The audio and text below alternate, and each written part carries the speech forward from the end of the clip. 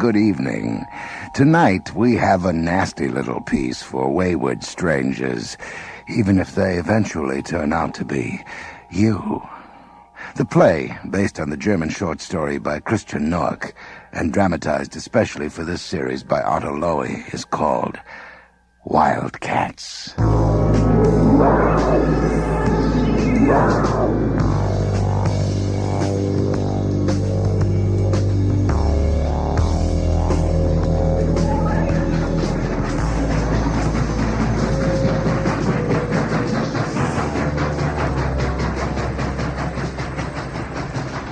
Sir!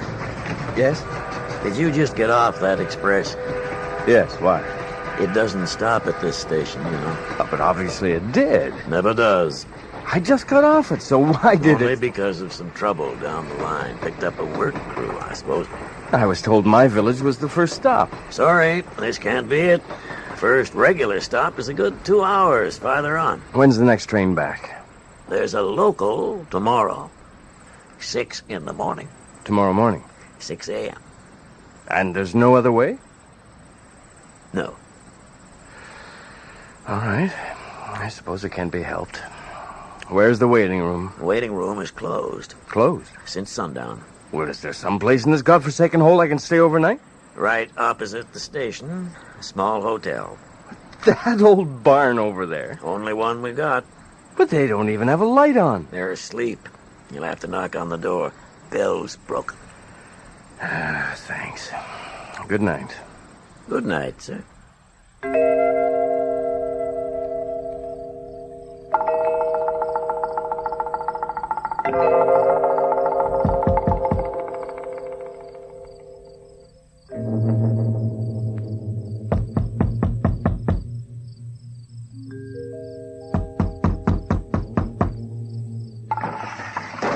Yes? Is something the matter? No, nothing the matter, but I'd like to rent a room. A room? Yes, for tonight. Just a minute, please. You want a room? Well, this is a hotel, isn't it? Just step back, please. I want to see your face. All right. You like my face? Thank you. That'll do. I'm coming down. Oh, everything takes ages. What a place. I suppose I can't expect anything else. I want to see your face. I just hope the beds are clean. Good evening. Good evening. Come in. Thank you. My sister is airing your room. Sorry if we seemed a little suspicious. But you see, we're alone in the house. And we're afraid when it gets dark. What are you afraid of? Wildcats. Wildcats? They come in the dark. I can't stand to hear them shriek when the moon is full. Wildcats? In this part of the country? They ought to shoot them before they do a lot of damage. We've written again and again to the government about it. But the government doesn't care. They never answer our letters. Are you sure you're talking about wildcats? Are you from the government? No, I'm not. But I can't imagine wildcats here in this country. I'd like to see one. Oh, it's too late now. I beg your pardon? They're gone. Well, maybe they'll come back. They only come when we're alone. I see. Good evening. Your room is ready. This is my sister Olympia. Miss Olympia. Delighted to meet you. Would you mind signing the guest book, please? Bernd. That's an intelligent-sounding name. Is it? Where's the telephone, please? We have no telephone. Is there one in the village? There is no village. Only this house and the railway station. I'm sorry I had to get you out of bed because of me. Oh, we are the ones who must apologize. It's not very often that we have guests. Well, then, may I wish you a good night? That's very kind of you. Very kind indeed. And may I take your... No, thank you, but I insist on carrying my suitcase up myself. When do you want us to wake you? I'm afraid rather early. Shall we say 5 o'clock? You're taking the early train? Yes, the 6 o'clock. We'll have your breakfast ready. Are you feeling ill, Mr. Bent?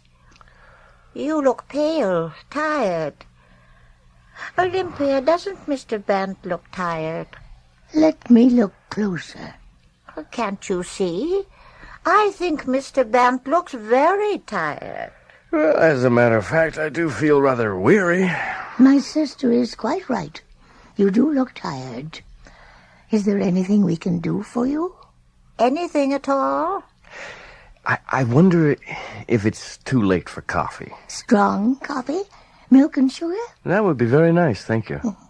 Will you be able to sleep after coffee? Oh, I'm used to it. Melanie will bring a tray to your room. Of course, it'll take a few minutes. Oh, that's all right. Thank you very much.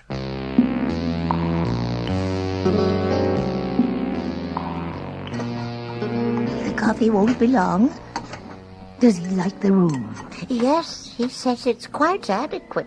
He's got lovely hands. Did you notice his hands? I only noticed his eyes. Where is the guest book, Olympia? On the desk, where he signed it. Beautiful hands. One's life story is written in the palm. But not in the eyes, I think. Here's the book. Now, let's see. Bent. Julian. Born August the 17th. What are you doing with that book? I didn't want you to... His name is Julian. A coincidence. Just a silly coincidence. I thought the name didn't exist anymore. Come and sit down, Melanie. He has the same eyes. Julian's. I remember his eyes. That's just your imagination. You need more rest. A good night's sleep. Your Julian is dead. A long time ago. You forgot that. Did I? But I didn't forget his eyes. This is another Julian. A stranger. It's just a coincidence that his name is Julian. Will he go away again? Of course he'll go away again. It may be years before another man comes, somebody who's lost his way and wants to rent a room. Perhaps nobody will ever come again. Who's going to look after us? We'll be all alone, always. When it gets dark, we bolt the door and go to bed. We depend on each other. But one day... Now, Melanie. If something should happen to you, Olympia, if you should someday... Stop. Please stop. No. No, don't be a coward, Olympia. Listen to me. What'll happen to me if you die, Olympia? What shall I do? We are the last. We have no family, no friends, not even neighbors. Who will I call? Only the authorities. Everything will be all right in the morning. We'll go to the village and talk to the people. You'll enjoy that, Melanie. Is the coffee ready? I'll take it up. You can go to bed now. I'll give you something to make you sleep. I don't want to sleep. Not tonight. We have a visitor named Julian. Light the candles in the parlor. The parlor? Let's stay up, as we used to do. Oh. You read to me, and I'll mend the tablecloths. Oh, that's a pleasant idea. We haven't sat in the parlor for ages. I'll go and take the dust covers off the furniture. Strange. Everything can change all of a sudden. Everything can change. Julian. What will change? Everything. If he stays, if we make him stay. Melanie, you're not going to... Give me the coffee. The way I mix it, he'll have no trouble sleeping. Melanie, perhaps he has a family or someone who's waiting for him. Didn't we wait for him? Have you forgotten how lonely we were, Olympia? He'll stay, Melanie. He'll need us. You won't have to do anything.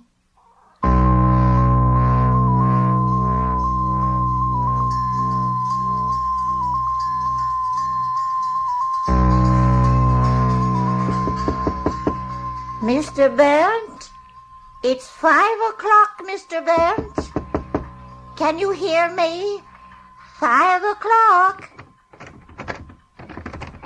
He's locked himself in. I wonder why. I'll ask the man at the station to break down the door. Isn't that dangerous? The station master broke down the door once before. He could become suspicious. This is our house, and we can have our doors broken as often as we want. Oh. You're going to get your bicycle and go to the village, Olympia. I need something from the drugstore. Morphine? And see if the florist has some roses. Roses? He'll wake up tonight. He'll call us. We'll be company for him. Are you ready, Olympia? I will be in a minute. Hurry up. He could wake up at any moment. We'll ask him questions. They always tell the truth just before they're quite awake. Papa always answered the most intimate questions. Thanks to morphine, they are too weak to lie. Look at me. Have you put on lipstick? I ate candied cherries. Don't lie to me. You even put on rouge?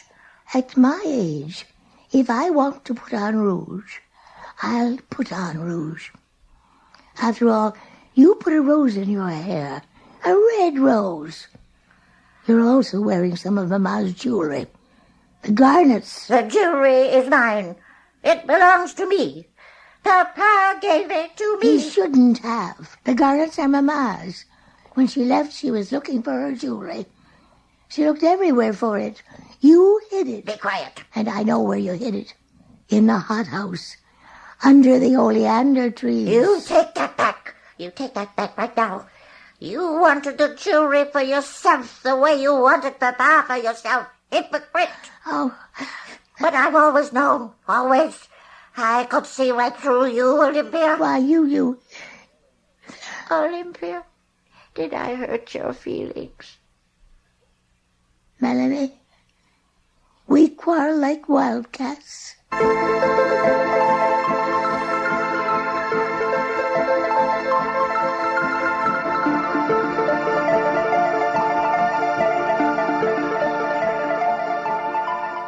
Sorry, but I simply don't understand. I can't seem to remember how it all started. When you were about to go to your room, I asked you if you felt ill. Remember? I'm not sure. You wanted us to wake you at 5 a.m. because you didn't answer when we knocked. We had the door forced open. It was locked, you see. And you were unconscious. Oh, I'm sorry to have caused you so much trouble. May we sit down? Of course. I'll watch the clock for you. In half an hour, you'll go back to bed like a good boy. We'll take your temperature and give you another injection. Another injection? Dr. Webb's orders. With a bit of luck, you will be able to get up for half an hour tomorrow and take a walk. We'll show you the fish ponds. And yet, I don't seem to feel ill, just sort of weak. Actually, you were lucky, you know. Nobody could look after you better than my sister and I. We are trained nurses. We've got certificates. Why did it have to happen to me, of all people? Does it surprise you? Well, frankly, yes. Then you weren't prepared. Prepared for what? For the unusual. It happens to all of us. Sooner or later. Sometimes it's only a dream. A nightmare. Nobody is spared. Nobody is forgotten. It helps us remain humble. Humble? Do you understand what we mean? I'm not sure. But you don't find us ridiculous. Ridiculous? No. Do you want to be alone? Do you want us to go? Well, you must have more important things to do than look after me. We have nothing to do. Nothing important. Then I wish you'd stay. I like talking to you. I seem to remember your inn is called the Blue Trout. Are there still trout around here? There used to be. Our guests used to arrive by horse-drawn carriages. This was a favorite resort, with all sorts of things to see. Yes. Artificial waterfalls, fish ponds, grottos made of shells, and castles of rock. Ah, yes. It was charming. Tiny Japanese bridges connected the ponds. There was even a maze of laurel bushes. Everybody's favorite was a pavilion with copies of the 7 wonders of the world in mother of pearl. Oh, we never had a dead season. Then they built the railroad for trains that didn't stop. And it became so quiet here. The ponds turned into swamp. We were terribly lonely. You stop caring when you're alone. Don't you ever have any visitors? We don't have any neighbors. We live alone, just 2 old ladies in this big house. You weren't always alone, were you? We accepted our fate, and it was our lot to nurse a sick man. There was no other way. We nursed him for 36 years, day and night. Until he died. Who was he? Our father. Papa was very ill. He was helpless without us. We had to feed him like a child. He hated strangers. That's why only Melanie and I nursed him. We accepted his pain. You see, suffering was our fate. He was always afraid of losing us. When Melanie became engaged to a doctor, Papa did something terrible. Be quiet, Olympia. I don't think Mr. Bent is interested. Go on. I'd like to hear it. Papa cut his own wrist. Olympia. Oh, my God. And your fiancé? Tell him, Melanie. I had to give him up. By the way, his name was Julian, like yours. You both became nurses. Why didn't he allow one of you to marry? I was on night shift. Night shift. And I was on day shift. You mean you worked around the clock, as in a hospital? Yes. We wore uniforms, just like a hospital. When did your father die? 3 years ago. He suffered a lot of pain the last few weeks. You gave him the best of care. Old Dr. Webb was stingy. We had to beg for every ounce of morphine. In the end, we stole Dr. Webb's prescription forms. Then we wrote prescriptions ourselves. It was the only way. We couldn't stand Papa's cries. You mustn't condemn us. You'd have done the same. He's asleep. Olympia, what have we done? Why did we tell him? He's a stranger. He'll go to the police. Calm down, Melanie. Mr. Barrett is no stranger. He's sick. And you have the privilege of nursing him for a while. Yes, of course. I'd do whatever you... Until he is better. Or till he has to go to the hospital. It'll depend on Dr. Webb. Have you forgotten, Melanie?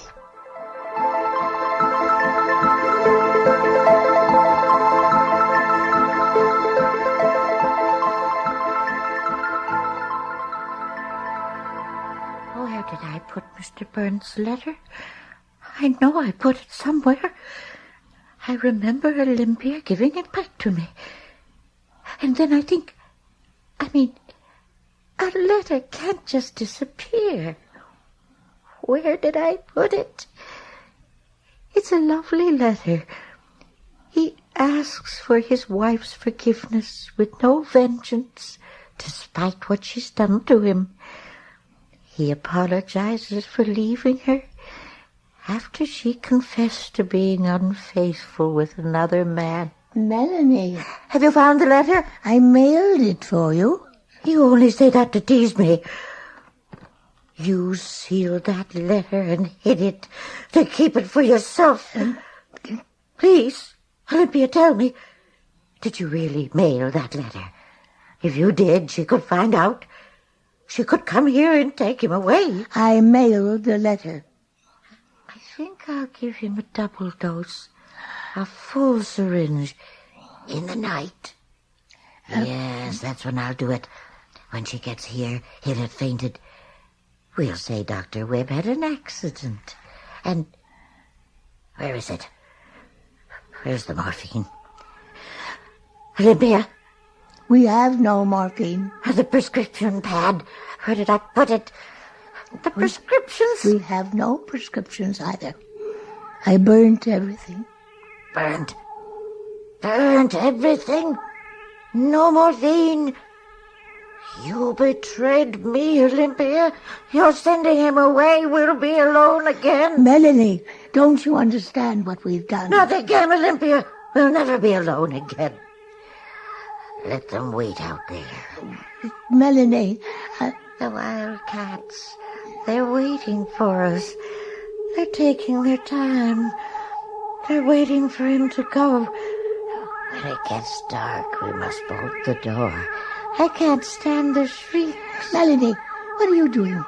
Put the letter opener down. Melanie, not your wrist.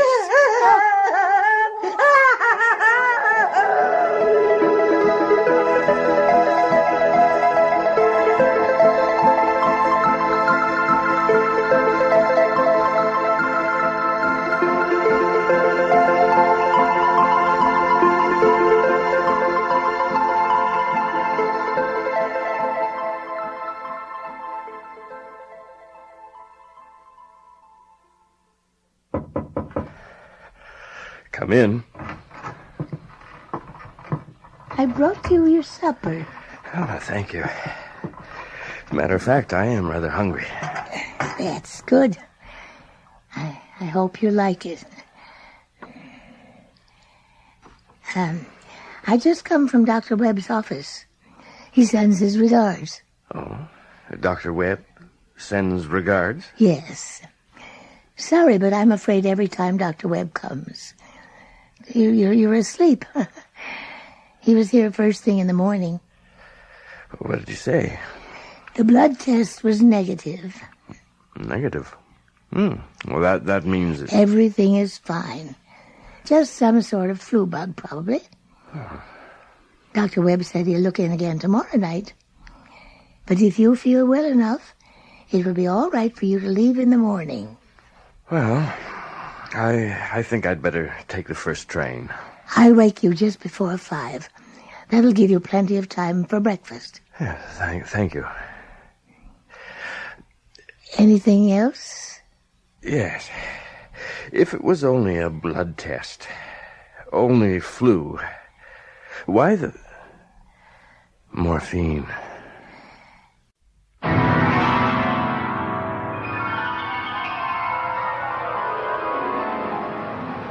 In the dream, you are falling, lost in the listening distance, as dark locks in.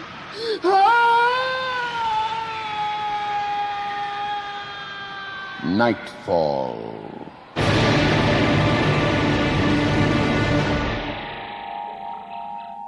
Good evening. I would like to reassure those listeners with tendencies towards claustrophobia that tonight I will be especially careful to take care of them. The play, adapted from a Michael McCabe short story by leading player Graham Haley, is called The Room.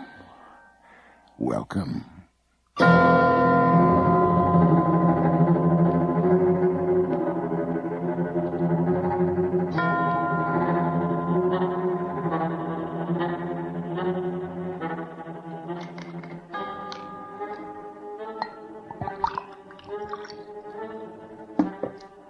Do you like ice, Mr. Todd?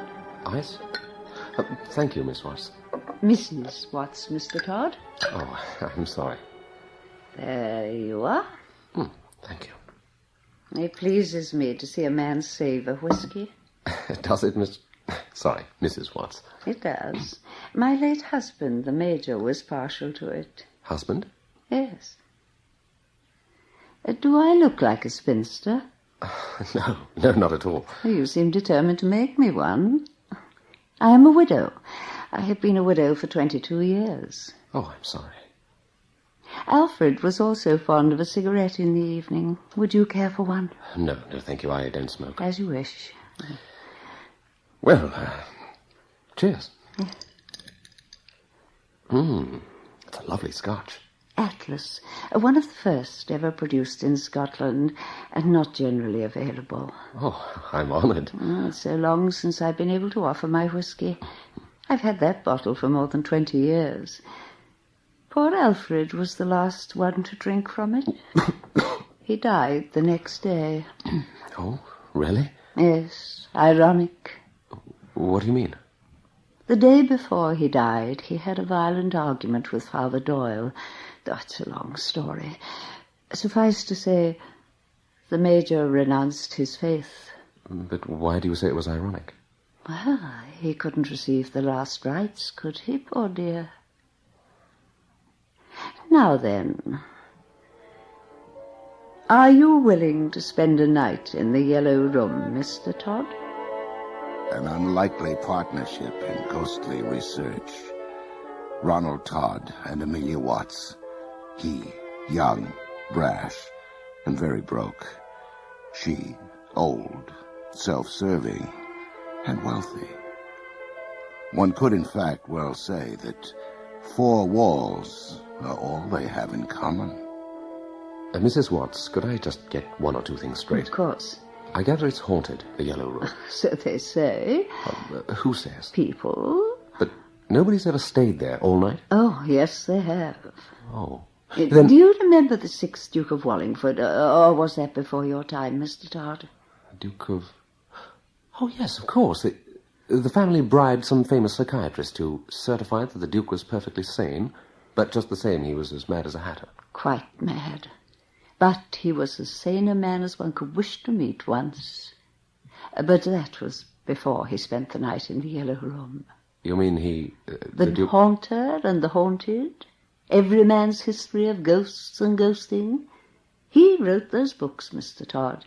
He lived and dreamed the spirit world. He was a hunter of ghosts. And he came here? He came.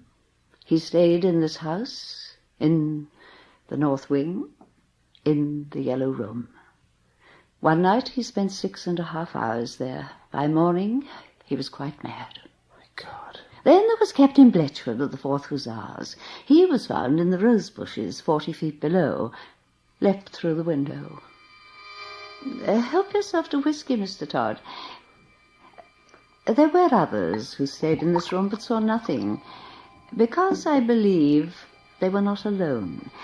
It only happens, you see, when a person is entirely alone. What is it that happens? Oh, my dear Mr. Todd, if I knew that, I would not be offering £1,000 to any man who could provide me with the answer. I see. No one who has spent a night in the Yellow Room has been the same the next morning. Transformed. Mrs. Watts, I must tell you, I'm not impressed by psychic research, and I have no superstitions. Ah, you are brave. I'm an atheist. So are the others. You mean... The Duke and Captain Bletchford. Well, I wasn't always. I was brought up a Christian. And now I'm uncommitted, I'm afraid. You're afraid? Just a figure of speech. I'm not afraid. For £1,000, I'll spend a night anywhere. I see. One thing, though. If nothing happens, I'll have nothing to tell you, will I? Well, in that case, you will receive £100 just for your trouble. Not an unreasonable fee for 8 hours' sleep, Mr. Todd. No, but... But I warn you, if nothing happens, don't invent. I shall know. I am an honourable man. Good. Well, having settled that... I wonder if you'd mind telling me just why you're so curious, Mrs. Watts. What do you want to find? I am an old woman. I have lived a long and wonderful life. But soon I shall die. I hope not. If I should be taken tomorrow, God forbid, I would go to my grave a disappointed woman, never knowing what evil dwells in the Yellow Room. There's going to be a storm. Yes, the air is stifling. Why haven't you spent a night in the Yellow Room yourself, Mrs. Watts? 10 years ago, I did. I went into the room and locked the door, had my rosary with me. Unlike yourself, Mr. Todd, I have a very strong faith. And? After 15 minutes, I unlocked the door and let myself out. Why? Mr. Todd, I did not ask you here to question me. May I remind you that you have come to earn, if you can, £1,000? Yes. For that sum, you have a job to do. Quite right. After the job is finished, I shall question you. That is our working arrangement. Would Sunday suit you? Yes, Sunday will suit me fine. After all, you won't be in church. But you must meet Father Doyle. Yes. Oh, one thing I forgot. I shall lock the door to the Yellow Room once you are inside and settled. It will not be opened again until 8 o'clock on Monday morning. No matter what happens.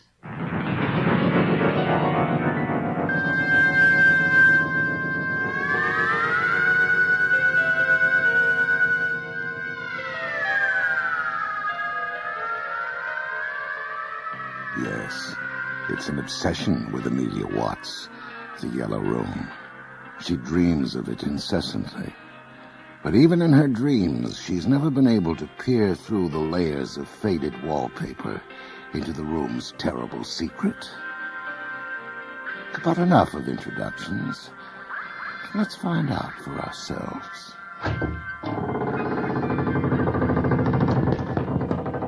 So, this is it. This is it. A bit mouldy, I'm afraid. Anything more I ought to know about it? Well, we're having some problems with the wiring. Oh, how I curse electricity. There are more devastating forces in the world than electricity, Mrs. Watts. Oh, Father Doyle, don't look so disapproving. After all, candles are much more reliable. I'll rely on candles, then. Well, for a night at least. You'll have to go back to those gracious, far-off times, Mr. Todd. Yes, indeed. I'm still hoping to persuade Mr. Todd to change his mind. It's an unholy experiment you're indulging in. Now, don't begin all that over again, Father. He is free. He is over 21. What on earth is there to harm him? Nothing on earth. Oh, stop being an old maid, Father. What neither of you seems to appreciate is the existence of evil. Poppycock, of course I know that evil exists. But I have experienced evil. I know how it works. The devil is afoot. He is. Don't grin, Mr. Todd. I ask both of you because I know the history of this house, to seal the door, to lock and bar the Yellow Room. Father, you seem to forget that Mrs. Watts and I have an agreement, wager, if you like, for this one night. I'd rather you didn't persuade Mrs. Watts to seal the door just yet. Tomorrow, fine. But there's a small question of £1,000 in cash first. Then you can do what you like. I only hope you know what you're doing. I also know the room's past. And I don't doubt that whatever you say happened to the Duke and Captain what's-his-name. Yet I can't accept that anything but their own imaginations made them lose their minds or jump out of windows. I still say it's an unholy experiment. No, Father. Shall we get on with it, Mrs. Watts? It's 10 o'clock, and I've promised myself a few chapters of Evelyn Waugh before a good night's sleep.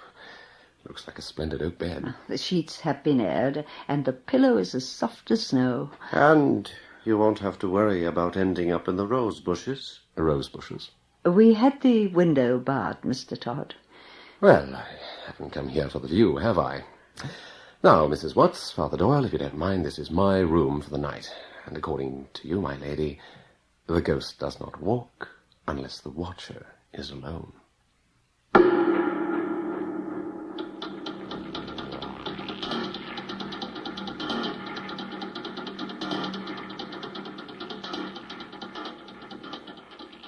The Yellow Room is high-beamed.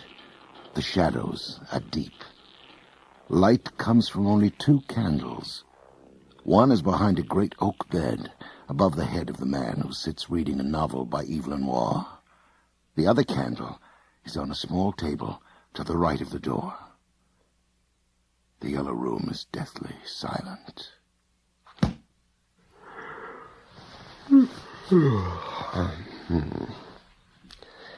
Time for bed. Ronald Todd smiles. In imagination, he spends £1,000 on a multitude of wondrous things. And then, without warning, without the slightest movement of the room, the candle above his head goes out.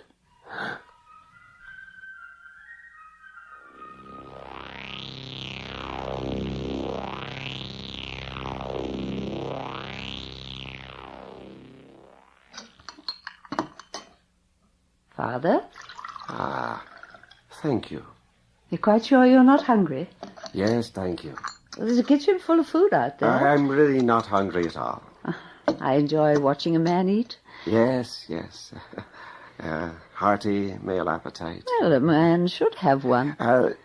Speaking of the other male, our friend upstairs, shouldn't he be told to go home now? What?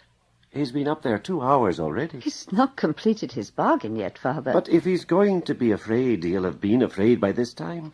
And if he's all right now, he'll be all right 6 hours later. Let him out, Mrs. Watts. Father, I am not paying Mr. Todd for being afraid or for not being afraid. I am paying him to sleep in the yellow room and to find out what caused the deaths of 4 people and drove 3 others insane. 4 deaths? Well, you know perfectly well. I know nothing of the kind. The fellow who threw himself out of the windows. Father Doyle, what does it matter how many have died in Chanceford? They were all free citizens, all of them old enough to vote. I never knew there were 4. Father Doyle, where are you going? I think I'll go out and see how Mr. Todd's making out. You will do nothing of the kind. Come away from that door. May I have your permission to go up and see Mr. Todd? Do I have to ask you to leave, Father? My, Mrs. Watts. How authoritarian. Father, you and I are old friends, aren't we? We are. But I don't see what that has to do... Don't you? Do I have your permission to check on Todd? You do not. Then I think you better order me from your house. Very well. Will you kindly leave? I don't really know what you're doing, but I warn you, if something evil happens tonight and there's an inquiry, I shall be bound to say what I know. What do you mean, an inquiry? Knowing full well there are evil forces in the North Wing, you hired a stranger to spend a night. I do whatever I choose in my own Only home. if it does not harm other human beings. In this house I have complete freedom. You're not exercising freedom. It's license. Bribing that young man with money. Oh, for God's sake. There's nothing to harm him. It was all in their imagination, every one of them. All merely imagination, eh? Then what can Mr. Todd possibly tell you that's reliable? He can tell me what he experiences. Or imagines he experiences. Father, do atheists sleep well?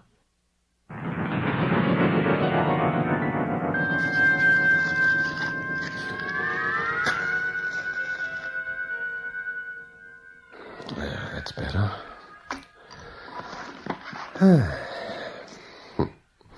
Bride's Head revisited by candlelight.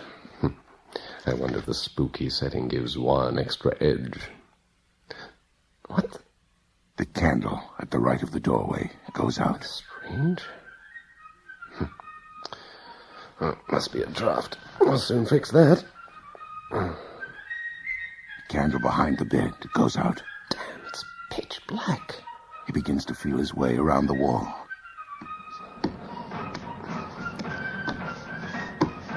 What's this? His hand brushes against a switch. Try it. The light, it works. She said the wiring... Lamp. Shattered. She must have been right about the wiring. I think I'll forget it and go back to bed. Marching music. Sounds like... Oh, come on, Todd. Just light a bloody match. Yeah, that one's lit. Now the candle behind the bed. But before he reaches the bed, the room is shrouded in darkness as the candle by the door is again extinguished. Oh, ruddy candle just blew out. Well, I don't need it anyway. Just this one. Oh. Where are the blasted matches? I spilled the whole box. That music. She must have a tape recorder. The old witch. It stopped. Always hated march music. There, it's lighted. Just one candle in this drafty old room. Like the little nightlight Mum used to leave in my bedroom when I was a kid.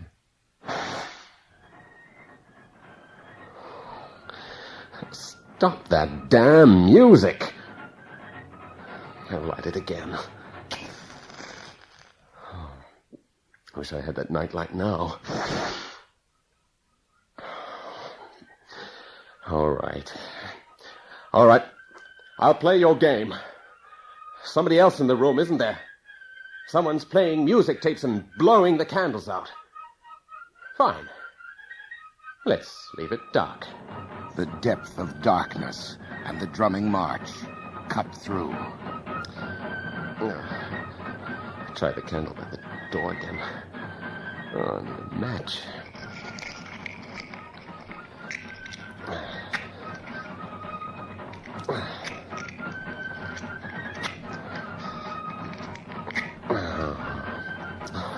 Light.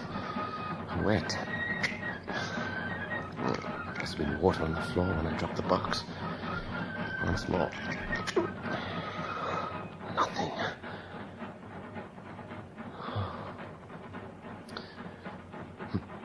There was a brave old soldier at the Battle of Waterloo. The wind blew up his petticoat and showed his cock-a-doodle-doo.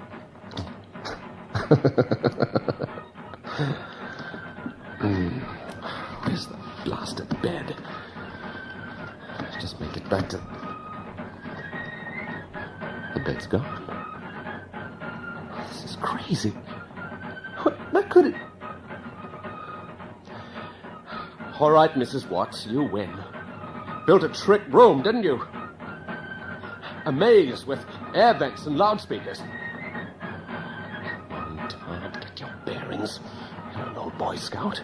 And in the blackness, like a blind man, he walks cautiously, his arms groping in front of him. The way feels clear. He bumps into nothing. Then... Straighten up, Todd. Look sharp. Who's that? Sloppy, Todd. Very sloppy. Smarten up, boy. Where are you? Can't have any slackness here. Come along into line. Very good. Nice trick, Mrs. Watts. A tape machine, too. Who's he supposed to be? Your husband, the Major? She's not listening. And there's no tape machine. But you're right on one count. I am the Major. Oh, sure. Sure, of course you are. If only I had some light. Some of us refuse to see the light. What do you mean, us? Get hold of yourself, Todd. You're talking to an empty room.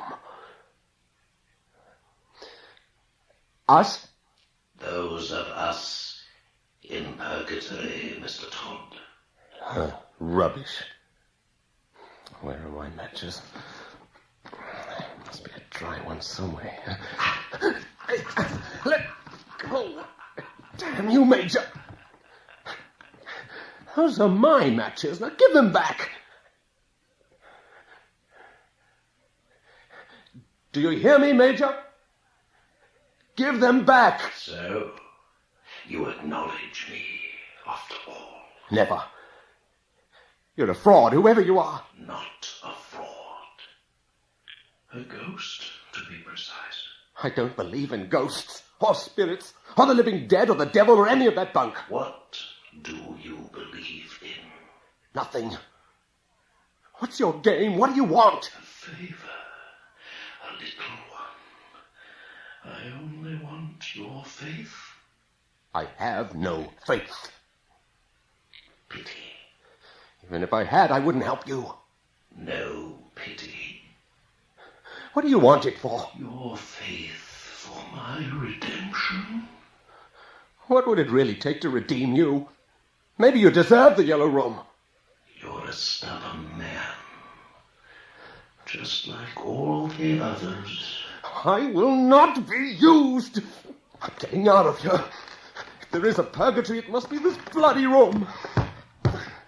Mrs. Watts, you can keep your filthy money. Open the door.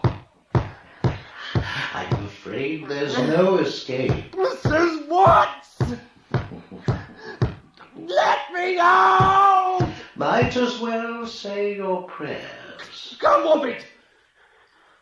The window. It's only a 40-foot drop. Once you've got through the bars. Who are you? Why are you hounding me? Ronald, what would your mother say? My mother? Ronald, dear, time for bed. Say your prayers for Mummy. Mummy? Be a good boy now, Ronald. Say your prayers, and Mummy will give you back your toy soldiers. Mummy! Sing, Ronald. Sing for Mummy.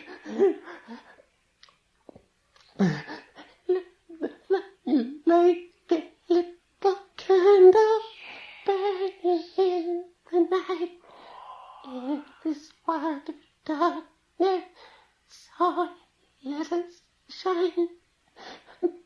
You in your small corner, and I in mine.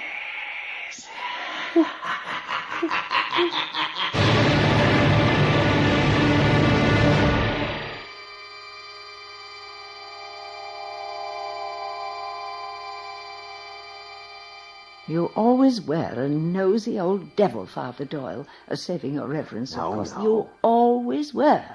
You just hide your nosiness under a cross. I woke you sharp at 7:30 because I was concerned for his safety. Of course. Open the door to the Yellow Room, Mrs. Watts, quickly. Yes, Father, be patient. Morning, Mr. Todd. Would you like some tea? Give me the keys, woman. Well, in all decency, I have to warn him we're There's entering. no time for niceties. In your small corner, and I in mine. All right, Mom. I'll say my prayers. Then, can I have my toy soldiers back? In the name of the Father, the Son, and the Holy Ghost. Amen. Hail Mary, full of grace, the Lord is with thee. Blessed art thou among women. Blessed is the fruit of thy womb. I was saying it right. Stop it. Leave me alone. Go be. I hate saying my prayers. I hate it. Stop it. Stop it. Dear God in heaven. Ronald Todd was committed to an institution for the incurably insane. Father Gerald Doyle visits him twice a week. The old priest carries a profound sense of guilt he can never be rid of. Mrs. Watts died last year without ever discovering the secret of the Yellow Room. Chanceford, her rambling old mansion on Manor Drive, is to be torn down this year to make way for a shopping center. And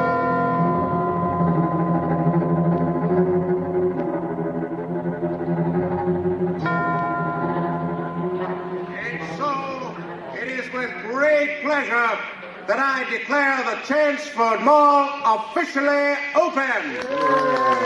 Now, we have a special program for you today, and I'm... Hello. Can you hear me, folks? No, please, folks, stay calm. Just a temporary power failure, I'm sure. I'll have the lights on again in a minute. Now, keep going, please. Jim, see if you can rustle up some candles.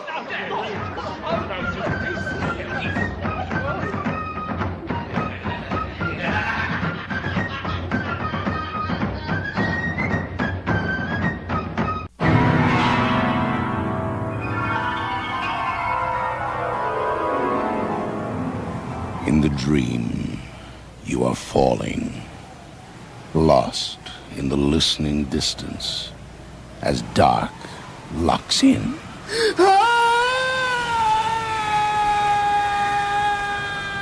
Nightfall.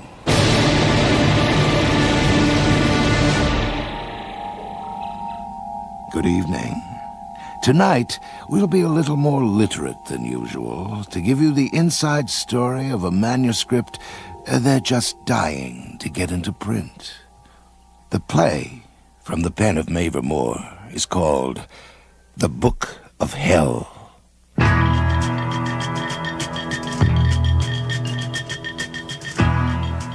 I don't care if it's the deepest book since Kafka, Andy. It still won't sell. I had hoped for more important considerations than sales. There isn't a publisher in the country who'd touch it. But Gordon... The book industry's broke, for God's sake. We're putting chicory in the office coffee. Surely it would sell a few thousand. Violence sells. Sex. Weird religion. Put them together and you clean up. Clean up. Odd expression for publishing garbage. Yeah, find it all in the Bible. And Dante and Shakespeare, I know.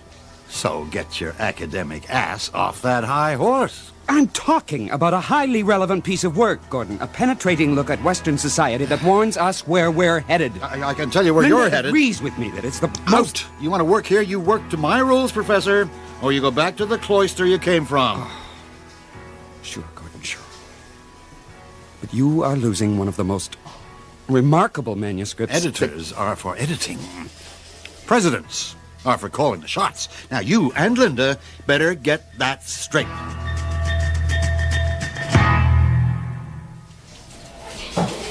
Andy? God, have I got something for us? Hi, Linda. Just let me get my caffeine chaser. Another clobbering by the boss. I am flying. Listen, last night... Let me brace myself.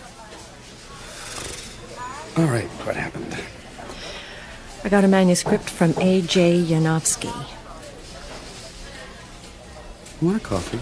Love some. One coffee, black as Gordon's soul. Thanks. I read it last night. Andrew, you would not believe. I didn't know Yanofsky was still alive. Hibernating in Mexico. Long winter. 12 years. There were rumors, right? Uh-huh. He was on the lam from the drug squad? No, he was murdered. No, he murdered someone. He's a Nazi doctor, and he's the bastard son of Greta Garbo. Who cares? He's a great writer. Linda. A.J. Yanofsky was strictly a 60s phenomenon. Who needs that stuff now, all that stream of subconsciousness crap? That's my time you're knocking, Curly. I was there. And if he has started writing again, why would he send the manuscript to you? 'Cause, I knew him. Yeah, like we met. Hung around in Haight-Ashbury. Oh, cute little California flower children. He told me once, Linda, I'm going to write the Book of Hell. I'll send it to you. And 15 years later, he did. Yeah, an incredible work. A sort of documentary, Eddie. First-person stuff. You mean a rewrite of Dante's Inferno? Dante had a theological wet dream, for God's sake. Yanofsky is hard-edged, relentless. Yeah, great stuff. Sex, violence, and weird religion ought to make a mint. No. Oh, Gordon will love it. I want to get Yanofsky on the phone right away. Put them together and you clean up. Too bad about AJ. He used to be honest, at least. Andrew, you're starting to bore me. Get useful. Here's the number. Put it through for me while I check the mail, huh? Is this number his agent? No, he's home in Mexico. The manuscript didn't come from an agent. Use the phone in my office. Oh, well. Little diversion helps put in the day.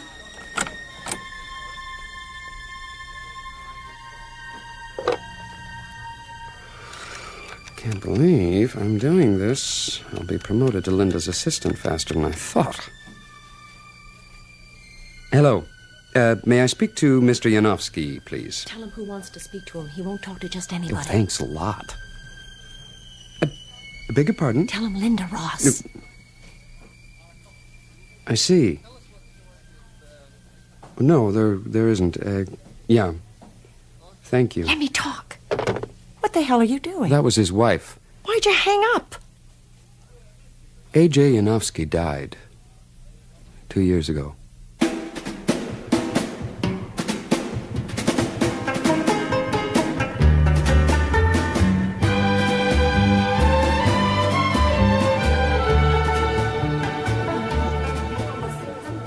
Si, senores. Yes, ladies, may I serve you? I'll just have a black coffee, please. Dos cafés solo, por favor. Dos coffees solo. Very good, ladies. The coffee is just... I hope you are enjoying Mexico, Miss Ross. I am, thank you. Mrs. Yanofsky, I'm a direct person. Good. So am I. Sorry if I seem to pry, but I must know. How did your husband die? He was eaten away, Miss Ross, from the inside. When there was more outside than inside, he died. In my arms, like kindling wood. And you told no one? Oh, the doctor, the undertaker. It was his wish. He wanted to keep the mystery, and I have kept it. You must have loved him very much. He needed me. Others may have needed him. I guess I was one of those once. It means nothing, except for a man's vanity. But vanity, you know, means things that are in vain. At the end, he had only me. Yes. I wanted to ask you, did he leave any other papers? Any notes or sketches? That was all he left. Pieces. He became unable to... He could not put anything together. The drugs, you know. Were they sketches for some particular work, or...? Oh, no. Whatever came into his head. May I see them later?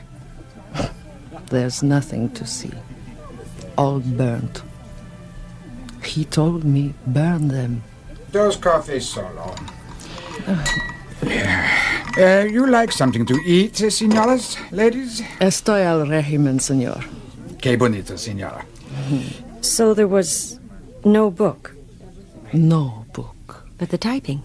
You said you recognized his machine. Old typewriters have scars on some of the letters. He's had a crooked O. Like fingerprints. The manuscript is from my husband's typewriter. Then we're getting warmer, surely. But I sold it. I sell everything, so who knows what writer is using it now. But the handwriting, the corrections, the signature on a letter, could those be faked? What do you want me to say? That he came back from the dead? No, I can't easily believe in The it. dead do not rise again. There are mediums who say that they can take dictation from the spirit world. Have you experienced... They take the credit, no? Forgive me, but such people work for money. If the Book of Hell gets published, Mrs. Yanofsky, the money will come to you. Would you object to that? I would not personally object, no. But that book will never be published. Oh? You'd object on behalf of your husband? Why should I?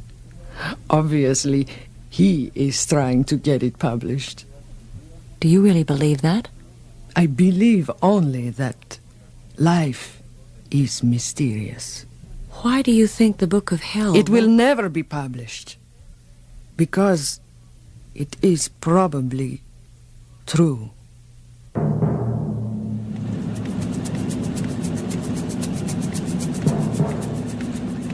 I don't like the typeface, Pete. And the paper stock looks flimsy. You get what you pay for, Gordon. You used to make better-looking books. And you used to have a better class of writers. You want to upgrade the materials? Fine. But I'll have to upgrade the price. And we both know I can't afford it. Buckram binding. A thing of the past. Now it's paperbacks run off a newsprint. We go back a long way, Pete. Yeah, sure do. My old man was your dad's printer. I hate asking for credit, Pete, but I'm in a bit of a jam. Could you carry me for 6 months? Sure, Gordon. No sweat. All I need is one bestseller. Paperback rights in 6 figures. Maybe a film option. Yep. Just one blockbuster. Where you going to find it, Gordon?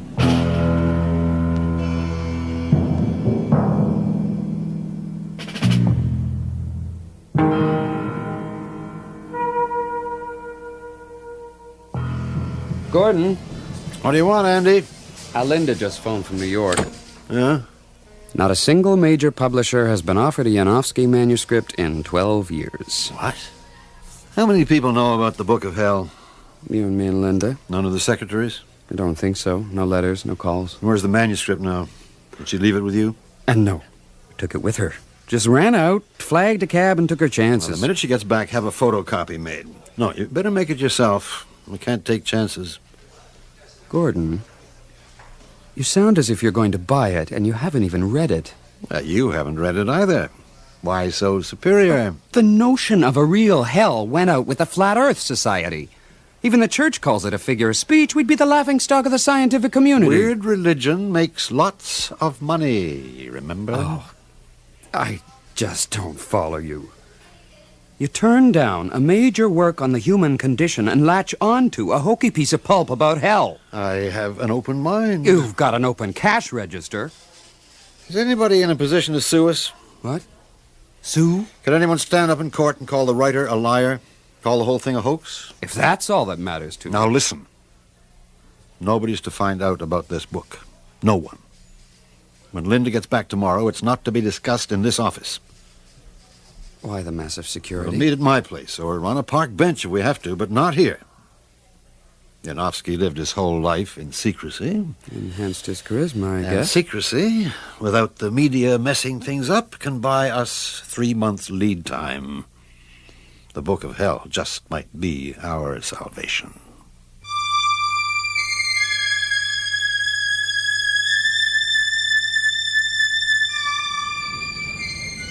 I keep telling you, Gordon, Yanofsky's wife doesn't want a contract. She's not a businesswoman. A businesswoman, for God's sake. Is there a contradiction in terms? She's his executor, isn't she? He didn't leave the book. It's just been written. Oh, sure. Smuggled out of hell in a diplomatic pouch. I can only tell you that's what Mrs. Yanofsky believes. Well, that settles one thing. I don't have to pay any royalties. If there's no copyright, we could even rewrite the damn thing. What? Fake the fake. Not when you've read it, Gordon, you won't. I've been trying to get my hands on it. Where's Andy with that bloody Xerox? He should be back any minute from the office. I want to read it at home tonight. If this is a fake, it may be harder to explain a hoax than... I mean, there are forces beyond... Oh, I don't know what I mean. So I gather. His wife made it all seem completely mysterious. Am I getting you straight? Oh, I need to get away from... to get some perspective. All this documentary eyewitness stuff? You trying to tell me there are pens and typewriters in hell? And paper that doesn't burn? And a post office? The post office even you could believe. Yeah, it's probably the model for our mail service. What I'm trying to say, Gordon, is that the usual marks of a fake are just not there. The Book of Hell isn't even a copy of Yanofsky's old style. What about the detective stuff, the machine? Sure, it's his old typewriter, but God knows who might have picked it up in a flea market. And the handwriting. How could a phony have forged it so meticulously, and why? Forgery is even less likely Come on, Linda. Feminine fantasy isn't going to solve Oh, anything. bull. So let's be logical. Either Yanofsky's still alive, I've told you, he died in his wife's arms. or he's dead, she says. Were there any witnesses? I've seen the grave. You didn't dig him up, though. No, I didn't dig him up. Then it's unproven, as the Scots say. But as I started to say, either he's still alive, or it's got to be a fake. Gord! Oh, here he comes like Roger Bannister. Andy, don't drop that briefcase. Listen, I've been all around the park 3 times.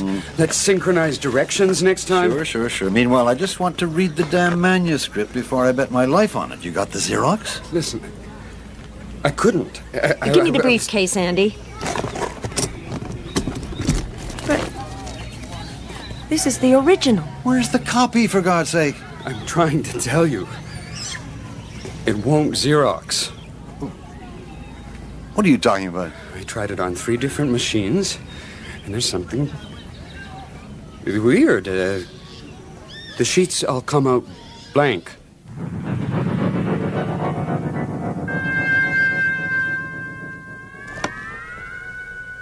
Their knowledge of human anatomy is so complete that the worst tortures on earth cannot compare with the exquisite pain they inflict. That's enough. Okay, play it back, Andy.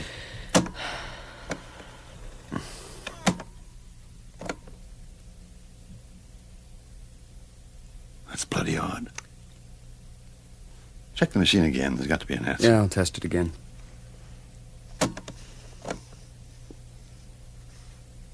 One, 2, 3, Apple Baker Charlie. Testing.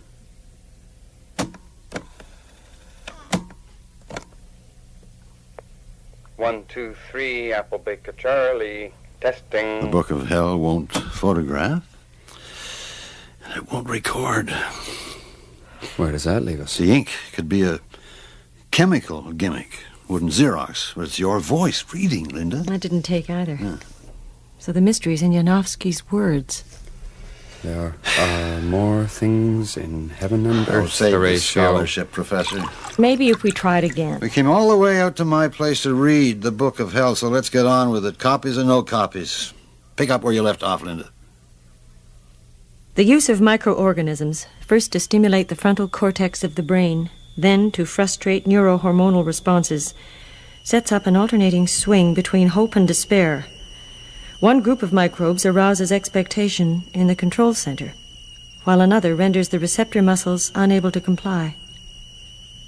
These positive and negative forces locked inside care no more about their battleground than ravaging armies on Earth. You are, I am, their Hiroshima. On my second day in Ward 7... Go on. What hideous torture.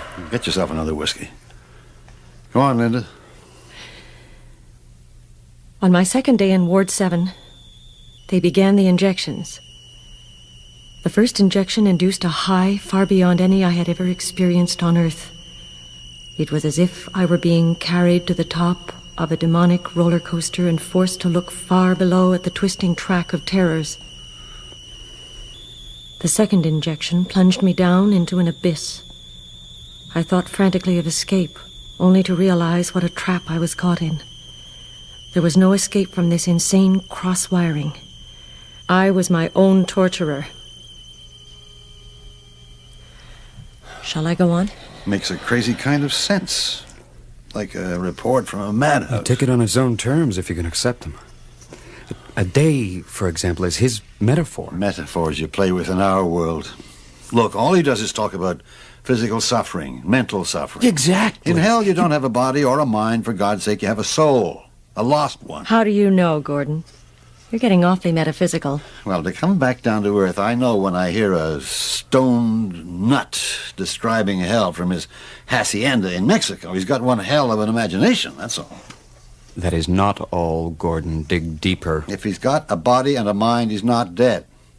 And the last time I heard, you had to be dead to go to hell. For what it's worth, he explains that. Well, I, for one, can't wait to hear it. I was then confined in a small cubicle, made of what appeared to be mirrors. Though I knew I was dead, the excruciating pain contradicted me. Yet search as I might in the mirrors, there was nothing there. Thus, they drive home their most chilling lesson in damnation. If we do not exist, we must invent ourselves. With no body or mind left to torture, the soul must torture itself by recreating body and mind out of remembered fragments. I was to program my own inferno. Good God. Well, he certainly lost his mind. Listen. In effect, my soul was a monstrous cancer, continually creating within itself the means of my destruction. A lost soul is one that no longer controls its own circuitry. The signal apparatus has been taken over by the enemy, which uses it to destroy me, to destroy you. The sensation is like spontaneous combustion. I should have taken it off the hook. Oh, let it ring. Andy, take a message, would you? And leave it off the hook? Yeah, okay, I'll get it. Go on, Linda. Go on. It is this control of the circuitry, this ability to send phantom signals to real bodies through their remembered images, like pins stuck in a doll, that gives hell its power on earth. Hell is not a place, but a system for disrupting the plans of God. Gordon, that was the police. Our warehouse just went up in flames. You'll never get near it, Mr. McIntosh. Can you save anything? What isn't already burned will be soaked. Get that ladder out of there. Over to the right. My whole life's work. What a bloody mess. At least we moved the office downtown. Didn't lose everything. Well, what can we do without stock? Without books to sell? Well, there's insurance, isn't there? Insurance. Andy, that's hardly a consolation. Don't push your luck, Andy. I've been pushing mine. Read her in the other way. Let's go. Captain? Yes, Mr. McIntosh. Anything I can do for you? Any idea what started it? Well, a little early to tell. Faulty wiring, maybe. No way. Completely rewired last year. Any sign of arson, Captain? Well, not so far, but that's unofficial. There has to be a cause. Books, soak up moisture. Then heat sometimes. Could have been spontaneous combustion, an act of God.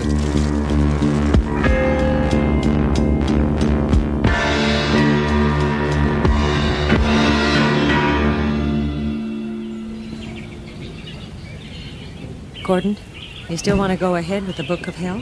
I don't know. What else have we got to push? Half a dozen books in the fall list that just might ease us gracefully downhill to bankruptcy.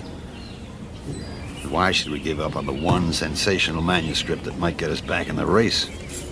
You still think the warehouse fire was a coincidence? Linda, you are a lovely lady, an intelligent person, and a great editor. In that order? But you will never make me believe in ghosts. Gordon, you're beginning to protest too much. Extrasensory perception might be okay if we completely explored the 5 senses we already know about. You need a license to preach in this park, don't try to convert me to diabolism. Obviously, the Book of Hell didn't do that. Not what I've heard so far. I'm the only one who never gets to read it through. Where is it now? Locked in my office. Well, let's keep it there. So long as I'm legally clear as publisher, I don't give a damn who wrote it or where it came from. We sort of gathered that. A production like this has to be played very carefully, kept under heavy wraps at just the right moment, and published with all the hype we can muster.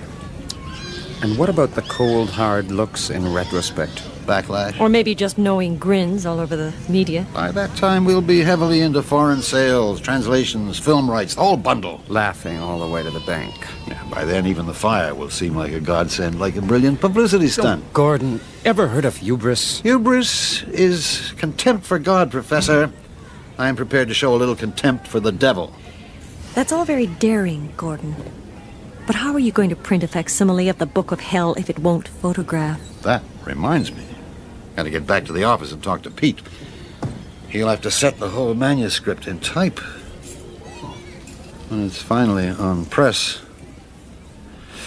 I just hope it'll print.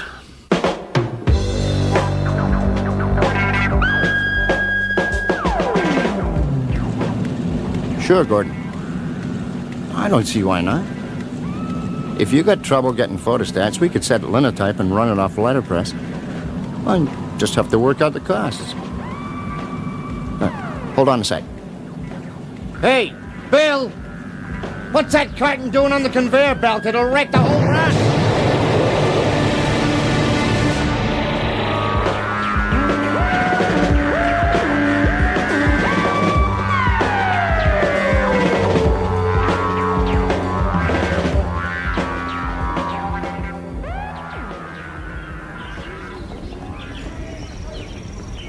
You guys want to go somewhere for a cup of coffee? No, I hate chicory. And I hate funerals. You didn't have to go to his funeral, did you? I felt responsible, somehow. You? What about me? The Book of Hell hadn't been sent to me in the first cut place. It out, both of you. It's nobody's fault. These things happen. Something just comes up with your number on it. So, what do we do now? Well, we can get another printer. It's just a matter of booking press time. Not if word of the book gets out. No one would touch it with a 10-foot pole. They'd say it was jinxed. I hate to rub it in, but I was against it from the start. Come on, Andy. You blew hot and cold the whole time. I was skeptical at first, sure, but when drastic things began to happen... Where is the Book of Hell? Is it still locked up in your office, Linda? It's in my briefcase. Gordon, I want to see it. Gordon, please. I've got to make the decision back at the office. I haven't had the damn book in my hands yet.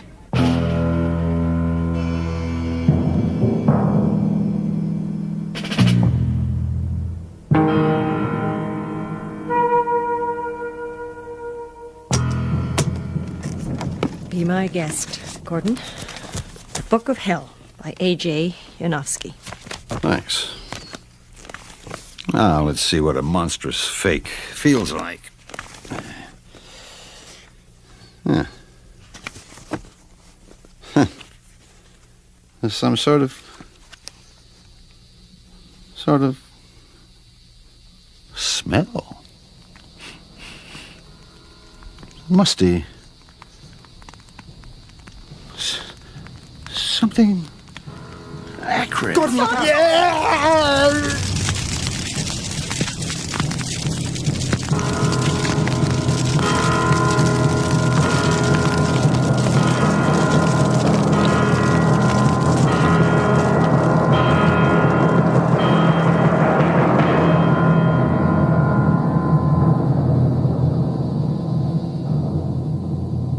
Poor Gordon. Poor Yanofsky. Because his book was destroyed? Because Yanofsky dared to write it. Can you imagine the ghastly things they'll do to him now?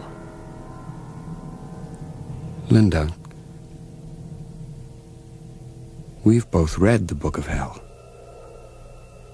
We're the only ones who know. What will they do to us?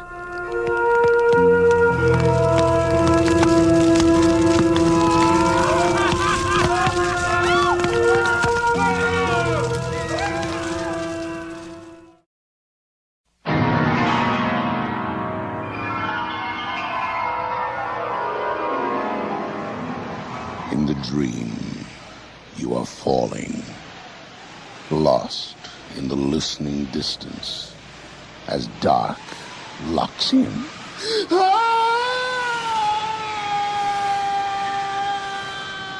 Nightfall.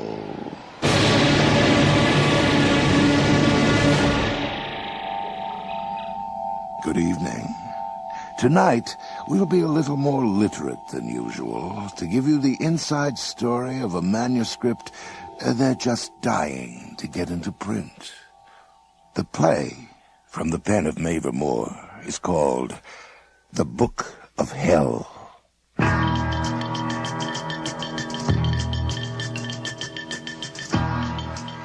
I don't care if it's the deepest book since Kafka, Andy. It still won't sell. I had hoped for more important considerations than There sales. isn't a publisher in the country who'd touch it. But Gordon... The book industry's broke, for God's sake. We're putting chicory in the office coffee. Surely it would sell a few thousand. Violence sells. Sex. Weird religion. Put them together and you clean up. Clean up. Odd expression for publishing garbage. Yeah, find it all in the Bible. Yeah, in Dante and Shakespeare, I know. So get your academic ass off that high horse. I'm talking about a highly relevant piece of work, Gordon. A penetrating look at Western society that warns us where we're headed. I can tell you where Linda you're headed. agrees with me that it's the most... Out. You want to work here, you work to my rules, Professor, or you go back to the cloister you came from. Sure, Gordon, sure. But you are losing one of the most remarkable manuscripts. Editors are for editing. Presidents are for calling the shots. Now, you and Linda better get that straight.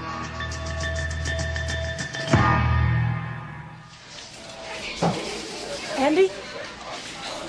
God, have I got something for us? Hi, Linda. Just let me get my caffeine chaser.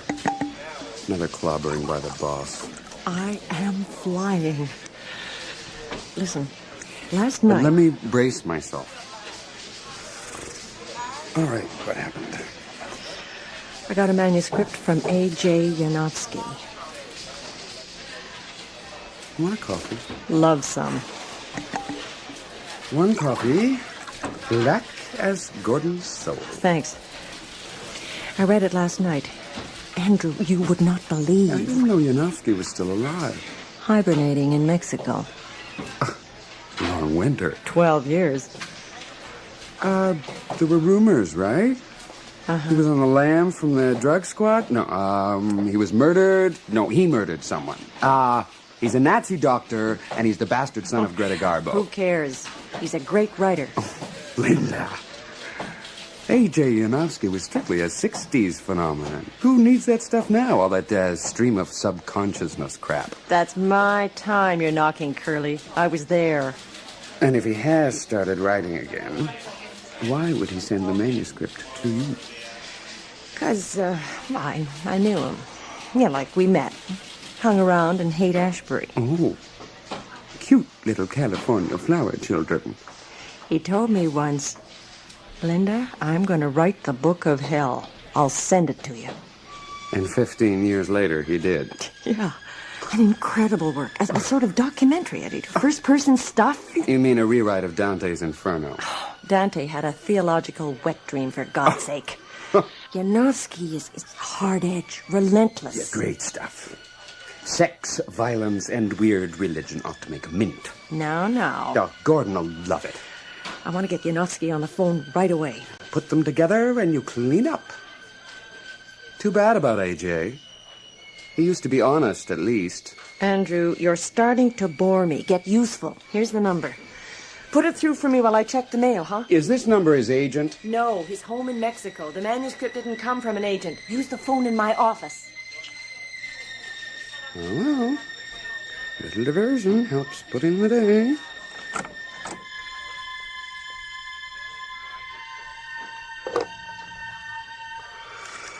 Can't believe I'm doing this. I'll be promoted to Linda's assistant faster than I thought. Hello. May I speak to Mr. Yanofsky, please? Tell him who wants to speak to him. He won't talk to just anybody. Oh, thanks a lot. I beg your pardon? Tell him Linda Ross. No. I see. No, there isn't. Yeah. Thank you. Let me talk. What the hell are you doing? That was his wife. Why'd you hang up? A.J. Yanofsky died 2 years ago.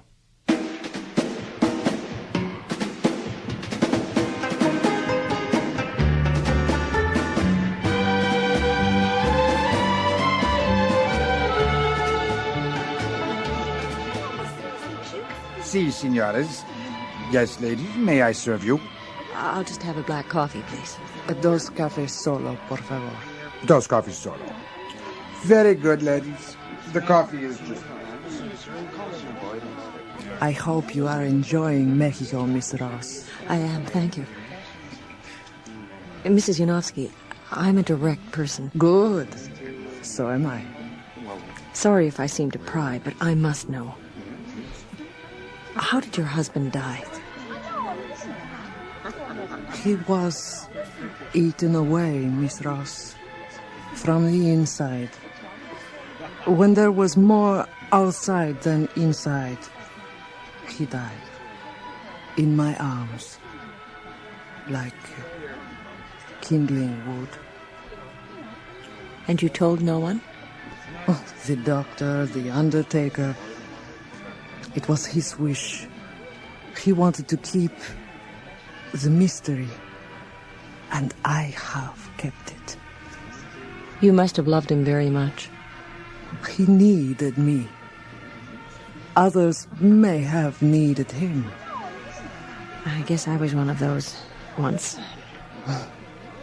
It means nothing. Except for a man's vanity. But vanity, you know, means things that are in vain. At the end, he had only me.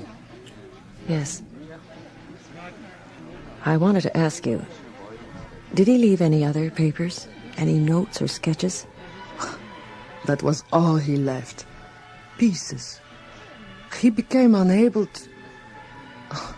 He could not put anything together. The drugs, you know. Were they sketches for some particular work, or...? Oh, no. Whatever came into his head. May I see them later? There's nothing to see. All burnt. He told me, burn them. Dos coffees solo. You like something to eat, signoras, ladies? Estoy al régimen, señor. Qué bonito, señora. So there was no book? No book. But the typing. You said you recognized his machine. Old typewriters have scars on some of the letters. He's had a crooked O. Like fingerprints.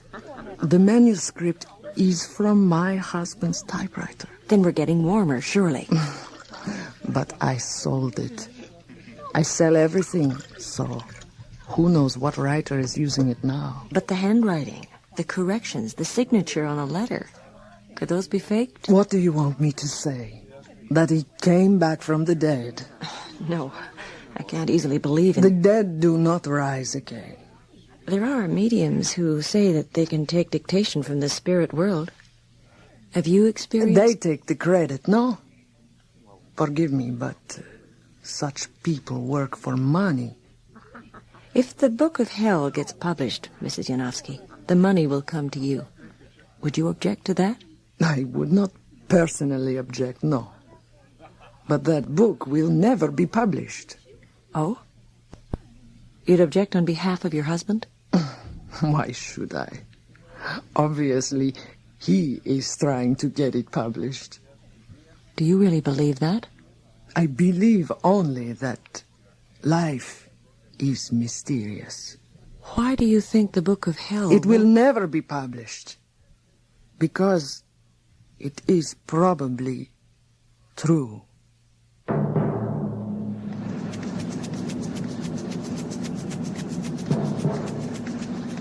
I don't like the typeface, Pete.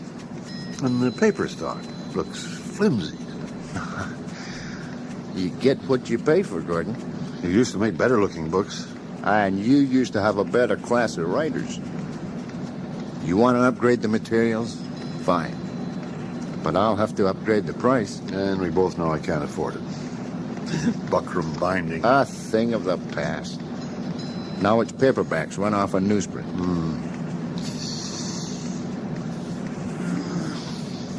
We go back a long way, Pete. Yeah, sure do. My old man was your dad's printer. I hate asking for credit, Pete, but I'm in a bit of a jam. Could you carry me for 6 months? Sure, Gordon. No sweat. All I need is one bestseller. paperback rights in 6 figures. Maybe a film option. Yep. Just one blockbuster. Where you going to find it, Gordon?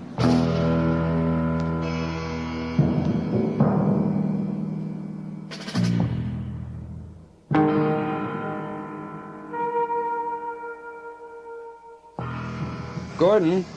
What do you want, Andy? Linda just phoned from New York. Yeah? Not a single major publisher has been offered a Yanofsky manuscript in 12 years. What? How many people know about the Book of Hell? You and me and Linda. None of the secretaries? I don't think so. No letters, no calls. Where's the manuscript now? Did she leave it with you? No. Took it with her. Just ran out, flagged a cab, and took her chances. Well, the minute she gets back, have a photocopy made. No, you better make it yourself. We can't take chances. Gordon, you sound as if you're going to buy it, and you haven't even read it. You haven't read it either.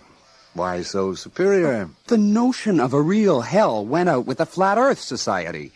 Even the church calls it a figure of speech. We'd be the laughingstock of the scientific community. Weird religion makes lots of money, remember? Oh, I just don't follow you. You turn down a major work on the human condition and latch onto a hokey piece of pulp about hell. I have an open mind. You've got an open cash register. Is anybody in a position to sue us? What? Sue? Could anyone stand up in court and call the writer a liar? Call the whole thing a hoax? If that's all that matters to me. Now listen. Nobody's to find out about this book. No one. When Linda gets back tomorrow, it's not to be discussed in this office. Why the massive security? We'll meet at my place, or on a park bench if we have to, but not here. Yanofsky lived his whole life in secrecy. Enhanced his charisma, I and guess. Secrecy, without the media messing things up, can buy us 3 months lead time. The Book of Hell just might be our salvation.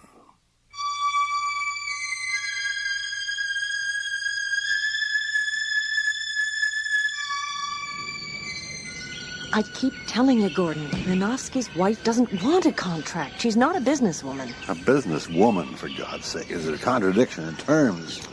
She's his executor, isn't she? He didn't leave the book. It's just been written. Oh, sure. Smuggled out of hell in a diplomatic pouch. I can only tell you that's what Mrs. Yanofsky believes. Well, that settles one thing. I don't have to pay any royalties. If there's no copyright, we could even rewrite the damn thing. What? Fake the fake. Not when you've read it, Gordon, you won't. I'm trying to get my hands on it. Where's Andy with that bloody Xerox? He should be back any minute from the office. I want to read it at home tonight. If this is a fake, it may be harder to explain a hoax than... I mean, there are forces beyond... Oh, I don't know what I mean. So I gather. His wife made it all seem completely mysterious. Am I getting you straight? Oh, I need to get away from... to get some perspective. All this documentary... eyewitness stuff? You trying to tell me there are pens and typewriters in hell? And paper that doesn't burn? And a post office? The post office even you could believe. Yeah, probably the model for our mail service. What I'm trying to say, Gordon, is that the usual marks of a fake are just not there. The Book of Hell isn't even a copy of Yanofsky's old style. What about the detective stuff? The machine? Sure, it's his old typewriter, but God knows who might have picked it up in a flea market. And the handwriting. How could a phony have forged it so meticulously, and why? Forgery's even less likely than... Come on, Linda. Feminine fantasy isn't going to solve anything. Oh, bull. So let's be logical. Either Yanofsky's still alive... I've told you, he died in his wife's arms. Or he's dead, she says. Were there any witnesses? I've seen the grave. You didn't dig him up, though? No, I didn't dig him up. Then it's unproven, as the Scots say. But as I started to say, either he's still alive, or it's got to be a fake. Gord! Oh, here he comes like Roger Bannister. Andy, don't drop that briefcase. I've been all around the park 3 times. Let's synchronize directions next time. Sure. Meanwhile, I just want to read the damn manuscript before I bet my life on it. You got the Xerox? Listen, I couldn't. Give me the briefcase, Andy. But this is the original. Where's the copy, for God's sake? I'm trying to tell you. It won't Xerox. What are you talking about? I tried it on 3 different machines, And there's something weird. The sheets all come out blank.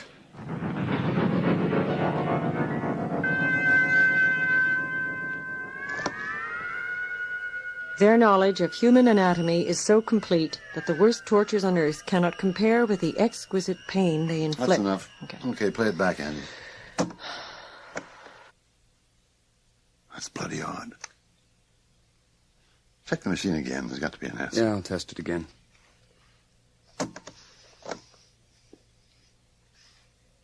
One, two, three, Apple Baker Charlie. Testing.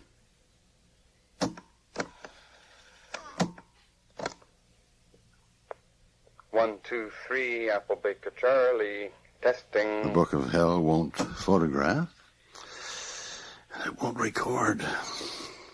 Where does that leave us? The ink could be a chemical gimmick. Wouldn't Xerox. But it's your voice reading, Linda. I didn't take either. Yeah. So the mystery's in Janowski's words. There are more things in heaven and earth. Save the scholarship, Professor. Maybe if we tried again. We came all the way out to my place to read the Book of Hell, so let's get on with it. Copies or no copies? Pick up where you left off, Linda. The use of microorganisms, first to stimulate the frontal cortex of the brain, then to frustrate neurohormonal responses, sets up an alternating swing between hope and despair. One group of microbes arouses expectation in the control center, while another renders the receptor muscles unable to comply. These positive and negative forces locked inside care no more about their battleground than ravaging armies on Earth. You are, I am, their Hiroshima. On my second day in Ward 7... Go on. What hideous torture. Get yourself another whiskey. Go on, Linda. On my second day in Ward 7, they began the injections. The first injection induced a high far beyond any I had ever experienced on Earth. It was as if I were being carried to the top of a demonic roller coaster and forced to look far below at the twisting track of terrors. The second injection plunged me down into an abyss. I thought frantically of escape, only to realize what a trap I was caught in. There was no escape from this insane cross-wiring. I was my own torturer. Shall I go on? Makes a crazy kind of sense. Like a report from a madhouse. Take it on its own terms if you can accept them. A day, for example, is his metaphor. Metaphors you play with in our world. Look, all he does is talk about physical suffering, mental suffering. Exactly. In hell, you don't have a body or a mind. For God's sake, you have a soul. A lost one. How do you know, Gordon? You're getting awfully metaphysical. Well, to come back down to earth, I know when I hear a stoned nut describing hell from his hacienda in Mexico. He's got one hell of an imagination, that's all. That is not all, Gordon. Dig deeper. If he's got a body and a mind, he's not dead. And the last time I heard, you had to be dead to go to hell. For what it's worth, he explains that. Well, I, for one, can't wait to hear it. I was then confined in a small cubicle, made of what appeared to be mirrors. Though I knew I was dead, the excruciating pain contradicted me. Yet search as I might in the mirrors, there was nothing there. Thus, they drive home their most chilling lesson in damnation. If we do not exist, we must invent ourselves. With no body or mind left to torture, the soul must torture itself by recreating body and mind out of remembered fragments. I was to program my own inferno. Good God. Well, he certainly lost his mind. Listen. In effect, my soul was a monstrous cancer, continually creating within itself the means of my destruction. A lost soul is one that no longer controls its own circuitry. The signal apparatus has been taken over by the enemy, which uses it to destroy me, to destroy you. The sensation is like spontaneous combustion. I should have taken it off the hook. Oh, let it ring. Andy, take a message, would you? And leave it off the hook. Yeah, okay, I'll get it. Go on, Linda. Go on. It is this control of the circuitry, this ability to send phantom signals to real bodies through their remembered images, like pins stuck in a doll, that gives hell its power on earth. Hell is not a place, but a system for disrupting the plans of God. Gordon, that was the police. Our warehouse just went up in flames. You'll never get near it, Mr. McIntosh. Can you save anything? What isn't already burned will be soaked. Get that lather out of there. Over to the right. My whole life's work. What a bloody mess. At least we moved the office downtown. Didn't lose everything. Well, what can we do without stock? Without books to sell? There's insurance, isn't there? Insurance. Andy, that's hardly a consolation. Don't push your luck, Andy. I've been pushing mine. Reel her in the other way. Let's go. Captain? Yes, Mr. McIntosh. Anything I can do for you? Any idea what started it? A little early to tell. Faulty wiring, maybe. No way. Completely rewired last year. Any sign of arson, Captain? Well, not so far, but that's unofficial. There has to be a cause. Books, soak up moisture. Then heat sometimes. Could have been spontaneous combustion, an act of God.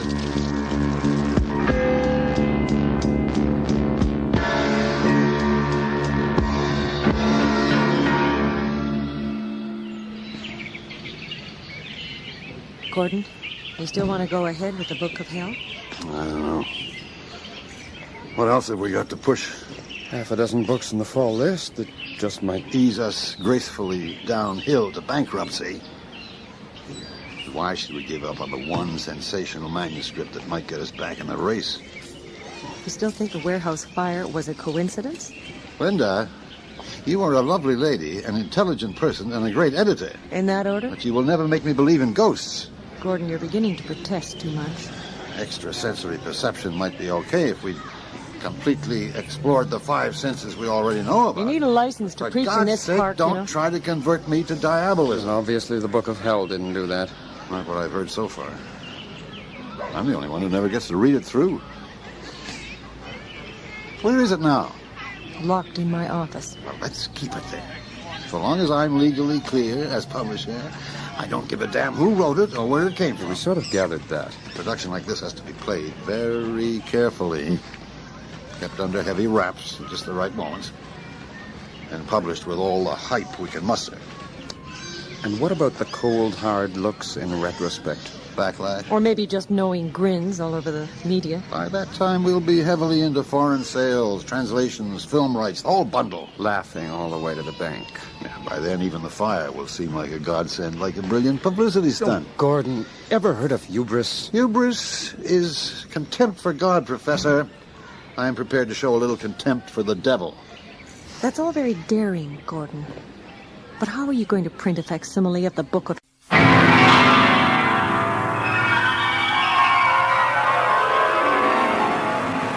In the dream, you are falling, lost in the listening distance, as dark locks in.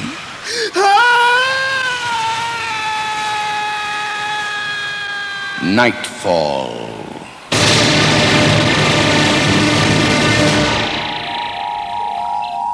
Good evening. The aesthetic zone between satire and horror is as broad as broadcasting, and it often seems to be explored best in writing communities where the given script appears to have been developed with the utmost conviction. Tonight's play, based on the short story by Soviet writer Mikhail Bulgakov and dramatized especially for this series by Arthur Samuels, is called The Fatal Eggs.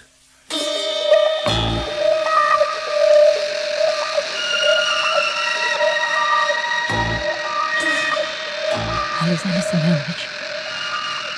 Listen. What's that? Oh, the wind, I suppose. No. Come over here to the window. Hurry. Manya, I'm trying to concentrate on these reports. I can't believe it. Look. Well, Manya, what is it now? Look. Over there, by the hatchery. Those huge shadows all moving and writhing. Black as pitch out there. I can't see. Manya, it's just the trees swaying in the wind. No. It's not the trees. Something alive and coming closer. Oh, my God! Rattlesnakes. They can't be real. They're so huge. Manya, look out.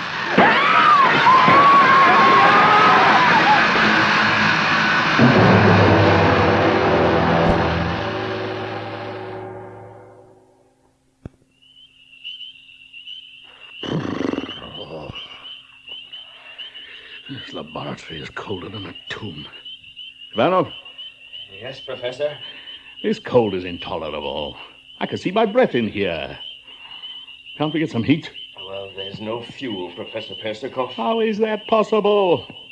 What will happen to the specimens? They can't survive in this chill for long. Oh, I'm afraid it's too late for some of them. I've just taken a count. We've lost 8 tree frogs. Oh, no. 15 toads. A scandal. And I hate to tell you, the Suriname toad as well. The Suriname? Dead? But it's irreplaceable. I know. Well, that's the last straw. I'll tell them a thing or two. Hello? Hello? Operator, this is Professor Vladimir Ipatovich Persikov, director of the Zoological Institute. I want you to get me the Ministry of whatever. The People's Commissar of Zoological Science. The People's Commissar of Zoological Science, yes. What? All the lines are busy. How can they be busy? They don't do a damn thing down there. Oh, never mind, I'll call later. Those bloody paper pushers. You can bet they've got coal to keep their fat asses warm. 10 years since the revolution, and still we have to put up with... Professor, could you come here a moment? What is it, Peter? There's something awfully strange. I'm trying to focus the microscope on this slide of amoeba, and... Well, could you take a look? Yes. Just let me warm my hands on the Bunsen burner first.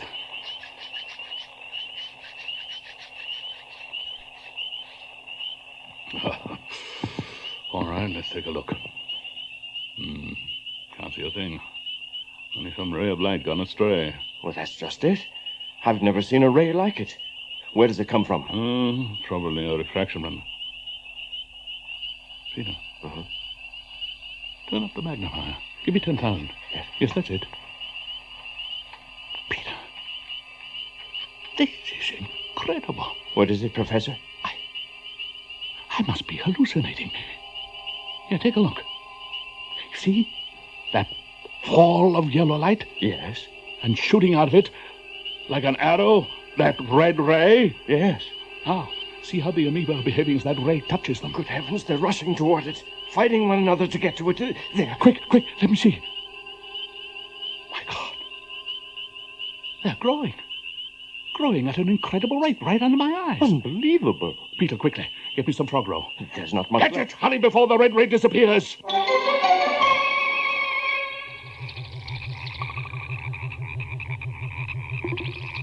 Look at it, Peter. Then tell me I'm dreaming. This frog is a monster. Professor, I'll measure it. Good Lord. 36 centimeters long. Monster more than a foot long. And it grew that large in less than 24 hours from the tadpole stage. Frightening. Careful, Peter.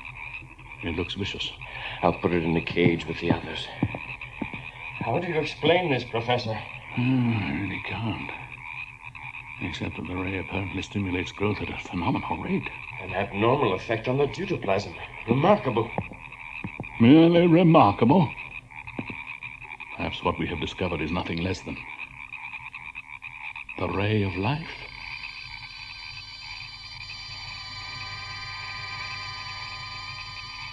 Unless it's only a passing phenomenon, a random refraction of light. From the sun, do you mean? No, not from the sun. I'm almost certain the source was this electric light we put in yesterday. That ordinary incandescent lamp? I believe so. Nothing has been moved, so if we calculated angles of refraction taking spectroscopic readings, we could recreate the red ray. And control it. All we need is... Yes? Come in. No, wait! Oh. Genya. What is it? Your dinner is ready, Professor, and I just... What's that awful smell? Huh? Nothing. An experiment. I'll have my dinner late, Genya. But... Later. We'd better make sure she stays out of here. All those creatures penned up.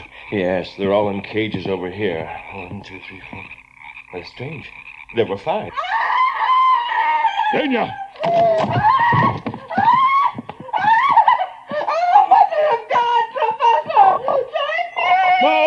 No, Genya. It's all right. It's all right. Don't get hysterical. That monster! It attacked me! What? What in God's name is it? It's only a frog, Genya. You call that a frog? I admit it's somewhat larger than the usual frog. It's coming at Calm me down, again. Genya. We'll ward it off. Here, Peter, take this phone. Kill it before it kills me! Now stand back, Genya. There, stunned. Now to finish it off.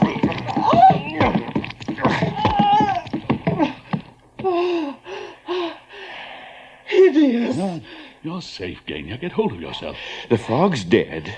All over my nice, clean floor. What a bloody mess. Now, listen, Genya. For the time being, I want you to stay out of the laboratory. Assistant Professor Ivanov and I are conducting an important experiment. Laboratory? Experiment? I wouldn't spend another day in this madhouse. I'm packing my things right now and going to my sister's. You get yourself another housekeeper. I'm through. As if we weren't in enough trouble. Do you think she'll talk?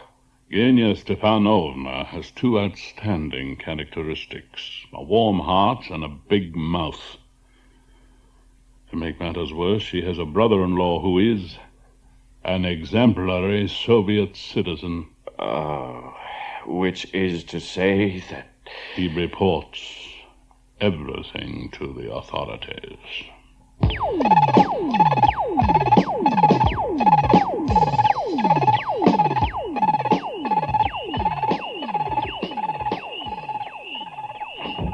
Excuse me, Professor.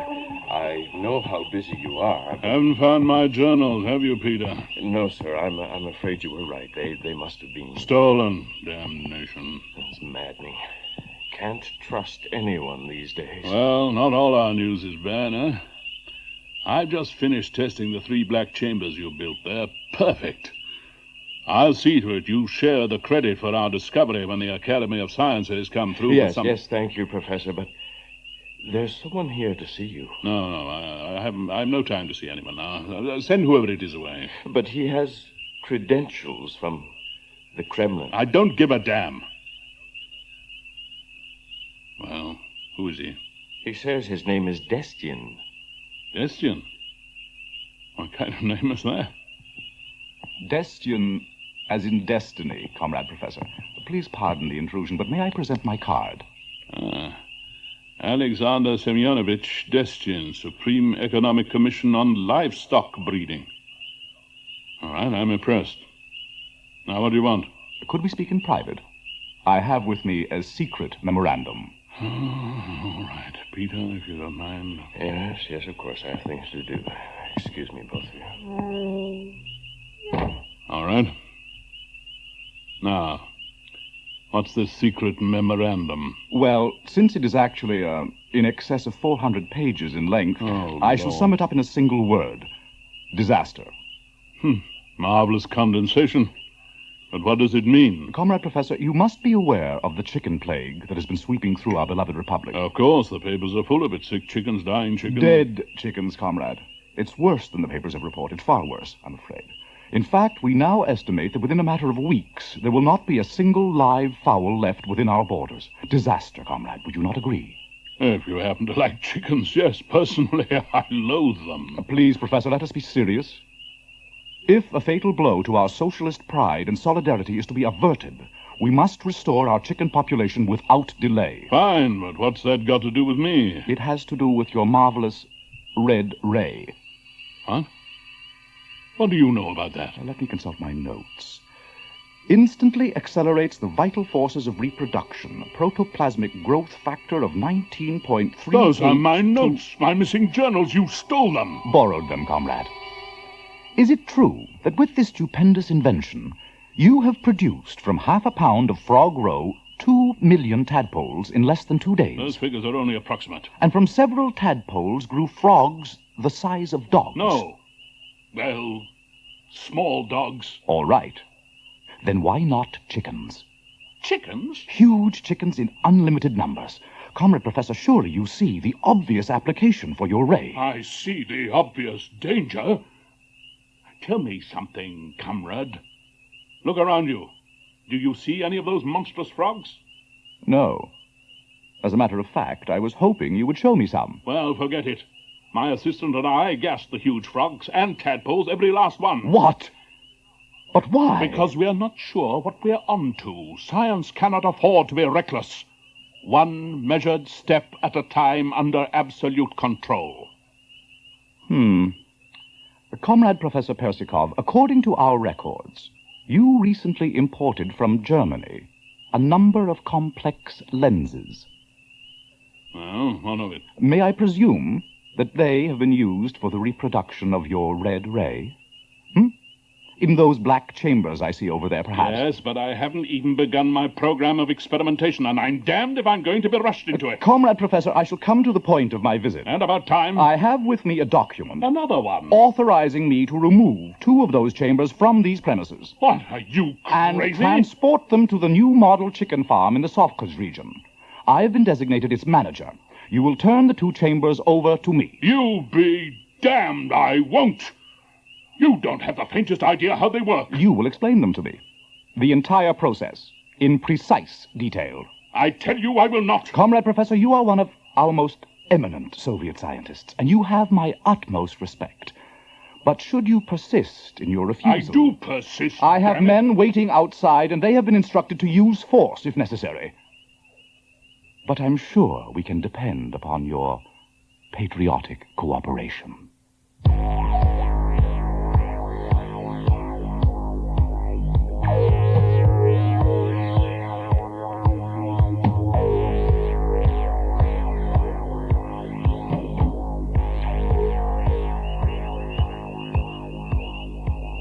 Zoological Institute. Assistant Professor Ivanov speaking. Yes? Oh, hold on. Professor, it's the province calling that fellow Destian. All right.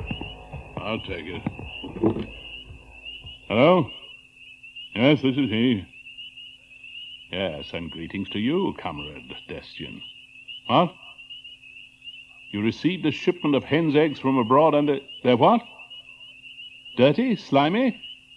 So you're asking me whether they should be what? Oh, washed. Well, of course you must wash them, comrade. After all, how can you expect to breed clean Soviet chickens from dirty foreign eggs? Eh? Oh, you're quite welcome. Goodbye. Imbeciles. Do you think they'll succeed, Professor? Those bureaucrats? Oh, they'll find some way to foul up, you can depend on it. They're getting ready to load our black chamber with eggs out there. Then we should be hearing of the results pretty soon. God knows. Meantime, they got their eggs, but where the hell are ours? I've put in several calls. They've been delayed in quarantine, they say. Quarantine? You mean red tape? Oh, dear. Well, let me know the moment they come in, Peter. Yes, sir. We've got to go ahead with our own experiments, if only to let those idiots know what they're doing wrong. You're really worried, aren't you, Professor? An unknown red ray whose power and magnitude even we have not begun to assess in the hands of bureaucratic bunglers? Oh, yes, Peter, I'm worried. I'm terrified.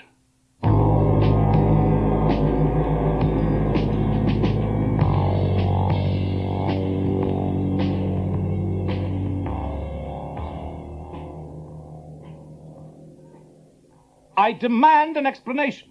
You were assigned to guard duty at the hatchery, were you not? Yes, Comrade Destian. But you couldn't manage to stay awake, is that it? I swear, I didn't close my eyes for an instant, Comrade. All night? Yes.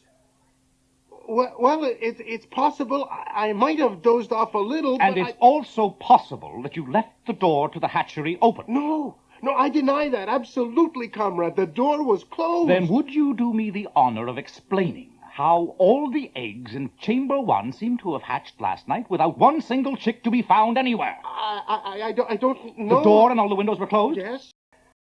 They couldn't have flown out. Did they simply dematerialize? I don't know, but I have a theory. Oh, you have? Well, let's hear it.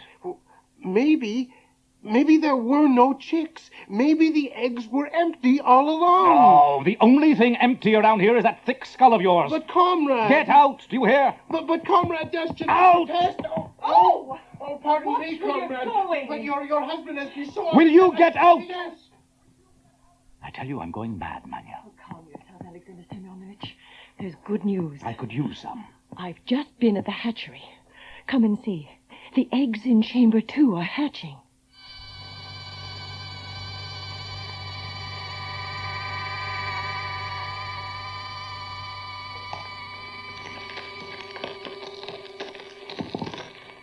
You hear that? Yes. Well, these chicks at least sound ready to cooperate. I still can't get over the size of those eggs. Do you really think foreign capitalist hens could be so much bigger than ours? These last few days, I've had the feeling this whole experiment is bigger than we can handle. Oh, no. You're in complete control, I'm sure. I wonder. I should have recommended to the Central Committee that Professor Persikov be brought in personally to supervise. Nonsense. Some of the chicks have vanished, but otherwise it's all going splendidly. I only hope you're right. You'll see, Alexander Semyonovich. In a few hours we'll have the finest brood of chicks ever hatched anywhere. Well, we shall know soon enough. And you, my dear husband, will be up for the Order of Lenin, at least. Yet, I keep wondering, Manya, whatever could have happened to all those other chicks?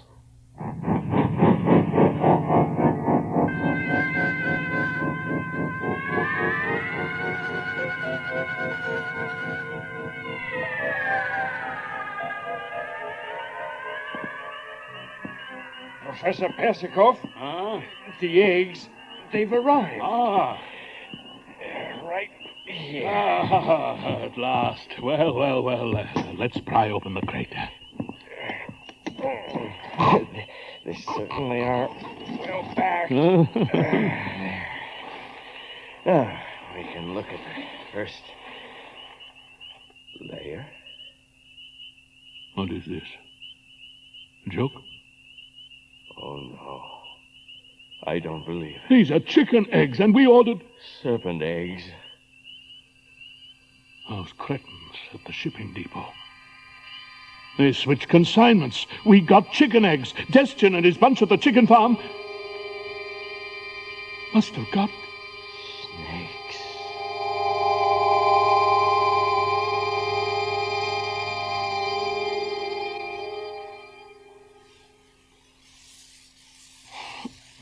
There. It's finished. Alexander Semyonovich, look. Your shirt, it's finished. Are you pleased? It's beautiful, Manya. Here, try it on. No, not now. Why are they taking so long to hatch? Oh, the eggs. Shall I walk over to the hatchery and check? No. I posted a double watch. I've told them to let me know the minute... Alexander Semyonovich. Listen. What's that? Oh, the wind, I suppose. No. Come over here to the window. Hurry. Manya, I'm trying to concentrate on these reports. I can't believe it. Look. Well, Manya, what is it now?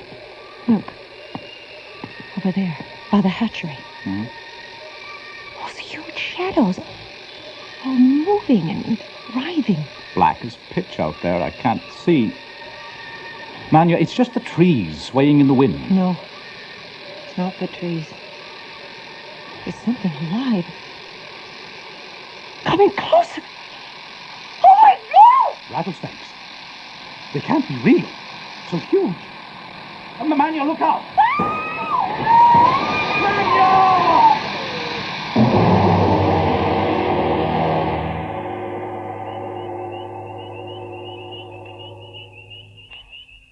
Hello? Hello, operator? I've got to get through to Subcos. What do you mean they're not answering? Look, they can't all be asleep. Well, keep trying. It's very urgent. Ah, this is ridiculous. Maybe they are all asleep. No. Something's wrong at the hatchery. Those eggs in unskilled hands. Under the red ray. And not just ordinary snakes, but anaconda. Copperhead. Water boa. Yes. And under that ray, Professor, how big, how deadly, and how many?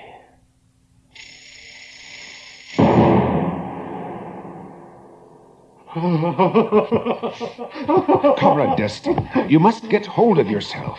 Can't you tell us anything rational? Snakes! I see snakes! Rattlers! Rattlesnakes! It's no use letting him go. He's completely insane. I suppose you're right. But there must be an explanation. The whole experimental farm in a shambles.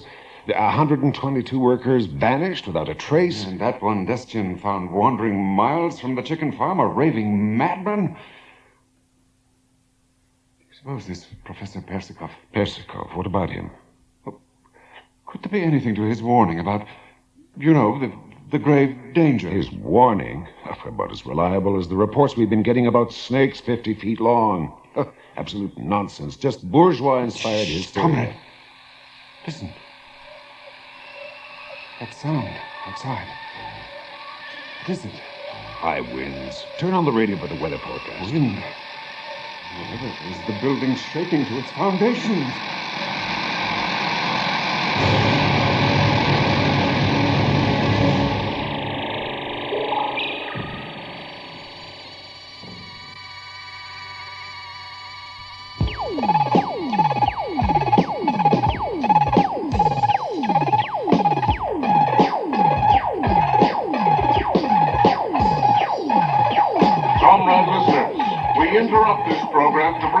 Special bulletin. According to reports just received from wire services of the Red Spark, the Red Projector, the Red Pepper, and the Raving News, it would appear that earlier reports concerning the mysterious appearance of certain giant creatures in and around Sakaz province have now been confirmed. The creatures are described as being of certain species of amphibian snake related to the anaconda, except that their size, according to eyewitnesses, is said to be in excess of 15 meters in length, with a body thickness greater than the girth of a large man. A very large man. As to their numbers, reports have it that they number in the many thousands, and that they are laying eggs all along their path of advance, which seems to be in the general direction of Moscow. I have with me here in the studio Professor Vladimir Apachevich Persikov, director of the Zoological Institute. Comrade Professor, can you shed some further light on this phenomenon? There can be no light now. Only darkness.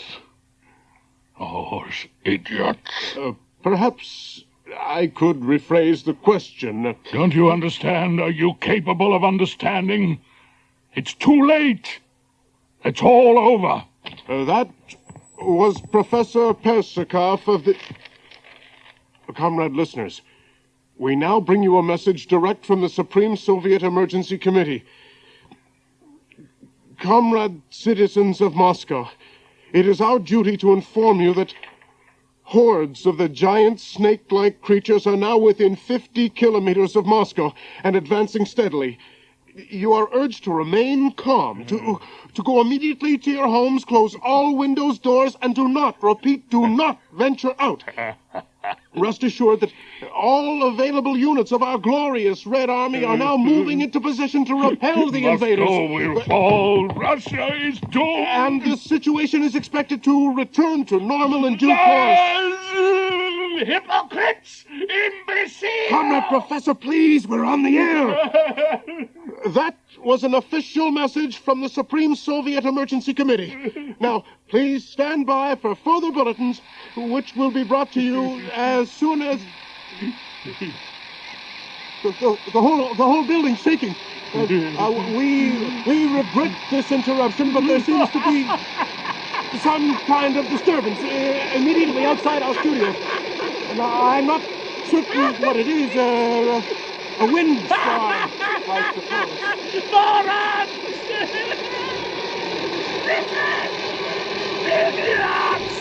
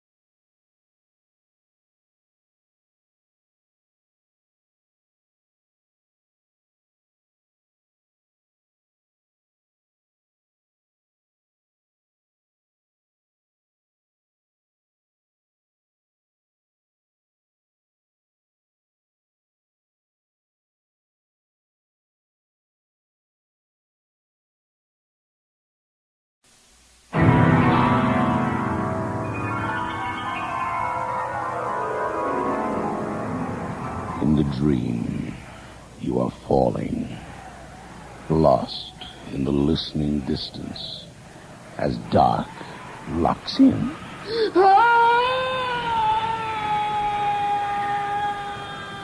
Nightfall.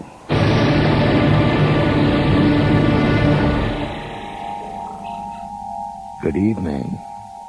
The aesthetic zone between satire and horror is as broad as broadcasting, but it often seems to be explored best in writing communities where the given script appears to have been developed with the utmost conviction. Tonight's play, based on a short story by Soviet writer Mikhail Bulgakov, and dramatized especially for this series by Arthur Samuels, is called The Fatal Eggs.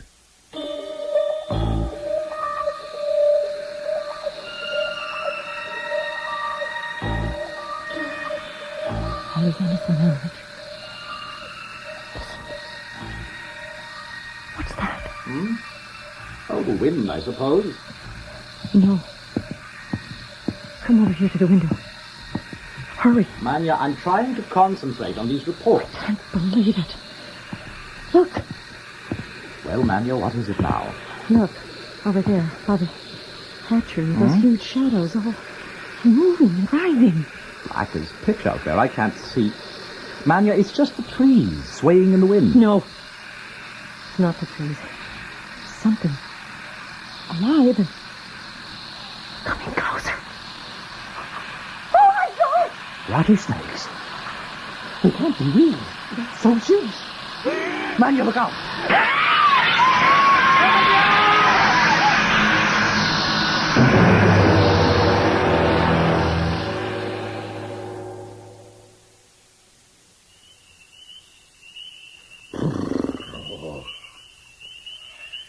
This laboratory is colder than a tomb.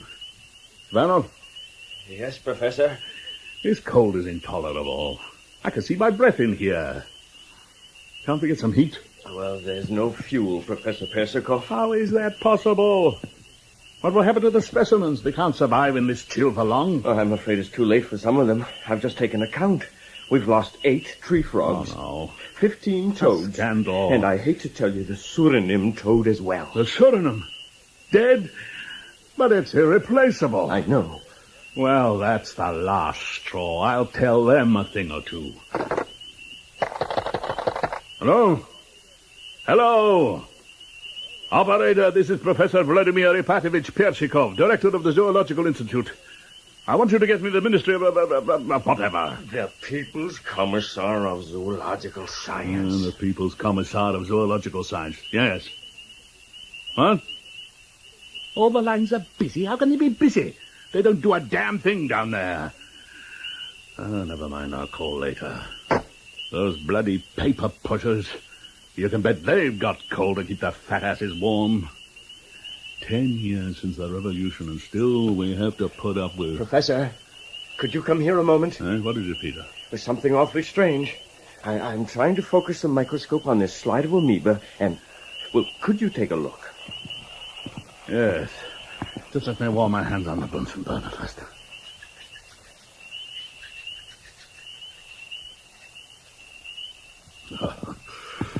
All right, let's take a look.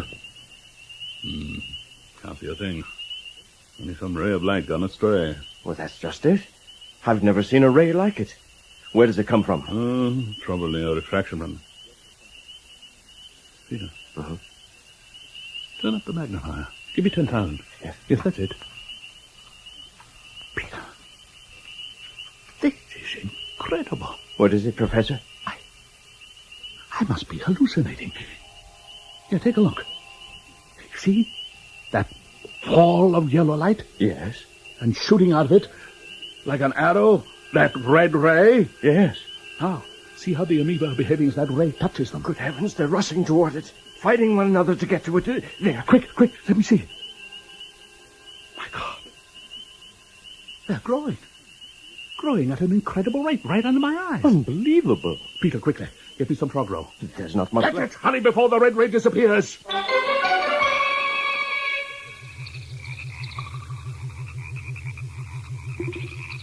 Look at it, Peter. Then tell me I'm dreaming. This frog is a monster. Yeah, that's why I'll measure it. Good Lord. 36 centimeters long. Monster more than a foot long. And it grew that large in less than 24 hours from the tadpole stage. Frightening. Careful, Peter. It looks vicious. I'll put it in the cage with the others. How do you explain this, Professor? I really can't. Except that the ray apparently stimulates growth at a phenomenal rate. An abnormal effect on the deutoplasm. Remarkable. Merely remarkable? Perhaps what we have discovered is nothing less than the ray of life.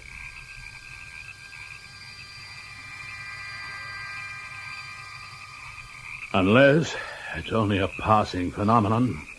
A random refraction of light. From the sun, do you mean? No, not from the sun. I'm almost certain the source was this electric light we put in yesterday. That ordinary incandescent lamp? I believe so. And nothing has been moved, so if we calculated angles of refraction taking spectroscopic readings, we could recreate the red ray. And control it. All we need is... Yes? Come in. No, wait! Oh. Genya. What is it? Your dinner is ready, Professor, and I just... What's that awful smell? Huh? Nothing. An experiment. I'll have my dinner late, Genya. But... Later. We'd better make sure she stays out of here. All those creatures penned up. Yes, they're all in cages over here. 1, 2, 3, 4. That's strange. There were 5. Genya!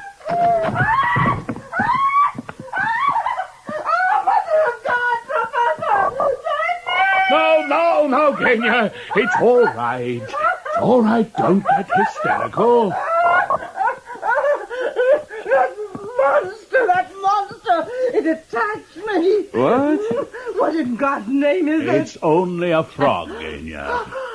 You call that a frog? I admit it's somewhat larger than the usual frog. It's coming at Calm me down, again. Genya. We'll ward it off. Here, Peter, take this phone. Kill it before it kills me! Now stand back, Genya. There, he's stunned. Now to finish it off.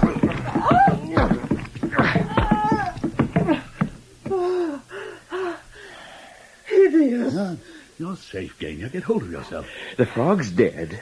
All over my nice, clean floor. What a bloody mess. Now, listen, Genya. For the time being, I want you to stay out of the laboratory.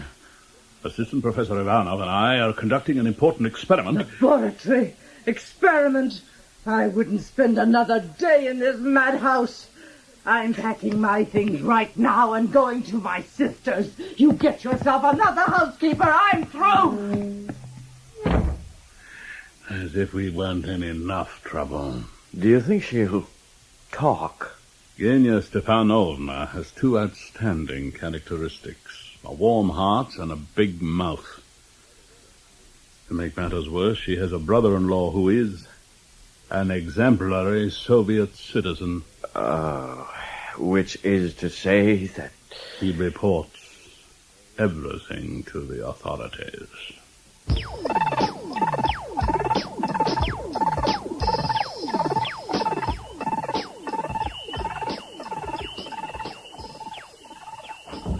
Excuse me, Professor. I know how busy you are. Haven't found my journals, have you, Peter? No, sir. I'm afraid you were right. They must have been... Stolen. Damnation. It's maddening. Can't trust anyone these days. Well, not all our news is bad, huh? I just finished testing the 3 black chambers you built there. Perfect. I'll see to it you share the credit for our discovery when the Academy of Sciences come through. Yes, thank you, Professor, but there's someone here to see you. No, I have no time to see anyone now. Send whoever it is away. But he has credentials from the Kremlin. I don't give a damn. Well, who is he? He says his name is Destian. Destian? What kind of name is that? Destian, as in destiny, Comrade Professor. Please pardon the intrusion, but may I present my card?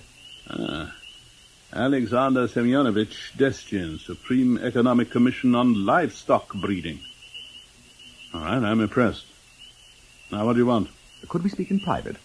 I have with me a secret memorandum. Oh, all right, Peter, if you don't mind. Yes, of course. I have things to do. Excuse me, both of you. All right. Now, what's the secret memorandum? Well, since it is actually in excess of 400 pages in length, I shall sum it up in a single word. Disaster. Marvelous condensation. But what does it mean? Comrade Professor, you must be aware of the chicken plague that has been sweeping through our beloved republic. Of course, the papers are full of it. Sick chickens, dying chickens. Dead chickens, comrade. It's worse than the papers have reported. Far worse, I'm afraid. In fact, we now estimate that within a matter of weeks, there will not be a single live fowl left within our borders. Disaster, comrade. Would you not agree? If you happen to like chickens, yes. Personally, I loathe them. Please, Professor, let us be serious. If a fatal blow to our socialist pride and solidarity is to be averted, we must restore our chicken population without delay. Fine, but what's that got to do with me? It has to do with your marvelous red ray. Huh? What do you know about that? Let me consult my notes. Instantly accelerates the vital forces of reproduction. Protoplasmic growth factor of 19.3... Those are my notes. My missing journals. You stole them. Borrowed them, comrade. Is it true that with this stupendous invention, you have produced from 1/2 pound of frog roe 2 million tadpoles in less than 2 days? Those figures are only approximate. And from several tadpoles grew frogs the size of dogs? No. Well, small dogs. All right. Then why not chickens? Chickens? Huge chickens in unlimited numbers. Comrade Professor, surely you see the obvious application for your ray. I see the obvious danger. Tell me something, comrade. Look around you. Do you see any of those monstrous frogs? No. As a matter of fact, I was hoping you would show me some. Well, forget it. My assistant and I gassed the huge frogs and tadpoles, every last one. What? But why? Because we are not sure what we are onto. Science cannot afford to be reckless. One measured step at a time under absolute control. Comrade Professor Persikov, according to our records, you recently imported from Germany a number of complex lenses. Well, what of it? May I presume that they have been used for the reproduction of your red ray? In those black chambers I see over there, perhaps? Yes, but I haven't even begun my program of experimentation, and I'm damned if I'm going to be rushed into it. Comrade Professor, I shall come to the point of my visit. And about time. I have with me a document. Another one. Authorizing me to remove 2 of those chambers from these premises. What, are you crazy? And transport them to the new model chicken farm in the Sovkhoz region. I have been designated its manager. You will turn the 2 chambers over to me. You be damned, I won't. You don't have the faintest idea how they work. You will explain them to me. The entire process, in precise detail. I tell you I will not. Comrade Professor, you are one of our most eminent Soviet scientists, and you have my utmost respect. But should you persist in your refusal... I do persist, I have damn it. men waiting outside, and they have been instructed to use force if necessary. But I'm sure we can depend upon your patriotic cooperation.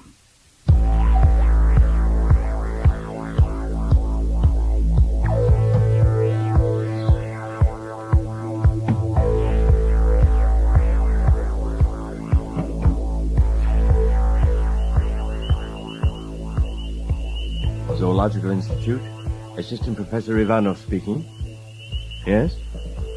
Oh, hold on. Professor, it's the province calling, that fellow Destian. All right. I'll take it. Hello? Yes, this is he. Yes, and greetings to you, Comrade Destian. What? You received a shipment of hen's eggs from abroad and they're what? Dirty? Slimy? So you're asking me whether they should be what? Oh, washed. Well, of course you must wash them, comrade. After all, how can you expect to breed clean Soviet chickens from dirty foreign eggs? Eh? Oh, you're quite welcome. Goodbye. Imbeciles. Do you think they'll succeed, Professor? Those bureaucrats? Oh, they'll find some way to foul up, you can depend on it. They're getting ready to load our black chamber with eggs out there. Then we should be hearing of the results pretty soon. God knows. Meantime, they got their eggs, but where the hell are ours? I've put in several calls. They've been delayed in quarantine, they say. Quarantine? You mean red tape? Oh, dear. Well, let me know the moment they come in, Peter. Yes, sir. We've got to go ahead with our own experiments, if only to let those idiots know what they're doing wrong. You're really worried, aren't you, Professor? An unknown red ray whose power and magnitude even we have not begun to assess in the hands of bureaucratic bunglers? Oh, yes, Peter, I'm worried. I'm terrified.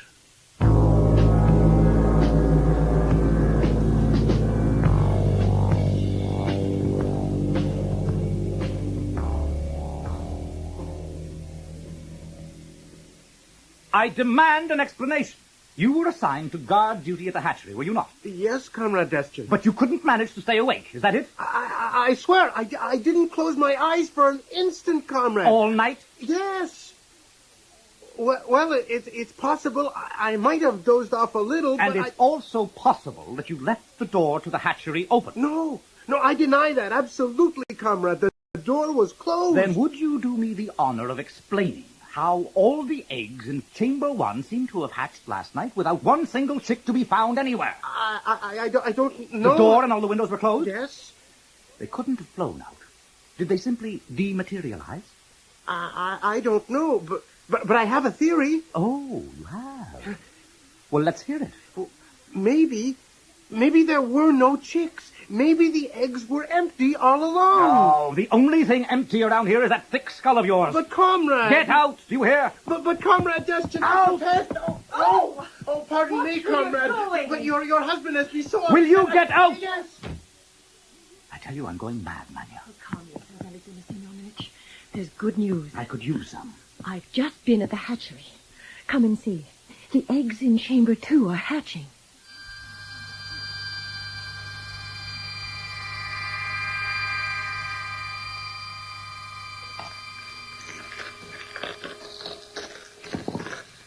You hear that?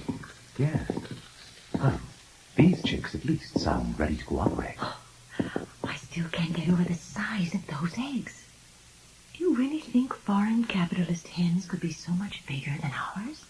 These last few days, I've had the feeling this whole experiment is bigger than we can handle. Oh, now. You're in complete control, I'm sure. I wonder. I should have recommended to the Central Committee that Professor Persikov be brought in personally to supervise. Nonsense. Some of the chicks have vanished, but otherwise it's all going splendidly. I only hope you're right. You will see, Alexander Semyonovich. In a few hours we'll have the finest brood of chicks ever hatched anywhere. Well, we shall know soon enough. And you, my dear husband, will be up for the Order of Lenin, at least. Yet, I keep wondering, Manya, whatever could have happened to all those other chicks?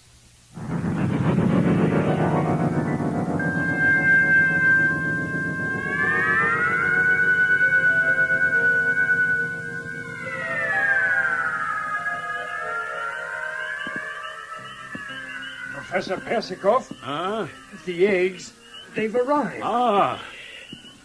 Right here. At last. Well. Let's pry open the crate. They certainly are well back.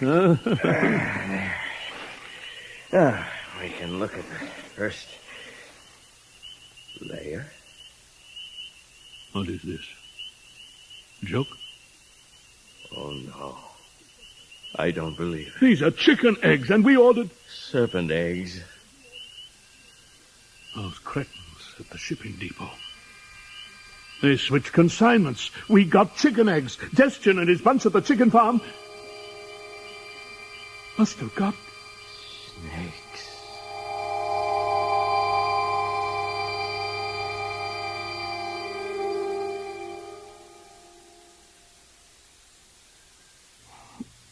There. It's finished. Alexander Semyonovich, look. Your shirt, it's finished. Are you pleased? It's beautiful, Manya. Here, try it on. No, not now. Why are they taking so long to hatch? Oh, the eggs. Shall I walk over to the hatchery and check? No. I posted a double watch. I told them to let me know the minute... Alexander Semyonovich. Listen. What's that? Oh, the wind, I suppose. No. Come over here to the window.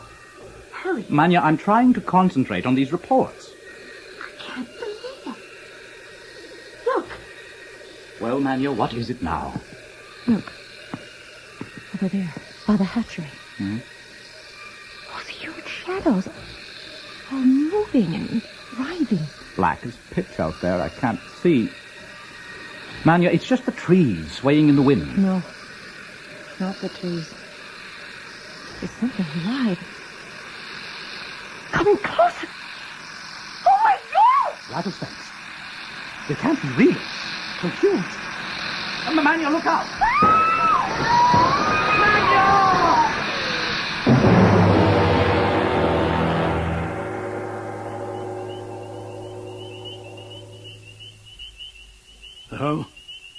Hello, operator? I've got to get through to Sovkos. What do you mean they're not answering? Look, they can't all be asleep. Well, keep trying. It's very urgent. This is ridiculous. Maybe they are all asleep. No. Something's wrong at the hatchery. Those eggs in unskilled hands. Under the red ray. And not just ordinary snakes, but anaconda. Copperhead. Water boa. Yes. And under that ray, Professor, how big, how deadly, and how many?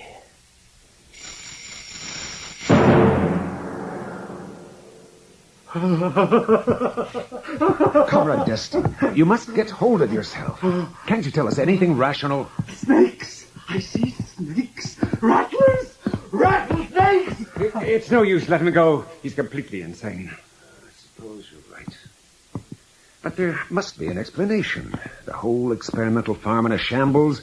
The 122 workers banished without a trace. And that one Destian found wandering miles from the chicken farm, a raving madman. I suppose this Professor Persikov... Persikov, what about him? Well, could there be anything to his warning about, the grave danger? His warning? About as reliable as the reports we've been getting about snakes 50 feet long. Absolute nonsense. Just bourgeois-inspired history. Comrade, listen. That sound outside. What is it? High winds. Turn on the radio for the weather forecast. Wind. Whatever it is, the building's shaking to its foundations.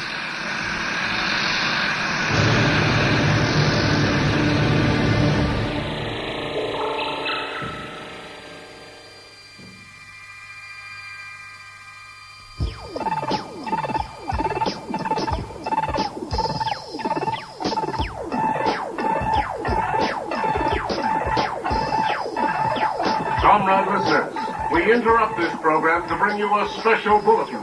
According to reports just received from wire services of the Red Spark, the Red Projector, the Red Pepper, and the Red Evening News, it would appear that earlier reports concerning the mysterious appearance of certain giant creatures in and around Sarkaz province have now been confirmed. The creatures are described as being certain species of amphibian snake related to the anaconda, except that their size, according to eyewitnesses, is said to be in excess of 15 meters in length, with a body thickness greater than the girth of a large man. A very large man. As to their numbers, reports have it that they number in the many thousands, and that they are laying eggs all along their path of advance, which seems to be in the general direction of Moscow. I have with me here in the studio Professor Vladimir Apachevich Persikov, director of the Zoological Institute. Comrade Professor, can you shed some further light on this phenomenon? There can be no light now. Only darkness. Oh, those idiots. Perhaps I could rephrase the question. Don't you understand? Are you capable of understanding? It's too late. It's all over. That was Professor Persikov of the... Comrade listeners, we now bring you a message direct from the Supreme Soviet Emergency Committee. Comrade citizens of Moscow, it is our duty to inform you that hordes of the giant snake-like creatures are now within 50 kilometers of Moscow and advancing steadily. You are urged to remain calm, to go immediately to your homes, close all windows, doors, and do not venture out.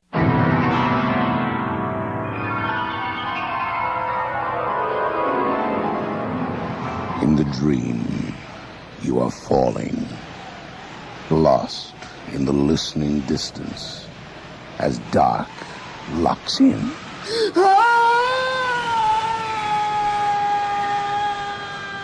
Nightfall.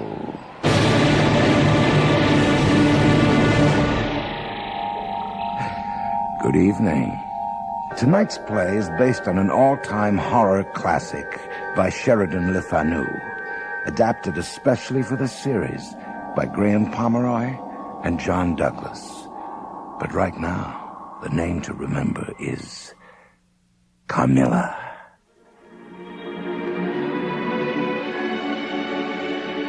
Children love castles and fill their dreams with them. I thought I was the luckiest girl in the world because I lived in one.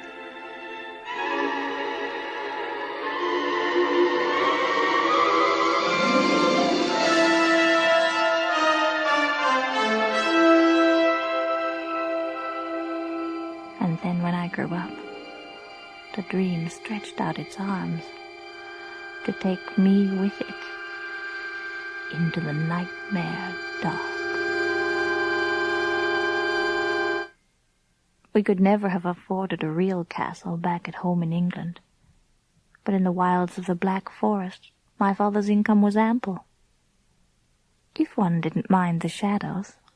So long as you're not frightened by rumours of trolls and coaches drawn by headless horses, Margaret, Germany should be quite pleasant.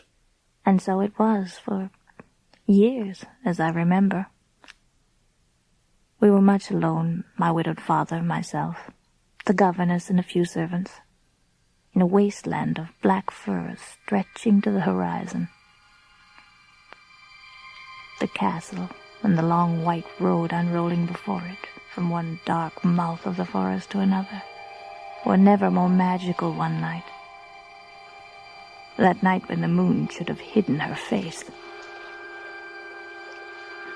Margaret! Margaret! Where are you, ma petite? Here, madame, bathing in the moonlight. Indeed. Indeed, ma chère. It is the land of fairy tonight. But you must not stay too long. When the moon shines like this, like silver, all on fire, it is very dangerous. Madame, your petite enfant is a grown woman now. No more stories to frighten children. Come, sit here by me. It's still bright as daylight. I had a cousin once. He was a sailor. Like a fool, he fell asleep on deck in such a moon as this. And when he woke, an old woman was clawing at his face. Oh, madame, you should have been German. You see spirits. I am German, on my mother's side. One would never have known it. You make fun of me. But I tell you, look at the castle windows. They flash and sparkle in the light. It is as though hands not seen had lighted up the rooms to receive guests from the other world. Still trying to frighten my daughter, Madame Peridon. One would think in 20 years you might have given up. She does not know the meaning of fear. Oh, Papa, Madame has been trying to convince me that the moon is a bad angel. There are certainly some of them about, I'm afraid. I have some rather sad news for you, Margaret. Would you excuse us, madame? But of course, monsieur, I will... Yes, madame?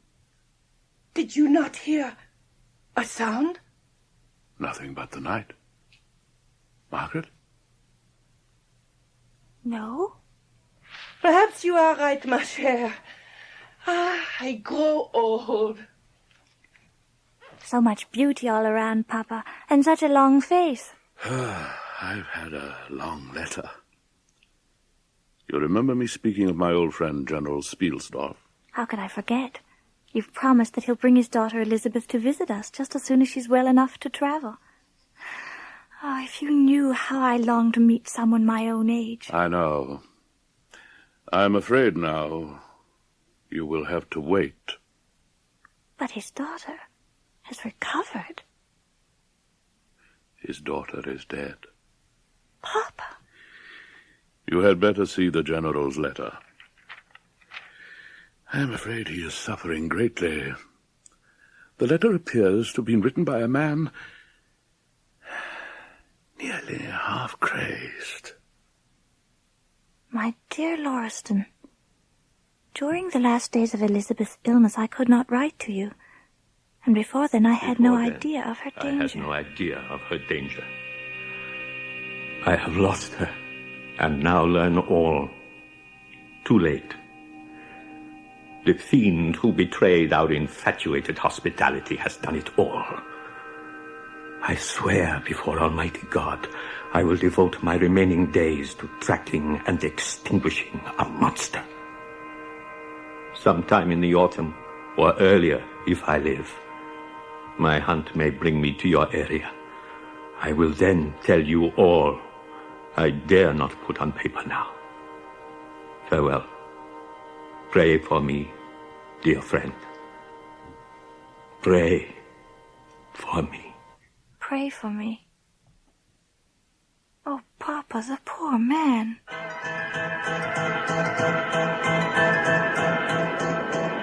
What's that? Crap, huh? so late? Monsieur, Margaret, a carriage is coming through the woods on the north road. And whipped on by a madman. Do you hear how fast he drives? But they will never... They'll never take the curb by the great oak.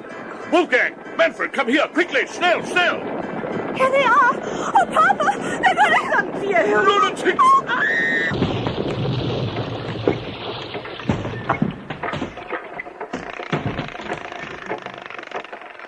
Wolfgang, Manfred, see if they're hurt.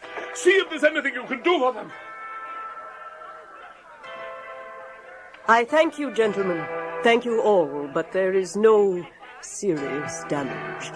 You there help my daughter, and be gentle as you go. Mind there. From the overturned carriage stepped, unharmed, a cold, imperious woman, all in black, commanding the frightened servants as they brought out the most beautiful young girl, about my age, as pale as marble, who at first sight appeared to be... Oh, la belle, pauvre petite! She's dead! The young lady is dead! For God's sakes, Madame Peridon, control yourself. Bring the young lady here, Manfred. As I thought. Her pulse still beats. She has only fainted. Oh, Lord, we are lost. My lady, your daughter is only suffering from shock. A night's rest, one night only, and you may ride on. Alas, sir, that is exactly what I cannot do.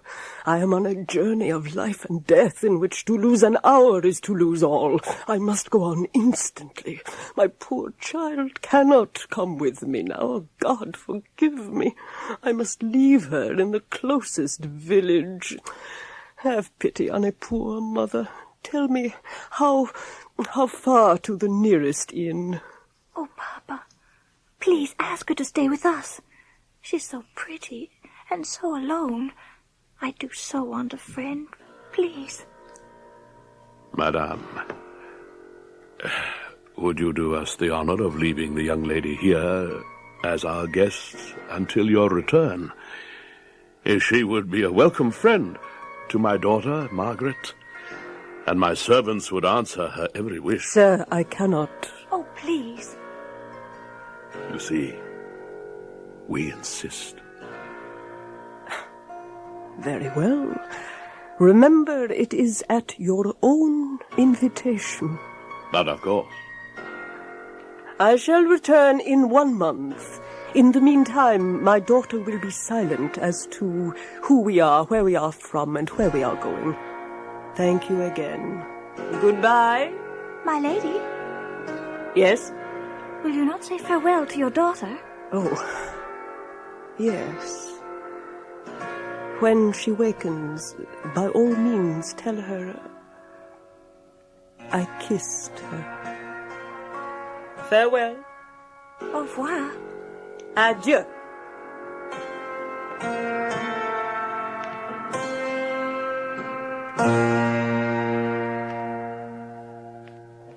Her servants had righted the carriage with astonishing speed, and the lady in black stepped swiftly into it. A moment, and carriage, horses, passenger and all had been swallowed up into the dark maw of the forest. At the very moment when the last sound of wheels died away among the trees, the young lady opened her eyes. My mother. Where is she? My dear young lady, your mother had no choice but to resume her journey immediately. You are to be our guest here for a little while. Our name is Lauriston. I am called Carmilla. May I present my daughter, Margaret? How do you do? Carmilla? You aren't hurt.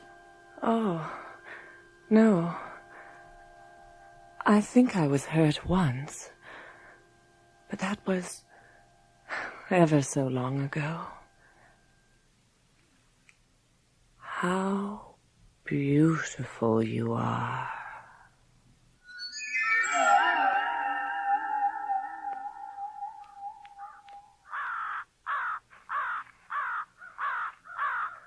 I was saying to your father only yesterday, ma chère, what a piece of luck. Is she not beautiful, this Carmilla? Here, scarcely a month, and already she loves you as much as we do.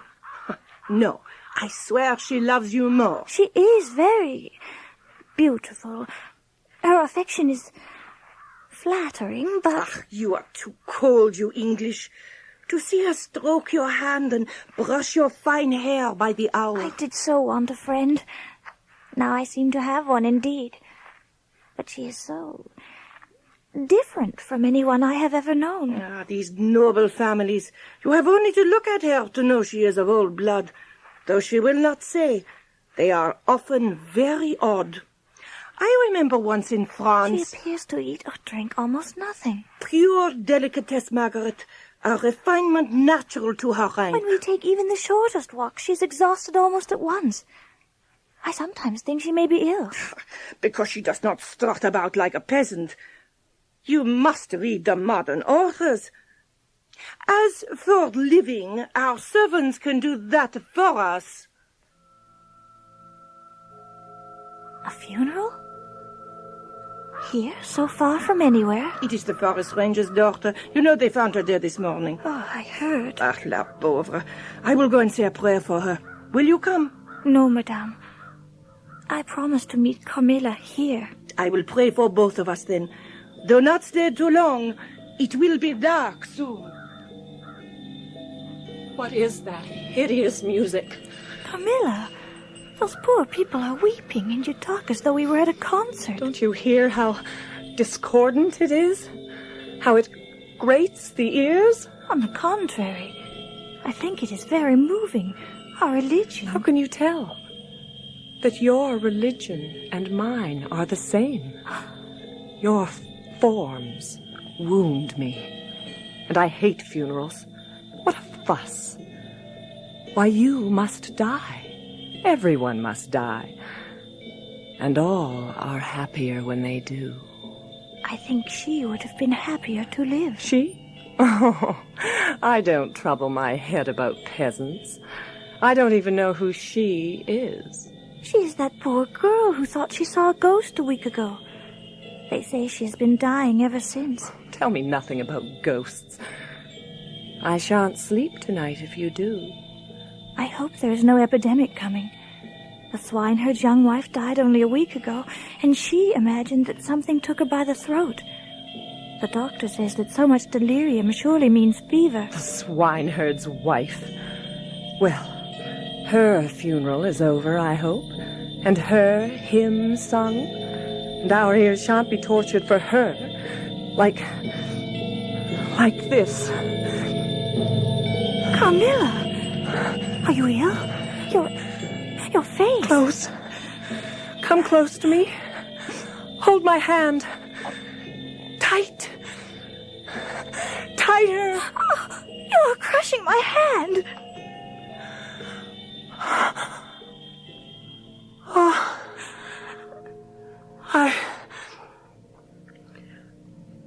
I am sorry.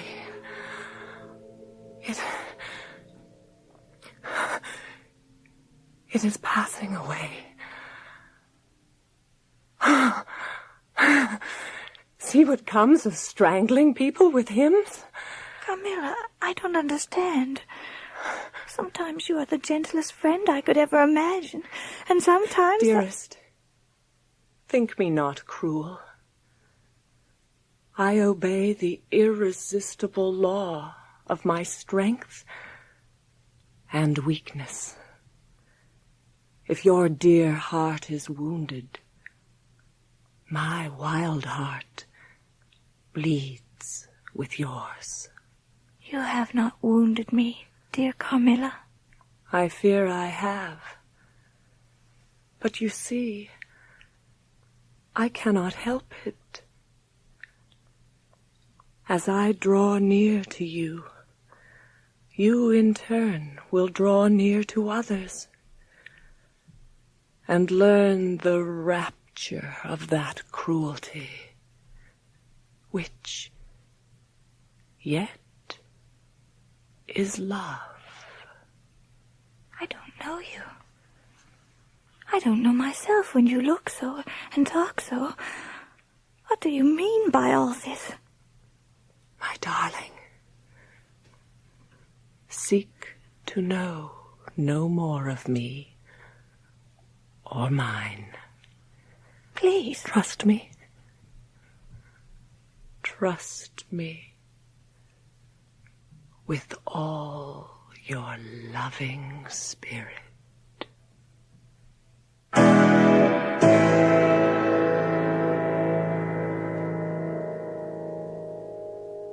That night I had what I imagined was a dream.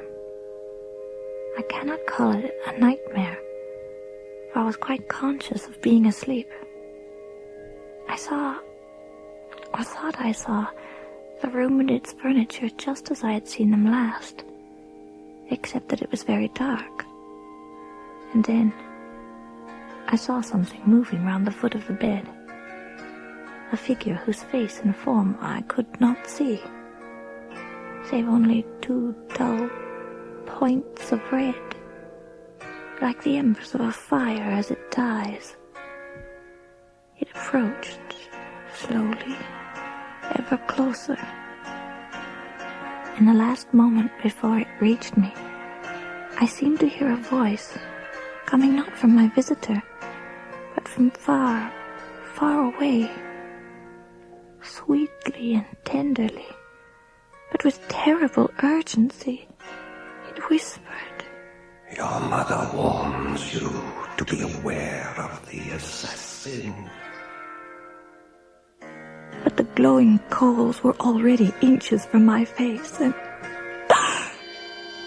suddenly I felt a stinging pain, as if 2 large needles darted an inch or 2 apart, deep into my breast. I tried to scream, but found I could not breathe.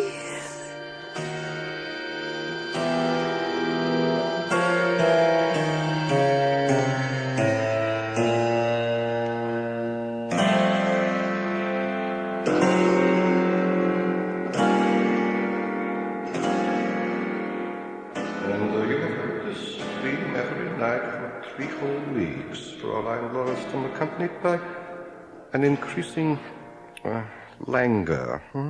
By exhaustion, Doctor. She complains more and more of suffocation, and her colour. I can see for myself, Herr Lauriston, and this sensation of needles you mentioned, Fräulein. Where exactly? Here, Doctor. Over the heart. You're rather young for angina, surely. Lieber Jesu. What is it? The scars. 2 tiny white scars. How could she suffer so from those? They could be no more than insect bites. Lauriston, do you know the stories, myths, you would say, tales, that they tell here in our Black Forest? Tales of disease? Of those who bring it.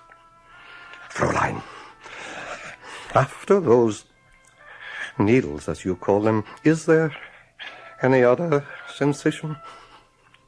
It is a little like bathing. I do not understand. It's like, you know the pleasant cold thrill you feel when you swim upstream against the current of the river?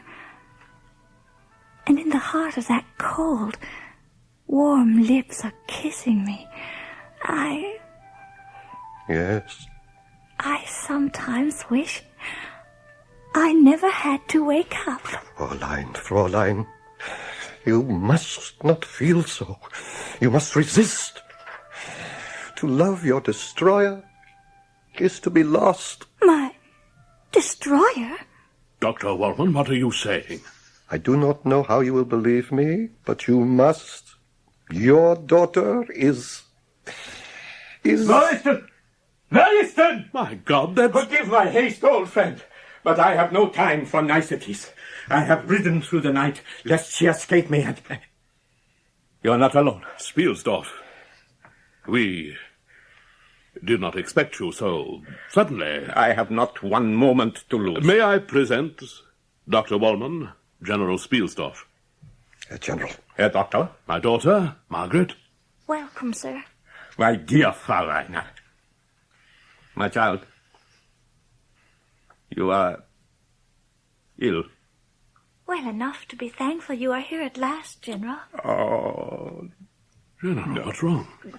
She is so like my Elizabeth, even to her pallor.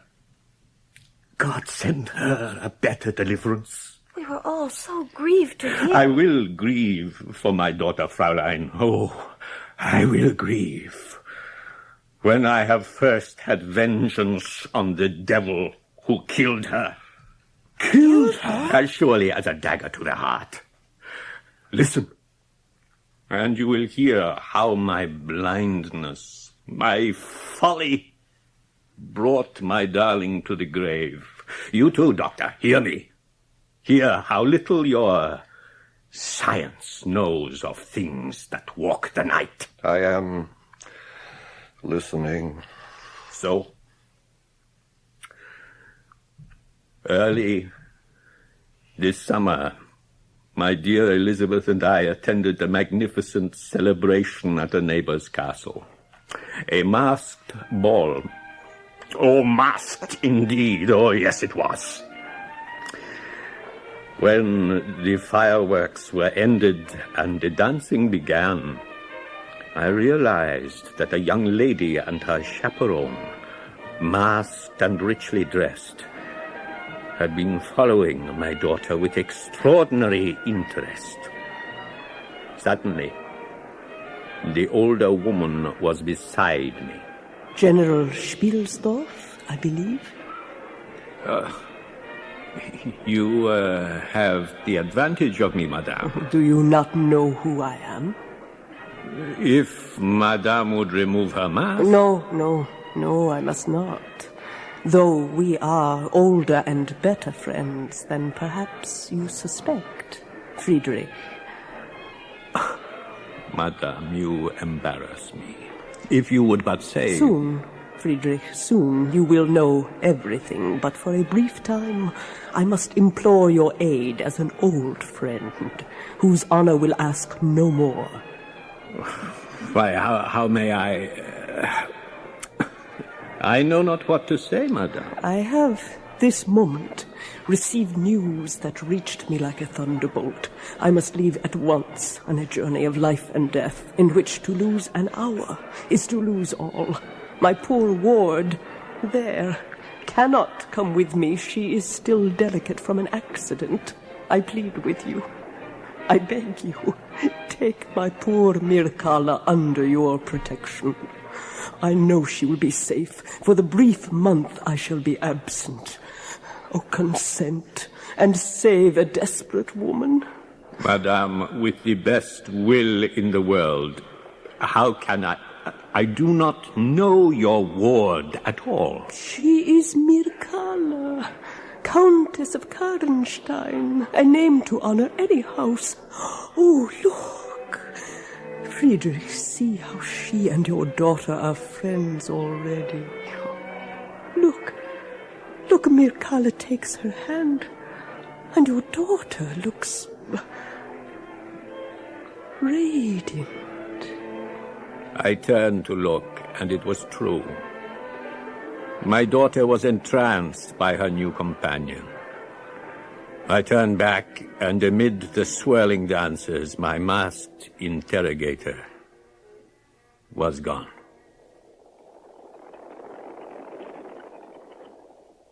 The next moment, my darling daughter came to me, innocent as a fawn, pleading with me to invite Mircalla home. I weakened. I did. Karnstein. There is a ruined chapel of the Karnsteins here in the forest. But the last member of the family.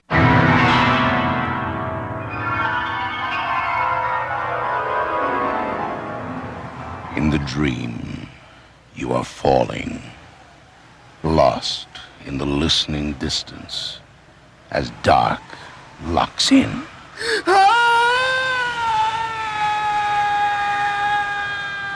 Nightfall.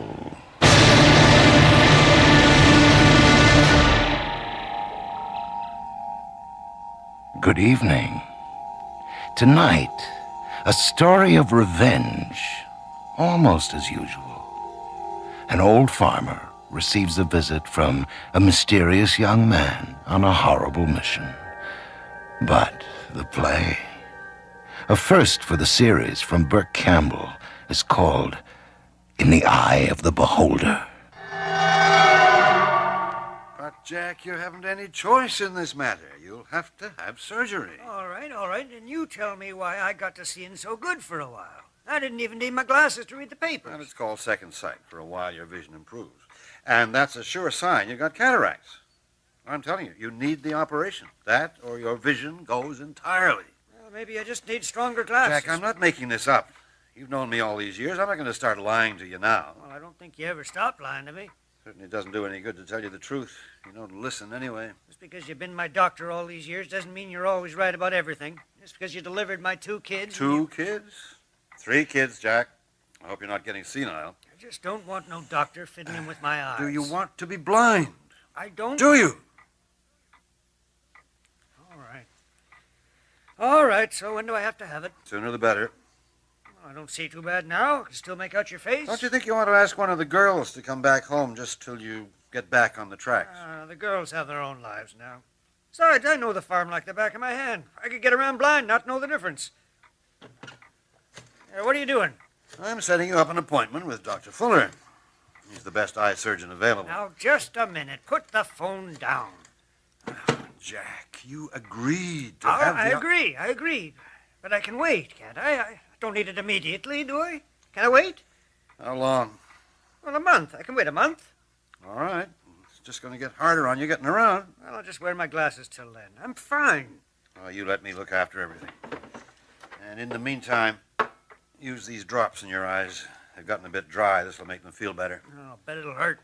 It's a mild solution. It won't hurt at all. Put the drops in 3 or 4 times a day. I believe you.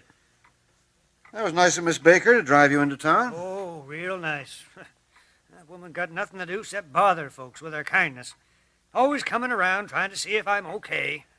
You know, Jack, for someone as rude and ill-mannered as you, I'm always shocked that folks do as much as they do for you. Oh, that's because I'm old, that's why. I think I'm deserving of pity. I fooled them, though. I haven't changed at all. I still don't appreciate anything.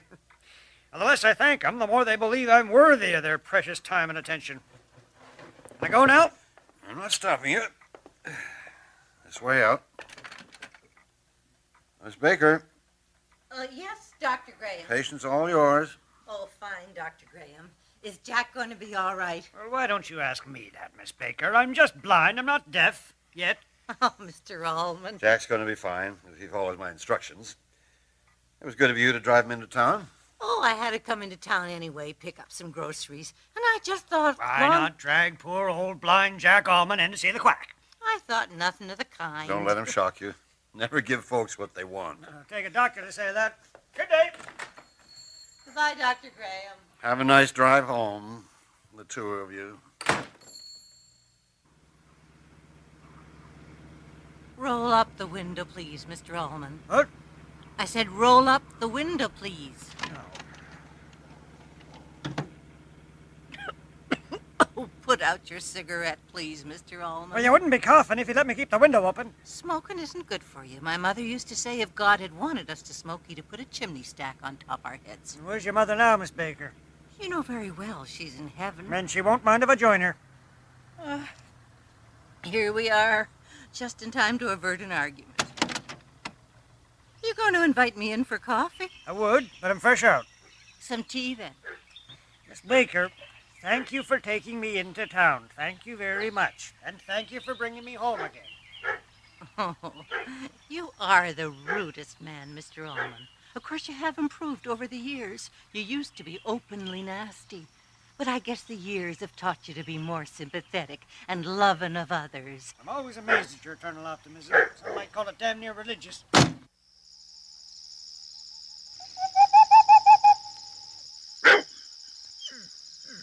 Snowbird, I know you're hungry. Just let me finish putting this damn medicine in my eyes.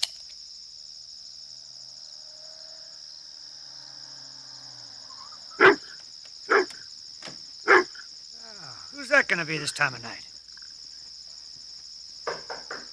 Who's there?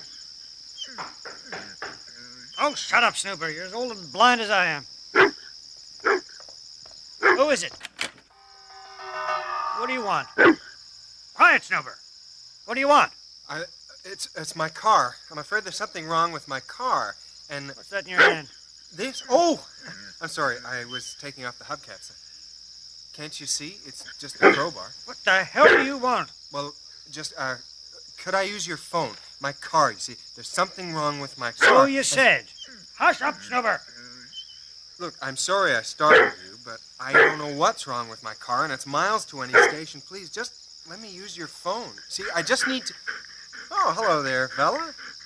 Ah, that's a good dog. That's a good Snooper. Snooper, is that his name? See, if your own dog likes me, I couldn't be that much of a stranger. Well, I guess you're right. Snooper doesn't like just anybody. He's particular, you know. You saved my life, Snooper. Now, you go sit in the corner, Snooper. Let the man... Dan. My name's Dan. Let the man make his call. Hey, you don't have a very large phone book in these parts, do you? I should have had this car checked long before now, but, well, nothing was wrong. No one seems to be answering. It's after 9:30, probably closed. Nah, it's just my luck. Well, could I stay here tonight, then? What? First you want to use my phone, then you want to move in? Look, I don't mind paying. I just hate sleeping in the car. Look, it's dark. I'm miles from anywhere. Honestly, I don't mind paying hotel fee. This ain't a hotel. Is something wrong? What do you mean? Well, you don't seem to... Is something in your eye? Oh, they're just dry. I'm having trouble with them lately. All right, Snooper. I can see what you want. Young man, I got an extra room with beds in them. You can stay tonight. Nobody here anyway, just me and this crazy dog. Thanks a million. Hey, man's best friend. You from Toronto? Yes. I just had to get away for a few days. I promised myself this present for the longest time, and I decided it's now or never. Present? Ain't Christmas, is it? I just meant I'm turning 30 this week. My birthday's coming up, and this trip is the gift I promised to give myself. Well, you seem a bit old for that kind of nonsense, don't you? Well, I don't think it's nonsense. After all, it's the anniversary of our first taste of life. Life. But it's nice to see such optimism in the young. Follow me. What kind of work do you do? Well, don't answer that. I don't really care. It's the problem with getting old. You start making conversation. Oh, yes. And here's the guest room. The children used to live here. This is perfect. Here's some sheets for the bed. Oh, thanks. Where does he sleep? Porch. He stands guard. We're safe, then. This ain't the city. Nothing happens out here.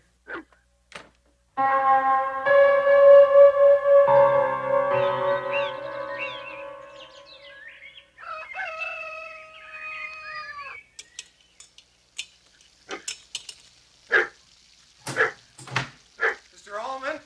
Hey, my car started. I didn't even have to phone the station. What's wrong with it? I don't know. Couldn't move it last night. Now, just fine. So, guess I'll be leaving then. Oh, you want coffee? Oh, fine, sure. Well, don't just stand there gawking. Sit down. I'm frying some bacon, too. There, you can cut this bread. Butter's out. Wow, this is awfully nice of you. Well, you can't send a man out without breakfast. You like killing him in this neck of the woods. Oh! Mr. Allman! It's okay. Here, let me see. I said it's okay. You just spill this damn grease. Oh, well, here, put your hand under the cold water. I'm all right. Don't you get motherly. I think you're right. But I've got some cream for burns. It's got vitamin E in it. I don't want vitamin E. Oh, sure you do. It prevents scars. Here, it's in my shaving kit. I'll go get it. I'm not helpless, young man. Whatever you say. Would you get my eye drops from the bathroom while you're at it? Forgot to put them in this morning. They're in the medicine cabinet. You find it? This little green bottle? Yeah, that's it. Oh, Christ. What's wrong? What happened? I'm afraid I've had a little accident. Well, what happened? Do you have a broom to sweep up some broken glass? Look, I'll get you a new bottle. Oh, God, you're clumsy. I'm very embarrassed. How often do you need those drops a day? I just use them when I need them. Then I'll pick it up for sure when I go into town later. If the doctor prescribed them, they must be important.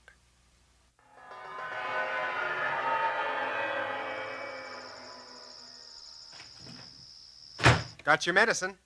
You took your sweet time getting back.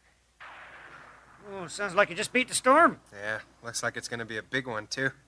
Just look at that sky. It's just a haze to me. You don't have to get so excited. Don't you have rain in the city? Well, yeah, but weather doesn't mean the same thing in a city. You know, all it does is make getting around inconvenient. It's not like this. Out here, you know, the earth soaks it up and the crops grow, the animals breed. I mean, it serves a purpose. You're starting to talk like a country boy. Oh, really? I ought to sell you this place. I thought you had children. Oh, here it comes. It's going to be a real downpour. You said you had children. Wouldn't you leave the farm to them? Oh, no, the girls don't want this place. I'll sell it the minute they lay their hands on it anyway. I'd leave it to my son. Your son? Hush up, Snooper. No, the girls live in the city. They're married. But you said you had a son. Yeah. My wife got it in her head she wanted one more child. Not Graham warned her, but she insisted she's up to it. Well, I guess we both wanted a boy. She died. The boy, he's fine. Girls were marrying age. I raised him mostly by myself. He's in the city now? Oh, I don't know. I haven't seen him since he was 9 years old. That's when he ran off. What, ran off? He ran away from home. Well, that's incredible. You mean he's been gone all these years? Well, I mean, couldn't you find him? No, you don't understand. I better shut this window altogether. There. That's better. You have to understand, the times were tough then. And I wanted my son to be strong, to be a man. I told him never to be beholden to anybody for anything. But I'll tell you, there was something strange about that boy. How do you mean? Well, you couldn't tell what he was thinking most of the time. And you'd have to tell him to do things twice before he'd do it. It wasn't stupid. No, the boy was very smart. More than once I caught him telling a clever lie to get out of doing his work. Well, surely at his age he couldn't understand. Well, that's when you learn about things, ain't it? And if you don't learn your lesson then, you don't ever learn it. You see that strap on the wall there? Leather strap there? Well, I'd take him out to the shed. Tried to teach him that way. Ah, he hated you then. Oh, no. He loved me. We read the Bible together. He loved me. He knew I did it for his own good. One day, though, he did something I couldn't forgive. One of the animals took sick one of the horses. I had to go for the vet doctor. We didn't have a phone then. And to go into town. Before I left, I told Michael. I named him after the Archangel, Michael. Nice. I told him to stay with the horse, keep the blankets on him, put water on his forehead, cold pack. Now, by the time I got back with the vet, the horse was dead. Michael was nowhere to be found. Come sundown, he comes walking back to the house. And you punished him. Oh, you bet I did. I gave him a lesson, all right. I was so mad I took him by the scruff of the neck. I struck him. I slapped him silly. I picked him up outside the barn. I lowered him into the water trough. I wanted to drown him. I couldn't control myself. He didn't cry. He didn't beg me to stop. He didn't even seem afraid of me. I took him out of that trough all wet, and I stood him on the porch till dawn. Didn't want him in my house. I didn't want him under my roof. Fall was coming up then, and the wind here is getting cold. But he stood there all night long shivering. I could see from a window all night. And you ran away after that? No, not then. Not till later. He obeyed me after that. It just wasn't the same between us. He was like a hired hand after that, not like my own son. Then in about a year's time, he ran off. He just vanished? Into thin air. I looked for him, contacted the sheriff. I was afraid to find him. I was afraid I'd kill him. I just don't understand what makes folks that way sometimes. It's crazy. Well, it doesn't do any good to blame yourself now. Do you want me to put your drops in now? What? Oh, yeah, I guess I better. Here, just hold your head back. It's easier if you let me do it. Here, lean back in your chair. Okay. Oh, What's wrong? Oh, God, these drops sting. Well, didn't they do that before? I'm sure I've got the right prescription. Oh, it's all right. I just don't recall him stinging that bad. I knew Doc Graham lied about him. Just lean your head back. Oh. Close your eyes for a minute. And let me hold your head. And don't worry about your son. I'm sure he realizes that you did the best you could. I mean, maybe you were too hard on him, but it seems to me that they don't discipline kids enough. I just want you to know that I don't judge you. And even if you think what you did was wrong, well, besides, you'll probably hear from Michael again. Why do you say that? Well, he's your son, isn't he? Family ties don't break that easily. He'll get in touch one day. You mark my words.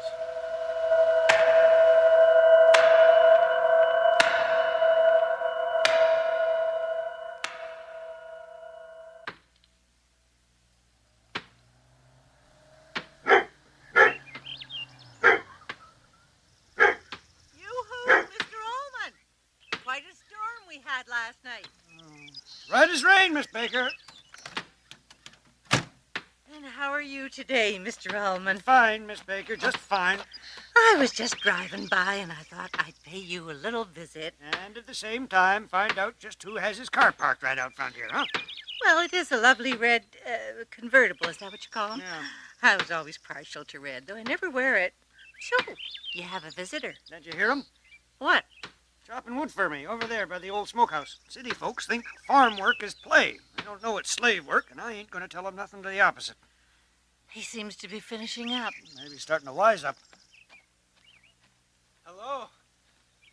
Dan, this is Miss Baker. She lives quite a distance from here, but she considers me her neighbor. Yes, I do. And your name's Dan? That's right. I must say, I'm not used to such hard physical work. You're not. You didn't seem to have a bit of trouble chopping all that wood. Maybe you ought to go take a nap. I just dropped by to see how Mr. Ullman is doing. His eyes look a bit red, don't they? Mr. Ullman doesn't like for folks to worry about him, but it's just his way of being... Miss Baker, would you please stop raving? Too late in the day for your opinions on my darker motives. Well, I just meant to... Miss Baker has to be going now, Dan. I do? Oh, yes. All right. Visit's over. It was nice meeting you, Dan, and I hope you enjoy your brief visit to this neck of the woods. I can't tell you how much. Oh, you see that, Jack? Dan opened the door for me. Wonderful. Men nowadays don't bother, and I always appreciate it when... Is something wrong? No. It's funny. When I looked at your face just now, it's like I met you before somewhere. Something about... Well, I'll take that as a compliment. Drive carefully, Miss Baker. And Mr. Ullman's going to need your help quite a bit after I'm gone. I know he can count on you to come by and maybe tidy up a little. Oh, I certainly will. He doesn't like to take help, but what with his eyes and all, you know... We can depend on you then. Oh, all right, yes. Goodbye. Goodbye. What's all that about? No, she just wanted to remind me to get you to Doc Graham tomorrow. You know, your eyes do look red. Have you used the medicine today? I did, but it hurts more than it helps. Well, we'll drive you down first thing in the morning. But right now, I want to chop some more wood. Oh, you don't need to do any No. Look, I like the work. See, I've gotten lazy. Oh, tell me, what's that shed for? The old smokehouse where you used to cure meats in it. I hung half a pig in there on hooks. Don't do that anymore, though. Snooper, you go give Dan some company while he works.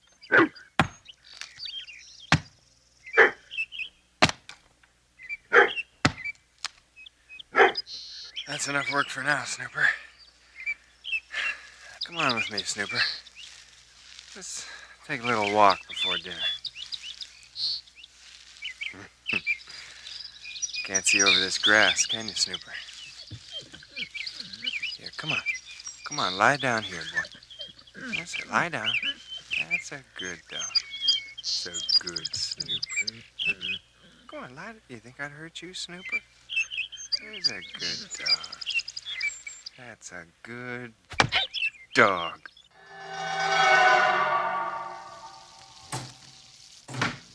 Oh, you finished work for the day? Just about. Oh, boy, that's the hardest I've worked in my life. I'll be eating in about 5 minutes. Good. Did Snooper come back with you? Oh, I thought he did. Guess he saw something or started chasing the scent. He does that sometimes. Oh, wash up. Get the beer out of the fridge. Okay. Boy, I'm starving.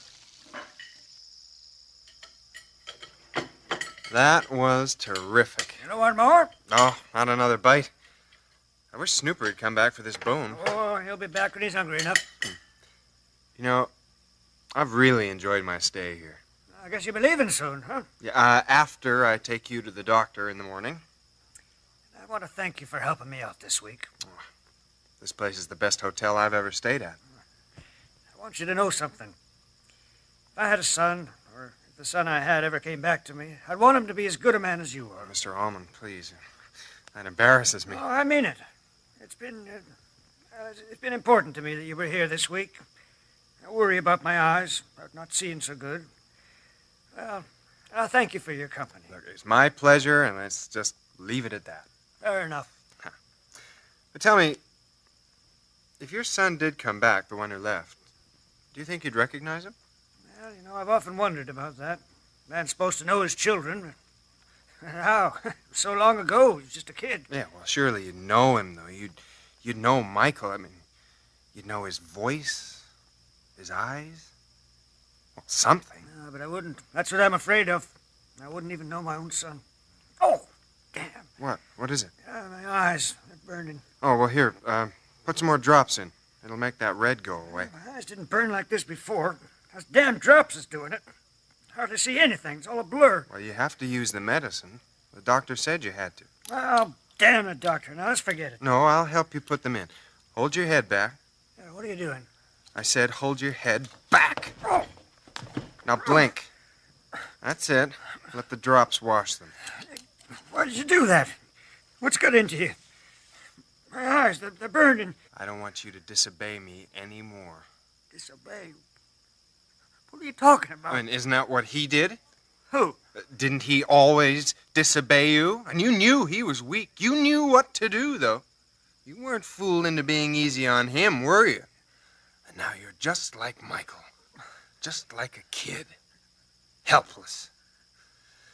Well, looks like it's time to teach you a lesson.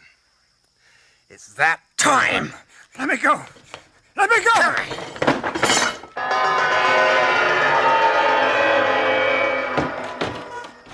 You were right, Mr. Allman. The old smokehouse. Used to hang pigs from the ceiling, isn't that right? It's the hooks now. Just like you said. Let me go! Are you mad? Let me go! Ah! Don't make me angry, Mr. Allman. All I want to do is to tie your hands. I don't want to hurt you. I just want to tie your hands and hoist you up. There. You're all right.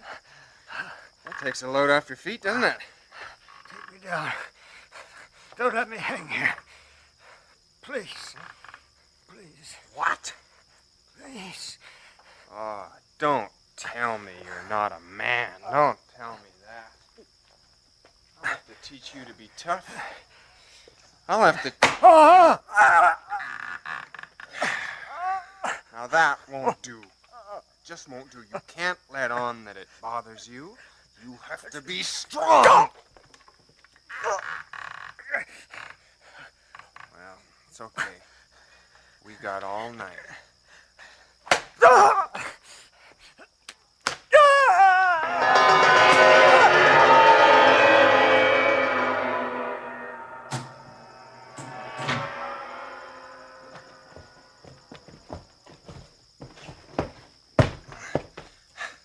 Mr. Allman. Mr. Allman, we're back in the kitchen. Wake up! It's okay. It's okay. I'll run some water. Here, I'll just fill up this basin here. There. Do you think you'd feel better if I wiped your face? Here, come on, just rest your head in my lap. No, don't get up. Don't try to stand. Here. Let me just wipe off your face. You've gotten a bit dirty. Why are you hurting me? You can't learn things the easy way. Isn't that what you said? Isn't that right? Remember you drowned him in the water and you made him stand all night on the porch? In the cold wind till morning? All that night he shivered till he was blue. He was blue with cold. That's how he learned to be a man. And you were right.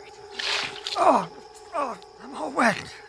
Please, I'm all wet. Yeah, but it's summer. It isn't cold outside. What can we do? I mean, how can you know what he felt if it isn't cold? I mean, let's think. Where's it still cold? I mean, where could you stand where it's still cold? Can you tell me? Michael. First, let me take those cataracts out of your eyes.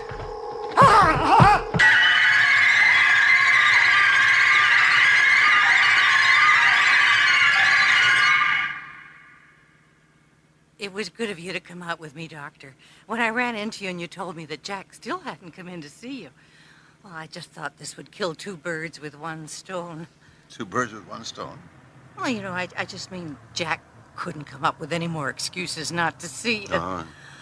Well, here we are. Nobody seems to be around. Snooper's usually barking when anyone comes over.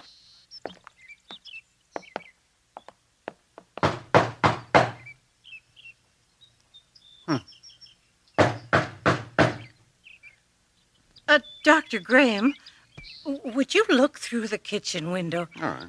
I don't think it's proper if I do. I don't see anything. Where's that visitor you said was staying here? He must be gone. His car's not here. Can you get the door open? It's not locked. Hello? Jack? Anybody home? Mr. Allman, I brought Dr. Graham to see you. I'll check upstairs. Jack? Anybody up there, Doctor? Doesn't seem to be. What a mess. He can't have gone far. He must be defrosting the fridge. What? No.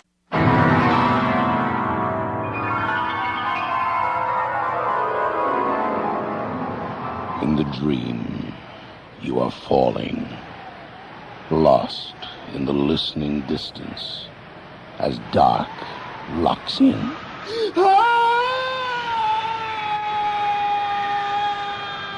Nightfall.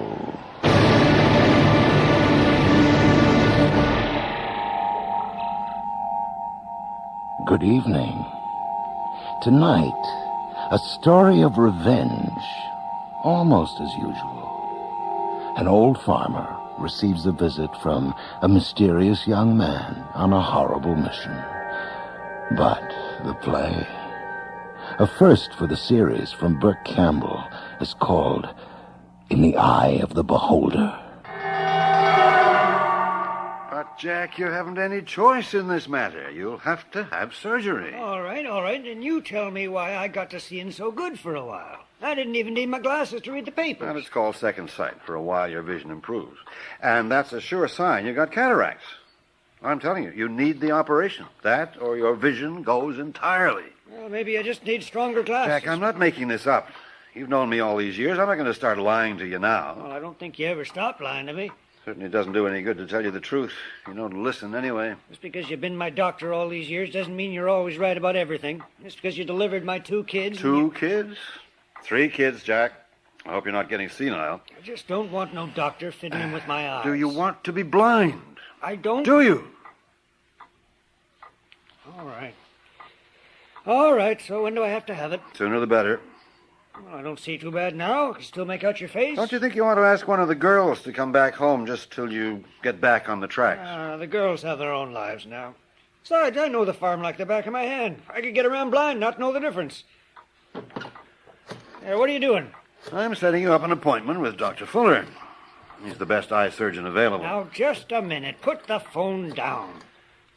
Jack, you agreed to have the... I agree.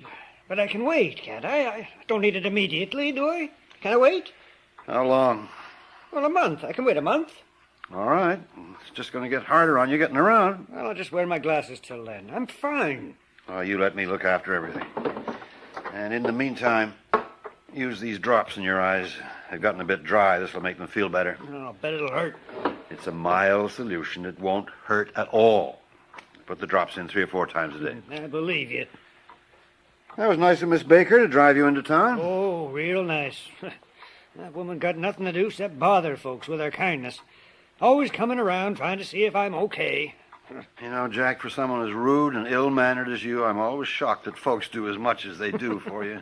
Oh, that's because I'm old, that's why. No. I think I'm deserving of pity. I fool them, though. I haven't changed at all. I still don't appreciate anything. And the less I thank them, the more they believe I'm worthy of their precious time and attention. Can I go now? I'm not stopping you.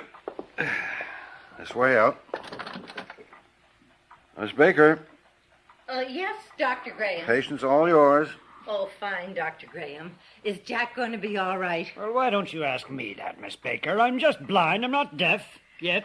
Oh, Mr. Allman. Jack's going to be fine if he follows my instructions. It was good of you to drive him into town.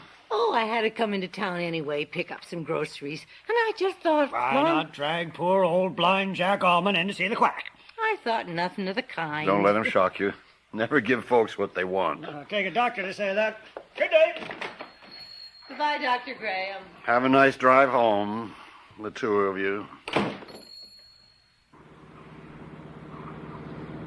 Roll up the window, please, Mr. Allman. What? I said roll up the window, please. No.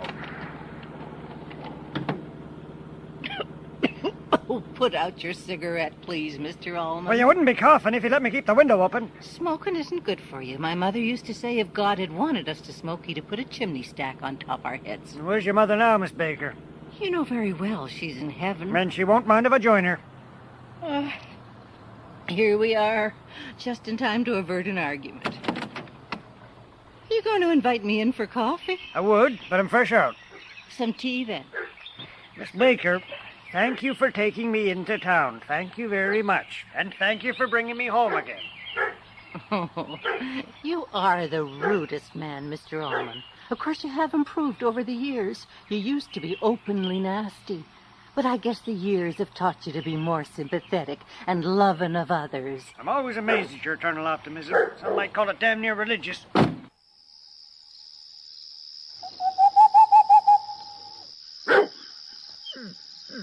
Snowbird, I know you're hungry. Just let me finish putting this damn medicine in my eyes.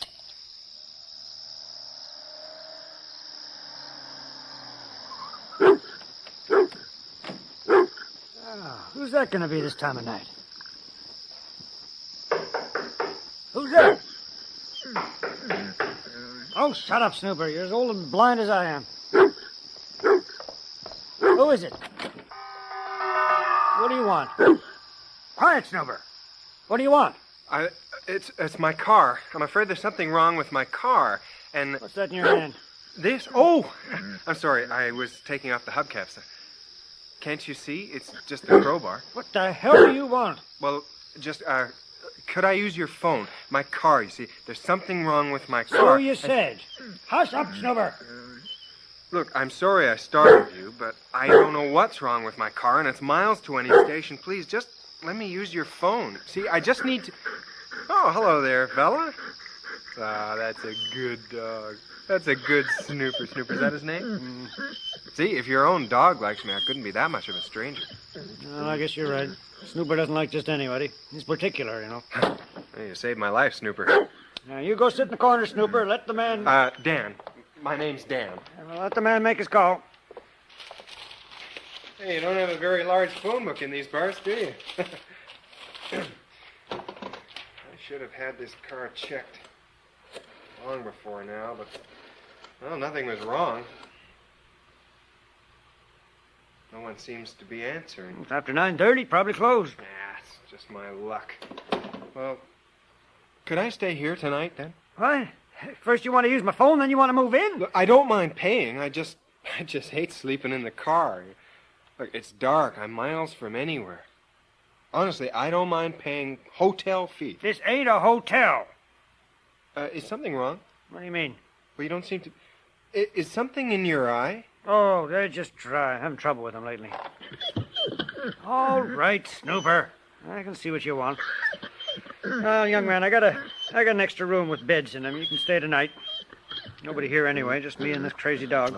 Thanks a million. Hey, man's best friend. From Toronto? Yes. I just had to get away for a few days. I promised myself this present for the longest time, and I decided it's now or never. Present? Ain't Christmas, is it? Oh, I just meant I'm turning 30 this week. My birthday's coming up, and this trip is the gift I promised to give myself. Well, you seem a bit old for that kind of nonsense, don't you? Well, I don't think it's nonsense. After all, it's the anniversary of our first taste of life. Life. But it's nice to see such optimism in the young. Follow me. What kind of work do you do? Well, don't answer that. I don't really care. It's the problem with getting old. You start making conversation. Oh, yes. And here's the guest room. The children used to live here. This is perfect. Here's some sheets for the bed. Oh, thanks. Where does he sleep? Porch. He stands guard. We're safe, then. This ain't the city. Nothing happens out here.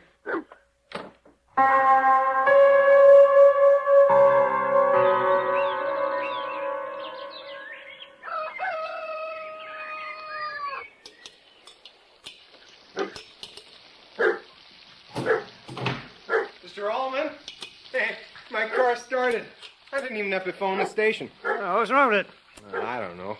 Couldn't move it last night. Now, it's just fine. So, guess I'll be leaving then. Oh, you want coffee? Oh, fine, sure. Well, don't just stand there gawking. Sit down. I'm frying some bacon, too.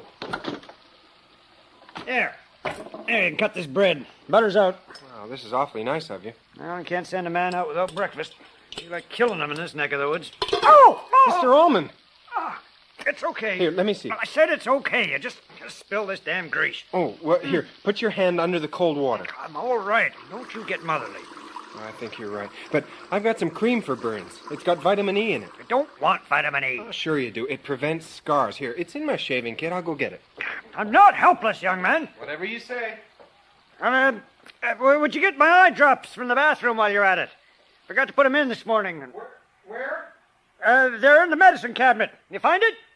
This little green bottle? Yeah, that's it. Oh, Christ. What's wrong? What happened? I'm afraid I've had a little accident. Well, what happened? Do you have a broom to sweep up some broken glass? Look, I'll get you a new bottle. Oh, God, you're clumsy. I'm very embarrassed. How often do you need those drops a day? I just use them when I need them. Then I'll pick it up for sure when I go into town later. If the doctor prescribed them, they must be important.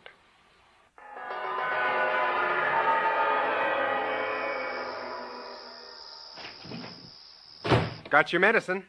You took your sweet time getting back. Oh, sounds like you just beat the storm. Yeah, looks like it's going to be a big one, too.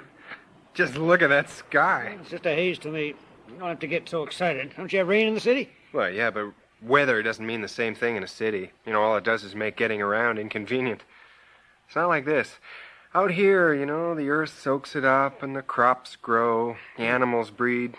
I mean, it serves a purpose. You're starting to talk like a country boy.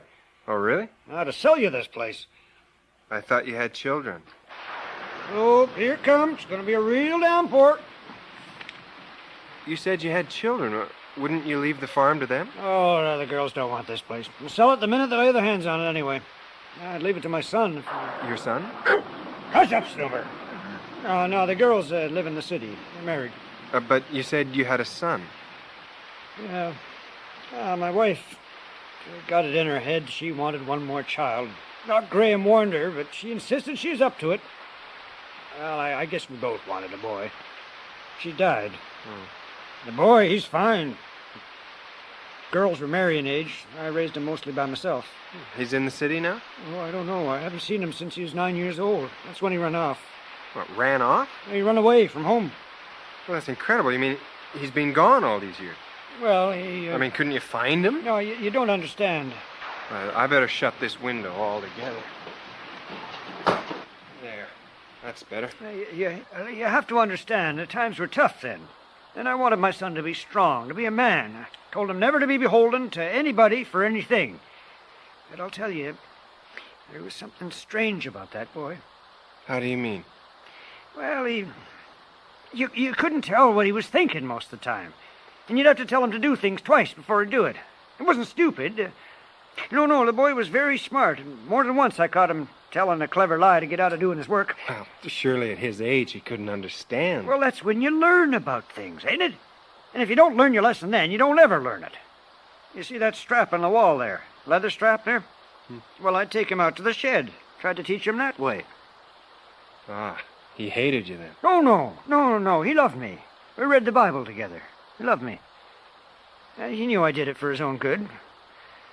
One day, though, he did something I couldn't forgive. One of the animals took sick, one of the horses. I had to go for the vet doctor. We didn't have a phone then. Had to go into town. Before I left, I told Michael. I named him after the Archangel, Michael. Nice. I told him to stay with the horse, keep the blankets on him, put water on his forehead, cold pack. Now, by the time I got back with the vet, the horse was dead. Michael was nowhere to be found.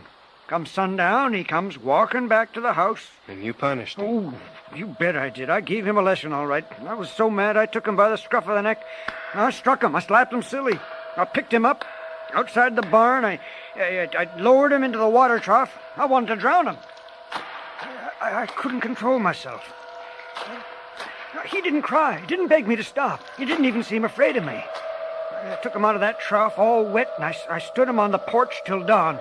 Didn't want him in my house. I didn't want him under my roof. Fall was coming up then, and the wind here is getting cold. But he stood there all night long shivering. I could see from a window all night. And he ran away after that? No, not then. Not till later. He obeyed me after that. But it just wasn't the same between us. He's like a hired hand after that, not like my own son. Then in about a year's time, he ran off. He just vanished. Into thin air. I looked for him, contacted the sheriff. Well, I was afraid to find him. I was afraid I'd kill him.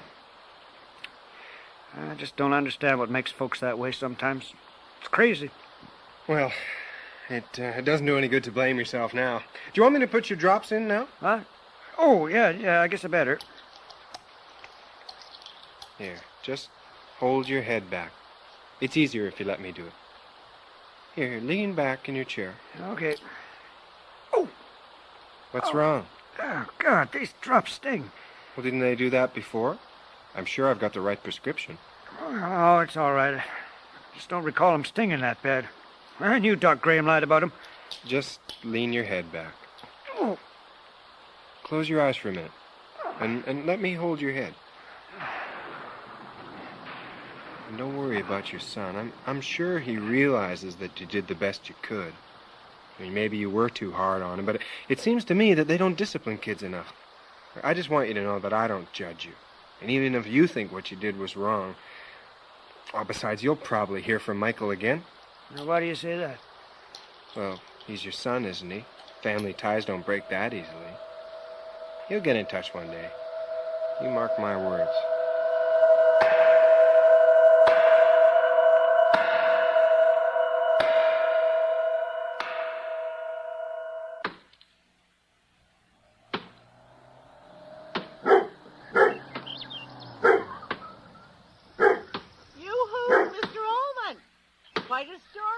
Last night.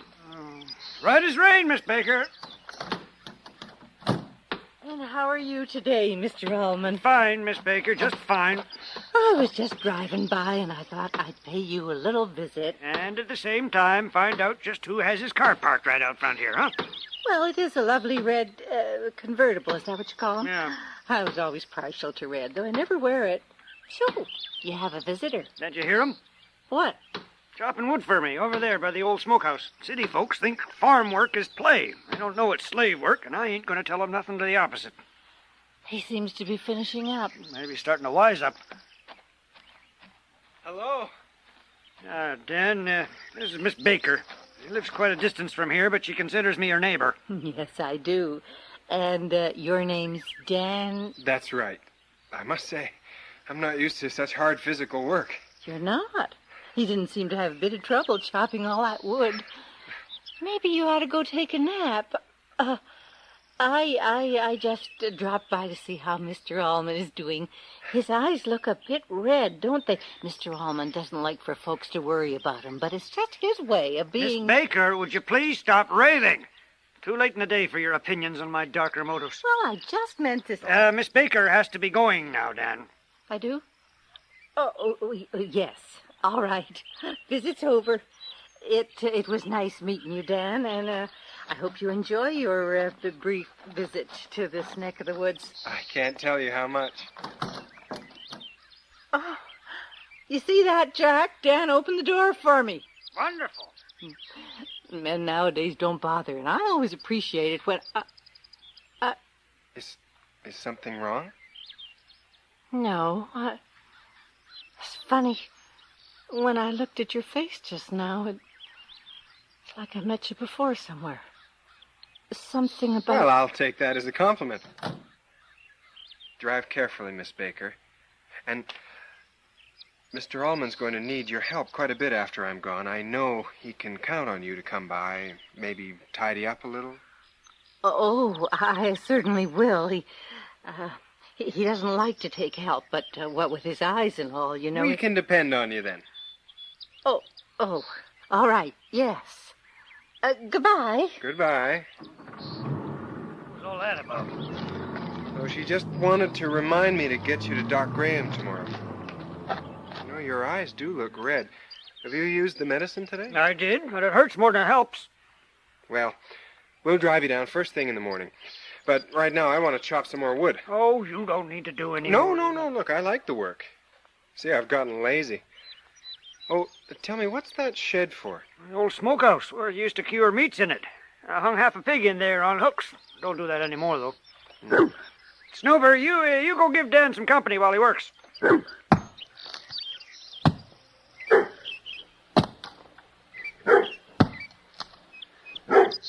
That's enough work for now, Snooper. Come on with me, Snooper. Let's take a little walk before dinner. Can't see over this grass, can you, Snooper? Here, come on. Come on, lie down here, boy. Yes, lie down. That's a good dog. So good, Snooper.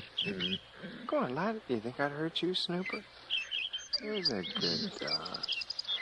That's a good dog.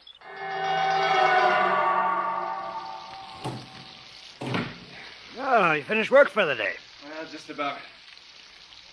Boy, that's the hardest I've worked in my life. I'll be eating in about 5 minutes. Good. Did Snooper come back with you? Well, I thought he did. Guess he saw something or started chasing the scent. He does that sometimes. Well, wash up. Get the beer out of the fridge. Okay. Boy, I'm starving. That was terrific. You don't want more? No, not another bite. I wish Snooper had come back for this bone. Oh, he'll be back when he's hungry enough. You know, I've really enjoyed my stay here. I guess you'll be leaving soon, huh? Yeah, after I take you to the doctor in the morning. I want to thank you for helping me out this week. This place is the best hotel I've ever stayed at. I want you to know something. If I had a son, or if the son I had ever came back to me, I'd want him to be as good a man as you are. Oh, Mr. Allman, please. That embarrasses me. Oh, I mean it. It's been important to me that you were here this week. I worry about my eyes, about not seeing so good. Well, thank you for your company. Look, it's my pleasure, and let's just leave it at that. Fair enough. But tell me, if your son did come back, the one who left, do you think you'd recognize him? Well, you know, I've often wondered about that. Man's supposed to know his children. How? So long ago, he was just a kid. Yeah, well, surely you'd know him, though. You'd know Michael. I mean, you'd know his voice, his eyes. Well, something. No, but I wouldn't. That's what I'm afraid of. I wouldn't even know my own son. Oh, damn. What? What is it? My eyes are burning. Oh, well, here, put some more drops in. It'll make that red go away. My eyes didn't burn like this before. Those damn drops is doing it. Hardly see anything. It's all a blur. Well, you have to use the medicine. The doctor said you had to. Oh, damn it, doctor. Now, let's forget it. No, I'll help you put them in. Hold your head back. Yeah, what are you doing? I said hold your head back. Oh. Now blink. That's it. Let the drops wash them. Why did you do that? What's got into you? My eyes, they're burning. I don't want you to disobey me anymore. Disobey? What are you talking about? I mean, isn't that what he did? Who? Didn't he always disobey you? And you knew he was weak. You knew what to do, though. You weren't fooled into being easy on him, were you? And now you're just like Michael. Just like a kid. Helpless. Well, looks like it's time to teach you a lesson. It's that time! Let me go! Let me go!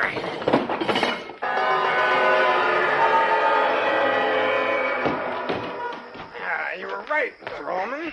The old smokehouse. Used to hang pigs from the ceiling, isn't that right? It's the hooks now. Just like you said. Let me go! Are you mad? Let me go! Don't make me angry, Mr. Allman. All I want to do is to tie your hands. I don't want to hurt you. I just want to tie your hands and hoist you up. There. You're all right. That takes a load off your feet, doesn't it? Take me down. Don't let me hang here. Please. Please. What? Please. Oh, don't tell me you're not a man. Don't tell me that. I'll have to teach you to be tough. I'll have to... Now that won't do. Just won't do. You can't let on that it bothers you. You have to be strong. Well, it's okay. We got all night.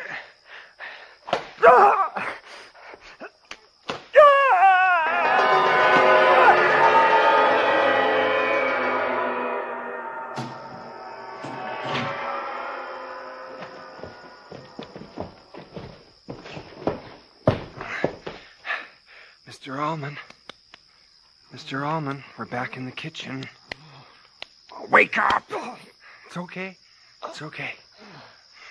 I'll run some water. Here, I'll just fill up this basin here. There. Do you think you'd feel better if I wiped your face? Here, come on, just rest your head in my lap. No, don't get up. Don't try to stand. Here.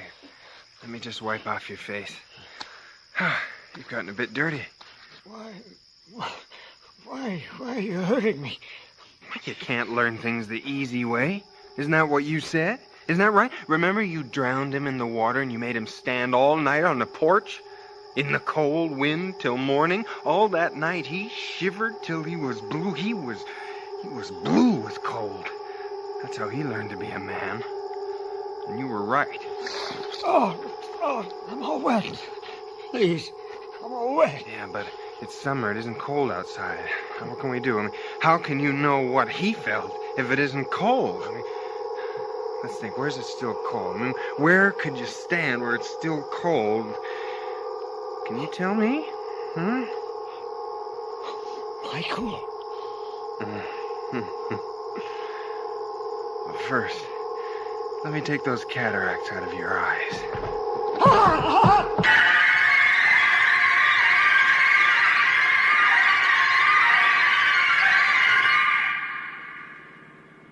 It was good of you to come out with me, Doctor. When I ran into you and you told me that Jack still hadn't come in to see you, well, I just thought this would kill two birds with one stone. Two birds with one stone? Well, you know, I just mean Jack couldn't come up with any more excuses not to see you. Oh. Well, here we are. Nobody seems to be around. Snooper's usually barking when anyone comes over.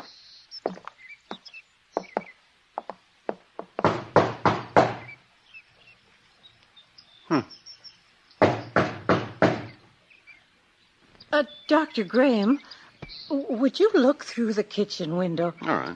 I don't think it's proper if I do. I don't see anything. Where's that visitor you said was staying here?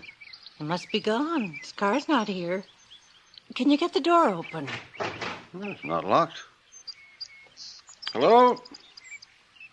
Jack? Anybody home? Mr. Allman, I brought Dr. Graham to see you. I'll check upstairs. Jack? Anybody up there, Doctor? Doesn't seem to be. What a mess. He can't have gone far. He must be defrosting the fridge. What? Nothing.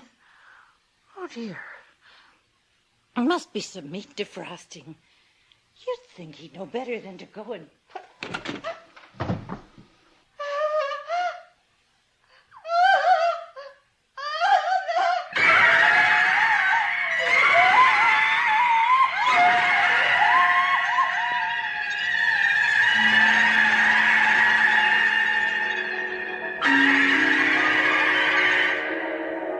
You have just heard In the Eye of the Beholder by Burke Campbell.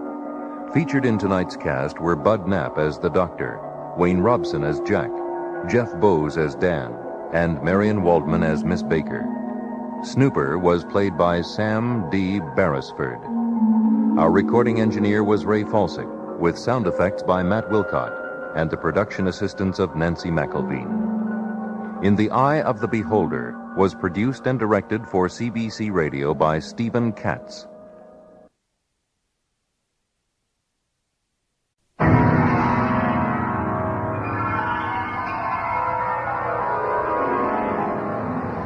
In the dream, you are falling, lost in the listening distance, as dark locks in.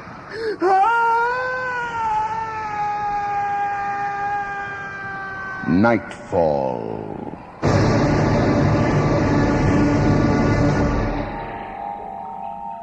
Good evening.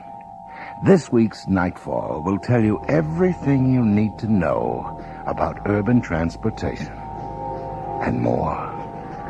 The play by Marjorie Stewart is called Cemetery Stop.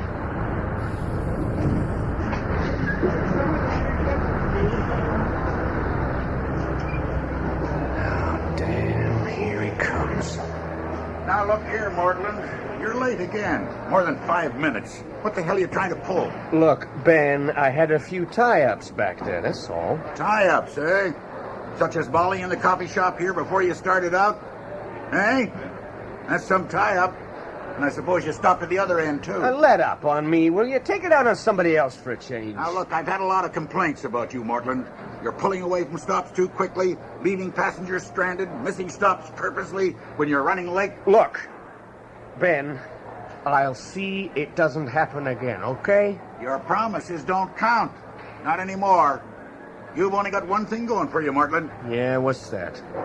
We're, taking into consideration the fact that you've been through a lot in the last month and... Thanks, Ben. Okay. Well, get going. Let's see you back here on schedule.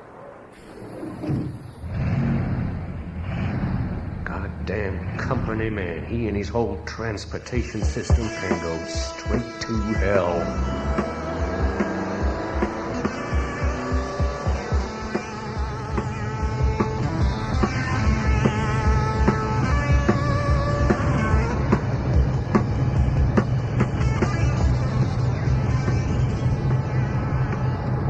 Hey, Mortland. What? Oh, Frankie. What, you shift over?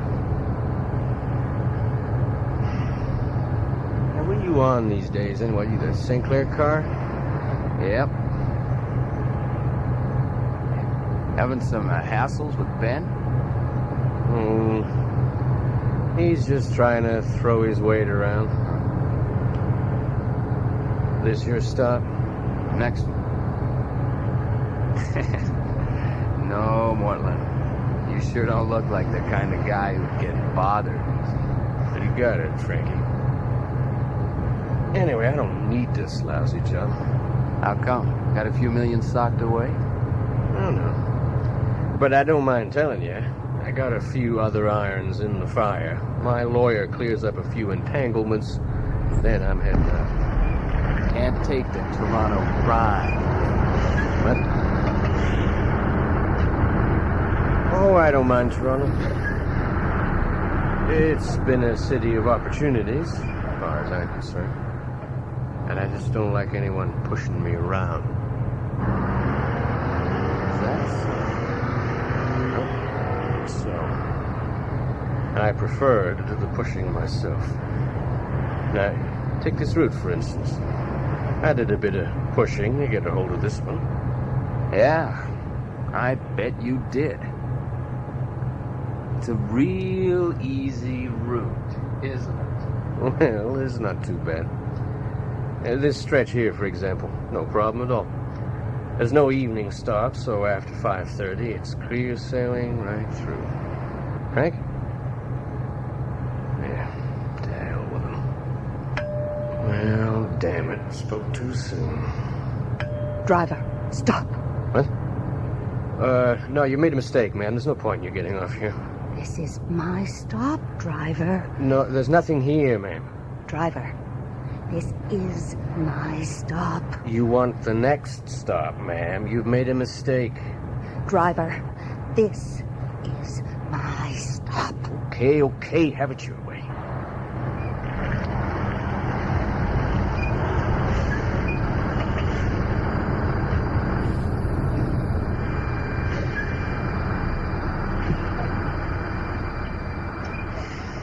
Crazy.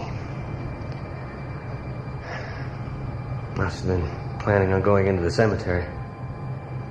Dressed all in black like that. But everybody knows after 5:30, it's closed.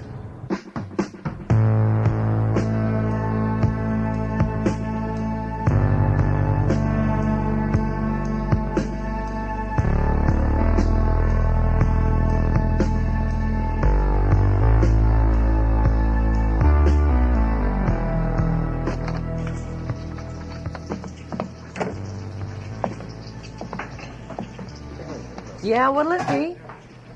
Oh, hi. The regular? Yeah, easy on the sugar. So, how's it going? Look, Molly, I'm running late. Great. Well, there you are. Listen, call me sometime, will you? Thanks.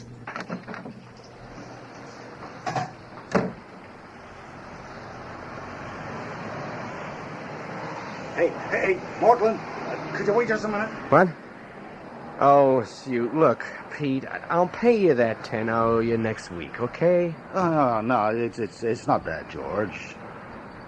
Look, you and I, we've had our differences in the past, you know, but, I just wanted to say how sorry I was to hear about marrying. Well, you know, we were kids together. Us two. A real shock it was. Especially the way it happened. She was such a good swimmer. Yeah, look, I'm in a bit of a hurry right now. I gotta get going. Oh, sure. I won't keep you waiting. See you around, George. Yeah, okay then. I hope not. I sure hope not. Nosy bastard.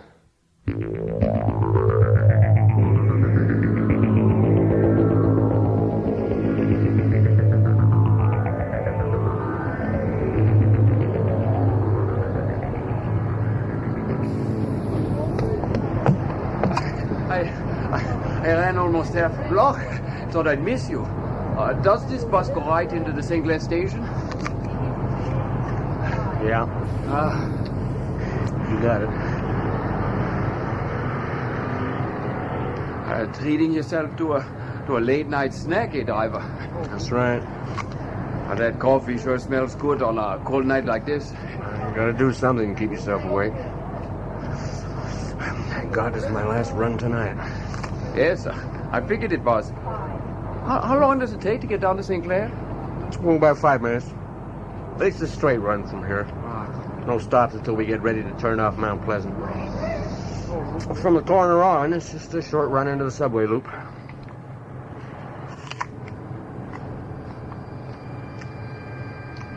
God damn it. Why the hell would anybody be getting out here? The cemetery stuff. damn it anyway?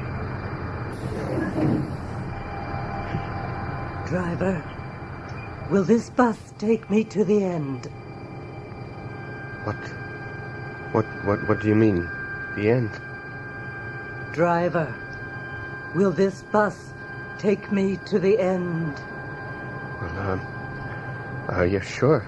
Sure, yeah, it goes right to the end.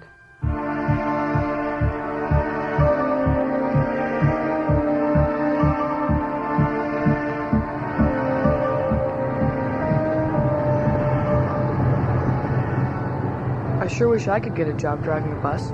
Looks like fun to me. Yeah, it's hard work, kid, just like everything else. I like this stretch. You can really open her up, huh? What? You never have to stop along here. Damn.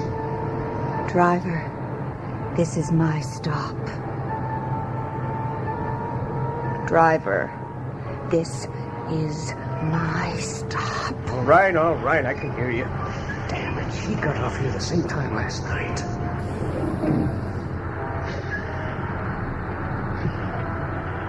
What'd you stop for, driver? There wasn't anyone waiting to get off.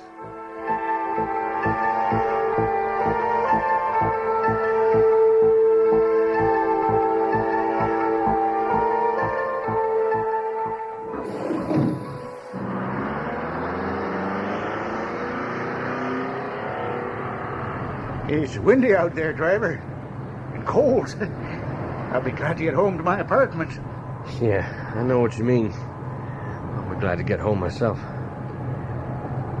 Well, it won't be long now. This is the last half of my final run for the night. Well, I'm glad I caught you then. Damn it, there she is again. What's she doing out there this time of night? I'm gonna find out.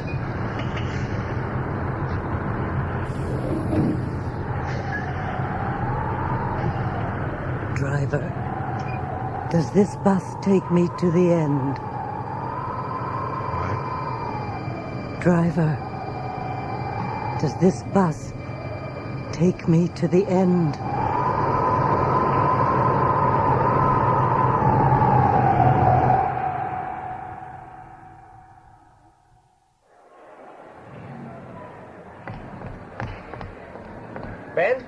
Ben! Say, Ben, did you see that woman getting off the bus just now? What woman? Well, you couldn't miss her. She was all in black. She was dressed in black. No, I guess I missed her. You couldn't have. She brushed right past you. No, I don't remember her. This, trouble, I don't know. It must have started night before last. Well, yeah, Monday night it was. What sort of trouble? Hey, look, if you're having trouble with that route again, Mortland, I want to know about it. No, it's not the sort of trouble you're thinking about. I don't even know yet if it is trouble. Maybe it's just sort of weird. You'd better tell me about it. On my last run, night before last, as I was going north, a woman got off at the cemetery stop. There was something about her. I can't really describe her. Go on. Well, she rang the bell. I argued with her a bit, but then I had to let her off the bus. And I went on up to the top, up to Eglinton, same as I always do. Then I turned around to head back here. Yeah? As I came back down toward the cemetery again, I was sort of looking for her, figuring she'd made a mistake, gotten off at the wrong stop. But I didn't see her again. Instead, an old woman got on, right across the street from where the first woman had gotten off. Well, so what? You're not trying to tell me that you think there's some kind of connection that... But doesn't it seem odd to you? Now, look, you got nothing to worry about. Just as long as they pay their fare and don't make any commotion. For God's sake, Ben! Forget about it, Mortland. Do you hear me? Forget about it. There's an explanation for everything if you want to dig deep enough. What? What do you mean by that? Like I told you, forget about it. Your nerves are getting the better of you, George, and I'm not surprised. What with the shock of your wife drowning like that. Now, look, go home, George. Get yourself a good night's sleep. You'll see you'll feel better tomorrow.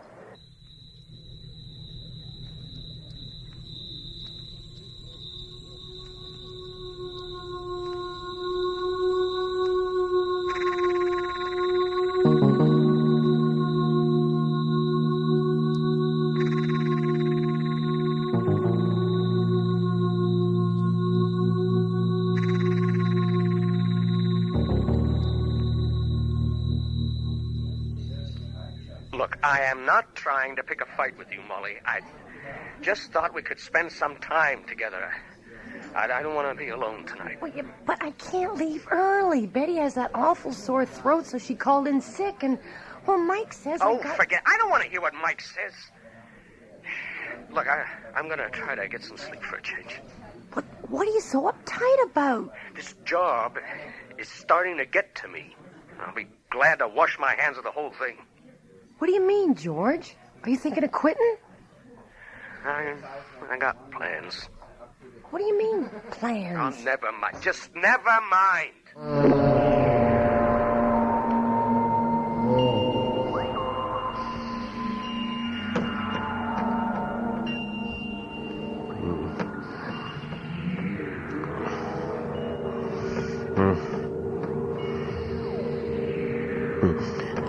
It's a real easy route, isn't it? You're late, Martin. You're late.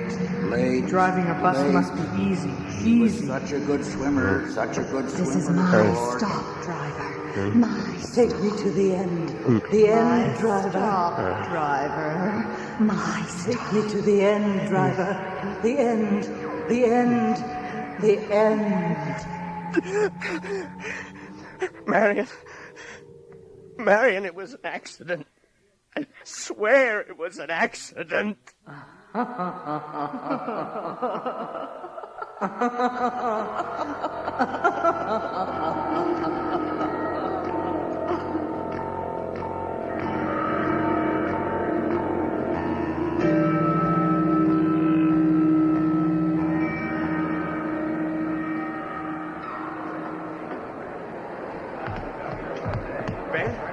Ben, look, can you get someone to take my last run for me? What's the matter with you?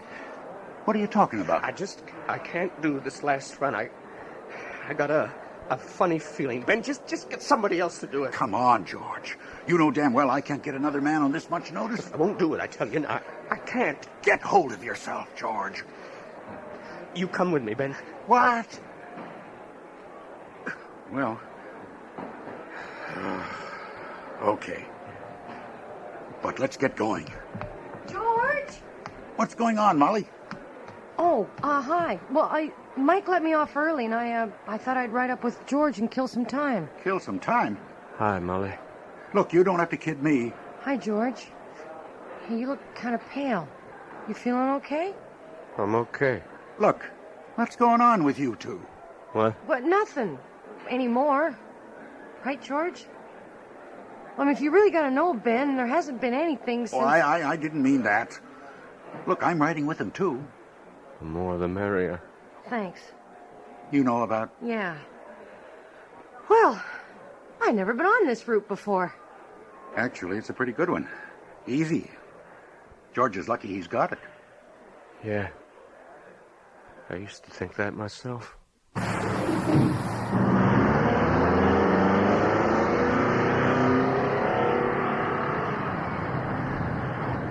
See? That's the last stop before the cemetery. She's not on the bus yet.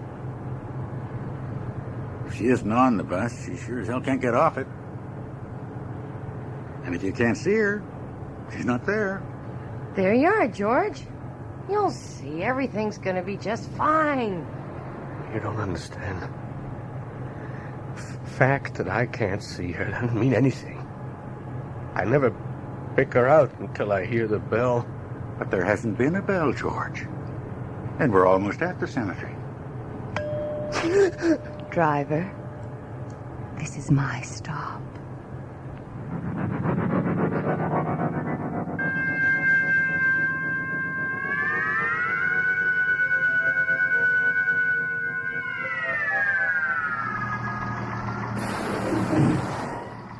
Did you see her? What's the matter with you, George? Why did you stop the bus? Why did you open the door? No, I had to. My hand, it went right to the lever. I couldn't stop it. What are you talking about, George? That doesn't make sense. Look. She's still out there. Can't you see her? She's waving at me, calling me to go out there. I'll be back in a minute. George, where the hell are you going? Don't go out there, George! No. George! No, hold it, Molly. He's got to get to the bottom of this by himself.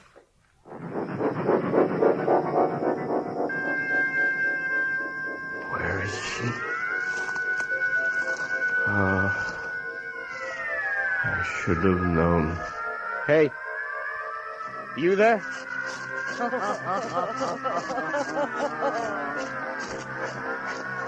See, he knows right where to go. He's only been here once, hasn't he? But he does know. Over here, George. This is your stop, George. This is the end of the line. You don't have to go anywhere anymore. There's nowhere to go now. There isn't? No, there isn't. Is there?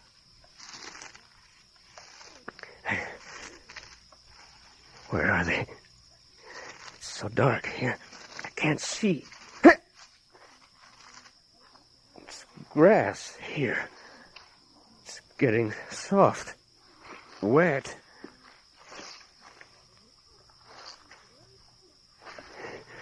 This isn't grass. It's earth. Oh, my God. It's an open grave. Hey,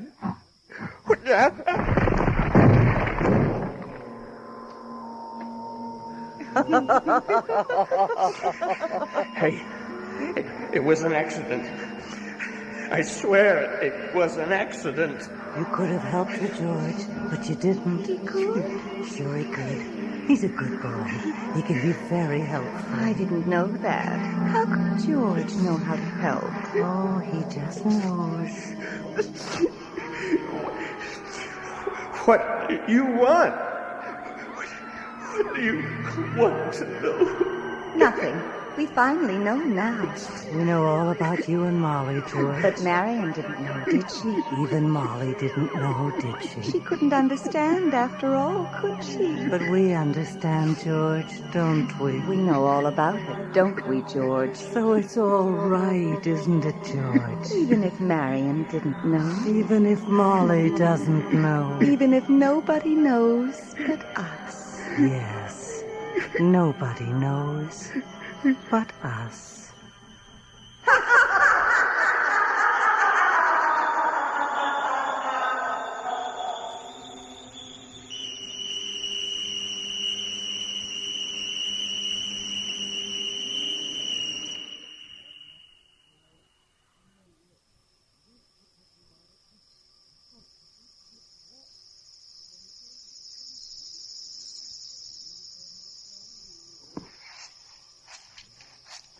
I don't think we should be doing this. He's got to work it out for himself. For God's sake, Ben, he's been wandering around in here for an hour. We've got to help him. What's that? Over there. Oh, my God. Come on.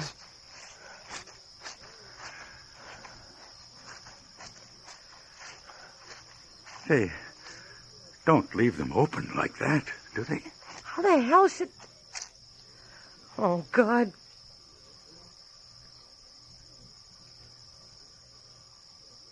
You got any matches or anything? Yeah. George? Oh, my God.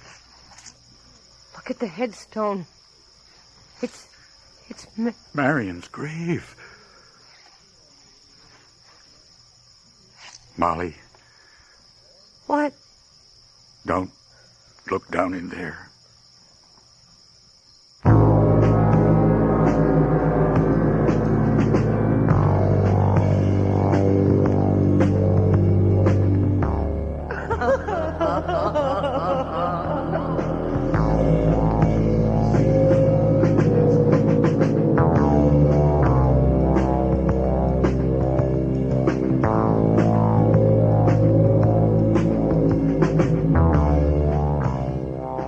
Have just heard Cemetery Stop by Marjorie Stewart.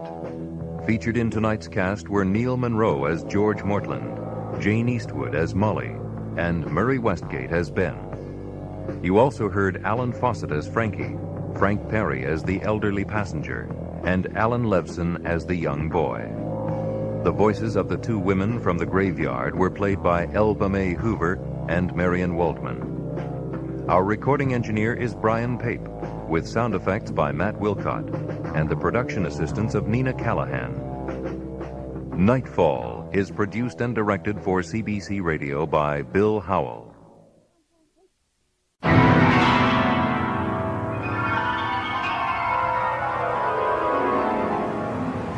In the dream, you are falling, lost in the listening distance, as dark locks in.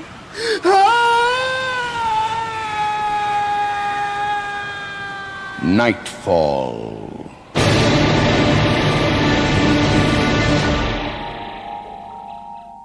Good evening. Tonight we'll explore a world that's familiar to dreamers of all cultures and places and ages. The world of teddy bears and cuddles and dolls. Of course, we can't promise you a good night's sleep. The play, a first for this series by Prince Edward Islander Larry LeClaire, is called Baby Doll.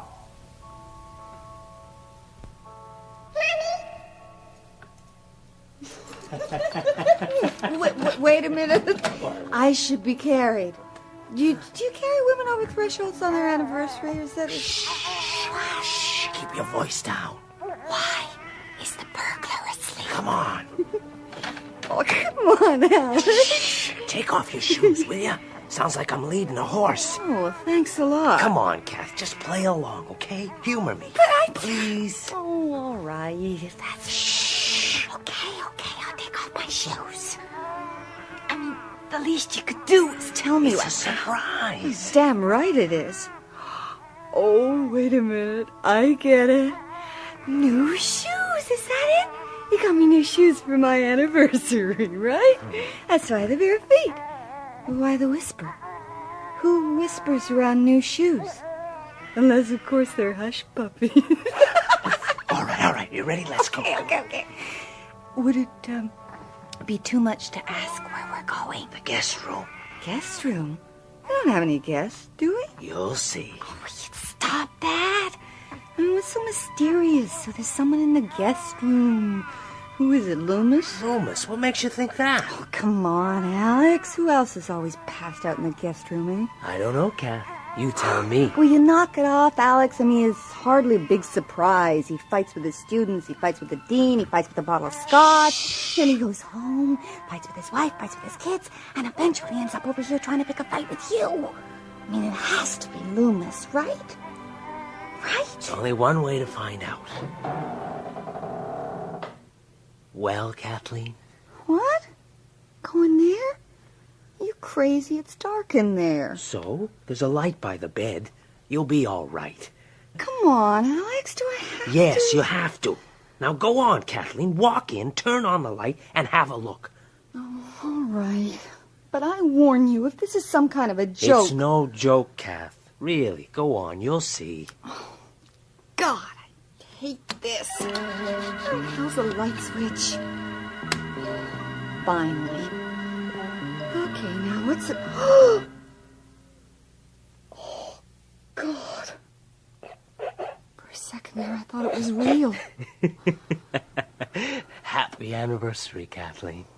That's it? A doll? You put me through all this, but... Hey, come on. It's not just a doll. I mean, look at it. Look at the stitching.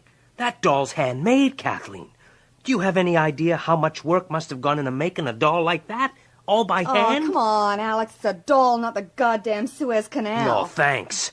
Well, don't get mad. I looked all over town for that doll, Kathleen. You know where I found it? It was in a pile of junk at an auction down on the waterfront. Some auction. Bunch of old ladies scrounging through the estate of another old lady. Some estate. Junk. That's what it was. It was all junk, except for this. This doll's an heirloom, Kathleen. It's a collector's item. God only knows how old it is. Look, Alex, it's not that I don't appreciate the effort. It's sweet of you to go to all that trouble. Really it is. It's just... I mean, what would I want with a doll? It's not like we have any kids or anything. Exactly. We both work. We don't have any kids. You come from a big family, Kathleen. I know how much it must bother you not having kids of your own. What are you saying? You brought this home so I could mother it? Well, the subject does come up. Remember the fight the other day? So? I mean, what are you going to do the next time we have a fight? Go out and buy me a kid? Will you calm down? All I'm trying to say is I'm aware of the fact that every woman has a maternal instinct. And if it's not fulfilled, well, it's like Loomis says. Loomis? I was right the first time. It was a joke. Look, it's not a joke, okay? Where are you going? I am going to bed. Happy anniversary. Great. Just great.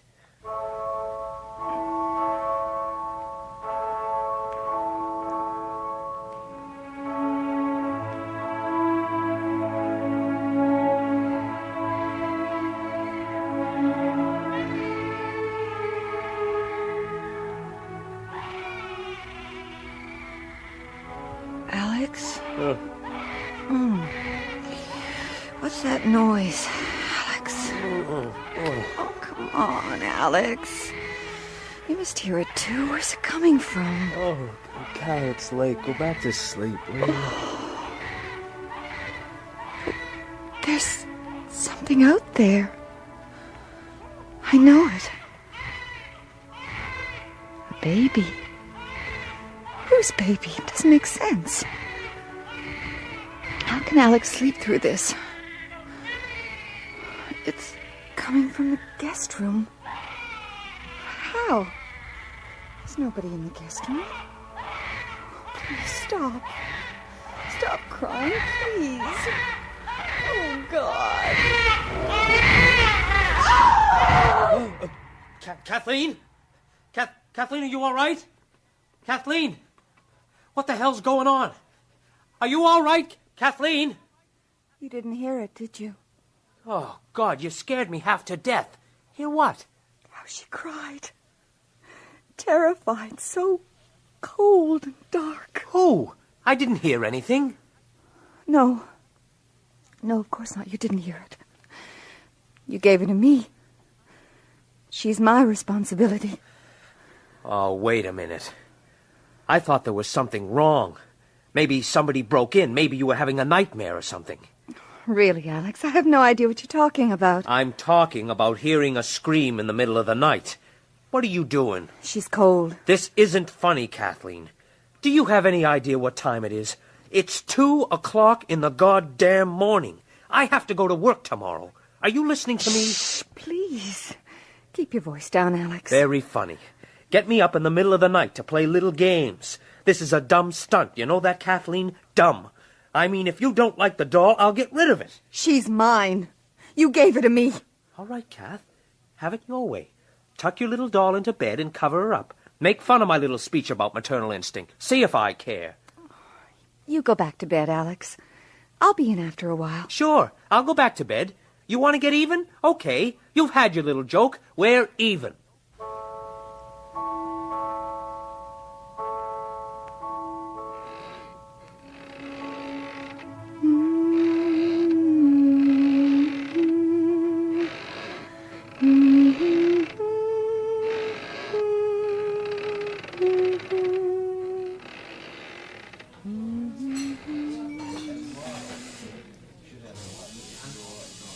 You know something, Loomis? Having lunch with you is like going Dutch with a trash compact. Look, Alex, don't blame me, okay? You wanted advice? I gave you advice. You didn't give me advice. You gave me a dumb speech about maternal instinct. Ah, come on, Alex. It can't be that bad. I mean, so what? So she didn't like the doll. She hated the doll. Okay, so she hated the doll. I mean, why make a federal case of it? Why don't you just drop it? I can't. Why not? Something happened. I'm not sure what. Honest to God, Loomis, this is the first time I've ever known her to be vindictive. What did she do? Buy you a doll? Will you knock it off? This is serious. Yeah. She hated the doll, Loomis. She hated it. Only instead of getting rid of it, she's taken to doting on it. Know what she did yesterday? What? She went out and bought this wallpaper. You know the kind. Elephants, teddy bears, that sort of thing. She's turning the guest room into a nursery. Maybe she's pregnant. She's not pregnant. She's... Oh, hell, I don't know what she is. Does any of this make sense to you? Very little of anything makes sense to me, Alex. You think of spite? Well, what else could it be? It's either that or she's having some kind of breakdown. I mean, those are the only two reasonable possibilities. What about the doll? What about it? Well, you said you got it at an auction, right? Yeah, that's right. Why? Well, how much do you know about it? Like, how old is it? Where did it come from? Wait a minute. What in the hell are you trying to say? Alex, it's like I tell my students. Sometimes, well, the reasonable possibilities just don't seem reasonable. So? Yeah? You're saying I should think in terms of the unreasonable? Is that it? Yeah. I mean, I thought I was going out on a limb suggesting Kathleen might be cracking up. But what the hell are you suggesting? Hey, just calm down, okay? I'm suggesting you should find out as much as you can about the situation. I don't have a situation, Loomis. I've got a wife with a petty sense of vengeance, and that's all I've got, okay? Hey, come on. Where are you going, man? I'm going to pick up my wife and go shopping. And after that, I'm going to have a little talk with her, see if I can't straighten out my situation. You got me into this mess, Loomis. Now I'll get me out of it. And as far as any more advice goes, thanks, but no thanks. Hey, okay? come on, Alex. You're overreacting. Well, let me make one final suggestion, okay, Loomis? I suggest you lay off the sauce for a while. Otherwise, it won't be Kathleen who'll crack up. It'll be you. Alex? Hey, come on, man. Don't go away mad. Alex?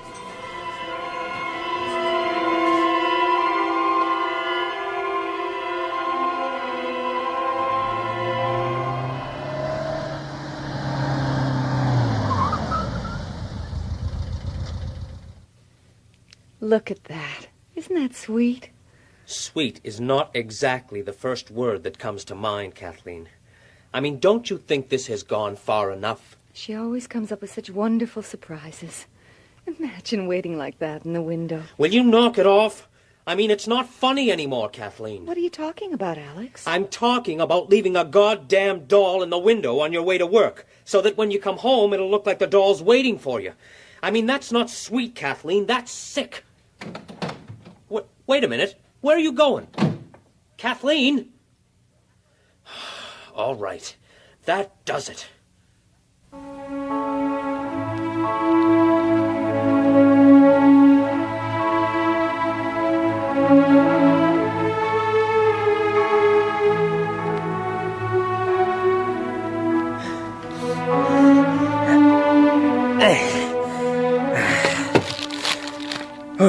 Okay, that's that.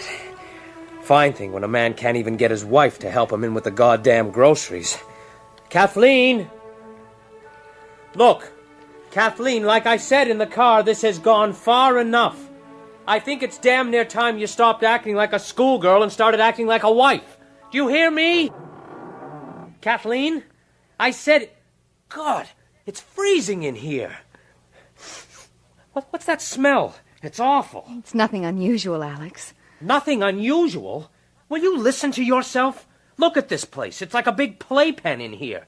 It's freezing cold, and to top off everything else, it stinks. And you call that nothing unusual? I don't mind. You don't mind?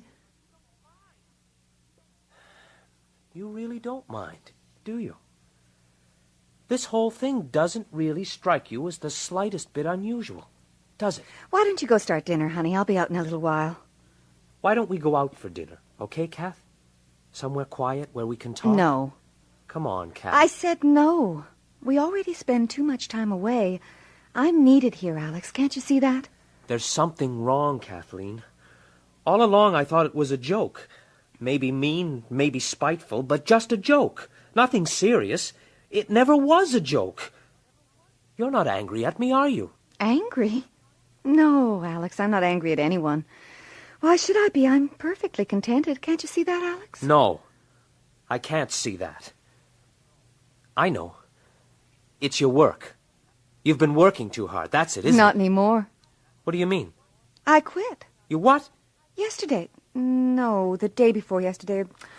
I've been so busy, I'm not sure. You quit? I mean, just like that? You quit without even mentioning it? Well, I didn't think you'd mind. I really can't spare the time anymore, Alex, what with baby doll and everything. You understand, don't you, darling? I'm beginning to. Kathleen, you're sick, honey. It's the doll. There's something wrong with the doll. We've got to get rid of it. Touch her and I'll kill you. Kathleen! You're not well. I'll call Dr. Thompson. Poor dumb Alex. Well, go ahead. Call whoever you like. What are they going to think when they find a sweet young wife worried sick that her husband's having a nervous breakdown, eh? Imagine thinking your wife's become possessed by a doll. You expect anybody to seriously believe that? I didn't say possessed. You said possessed. Mine. Mine. She's mine. None of your affair, do you hear me? You touch baby doll and you'll burn. You hear me? Burn. Alex, darling, where are you going? Out. Loomis was right, Kathleen. Who? Loomis? We don't know anybody by that name, do we? Alex, how long will we be gone? I don't know, Kathleen. How long does it take to find the unreasonable?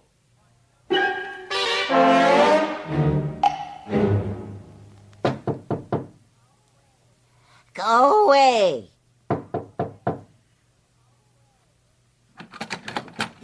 Can't you read? The sign says closed. Next auction's not till next Thursday.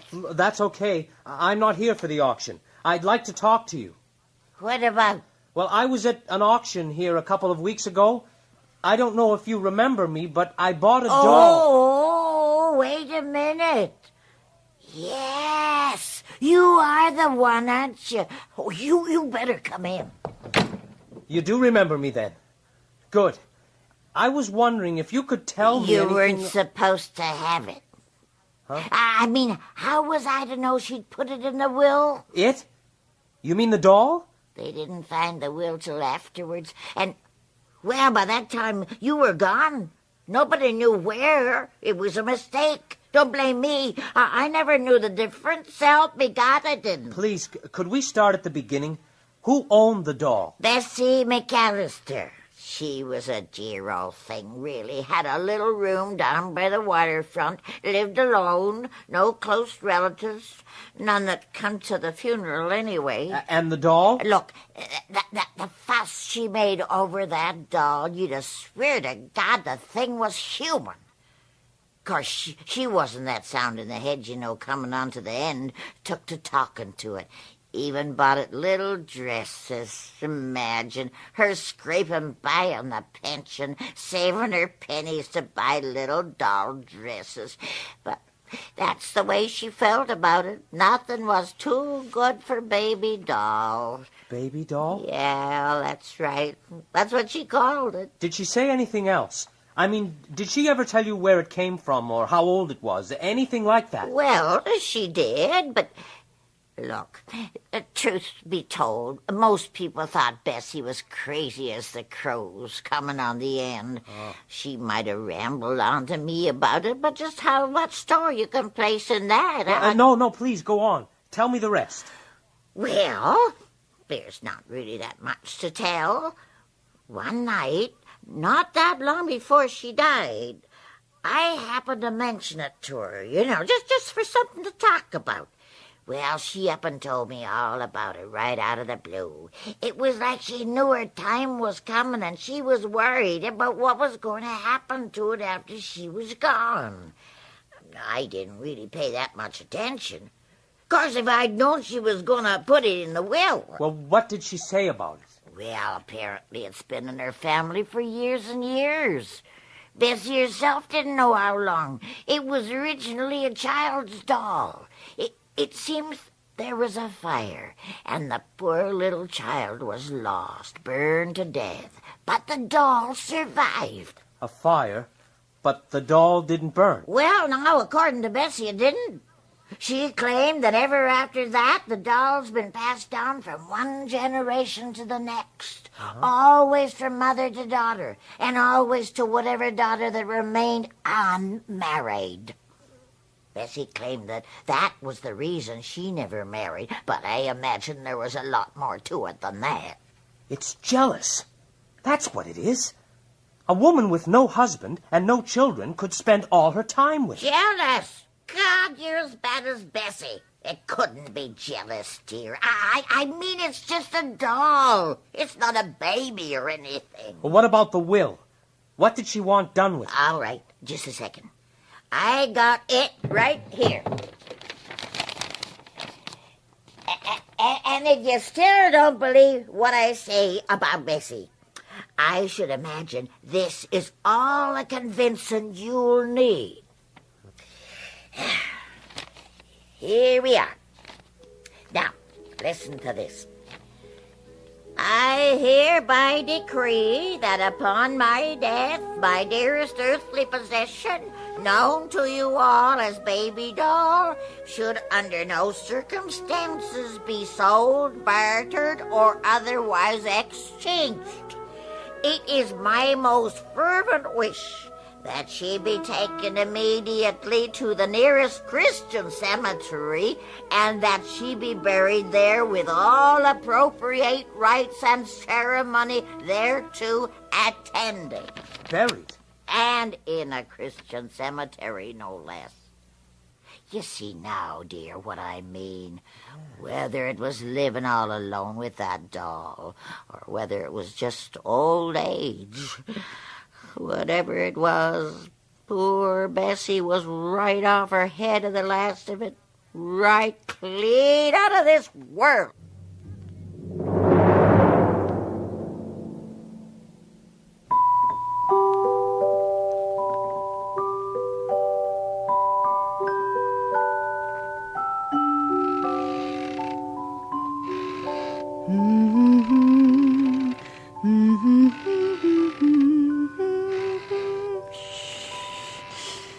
All right.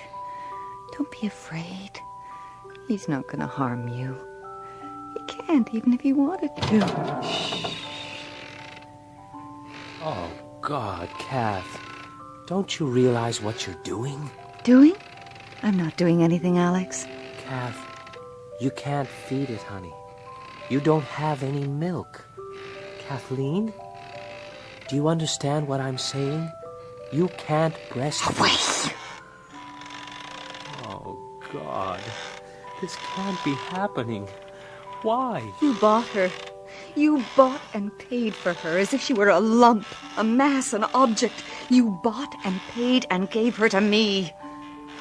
Oh, darling, how can I ever thank you? It was so wonderful of you to bring her to me. Something I'll love and cherish always. No! Poor, stupid Alex. I detest you. Did you know that, darling? I loathe the sight of you, so why don't you just run along, you stupid, sickening little man? This is my house. Do you understand me? I will not be driven out. Leave here. Leave or you'll burn. Who are you? You're not my wife. You're just using her body, aren't you? Well, answer me. Who am I talking to? All right. If that's the way you want it, I'll tell you who you are. You hear me? I know who you are. You died in a fire, didn't you? I thought so. Why are you here? Why didn't you die? What happened? Where was your own mother? Oh, you made me go away, Mayu. Now look. You see what we've done? Oh, we left her alone, poor wee bear, and all by herself. Dear God in heaven, Mayu, what have we done? There's no in a body. No in a body to be buried. No, your mother was wrong. Do you hear me? There is a body. You're clinging to the body. Go back to Baby Doll. I can bury her. Touch her and I'll kill you. She's mine. She's all mine and you can't have her. Of course. You're a child, that's it. You don't know what you want, do you? It's the emotions you want, isn't it? It's the mothering. You feed on the warmth of it, don't you? It's no use, you know. You can't frighten me away. Not now, not ever. You'll never have her. Not entirely. There'll always be me around, upsetting things, trying to take her from you. What if I got her back? Then what'll you do? I will burn you. You have to go. Your mother's dead. All your mothers for all these years are dead. It's time to go. No! No. I'm afraid. afraid of the dark. Shh. It's okay. Cold. It'll be all right. It'll be all right. You'll see. It'll only last a little while, and then you'll have your mother back. You'd like that, wouldn't you? Mother? Mother's gone. No, she's not. She's not. You'll see. She's waiting for you. Even now, after all this time. Don't worry. You go back to Baby Doll. I know what to do. I'll take Baby Doll to a nice place. A real cemetery, just like I'm supposed to. I'll make sure it's a real service. A Christian service. Afraid. So afraid. No, trust me. It's the only way. You go back to Baby Doll. And after I do what I'm supposed to do, there'll be light and warm. Your real mother, just like always, waiting for you. You'll be so happy. Kathleen? Alex? What? Shh. Don't say anything, Kathleen. Just stand up slowly and pass me the doll. But what? Please, Kathleen, there's something I have to do. Just stand up slowly and pass me the doll. Okay, I've got it. Let it go, Kathleen. Okay, good. Now, oh, God. Oh, God. It's getting hot. No! Alex? No! Don't change your mind. No!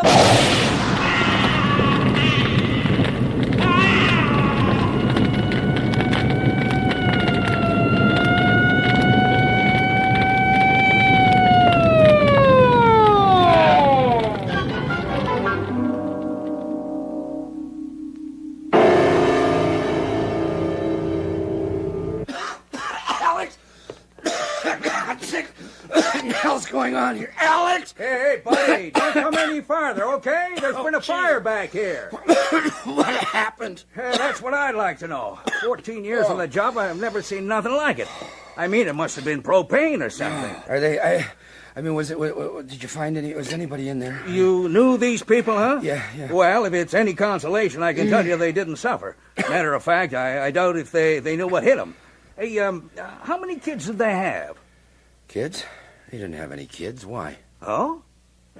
Just a second. You wait here, okay? Yeah. Hey, look at this. Here's these two poor people burned to cinder, and this thing lying on the floor between them. I mean, it was in the same room during the same fire. Look at it. Hasn't got a mark on it. I mean, can you believe that? Oh, my God.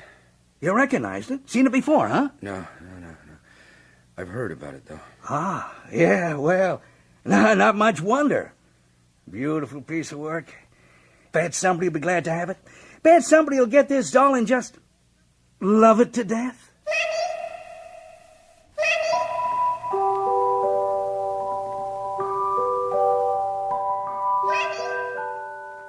You have just heard Baby Doll by Larry LeClaire. Featured in tonight's cast were Elva Mae Hoover as Kathleen and Jay Bowen as Alex, with Jimmy Morris as Loomis.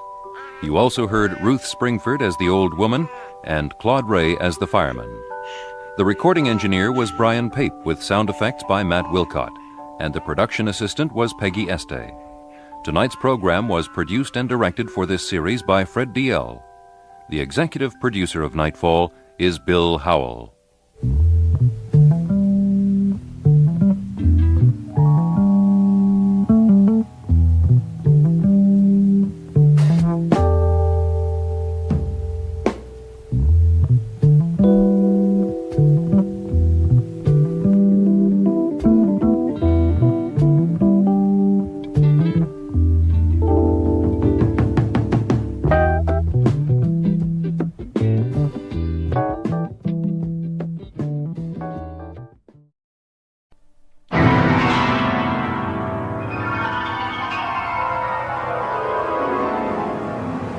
In the dream, you are falling, lost in the listening distance, as dark locks in.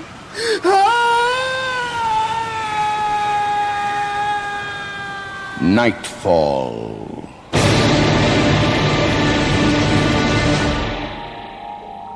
Good evening. Childhood memories for most of us are often the very best of all. But for some of us, they contain the key to who we are now. The key that unlocks the door to rooms we may never wish to visit again. Tonight's story, from the far from nostalgic pen of Arthur Samuels, is called Child's Play. Mary? You haven't said a word the whole trip. You still won't tell me what's bothering you. You know what's bothering me. Okay. I was hoping it'd wear off, that you'd come around to my point of view. And what about mine? Honey, it just doesn't make sense. Look, here we are, with a genuine, once-in-a-lifetime windfall right in our laps, and you... Are you sure we're on the right road? You said 5 miles from the turnpike. It's the right road. Don't you think I'd know? Take a left after that bridge. We're almost there.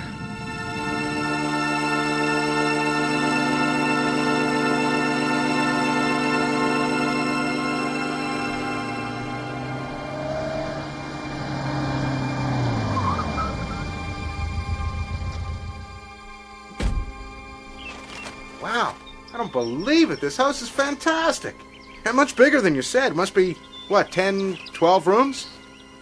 I don't remember. Sitting on 30 acres. It's unbelievable. I'm going to take a look around. Arthur? And then what are you going to do? Mary, dear, you must do as your father tells you. He knows what's good for you. But why can't I play with the other kids around here? They're nice. Nice, you say? The spawn of the devil, just like their parents. Lazy, corrupt, evil in thought and in deed. I will not have my daughter contaminated by them. Your father is right, dear. Those children haven't had your upbringing. They're godless heathen. That's not fair. My teacher at school says it's wrong to say bad things about people, to judge them without even knowing At them. school. They're trying to corrupt her, too.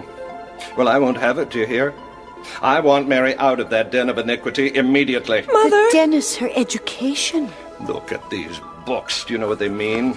Comparative religions. Darwin.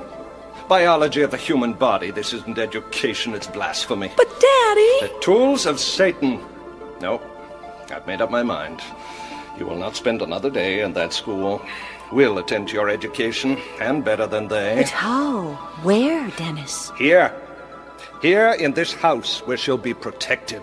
Away from that school, and away from those children. Here she'll be safe. Safe. I don't believe it. You weren't allowed to play with other kids, not even allowed to go to school. What kind of religious nuts were they? They meant well. They knew what was good for me. Yeah. Well, I'm beginning to understand. I'm sorry, honey. I had no idea. Arthur, please, let's leave. We can find another place. What with? We're broke. And your father's will stipulated that you inherit the house only if you marry, and only if you live in it. Otherwise it goes to your aunt. Wouldn't that be stupid? I don't care. Well, I do. Mary, it's crazy to give up a place like this just because of what happened in the past. It's a new life for us. I couldn't ever be happy here. You could at least try. Yes, try, and maybe you ought to start by thinking of someone else besides yourself. Mary, what is it? Listen. Listen to what? Voices outside. Children. I don't hear a thing. Wait a minute, I'll see if I can see something. No one. Not a soul. Anyway, what would children be doing out here? You must have been imagining. I was so sure. Shh. There, again. Can't you hear them? No. Hey, you putting me on or what? They're gone. I don't understand. I was so sure I heard... Forget it, honey. You're just worn out. It's been a tough day for you. Come on. Let's go to bed.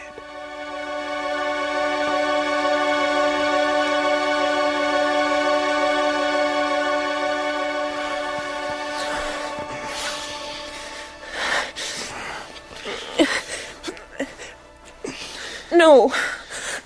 No, Arthur. No, it's no good. Please, I can't. Please. All right.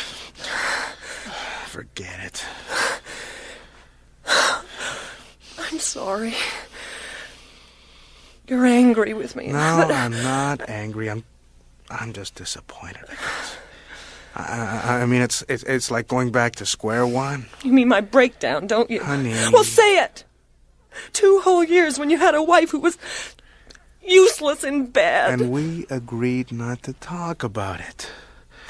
Come on, take it easy.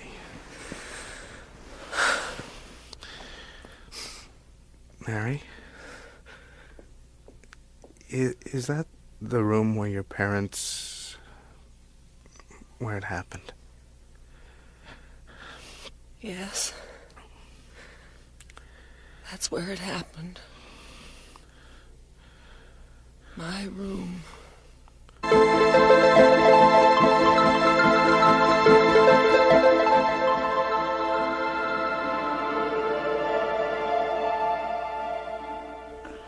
Dennis, I'm sure I heard someone say something. Oh, nonsense.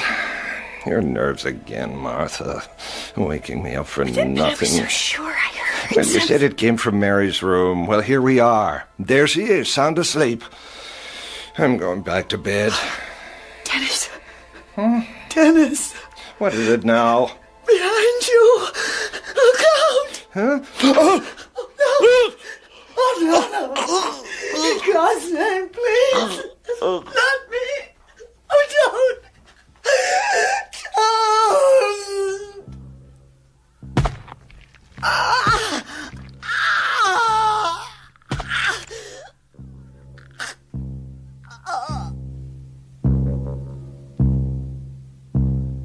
As coroner, it is my judgment that both the deceased, Mr. and Mrs. Hammond, died as a result of multiple knife wounds at the hand of a person or persons unknown, and that the matter now be handed to the county police for investigation.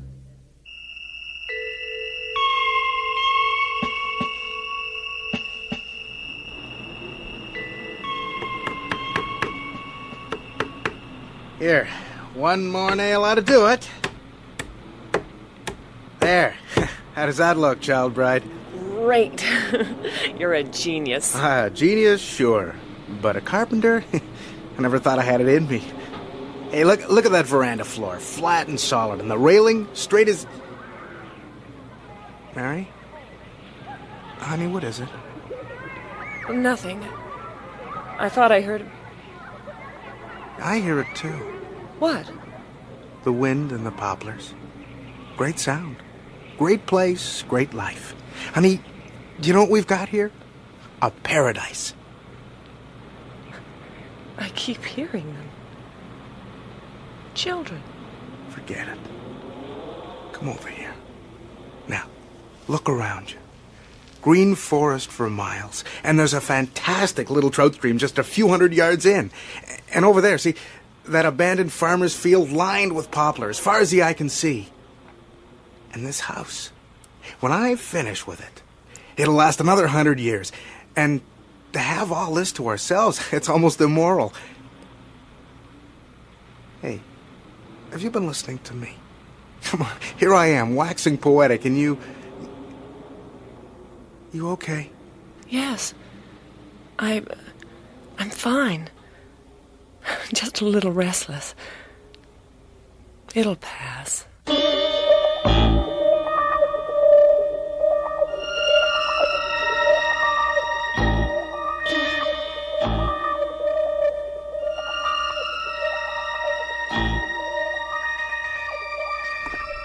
Well, that was a good day's work, 2 whole chapters. Mary, you keep staring out the window as though you were expecting someone. Another lover, maybe? What? Oh, I'm sorry, Arthur. What were you saying? I said I finished another 2 chapters of the novel. I'll tell you, this one's gonna make it and big. I feel it in my bones. Well? Well, what? Well, I could stand a little enthusiasm. How come you haven't asked to read any of it? You always used to. Or are you afraid it'll be another one of those, Well, Arthur, it's good, only don't you think it's a little weak here and here You never and listen here to my opinions anyway. That's not true. Well, anyway, this time I'd like you to. You're doing it again.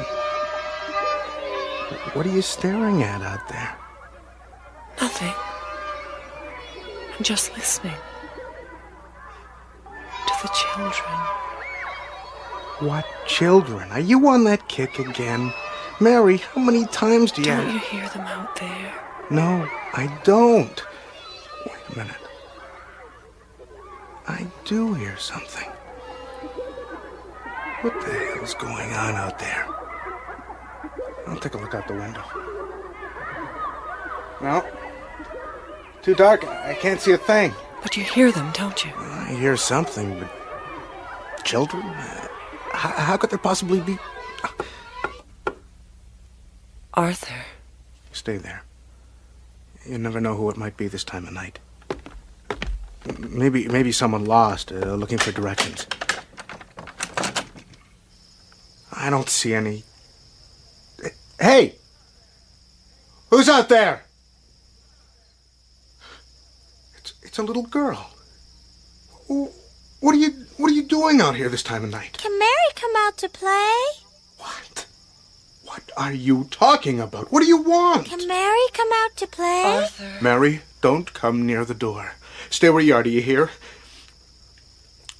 All right, little girl, you're playing a joke. Is that it? Mary! Can Mary come out to play? No, she can't.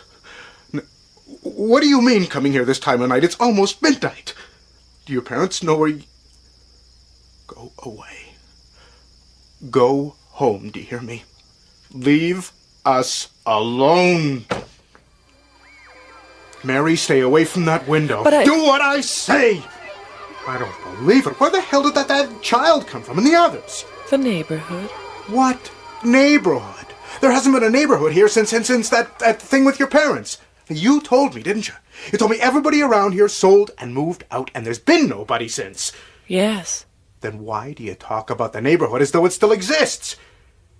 As though those children exist. I'm going to call the police. But Arthur... Listen, this thing's just too weird to ignore.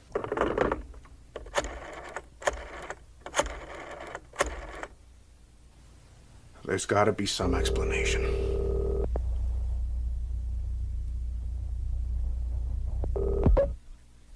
Weston County Police, Sergeant Doherty. Sergeant, this is Arthur Hager. My wife and I are at the Hammond house. It's out near the... Oh, well, yeah, I know the place, Mr.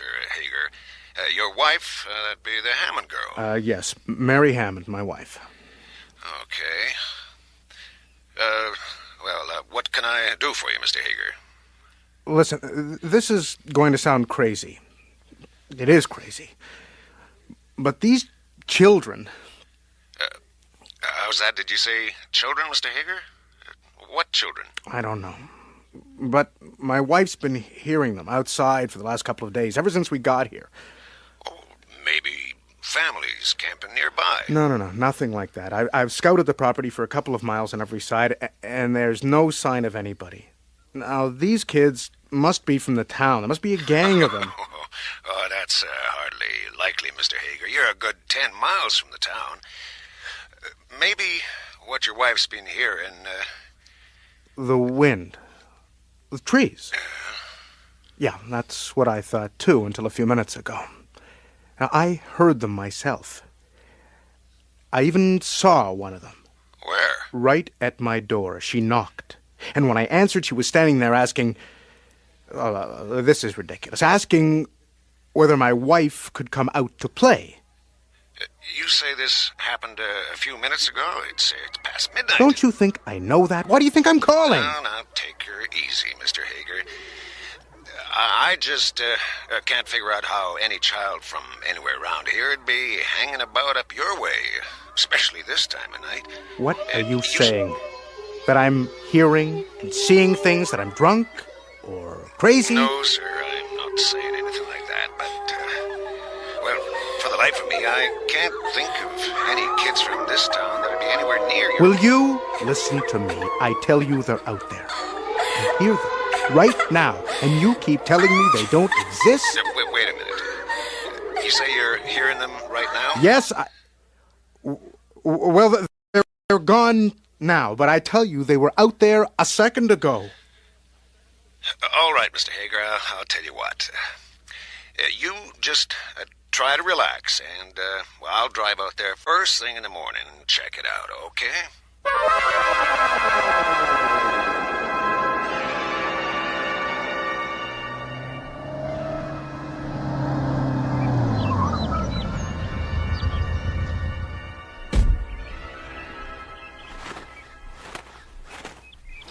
Mr. Hager? Yes, Sergeant Doherty? Morning. I see you've been doing some work around the place. Sergeant... your wife not around? No, she's upstairs lying down. She's not feeling too well. Oh, sorry to hear that. I remember her real well. Oh? Well, I knew her when, well, 12 years ago. Mm-hmm. She'd be, 25 now? Yes. How did you... I was heading up the investigation. Damnedest thing I ever saw. Yeah, must have been pretty horrible. That, and, strange, too. We never did find the killer, or killers. Well? Drew a complete blank. Still don't make sense to me. What do you mean? Well, there wasn't a clue. Never found the murder weapon. It's probably one of them long kitchen knives. Oh. The weird part was nothing in the house seemed to be missing, including a fair amount of cash the Hammonds kept around. Well, why's that surprising? Whoever the intruder was must have been discovered by the Hammonds, panicked, killed them, ran off. Seems like, but, well, that don't rightly explain the stab wounds in the bodies. They was cut up something awful. Mary couldn't help you much, I suppose. No, child was hysterical. Well, imagine being woke up out of a sound sleep to see your own parents being murdered. Dark room and all. Sergeant, about these children. Oh, yeah, the children. What did she look like? Who? The one you saw. Oh, I don't know. About 7 or 8, I suppose. I mean, I didn't get a good look at her. It was dark out in the porch. I just saw her in the shadows. And? And what? What did she say? I told you. Can Mary come out to play? Something like that. Huh. That don't make much sense, does it? I didn't say it made sense, Sergeant. I'm telling you what happened. Okay. Take it easy. Well, I checked around on the way up here. Couldn't have been any children within 10 miles of here last night, far as I can make out. Townspeople's kids are all tucked away and asleep at the time you claimed. Yeah, you still don't believe me. All right, forget it, Sergeant. Forget it. I'll deal with it myself. Okay. Sorry I couldn't be more help. Anyway, my regards to your wife. What? I said my regards to Mary, your wife. She'll remember me. We talked quite a bit after the killings. Poor child. Awful business that was. Never could figure it out.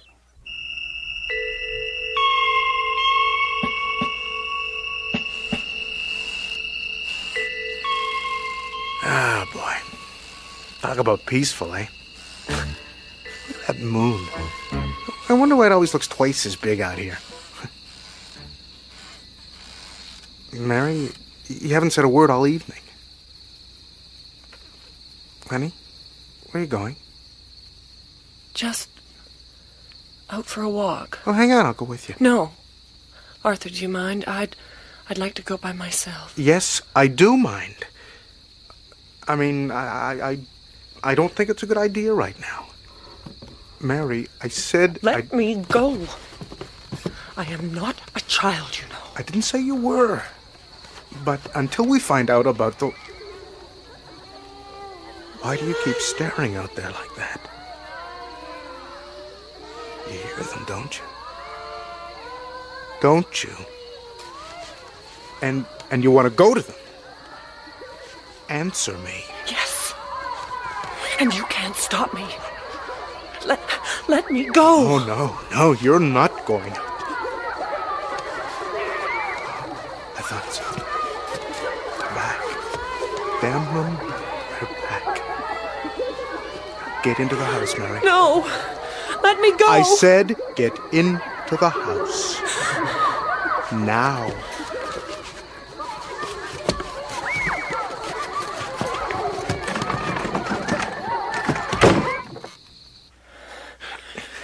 There. You've no right. Mary, listen to me. We're in danger. I don't know what it is, but none of it makes sense. But please, honey, you've got to promise me you won't step out of this house. There's you they're waiting for out there, and I won't let them have you. Do you understand? Let me go. All right, that's it. Get upstairs. Come on. What are you doing? You're hurting. I'm going to make damn sure you stay put. Now, give me that key, Mary. What? The key to that room upstairs, the one you kept. It's in my purse. No, it isn't. I've already checked. You've got it on you, haven't you? No! Leave me alone! You're hurting me! Then keep still. It's in one of your jean pockets. There! I thought so. Give it back to me. You've no right. Where are you taking me? You know where. The only place I can lock you in and know you'll be safe from those damn... Arthur! No, not in that room. Oh, please, not there. I promise, I'll do anything you want. But don't. I don't trust you. Now get in there. No, I'm afraid. Arthur, don't. Get in there!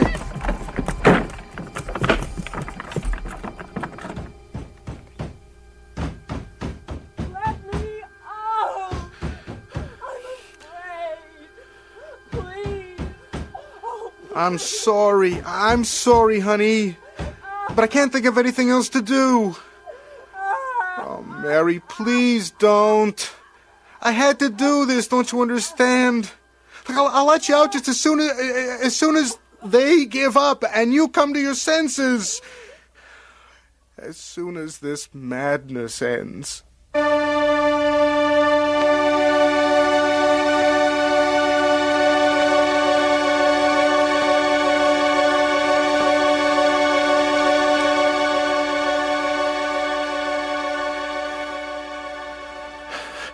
Check all the doors and the windows and get help. Oh, God, no. Not again. What do you want? Mary, come out and play. Leave us alone, damn you!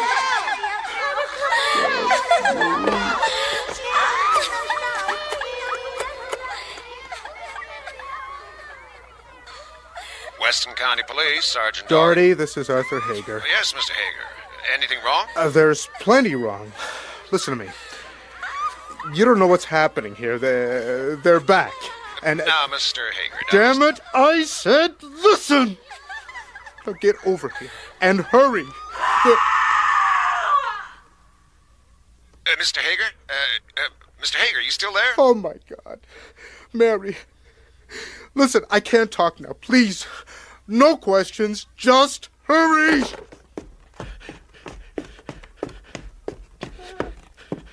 Mary. It's me. What's wrong? They're hurting me. Help me. Oh, Christ.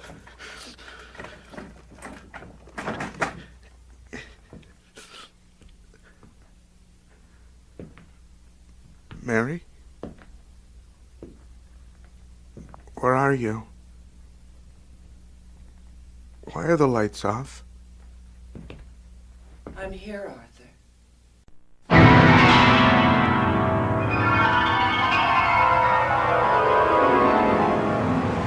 In the dream, you are falling, lost in the listening distance, as dark locks in.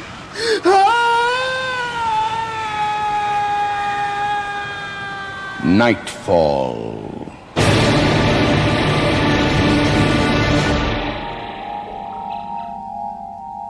Good evening. Tonight, you'll have to take your chances, because your luck may change at any time. Hope you can afford it. The play, a new one by Larry LeClaire, is called Your Fortune in 20 Words or Less.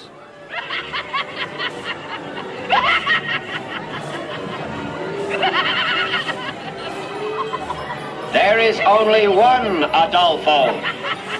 Ladies and gentlemen, step inside and begin a journey into your future. The amazing Adolfo will unveil your hopes, your dreams. Once you meet Adolfo, you will never forget. Your fortune in 20 words or less. Imagine the possibilities. There is only one Adolfo. Ladies and gentlemen, step inside and begin a journey. Once you meet Adolfo, you will never forget. Sounds like you're gonna roll somebody. Benny, you listening to me? I heard you, so you don't like the tape. What else is new? The tape. That's what should be new. Will you stop staring at yourself in the goddamn mirror and look at me? I'm talking to you. So talk. I mean, what's wrong with the tape? It's simple. It's direct. It's cheap. Okay, so it's cheap. So what? What's the matter with you, huh? I mean, it's 6 months since Adolfo took that header off the wheel. What is it, guilt? Guilt? So now you're a psychiatrist, right? You were with him when he fell. I mean, that's bound to have some effect on a person. He was a big, dumb peasant, okay? We were up on the wheel. He was half-loaded, horsing around. He started doing some kind of Hungarian two-step right at the top. I was fixing a loose bolt in an I-beam. I looked over. 1 minute he was there, and the next he was gone. Simple as that, okay? Case closed. So how come you spend half your time sitting in front of a mirror staring at yourself, huh? I mean, hell, Benny, it's not natural. Will you cut it out? I'm serious. So am I. Benny, this is a 2-bit operation playing dead-end towns in the middle of nowhere. They put $3 down as a joke, and they come in here expecting to hear tall, dark strangers, long trips, and all that other crap. The point is speed, Benny, not accuracy. A joke, huh? Okay, Mike, you wanted me to look at you? Okay, I'm looking. Know what I see? I see a dumb rigger who's got a cushy job taking tickets. You were a rigger. Right, I was a rigger. I didn't stay a rigger, did I? You don't see me climbing rides with a wrench like some kind of trained monkey anymore, do ya? So what? Adolfo knew, that's what. He didn't care. He was too dumb to care, but he knew. He could tell you how much change you had in your pocket, how many beer you'd drink tonight, what in hell you'd have for dinner tomorrow. Know what he said? He said the whole thing was done in mirrors. There! See? What'd I tell you? It's a joke. All done with mirrors. Not with mirrors, in mirrors. Before you can see into anything, you have to be able to see into yourself. You stare at your eyes in a mirror, staring back into your eyes. You want to turn away, but you can't. You're held there until you start to see deeper and deeper. You believe that crap? You're cracking up. You know that, Benny? I mean, anybody who'd listen to that drunken slob is bad enough. But to take him seriously? Adolfo? All right, Mike. You want fortunes. How about your fortune, huh? You want it in 20 words or less? Sure. How about small-time, second-rate peanuts, huh? How's that? Well, if I'm peanuts, what in hell kind of nuts are you? Mike, I'm talking $40, $50 a shot minimum. Who knows what they'll pay in the big time? Adolfo thought this was the big time. That was Adolfo. So he's dead and I'm not. Excuse me, gentlemen. What? Didn't somebody tell you to wait at the door till they took your ticket? Then you I'm sorry, but you don't seem to understand. I don't have a ticket because there's no one selling tickets. I'd like to pay. Ah, damn. I better go see. You ready? Yeah, sure. Okay, then, that's $3, correct? There you are. Thanks. Oh, Adolfo. try and remember what I told you? Yeah, sure, Mike. Try and sell a few tickets, handle your end first, you know what I mean? Yeah, sure. Very funny. Okay, now, sit down. Okay. The first thing we do is... Oh, before I forget. Here, you'd better have this. Why? What is it? My address. Make sure you don't lose it now. It's really not a very good hotel, but I arrived on rather short notice, and I'm afraid it's the best I could do. Wait a minute. Why would I want your address? I mean, I don't make house calls, you know.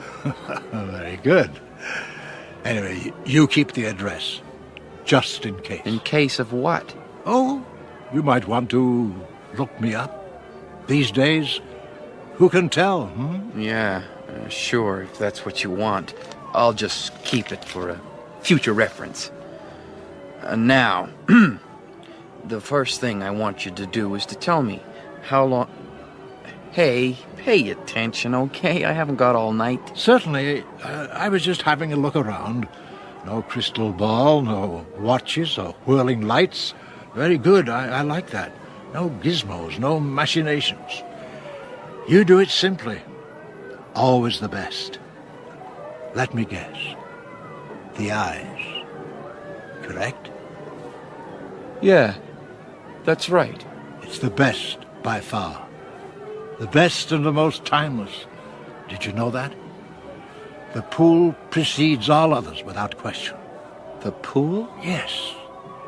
The effect is of a swimmer diving in a pool. Once he succeeds in breaking the surface and entering the pool, he finds the water endless, boundless, totally without limit. You've done it, haven't you? Oh, I may have dabbled once upon a time. Where? Maybe you made your money and got out, huh? No, not quite. They retired me.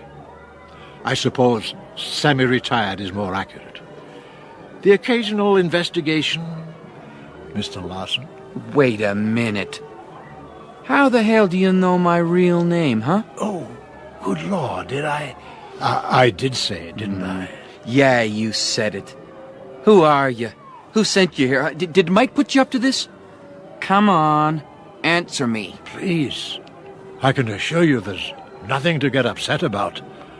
My name is Mercurian, and I've come to have you read my fortune. Like hell you have. The truth, I assure you, every word the truth. All right, I suppose I've already blundered this far. You may as well know the rest. To put it simply, Mr. Larson, I represent the body of people you wish to join. I'm frankly surprised Adolfo never mentioned it. I suppose if he'd had more time. Hold it. Let me get this straight. What kind of people belong to this organization? Oh, many kinds.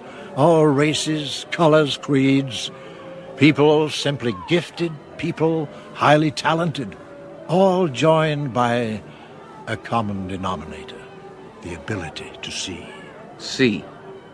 You mean see the future? Not necessarily. Some are exceptionally good at seeing the past or the present. A few, usually those serving on the tribunal, can see all three. And you're like a baseball scout, right? An old guy on the lookout for new talent, right? We're very experienced people, Mr. Larson. It's often possible to help a young apprentice like yourself. Help? You mean you can teach me to see? Probably. It depends how close you've come to the surface of the pool. And that's why I'm here. You see, by allowing you to read my fortune, I should be able to read yours. This is unbelievable. Like a dream. I can assure you, Mr. Larson, it's no dream. Let's begin, shall we?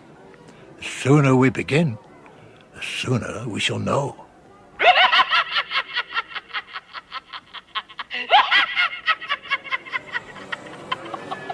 There is only one Adolfo. Ladies and gentlemen, step inside and begin a journey into your future. The amazing Adolfo will unveil your hopes, your dreams, Once you meet Adolfo, you will never forget. There.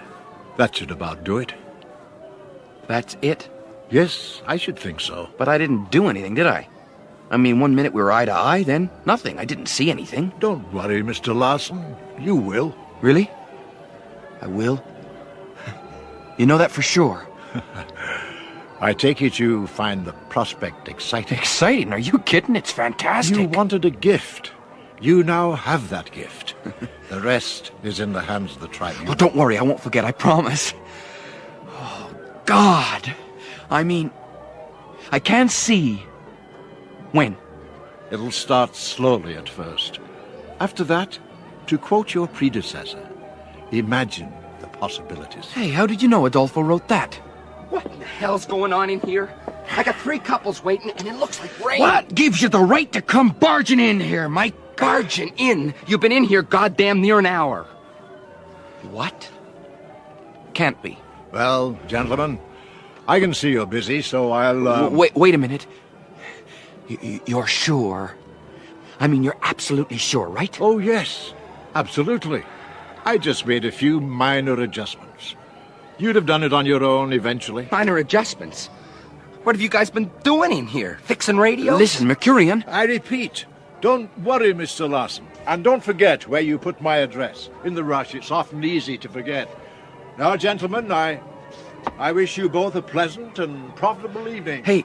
Good night. Hey, wait a second. Mercurian. Look, Benny, I'm tired of this crap. Now, I've got 3 couples waiting. Nice, ordinary customers.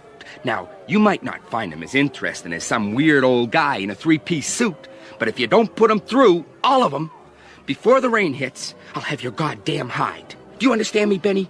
I mean, you either want this job or you don't, okay? Oh, I want it, Mike.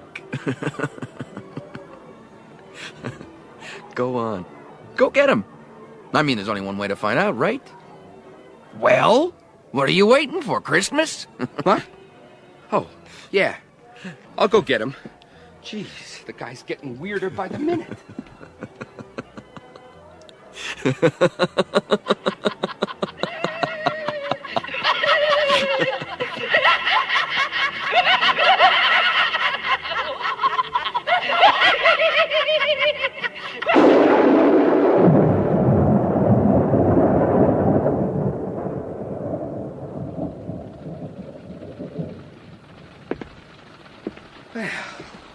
That'll be it for the night. I gotta hand it to you, Benny. You got him in and out before the rain. Mind you, it was just by hair, but what the hell, huh? Benny? Now what's wrong? Nothing. Look, so we only made a lousy $12. What could we do, huh? It started to rain. I mean, look on the bright side, will you? At least we didn't have to give refunds. Shut up. Hey, look, I was just... I didn't see anything. I saw nothing, okay? It was all a joke. A lousy, cheap setup, understand? Understand what? What are you trying... I looked at each and every one of them. Know what I saw? Nothing, not one thing. It was all just the same old tired shtick. Oh, what'd you expect to see? Stars? He promised me, understand? He promised. Who? You mean that old guy? Oh, I'll get it, Mike. Sooner or later, I'll get it, and all the sick old men with their cheap gags won't stop me, understand? Nothing is gonna stop me. Hey, come on. Will you get a hold of yourself? I mean, where are you gonna go in this rain, huh? I'm gonna go out and get as drunk as I can, as fast as I can. If I'm not gonna see anything, I'm not gonna see anything. So just leave me alone, okay? Leave me the hell alone. Just a lousy joke. I wouldn't join the goddamn tribunal if you paid me. Oh, boy. Chalk one up to the funny farm.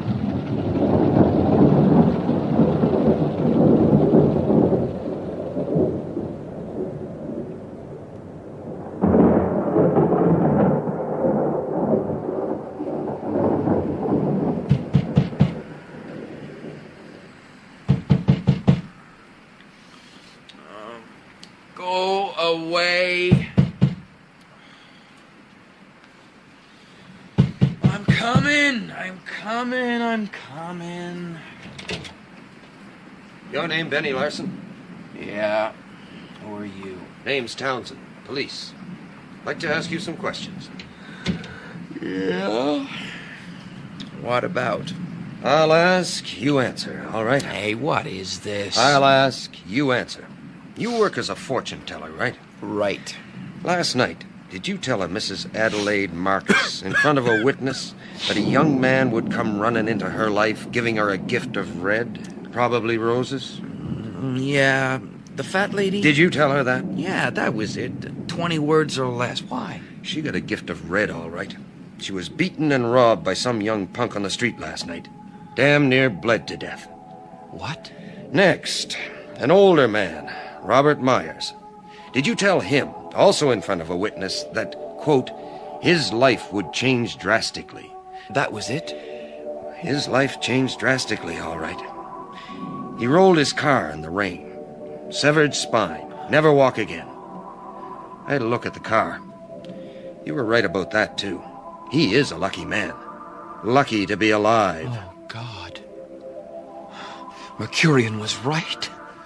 I can feel it. I don't know what the hell you're talking about, but you can be damn sure I'm gonna find out. Now, here's the capper. You told a young man, Tom Bradley, in front of his wife, that he'd be going on a long, long trip and she'd be coming into a lot of money, right? Yeah? Well, this morning Mrs. Bradley's $100,000 richer. Life insurance money. She found her husband dead in the bed this morning. Heart attack. Now, Mr. Fortune Teller, suppose you tell me how you knew, huh? I know your type. Cheap scam at a midway. Now, all of a sudden, I've got 3 people telling me you foretold the whole thing. You find that difficult to believe? Come on, don't give me that. All you guys are fake. A few bucks and a crystal ball. George Townsend, isn't it? How do you know 16 years as a cop, right?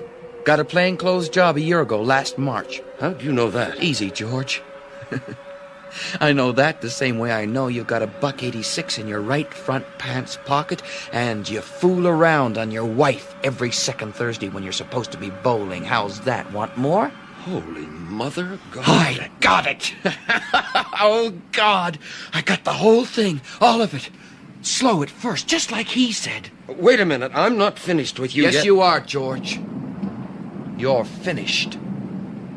I was out in the town last night, got 1 million witnesses. I'll be here for the rest of the week in case you want more answers. Any more questions? What? I mean, slow down. Can't, George. Gotta see a man about the future.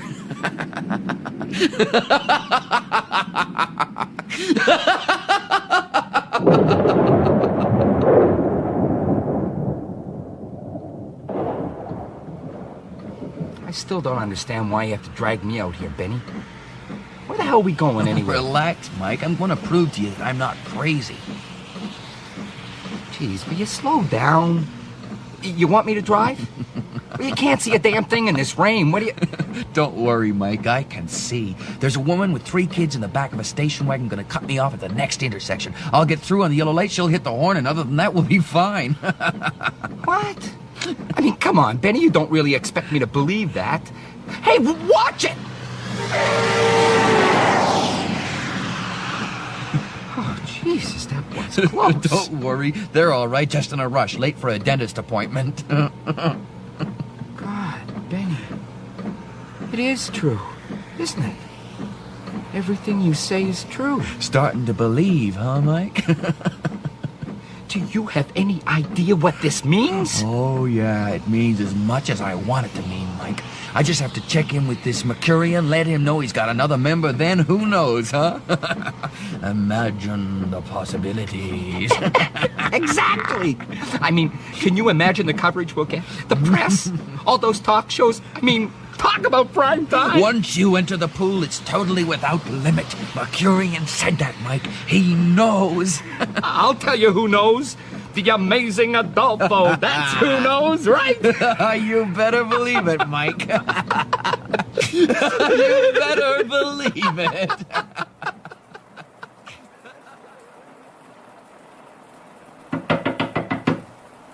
Come in. Well... I'm here. Yes, so I see. Well, what now? Now? Yeah, now. How do I go about joining? Joining? Joining what?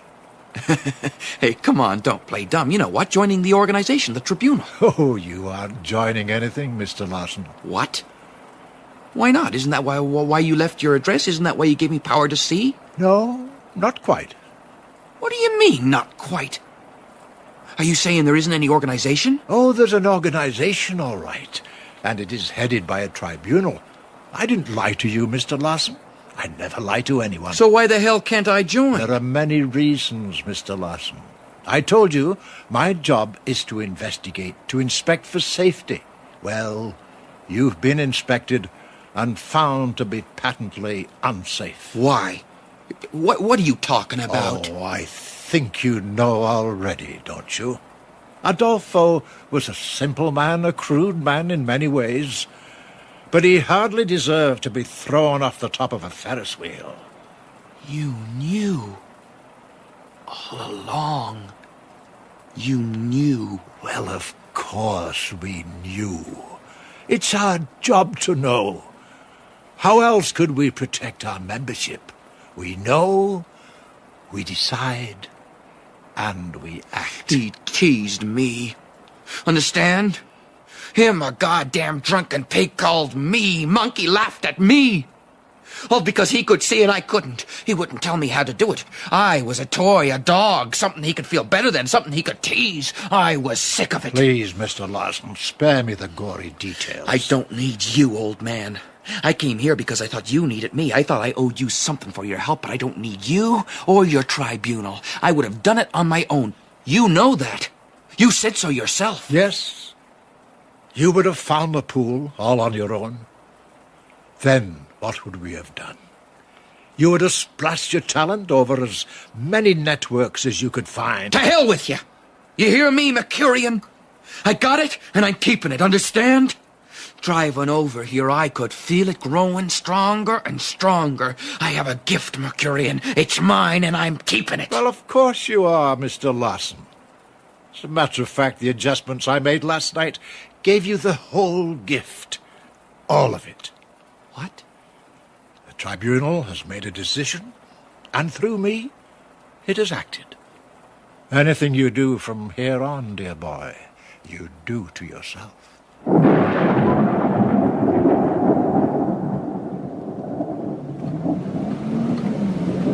Hell, I didn't want to join his organization in the first place. Oh, I thought I owed him, but if he doesn't want me, fine, there's a lot more money in being independent. Now you're talking, Benny. We're gonna be rich. Oh, just another monkey laughing at me. I'll show him.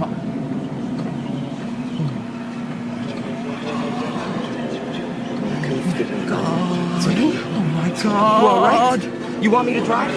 Oh, God, Mike, I'm getting all of it, just like he said. Slow down. Hey, watch the road. Oh, my God, Mike, I can see everything. People, time, past, present, all of it. Oh, my God! Give me the wheel. Let go of the wheel. Benny, watch out for the brake!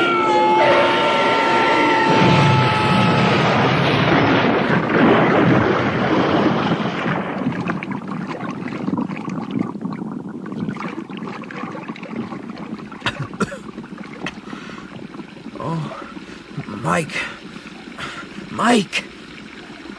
Oh, my God! He's dead! Oh, my God! We're underwater! I gotta get out of here! Let me out! Let me out of here! Please! The effect is of a swimmer diving in. Oh, God! Once he succeeds in breaking the surface Quiet. of the pool, he finds the water endless, boundless, totally without limits. The pool! That's what he meant! Oh, God, I'm gonna drown! Oh, God! Mercurian! Let me out of here! Mercurian! You can't kill me! I can see! Please, you can't drown me! I can see! Ladies and gentlemen, step inside and begin a journey into your future. The amazing Adolfo will unveil your hopes, your dreams. Once you meet Adolfo, you will never forget. Your fortune in 20 words or less. Imagine the possibilities.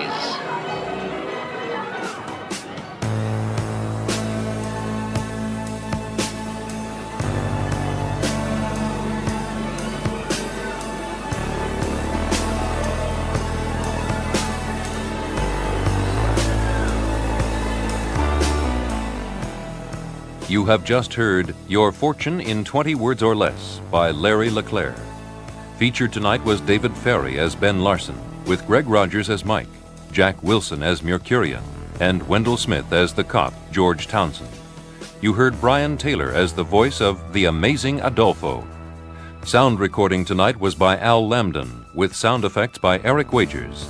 The production assistant was Constance Buer. Your Fortune in 20 Words or Less was produced and directed at CBC Edmonton by Laurie Seligman.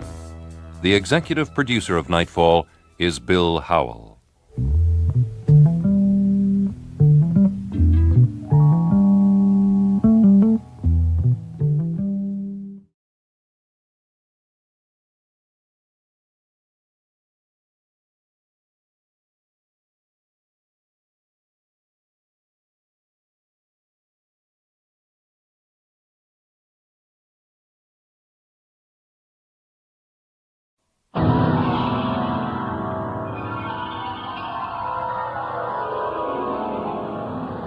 In the dream, you are falling, lost in the listening distance, as dark locks in.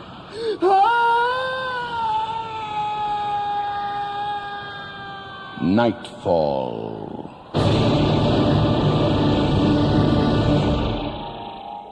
Good evening.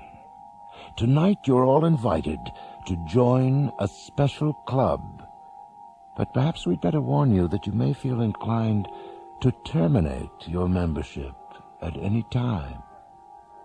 The play, a first for this medium by award-winning novelist Tim Wynne Jones, is called The Thinking Room.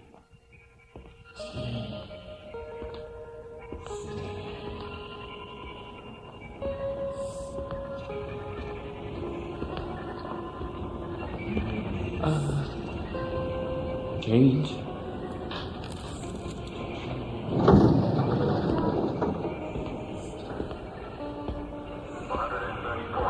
You try that again and I'll knock the living bejesus out of you. What's got into you, you ungrateful punk? You ought to be glad to be alive, you hear me? Quit daydreaming, Stink. Stink? Stink! Oh, no. Not again.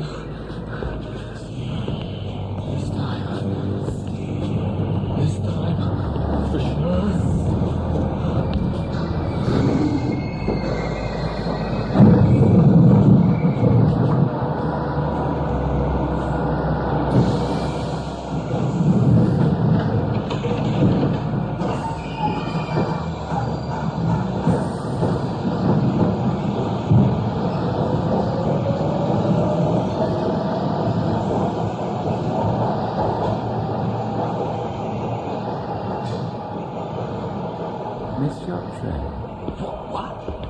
Aren't you going to wait for the next one? What do you want? What do you want? You some kind of social worker? I ended up to here with social workers. No. You're a cop, right? I heard they got cops that dress up like rubbies. Old clothes men. You don't fool me. Hold on now, hold on. You were going to kill yourself, weren't you? What's it to you? Let's just say I'm concerned about suicide. Oh, I get it. You're some kind of preacher. Next you're gonna tell me, I know how you feel. When you don't, see? Oh, well, I suppose you could say I'm something of an evangelist. Yes, but not quite what you expect. In fact, I was on my way to a meeting. Care to come? What kind of meeting? It's starting soon. We better hurry. Who says I'm interested? Well, what kind of meeting? Hey, where are you going? Across town.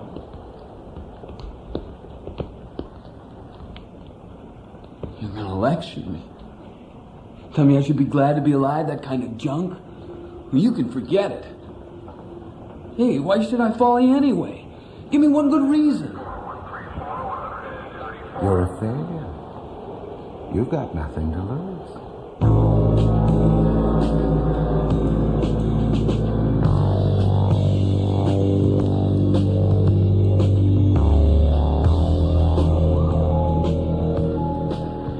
Hey, wait up. Have you tried before? What? Oh, you mean? Oh, yeah. Can't even bring yourself to say it, can you? Well, I'll do it all right. Once I almost jumped off the school gym. The roof. Another time I almost done it with a razor. One of these days... Sleeping pills are less painful, from what I hear. Huh? Oh. Sleeping pills are for girls. What's your name? Stuart. But everybody calls me Stink. I'm Drum. That's what everyone calls me. Drum.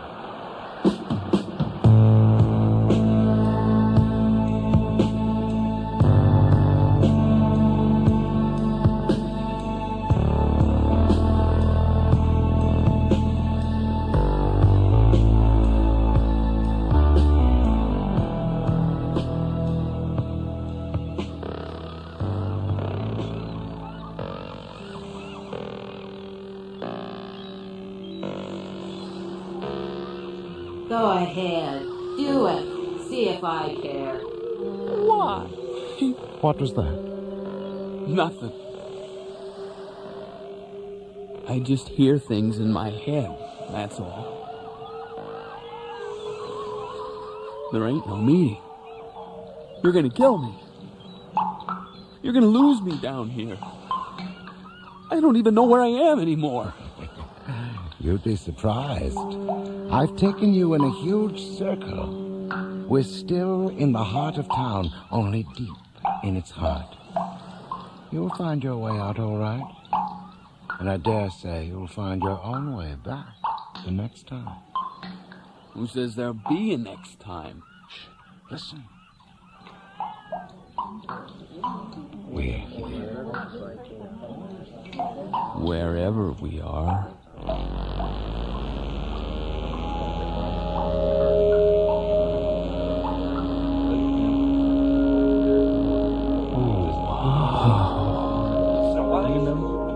Mortgages like that. You can't Charlie. Hey, Drum. We were beginning to wonder. See, a new recruit. Hello, Charlie. Stink, this is Charlie. Charlie Dresser. Charlie, Stink. Welcome, Stink. Hi. And then as if that weren't enough, he decided that he Louise, look what Drum dragged in. Just kidding, Stink. Stink, this is Louise Cavshart. Hi, nice to meet you. Hello? Well, I'd better get things underway, Charlie. Perhaps you could just... Sure thing. Leave them to us. Stop daydreaming, Stink. Well... Nervous? I was my first time. Yeah, I guess. I never seen Isn't it heavenly? Oh, look at those chandeliers. Yeah. Years and years ago, it was the most prestigious theater in town.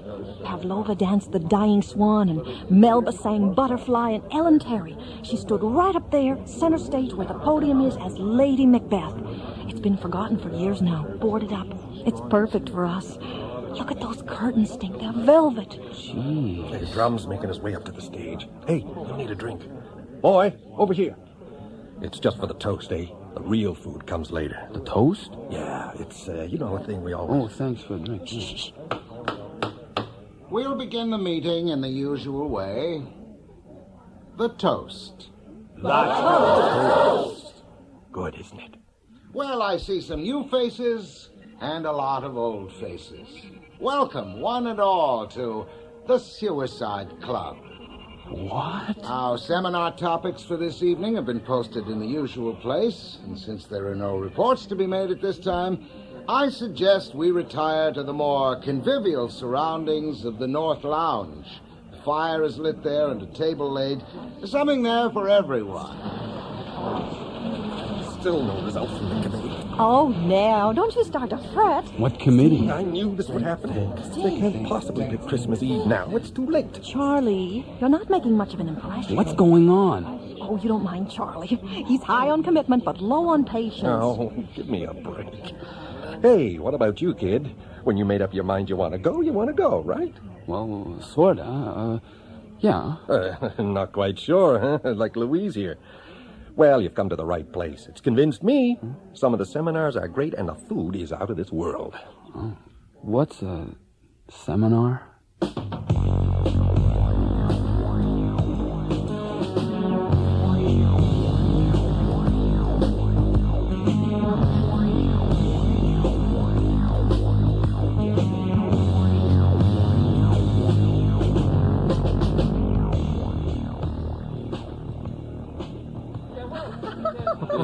What did I tell you? Isn't it great?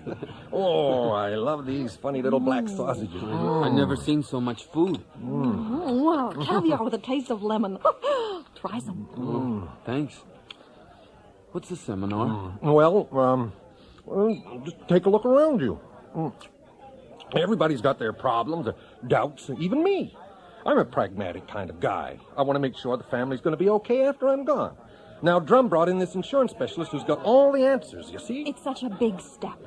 I find that I absolutely need the lectures. Tonight, Dr. Cogliostro is continuing his series on famous suicides. He's so inspiring. Oh, they got everything stink. Sing songs, you name it. Going down to the muddy river just to throw my body in. You know, that kind of stuff. Get you thinking in the right way. Are you from a religious background? Well, we have a defrocked priest here who can justify the ultimate sacrifice, as he calls it, using proof from the Bible itself.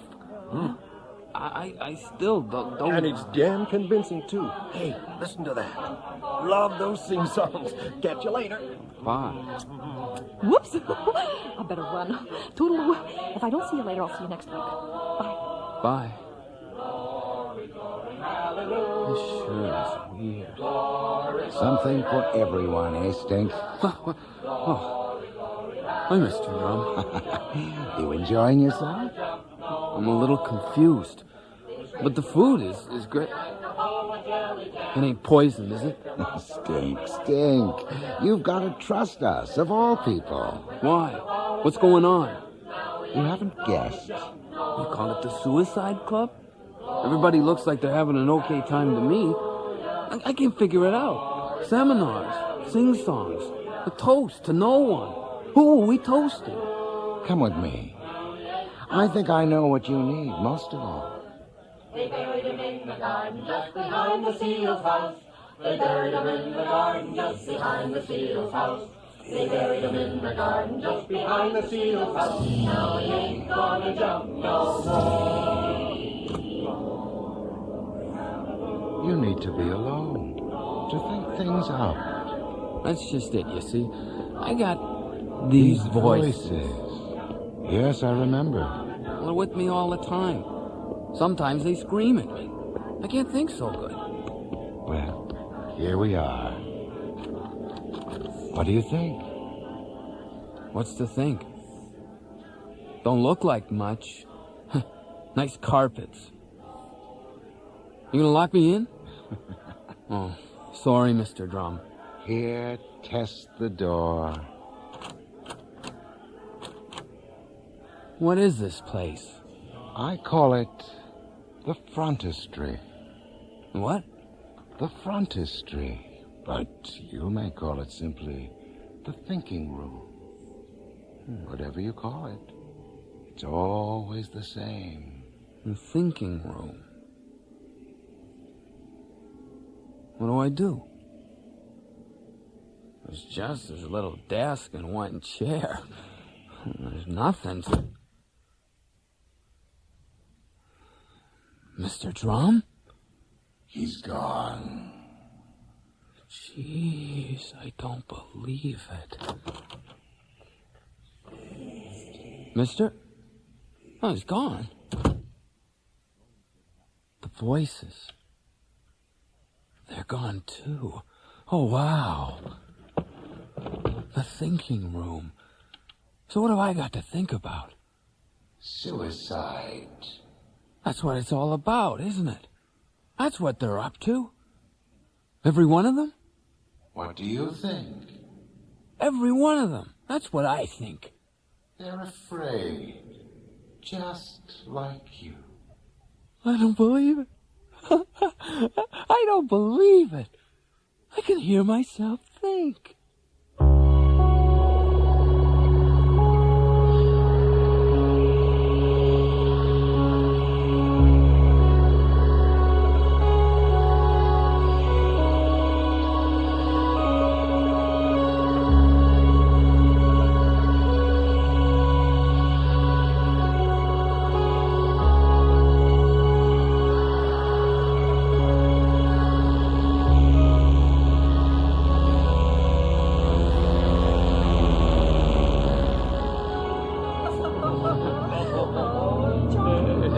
Found it again, just like Drum said I would.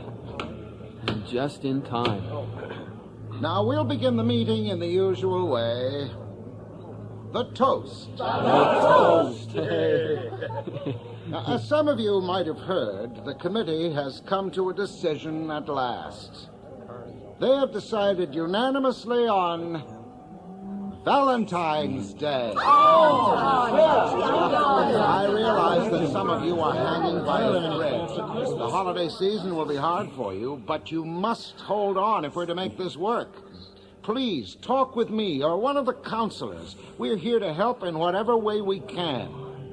Those of you who are still undecided, now is the time to get down to it. You might say that we have a deadline. There are arrangements to be made. A lot to discuss, so I won't hold you up. Meeting adjourned.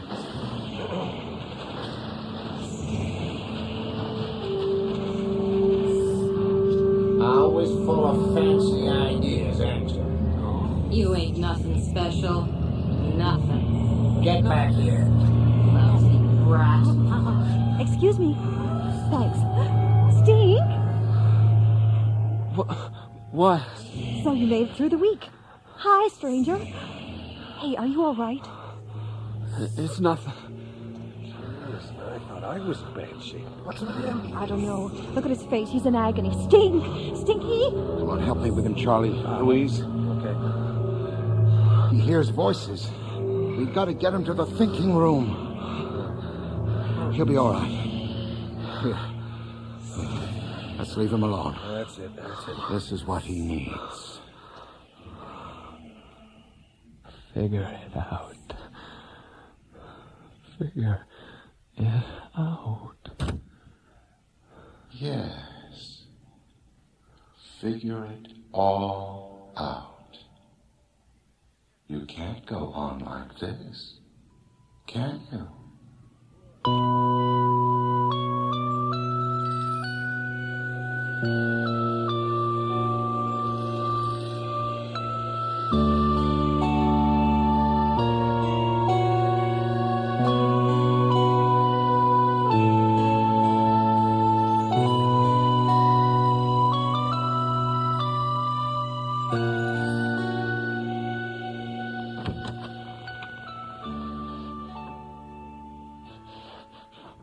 How are you feeling? Better. Thank you. I hear these voices. Yes, I know. I didn't mean to barge in on your thoughts. That's okay. This room, it's so quiet. Mm-hmm. You know, sometimes when people say they can hear themselves think, well, in here it's true. It's delicious, isn't it? I've been sorting a whole lot out. Yeah? Like, everyone here is going to kill themselves, aren't they? Mm-hmm. All at the same time. On Valentine's Day. Right. Isn't it amazing? It's such a statement. And it will be beautifully orchestrated, mark my words. Drum will see to that. The whole city just stopped in its tracks. It gives me goosebumps just to think about it. Aren't you scared? Oh, I'm scared, but I'll be ready. Professor Cagliostro talked about Virginia Woolf tonight. Did you know she just filled her dress with rocks and just walked into the sea? No. Isn't that enchanting? Or was it a river? And Charlie, he's afraid he won't make it through Christmas. Oh, that's right. He has a family. What with in-laws and all. But we're sort of outlaws, aren't we? Maybe it was a lake. I can't remember. He'll make it through, though. Charlie, I mean? Oh, of course he will. Drum will pull him through. We'll all go together. Doesn't that make you feel good? On Valentine's Day. On Valentine's Day. Why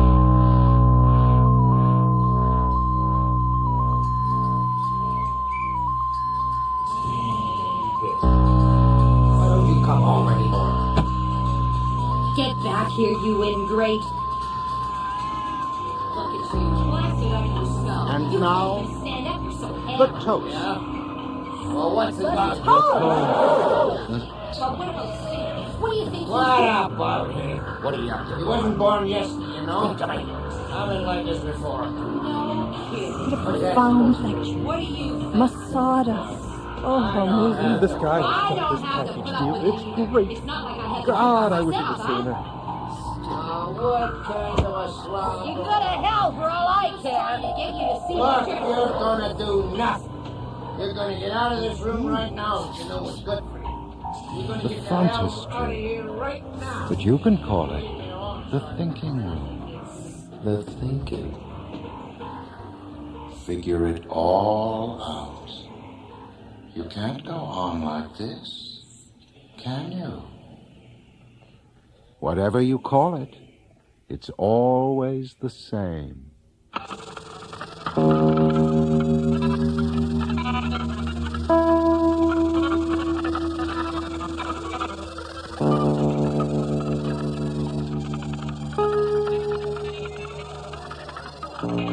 Congratulations, Charlie. Congratulations to us all. Here, here. Hey, here. You know, if it hadn't been for Drum, Do I hear my name being taken in vain? Oh.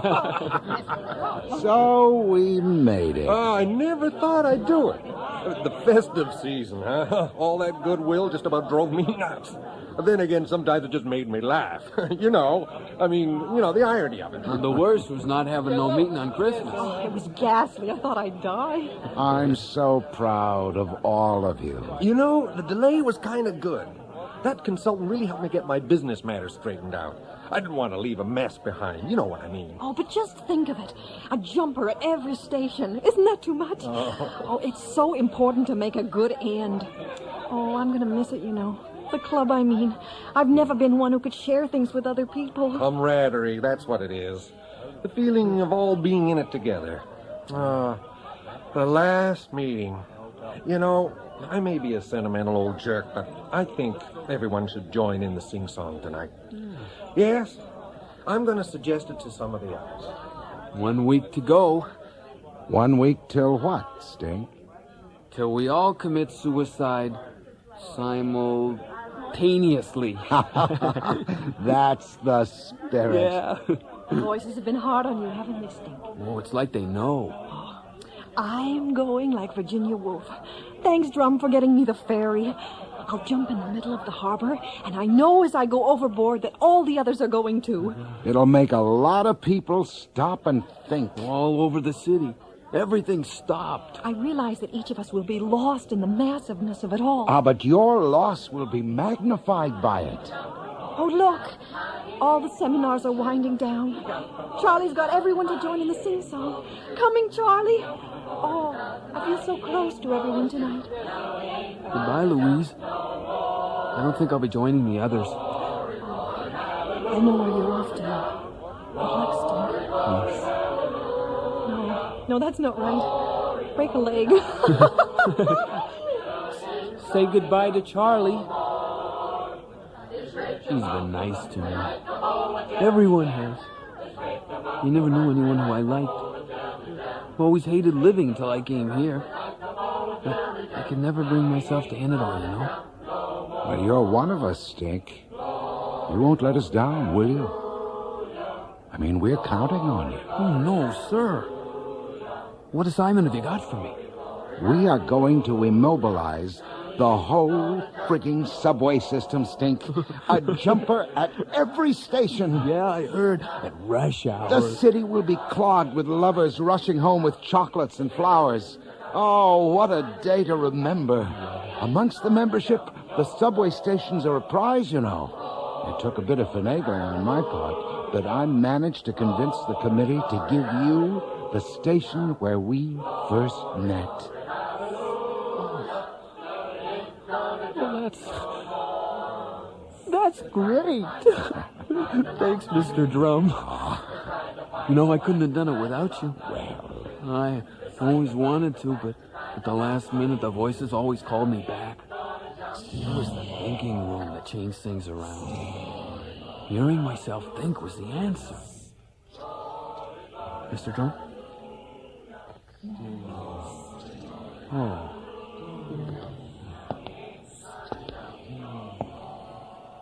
Where you been? Don't you got no respect no more? That's no use. He's beyond help.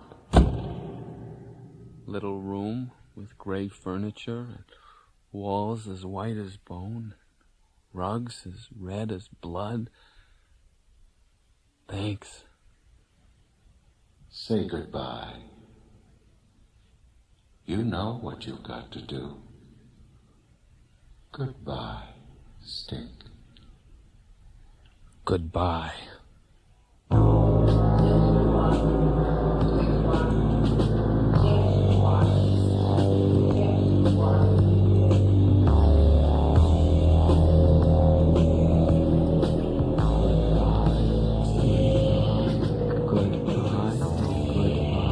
Don't do it, son.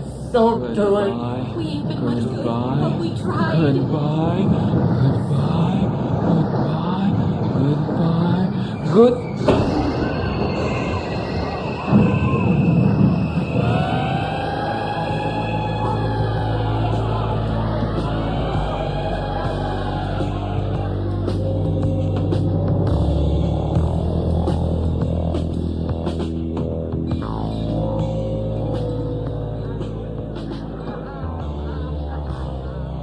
Charlie, hi. How are you doing? Huh?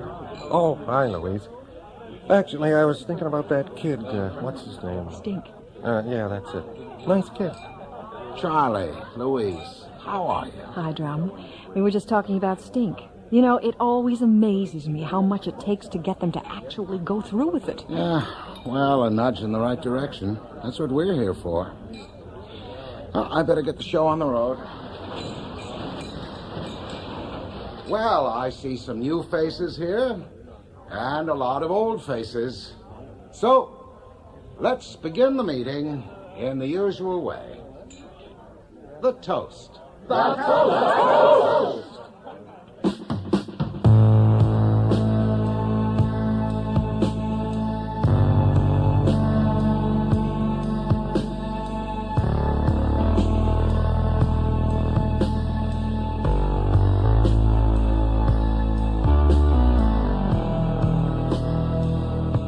You have just heard The Thinking Room by Tim Wynne Jones.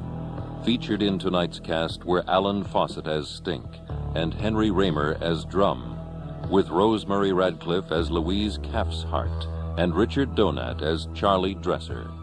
Stink's parents were played by Bonnie Brooks and Hugh Webster. The recording engineer was John Jessup, with sound effects by Matt Wilcott, and the production assistant was Nancy McElvey. The Thinking Room was produced and directed in Toronto by the series executive producer, Bill Howell.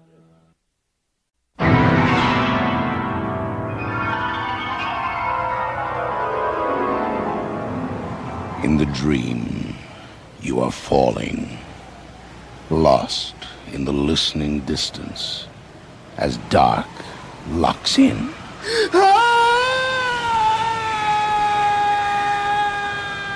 Nightfall.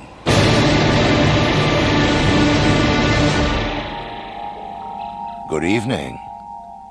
The Celtic world is rich with stories of vengeance, of treachery, and broken promises. and some of the very best have come from the pen of Sir Walter Scott. Tonight's play, based on Scott's Wandering Willie's tale in the novel Red Gauntlet, has been dramatized by John Douglas. He calls it From My Appointed Place Below. Oh, thank you, sir. Just your arm, if you please, till we're over the stony ground. 'Tis a hard thing to be blind, though I've often heard tell how the best practices of my poor craft, the poets and the pipers and the storytellers, how they was sightless too. I've heard men speak of the greatest of us all, of the old Greek, him that sang of the lords and knights of Troy, though his eyes was as dead as them he sang of. But you ken, I wasn't born blind to smell my way across the ground like this. 'Twas all on account of the red gauntlets and the curse that followed them down the years, aye, and followed all that served them like me. I'll tell you the tale if you like. I've no other way to pay you for your kindness till I pipe for my supper at the next inn. Listen then, while I tell you how I went a journey to seek my master beyond the grave.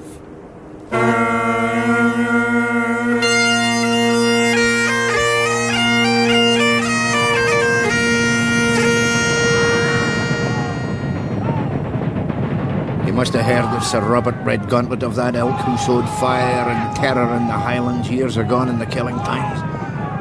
The country will long mind him. Our fathers used to draw breath thick to hear him named, and the man that didn't heed his silver whistle that he blew to command us all was a dead man before he drew another breath. Dougal! Dougal MacCallum! Aye, Sir Robert! There's a whole village of Whigs and traitors at the head of the glen. Ready your firebrands to burn the lot. I want 200 fresh corpses this night to make King Jamie smile. Aye! Sir Robert was a fierce Tory, and red-hot for King Jamie Stewart and the bishops. He rode through Scotland rampaging like a lion with the King's commission to put down all the Covenanters and the Whigs and the poor Presbyterians that fled to the hills only to worship the good Lord in their own way and read the Bible for themselves. Stamped them out, said King Jamie. Oh, aye, grinned Sir Robert, and wild work he made of it.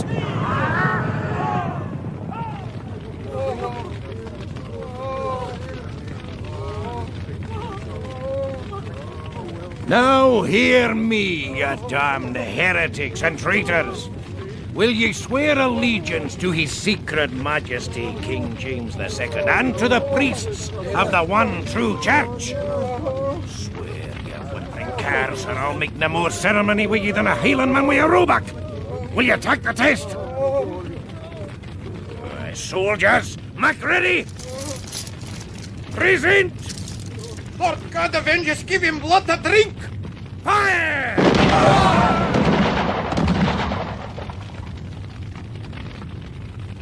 Sir Robert, there's the wee bairn still living.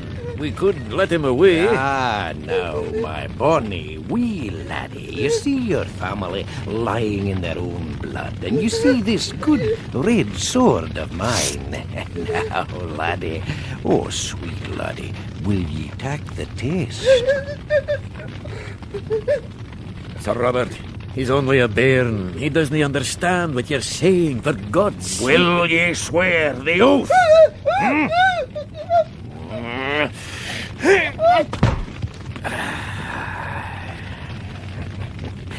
I warrant you'll be a good wee laddie the now.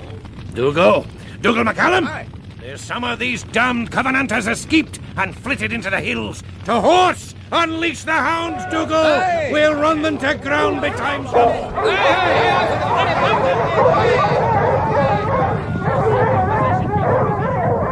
Alas the day. What could I do?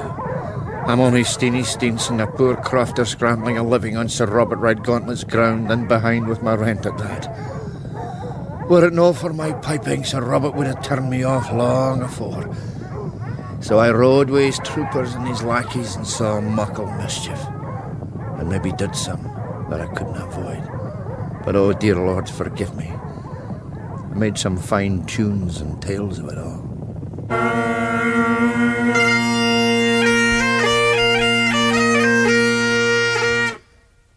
Well, at long last, there came an end to all the riding and killing. Round came the revolution far away in London town, and it'd like to have broken the heart of Sir Robert Redgauntlet. Hellfire and damnation! Oh, the devil's scalp with them all. Dougal, where in the hell are you? Here, Sir Robert. What is it? Why so hot? Oh, there's been a revolution in London. King Jamie's down and fled away to France. And that unhanged Dutchman William of Orange is king. Whigs up, Tories down. 'Tis the way of the world, your honour. Ah, man, you've got no sense. The bloody Whigs are crowing everywhere what they'll do now to their old enemies, and in special with me. No, Sir Robert. I tell you, Parliament will pass it or easy. On a cold day in hell they will. They'll see me swinging from the gallows on Castle Rock or burned alive for a warlock at Edinburgh. Wisht, Sir Robert, think now. There's o'er many great folk dipped in the same doings to make the world over spick and span.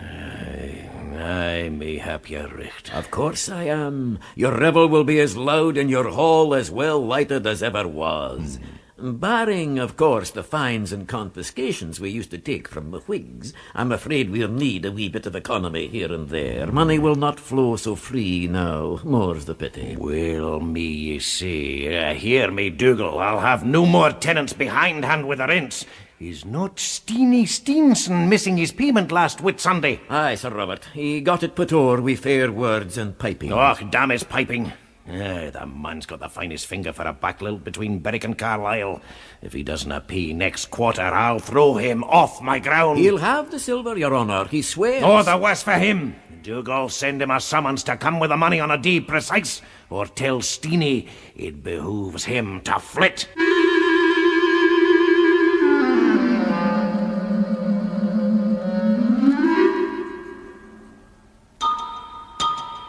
Sore work I had to get the silver. But I begged and I borrowed and I piped till I had scarce breath left to wheeze.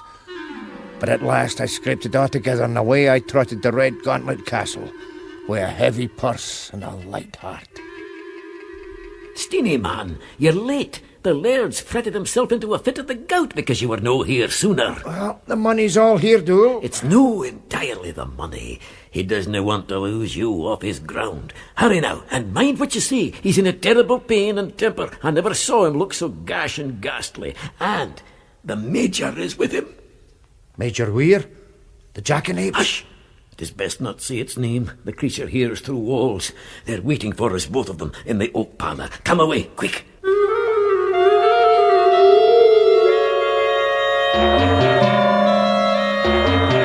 Sir Robert lay in a great armchair in a grand velvet gown with his feet on a cradle, gurning and groaning in pain. And right beside him crouched his pet jackanapes, Major Weir, like one of them monkey devil gods the heathen worship. An ill-favoured cankered beast it was that ran chattering and yowling about the castle. It pinched and bit and played ill-natured tricks, especially before ill weather or disturbances in the state. The instant he saw me, Sir Robert gave me a look would wither the heart in your bosom.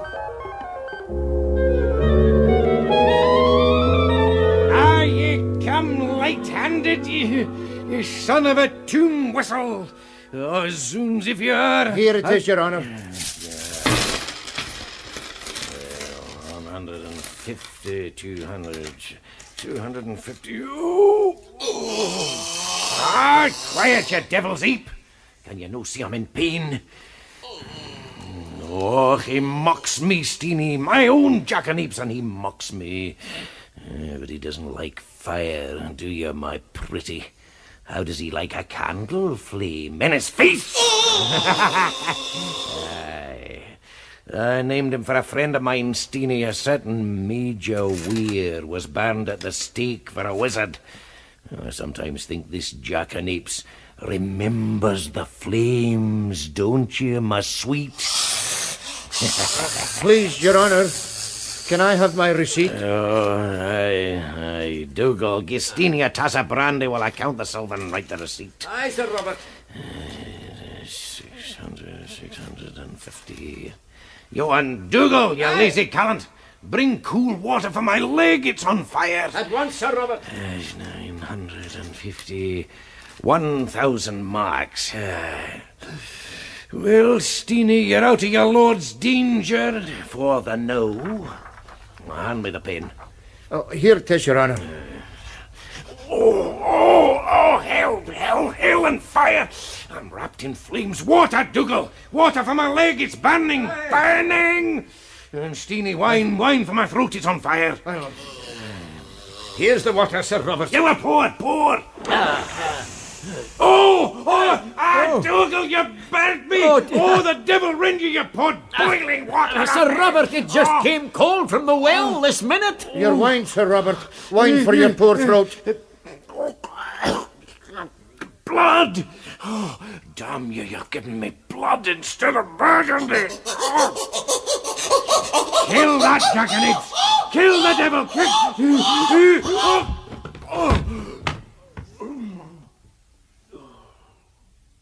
Sir Robert. Sir Robert! My God, cover his face. Is he gone, then? Where the wicked cease from troubling. Look, the water. Cold when I brought it. Look at it now. It's still steaming. Do you think the wine... Taste it? Oh, never. Then I will. Thick. And salt. Salt. All the poor people he killed, their prayers were answered.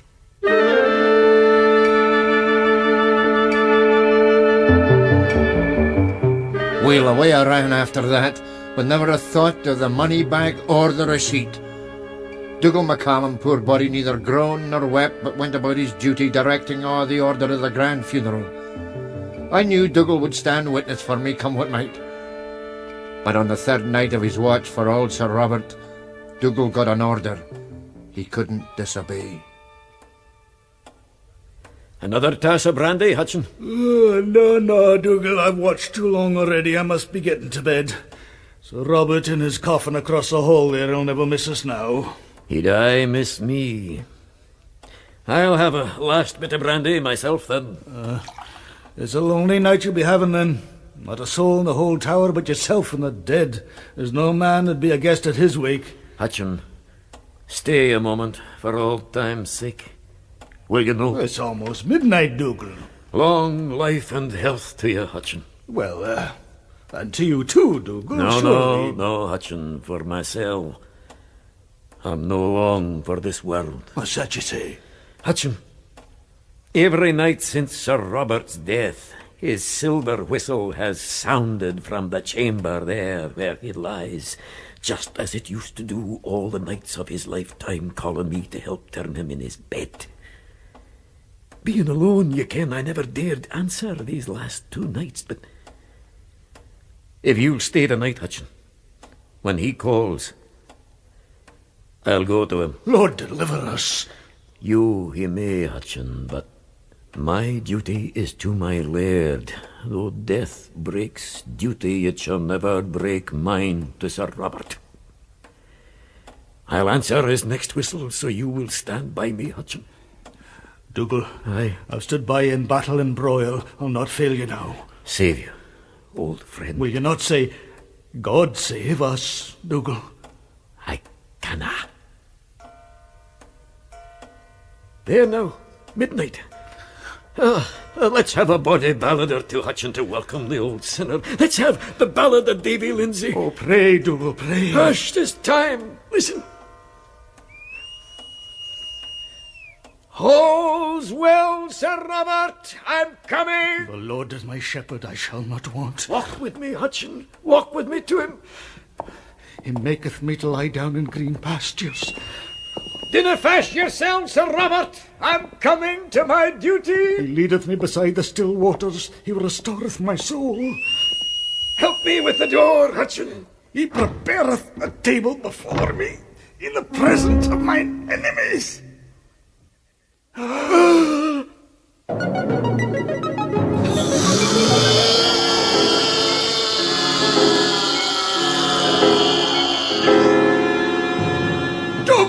Dougal, 'tis the foul fiend himself in the coffin. Sir Robert's old acquaintance, Hutchin. A friend.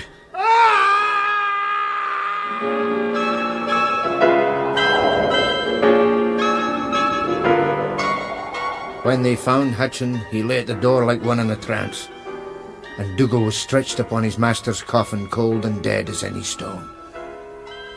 Somehow they hushed the matter up and made all ready for the new laird. He hadn't been up from London a day when I was summoned before him. A marvellous different man from his father was Sir John Redgauntlet. A douce man, a soft and sleekit on the outside. Come forward, man. Don't hang about the door. I'm not going to eat you. I wish you joy, sir, of the head seat, and the white loaf, and the broad lairdship. Thank you for your good wishes. Your father was a kind man, sir, to friends and followers, and muckle grace to you to fill his shoon. Shoon? Shoes. Yes, of course. Alas, Steenie, his was a sudden call, no time to set his house in order. Well-prepared Godward, no doubt, which is the root of the matter, but he has left us a tangled thread to wind. We must go to business, Steenie. Much to do and little time to do it in. The rent book will be familiar to you, I'm sure. Here we are. Stephen Stevenson, or Steenie Steenson, as you seem to be called. You are down here for a year's rent behind the hand, 1,000 marks due at last term. Oh, please, your honour, Sir John, I paid it to your father. You took a receipt then, doubtless, Stephen, and can produce it. Indeed. I hadn't a time in it, like your honour. Your honour's father, Sir Robert, drew the silver to him to count it, and just when he was about to write the receipt, he was, ta'en with the pains that removed him. Ah, that was unlucky. But perhaps you paid it in the presence of somebody. I want but talus qualis evidence, Steenie. I would go o'er hard to work with no poor man. Troth, Sir John, there was nobody in the room but Dougal MacCallum, the butler. But as your honour knows, he has e'en followed his master. Very unlucky again, Stephen. The man to whom you paid the money is dead, the man who witnessed the payment is dead too, and the silver, which should have been to the fore, is nowhere to be found. Now, how am I to believe all this? I'm sure the man from whom I borrowed the money will take his oath he gave it to me, Sir John. I have no doubt you borrowed the money, Steenie. It is the payment to my father that I want proved. Mayhap some of the servants have seen it, sir. They have been examined upon the point. Not one of them has ever seen either money or receipt. But what can I do? Stephen, I beg in fair terms you will end this nonsense. For Stephen, you must pay or fly the estate. Oh, the Lord forgive your opinion, sir. I'm an honest man. Why, so am I, Stephen, and so are all the dwellers in my house, I hope. But if there be a knave amongst us, it must be he that tells the story he cannot prove. Now, sir, where do you suppose this money to be? I insist upon knowing. Well, Answer me! I ask where you think it is and demand a correct answer now. In hell! If you will have my thoughts on it, in hell! With your father, his jackanapes, and his damn silver whistle. You devil bankrupt! I'll nail your hide to the kirk door for such a word. Come back, you sly toad! Blood and wounds, I'll cut you into collapse!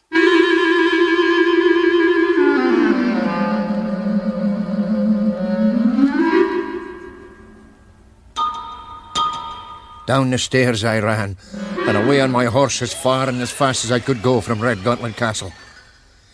I ne'er let up till my horse was well nigh dead under me, and I found myself alone in the wood of Puntmarkie. It's all full of black firs and fearsome dark. At least I thought I was alone. That's a brave beast you're riding, friend, but a little hard driven, I think. Good e'en to you, sir. Fare you well. Oh, you don't get rid of me as easily as all that, you know. What is it that you want with me, friend? If you be a robber, I have no money. If you be a lone man wanting company, I have no heart to mirth or speaking. And if you want to ken the road, I scarce ken it myself. I am one, Steenie, who... Oh, you ken my name? I know all about you, Steenie. I am one that, though I have been sore miscalled in this world, am the only hand for helping my friends. Then you know about the missing silver? And Sir Robert's receipt? It's a hard pinch, but I think I can help you. Shall we ride on? If you could lend the money, sir, I ken no other help on earth. But there may be some under the earth. Come, I'll be frank with you. I could lend you the money on bond, but you would maybe scruple my terms.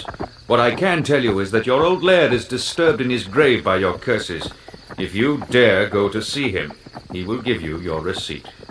Oh, I'll go to the gate of hell itself for that receipt, sir. Aye. And a step further. That will be far enough. Look ahead of you, through the trees. But it can't be. Red Gauntlet Castle here in the middle of the wood. And all ablaze with light as if it was on fire. I believe you know the man there standing in the road. Dougal McCallum. Good evening to you, Steenie. And good evening to your Highness. Good evening, Dougal. Will your Highness accept the hospitality of our roof? Sir Robert would be honoured. Thank you, Dougal. No, I am otherwise engaged. My regrets to Sir Robert and the company within. Be of good heart, Steenie, and heed what Dougal tells you.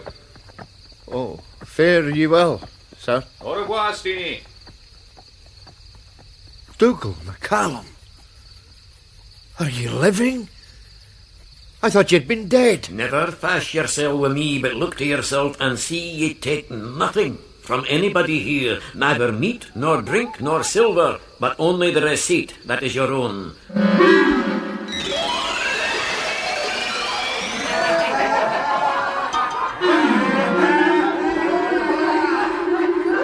The Lord take us in keeping. What a set of ghastly revellers they were that sat around that table in the great hall of the castle.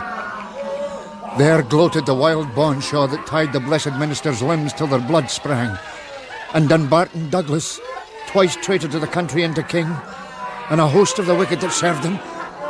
There was Mary, Queen of Scots, with her strangled husband's head in her lap, and Claverhouse, as beautiful as when he lived, with his long, dark locks, and his hand over his heart to hide the hole the silver bullet had made. But ever and anon, their smiles were fearfully contorted, and their laughter passed into such wild sounds as made my very nails go blue.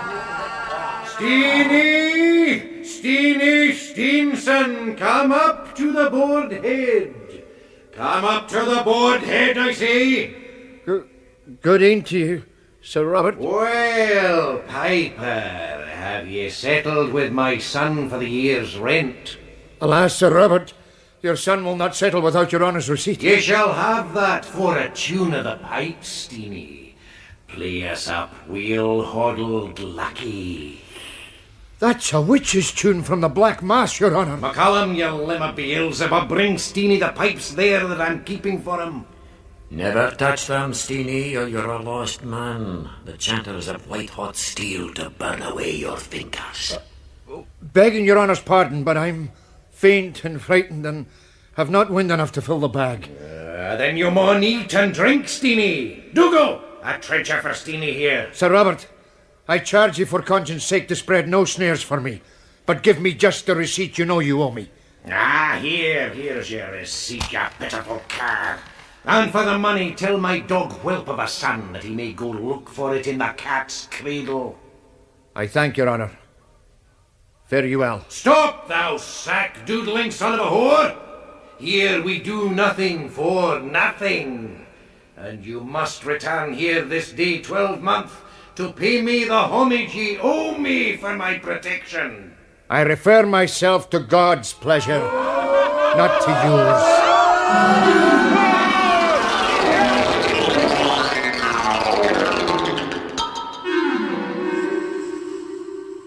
I am still of a mind to have you flogged, Steenie, but what am I to say?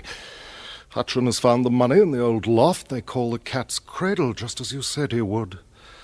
And this receipt, dated this 30th day of April, yesterday, Steenie, from my appointed place below. This is but a queer kind of document, Steenie. We will do best, I think, to put it quietly in the file. But it's all the voucher I have for my rent, sir. I will give you a receipt under my own hand this instant. And, Steenie, if you can hold your tongue on the matter, you shall sit from this term forward at an easier rent. Oh, many thanks to your honour. You're a deuce master, after all. I would be well advised to be, Steenie. I have no mind in future to be gathered to my father in his appointed place below.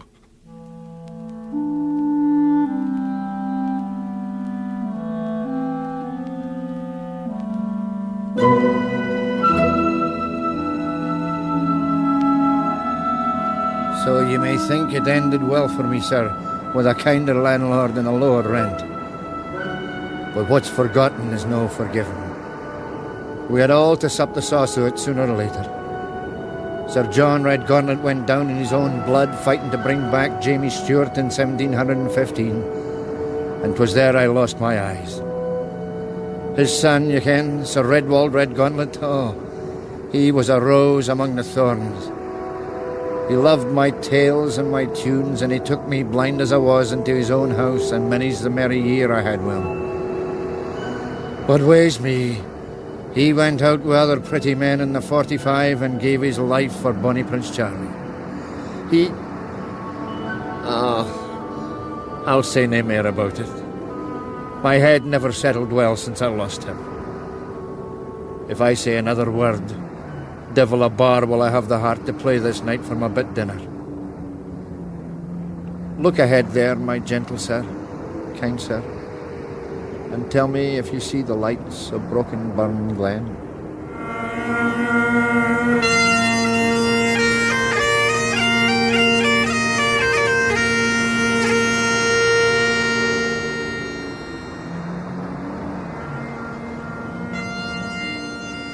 You have just heard From My Appointed Place Below, based on Wandering Willie's Tale by Sir Walter Scott, and dramatized for Nightfall by John Douglas. Featured in tonight's cast was Hugh Webster as Steenie Steenson, with Chris Wiggins as Sir Robert Redgauntlet and John Douglas as Sir John Redgauntlet. You heard Sandy Webster as Dougal McCallum, Frank Perry as Hutchin, and John Bayliss as the Rider in Black. Other voices were by Grant Cowan. The recording engineer was John Jessup, with sound effects by Bill Robinson, and the production assistant was Nancy McElveen. From My Appointed Place Below was produced and directed in CBC Toronto by Fred D.L. The executive producer of Nightfall is Bill Howell.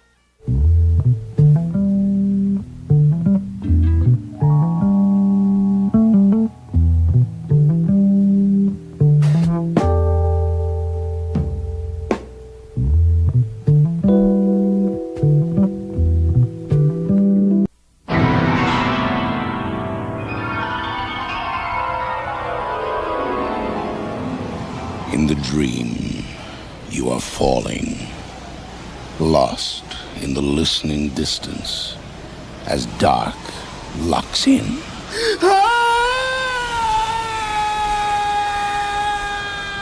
Nightfall.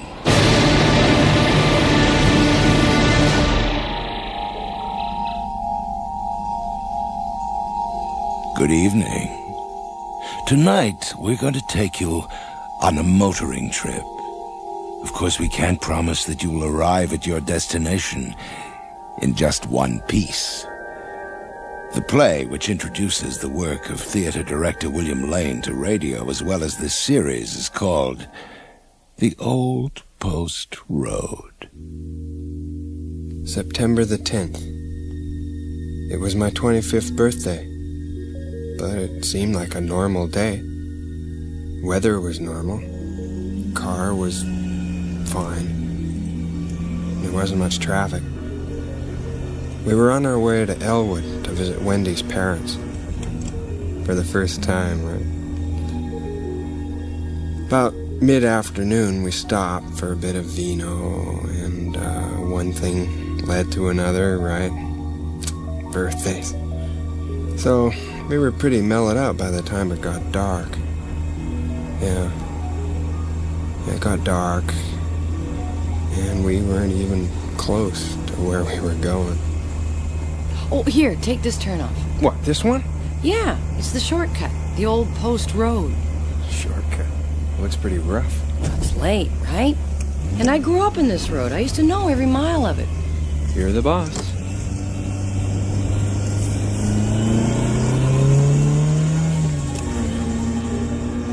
And that's when it started.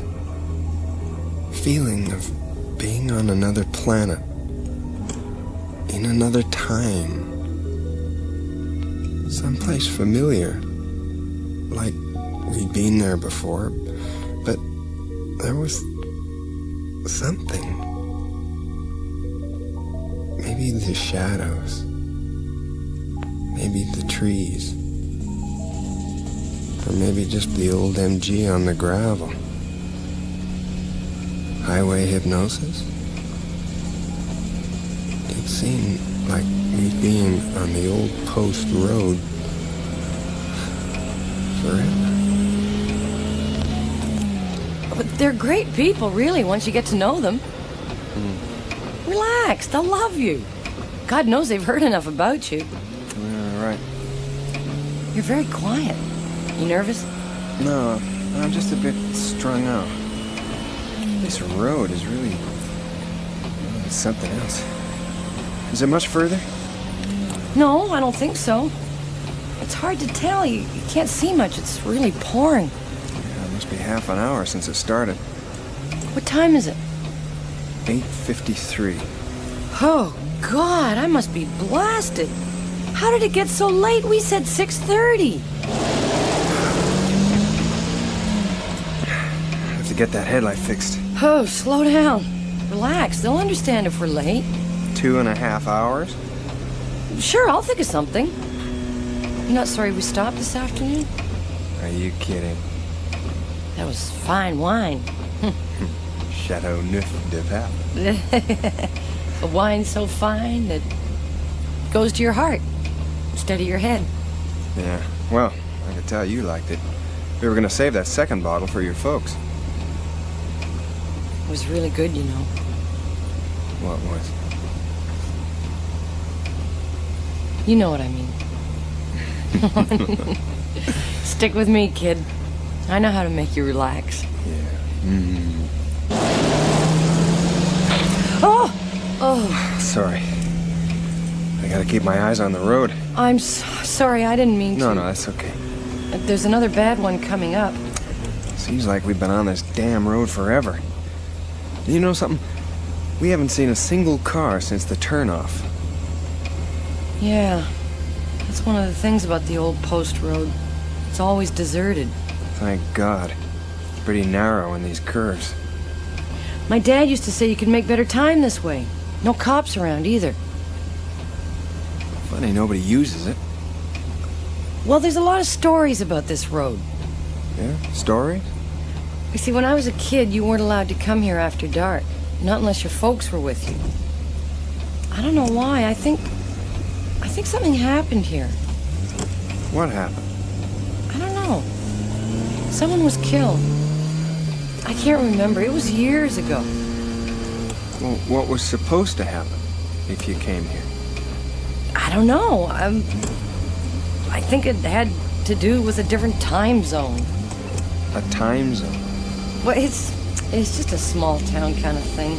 You mean some kind of ghostly hand comes out of the wood and zaps you? Yeah. Like, I am the spirit of the old post road. Take me to your leader. Oh, don't worry, we'll get there. I sure hope so. Mom always does her tuna casserole for guests. I bet she's got some waiting for us. Hey, I could go for that in a big way. Yeah, I know what you mean. My stomach is eating my leg. Here's the curve. Oh my God. Stephen! I can't. It's too late.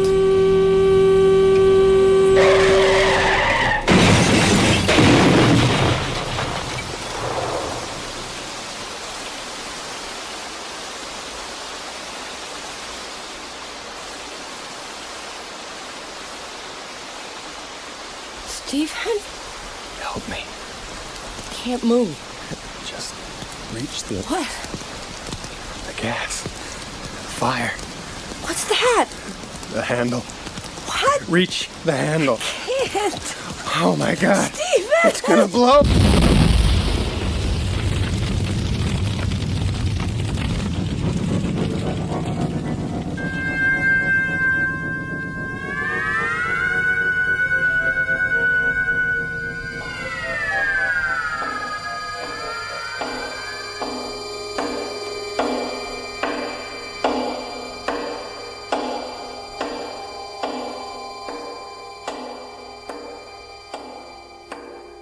Sit tight, my lad.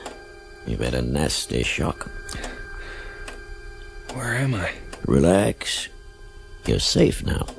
I was in a big armchair in an old farm kitchen, but I didn't know where I was.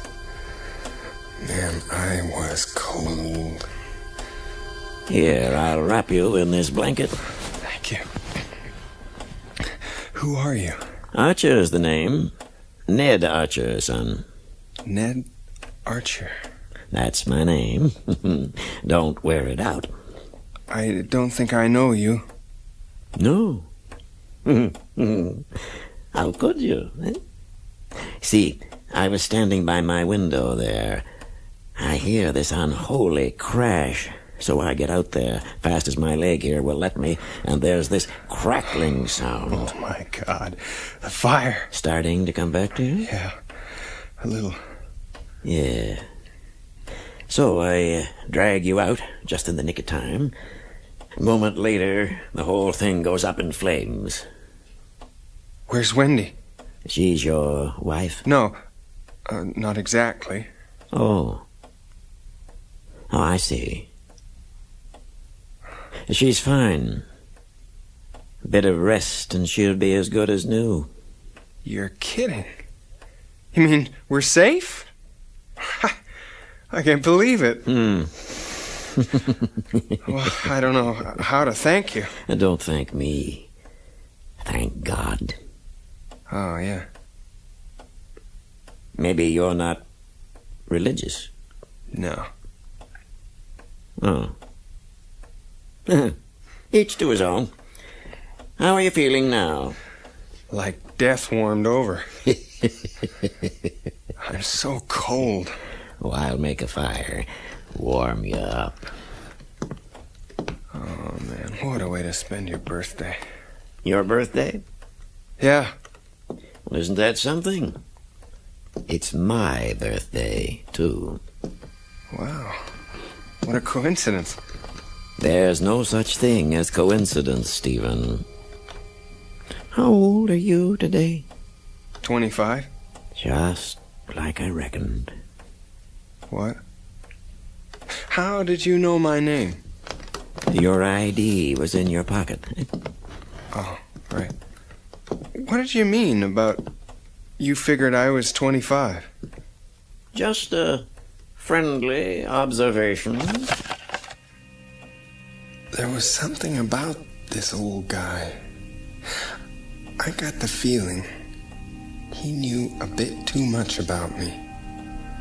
And that coincidence about our birthdays made me feel... I don't know. I couldn't put my finger on it. I had to get a fix on what was happening. Did you call the cops?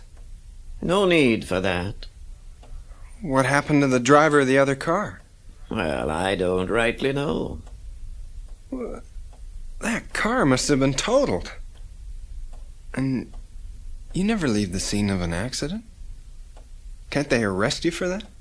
Couldn't tell you. The more I heard, the more I felt that there was something happening with Archer. I didn't want to be alone with him. Wendy must be in the bedroom, right behind that yellow door. If I could just talk to her. I don't think that's such a good idea. What? She needs her rest. Well, I just want to make sure she's all right. Don't you trust me? Sure I do. But she'll be worried. Look, maybe you think because we're not married and all that, but we're really very Best close. Best thing you can do for her right now is to let her be. What's that? Just the kindling. What are you doing? Stoking the fire. Gas. The fire. The handle. No. Reach the Please. handle. I can't. Oh, my God. What's the matter, son? It's gonna blow.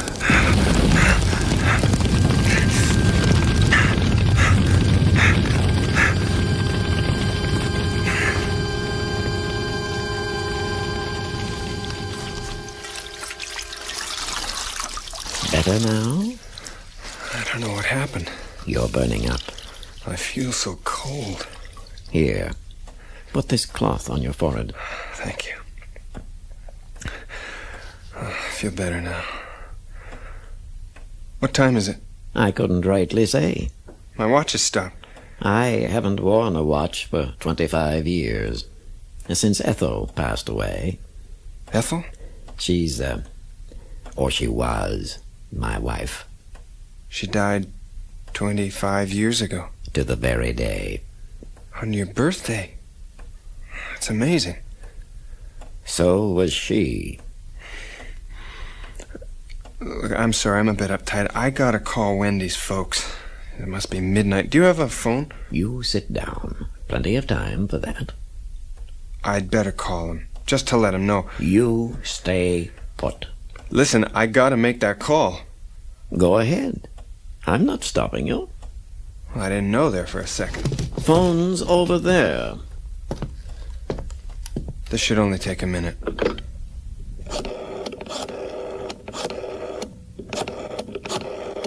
I'll just tell him. I am sorry. The number you have dialed is no longer in service. That sounds like... I must have dialed it wrong.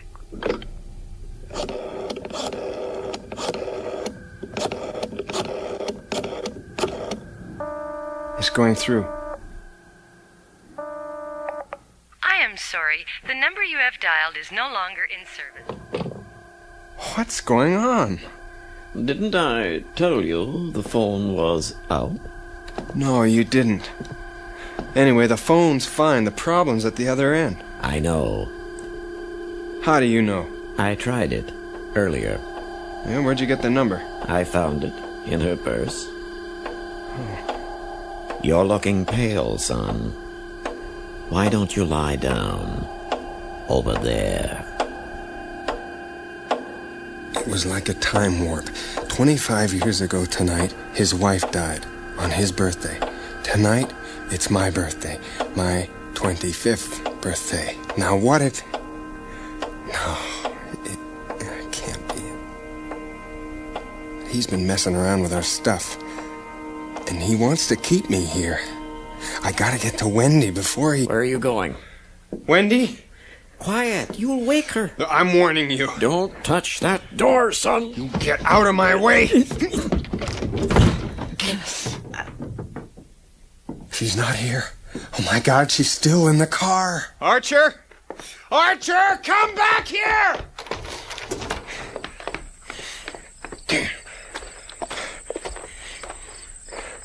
Archer! Is she dead? Don't take it so hard, son.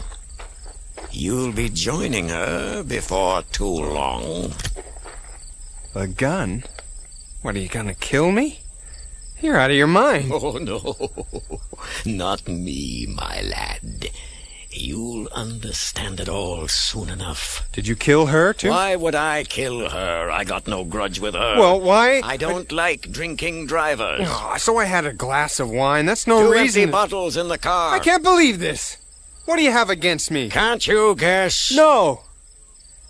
I was in the other car.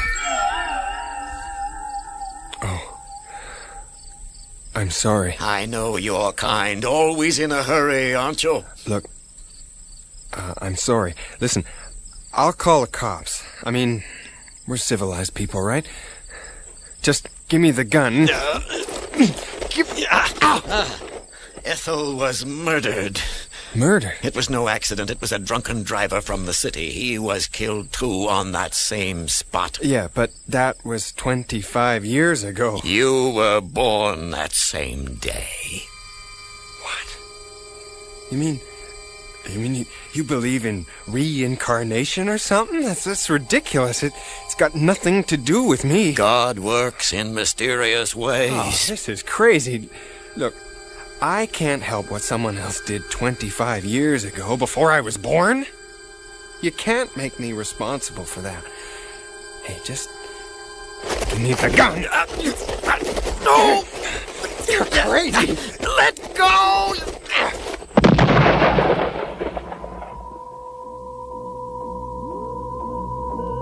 Oh my God. What have I done? Archer. He's dead.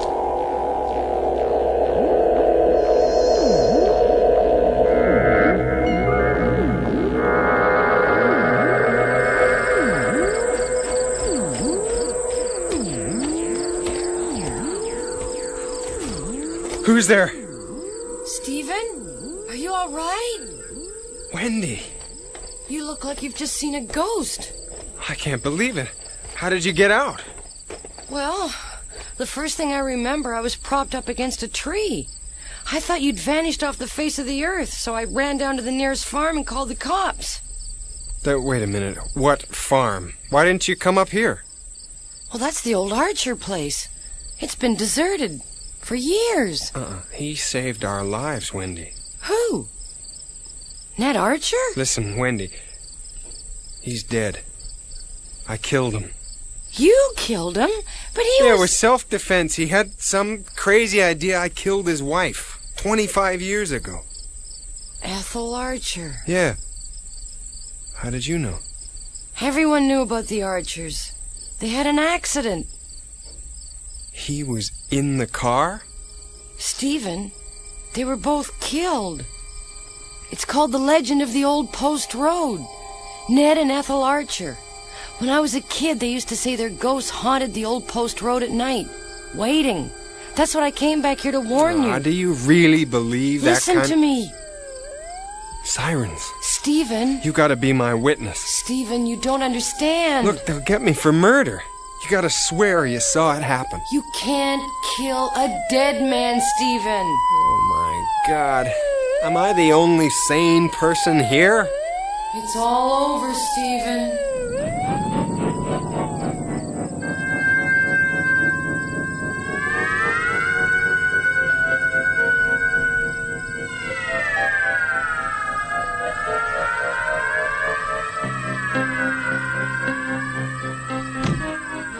Stephen James Fowler? Oh, what? That's him. Better come along with us. Where are we going? Hospital. Why are we going to the hospital? I'm all right. Get moving, kid. No, wait a minute. I gotta figure this out. What's he saying? Wendy. Hey, let me go. Look, we gotta bring Wendy. Wendy?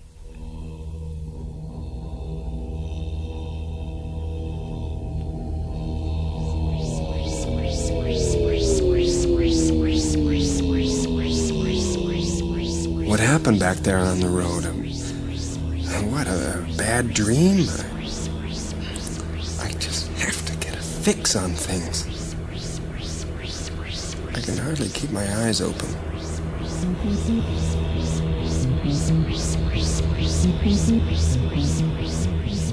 Ten-4. You need a blood box? Negative, we're on the flip. What's he saying? Just procedure. Bring it on and shake it, 10-4. Roger. Where are we going? Where's Wendy? Cool it, Harvey. Right. Where are we? Fill him in, Harv. It's called the Old Post Road, kid. What? We're still on it? Sure. Any objections? He's had a shock. Does he know about his girlfriend? What about her? Yeah, but I don't think he understands. Well, what's happened to her? Dead on impact, kid. But I just saw her by the road. She's dead. Oh. No. What year is this? Oh, boy. We got a real live one here. Tell him, Harvey. It's 1957, kid. September the 10th. Oh, no. You can't kill a dead man, son. I wasn't even there. You're here now, kid. Yeah, no kidding. It's all over, Stephen. No. I just have to get out of this time zone. Hey, what's his problem? Pull over. Get off this road. Get off the wheel. I'm not dead. Not yet.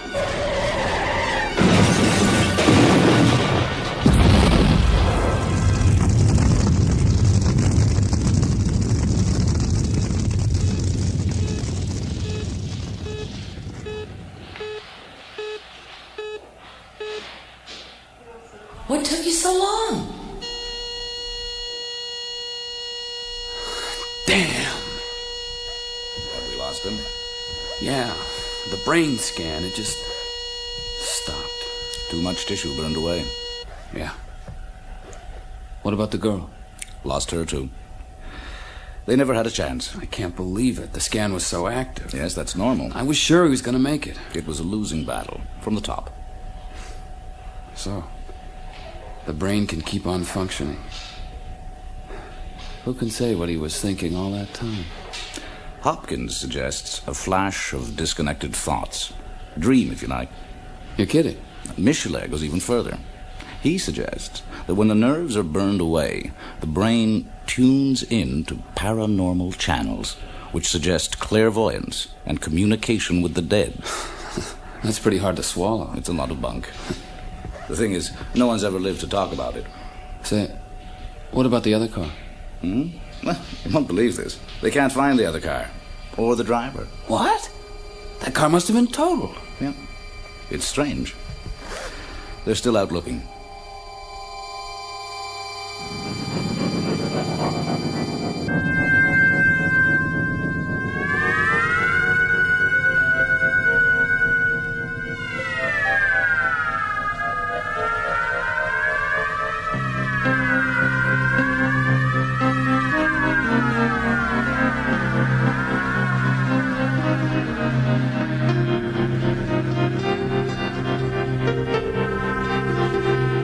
Nightfall, The Old Post Road, starred Jane Eastwood, Jeff Bowes, Sandy Webster, Henry Raymer, Michael Wincott, John Grenick, Alan Fawcett, and David Calderisi.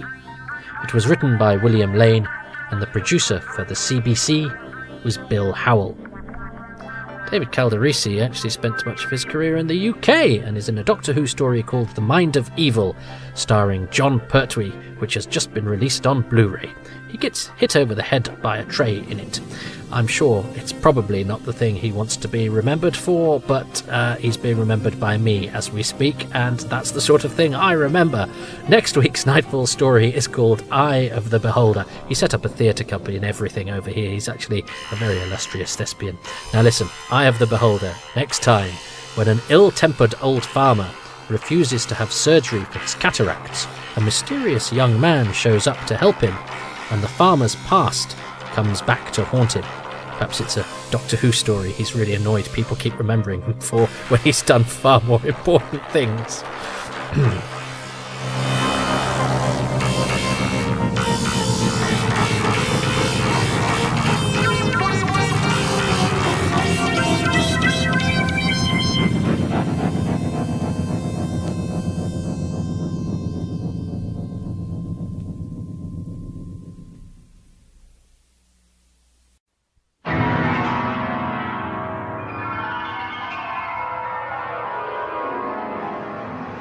In the dream, you are falling, lost in the listening distance, as dark locks in.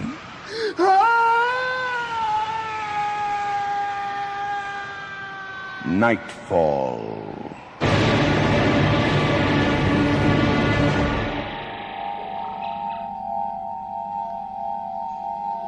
Good evening. Tonight, we're going to take you on a motoring trip. Of course, we can't promise that you will arrive at your destination in just one piece. The play, which introduces the work of theater director William Lane to radio as well as this series, is called The Old Post Road. September the 10th. It was my 25th birthday, but it seemed like a normal day. Weather was normal. Car was fine. There wasn't much traffic. We were on our way to Elwood to visit Wendy's parents. For the first time, right? About mid-afternoon, we stopped for a bit of vino, and one thing led to another, right? Birthdays. So, we were pretty mellowed out by the time it got dark. Yeah, it got dark, And we weren't even close to where we were going. Oh, here, take this turn off. What, this one? Yeah, it's the shortcut. The old post road. Shortcut. Looks pretty rough. It's late, right? And I grew up in this road. I used to know every mile of it. You're the boss.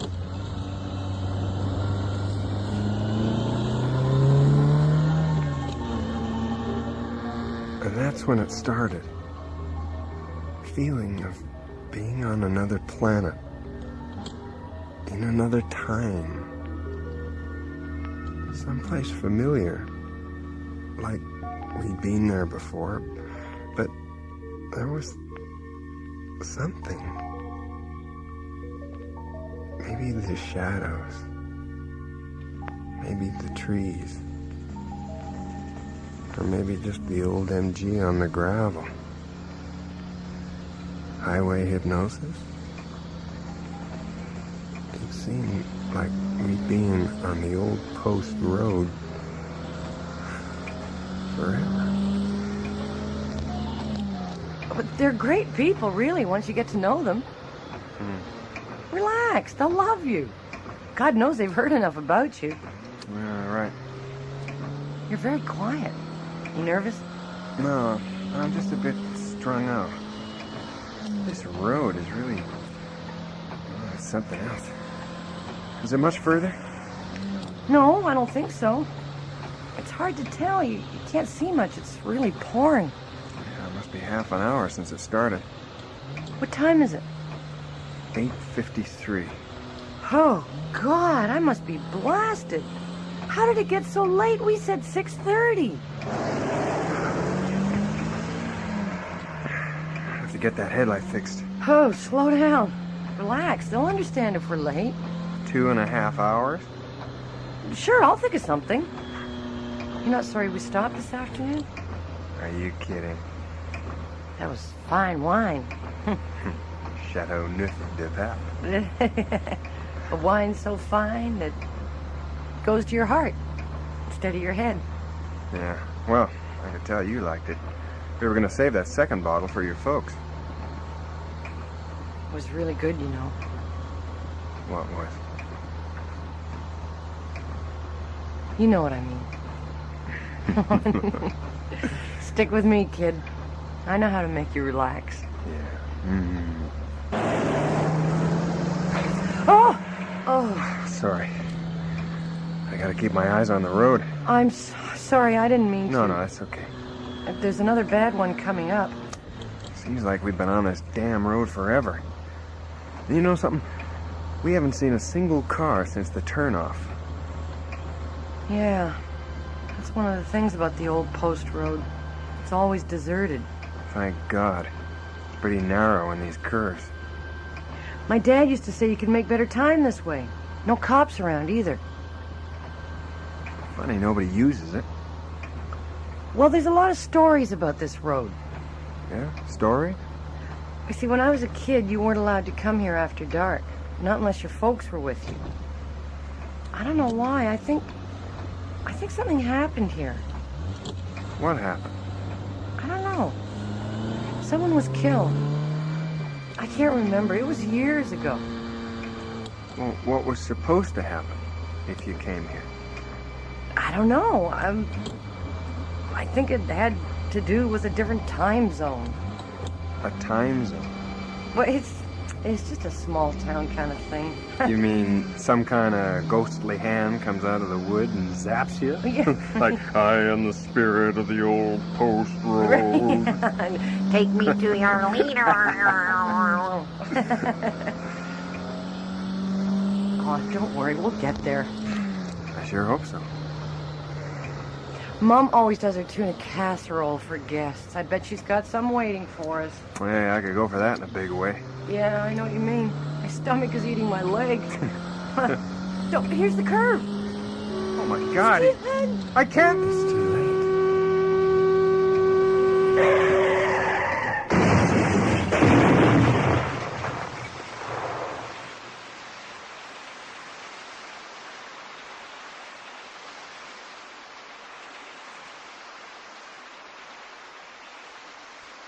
Stephen? Help me. can't move. Just reach the... What? The gas. Fire. What's that? The handle. What? Reach the handle. Can't. Oh, my God. Steven! It's gonna blow.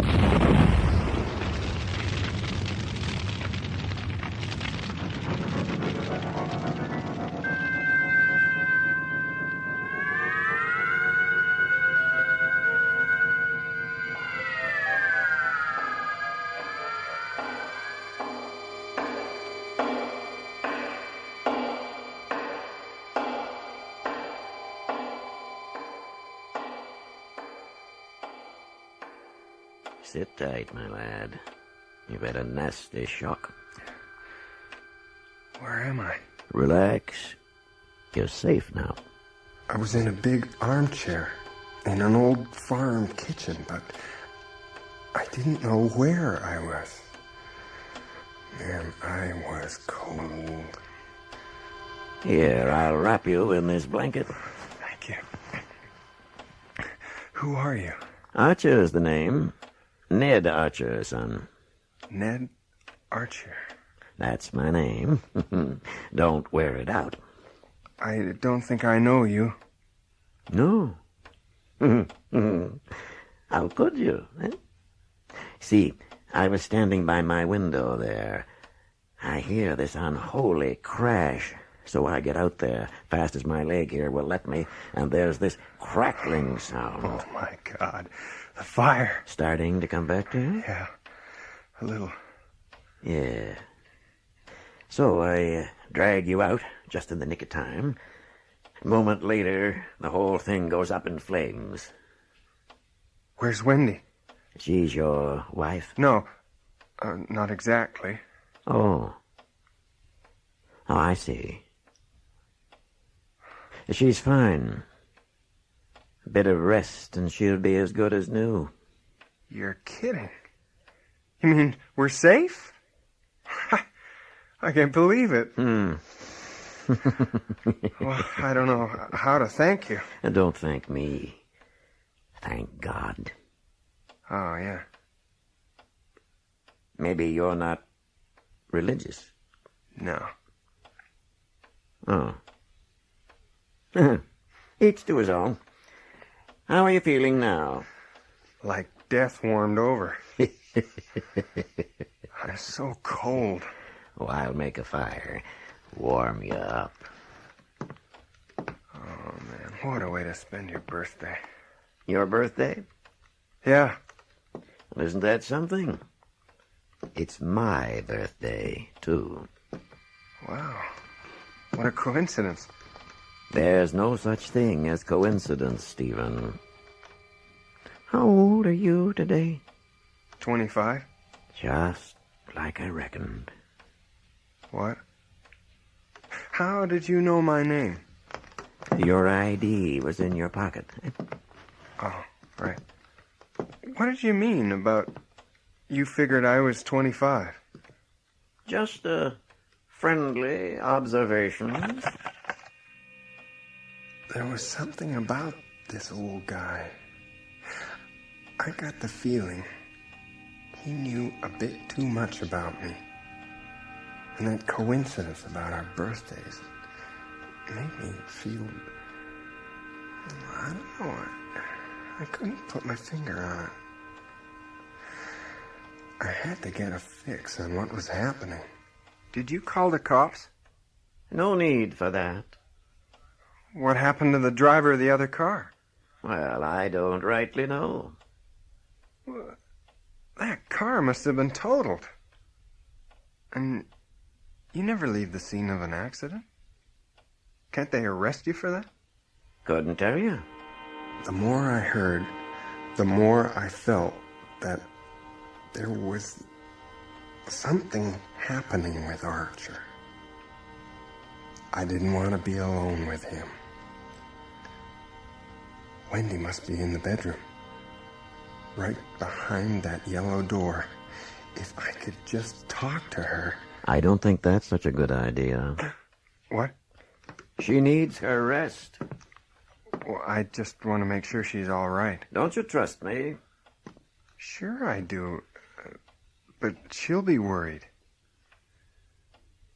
Look, maybe you think because we're not married and all that, but we're really very Best close. thing you can do for her right now is to let her be. What's that? Just the kindling. What are you doing? Stoking the fire. Gas. The fire. What's that? The handle. What? Reach the Please. handle. I can't. Oh, my God. What's the matter, son? It's gonna blow.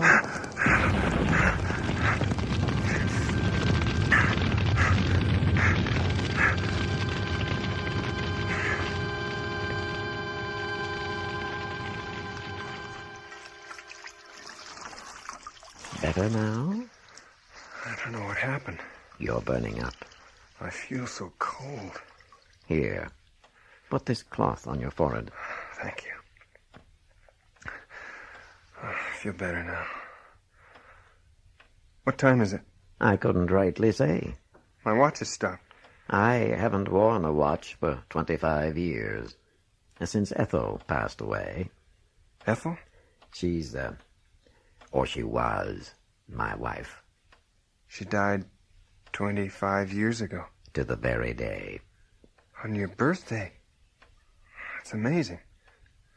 So was she. Look, I'm sorry, I'm a bit uptight. I gotta call Wendy's folks.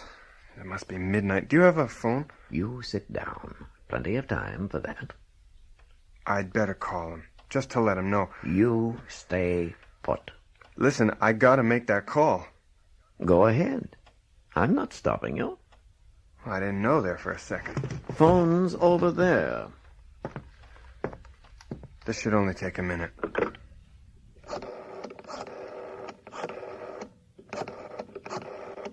I'll just tell him.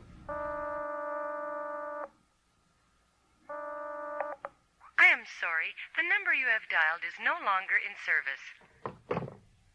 That sounds like...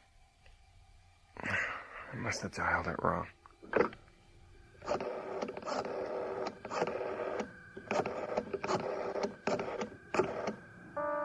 It's going through.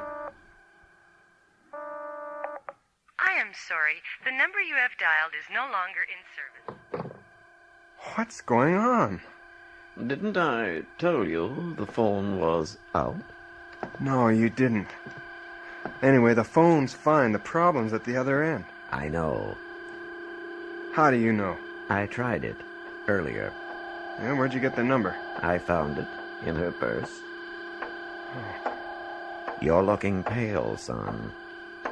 Why don't you lie down? Over there. It was like a time warp. 25 years ago tonight, his wife died on his birthday. Tonight, it's my birthday. My 25th birthday. Now what if... No, it can't be. He's been messing around with our stuff. And he wants to keep me here. I gotta get to Wendy before he... Where are you going? Wendy? Quiet. You'll wake her. I'm warning you. Don't touch that door, son. You get out of my way. She's not here. Oh, my God, she's still in the car. Archer? Archer, come back here!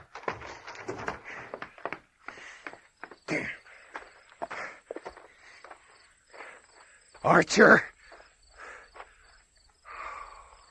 Is she dead? Don't take it so hard, son. You'll be joining her before too long. A gun? What, are you gonna kill me? You're out of your mind. Oh, no. Not me, my lad. You'll understand it all soon enough. Did you kill her, too? Why would I kill her? I got no grudge with her. Well, why? I don't like drinking drivers. Oh, so I had a glass of wine. That's no Two reason. empty bottles in the car. I can't believe this. What do you have against me? Can't you guess? No. I was in the other car. Oh. I'm sorry. I know your kind. Always in a hurry, aren't you? Look, I'm sorry. Listen, I'll call the cops. I mean, we're civilized people, right? Just give me the gun. Ethel was murdered. Murder? It was no accident. It was a drunken driver from the city. He was killed, too, on that same spot. Yeah, but that was 25 years ago. You were born that same day. You mean you believe in reincarnation or something? That's ridiculous. It's got nothing to do with me. God works in mysterious ways. Oh, this is crazy. Look, I can't help what someone else did 25 years ago, before I was born. You can't make me responsible for that. Hey, just give me the gun. No! You're crazy. Let go!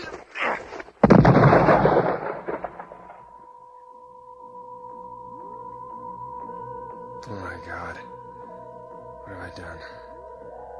Archer? He's dead.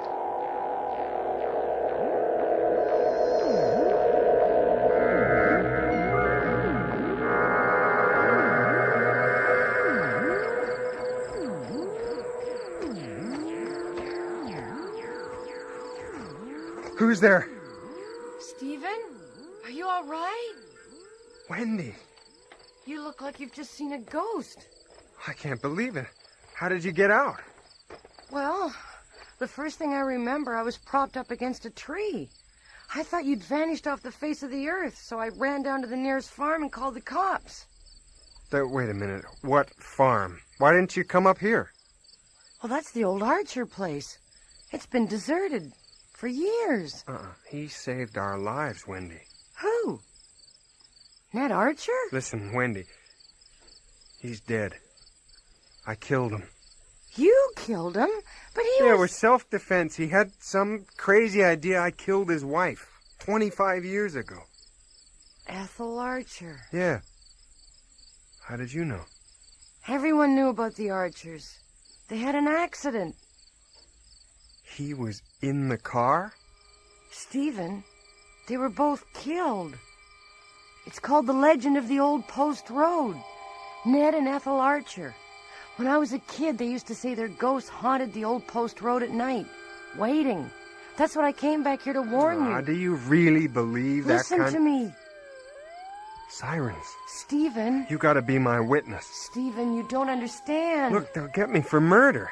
You gotta swear you saw it happen. You can't kill a dead man, Stephen. Oh, my God. Am I the only sane person here? It's all over, Stephen.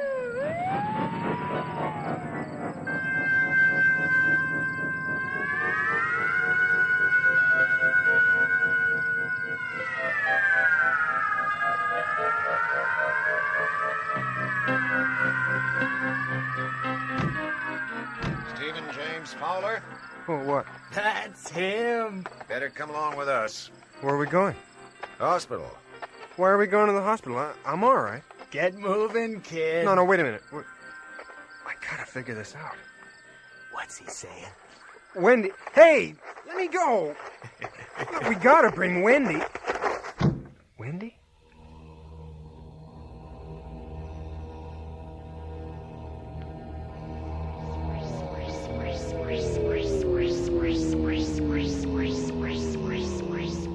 What happened back there on the road? What, a bad dream? I just have to get a fix on things. I can hardly keep my eyes open.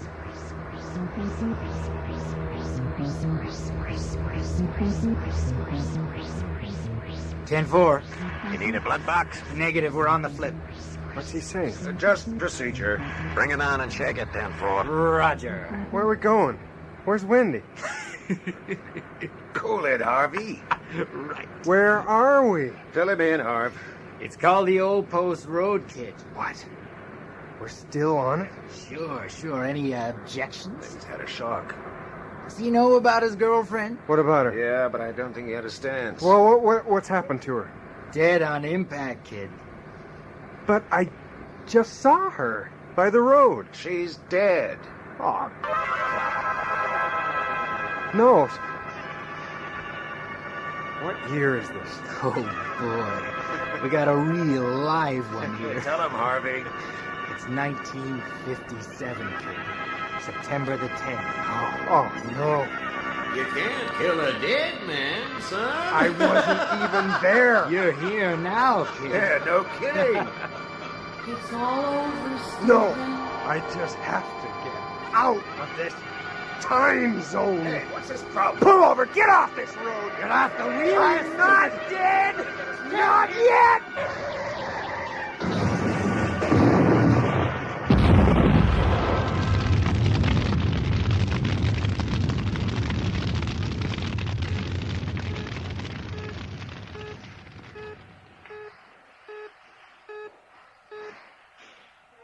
What took you so long? Damn. Have we lost him? Yeah, the brain scan, it just stopped. Too much tissue burned away. Yeah. What about the girl? Lost her, too.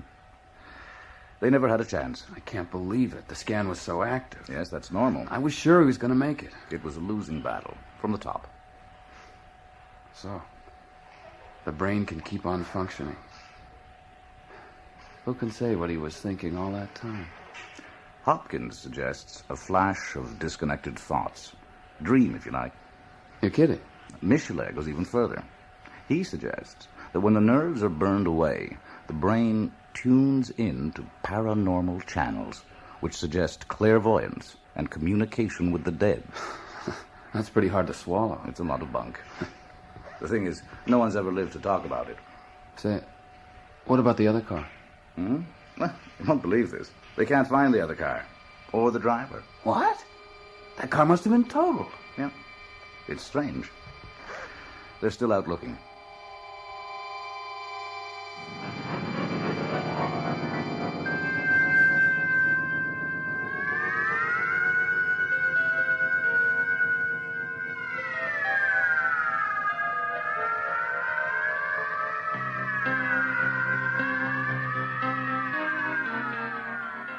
You have just heard The Old Post Road by William Lane. Featured in tonight's cast were Jane Eastwood as Wendy and Jeffrey Bowes as Stephen, with Sandy Webster as Archer. The policemen were played by John Granick and Michael Wincott, and the doctors were David Calderisi and Alan Fawcett. The recording engineer was John Jessup, with sound effects by Bill Robinson. The production assistant was Peggy Este. The Old Post Road was produced and directed in Toronto by the series executive producer Bill Howell.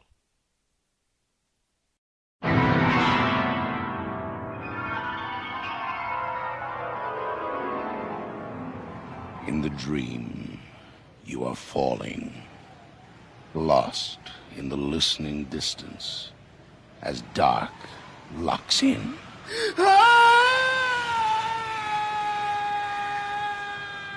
Nightfall.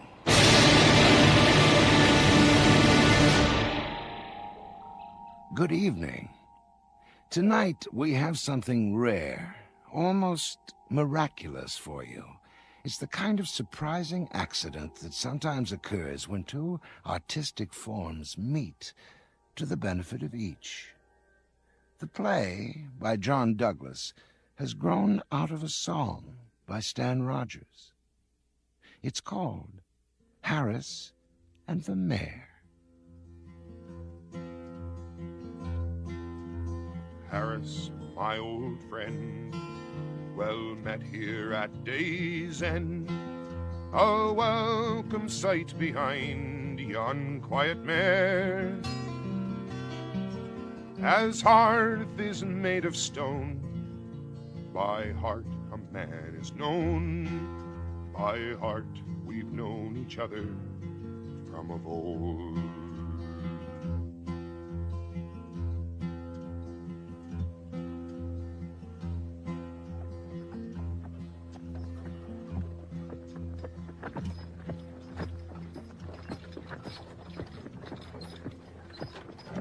Hey, Nielsen.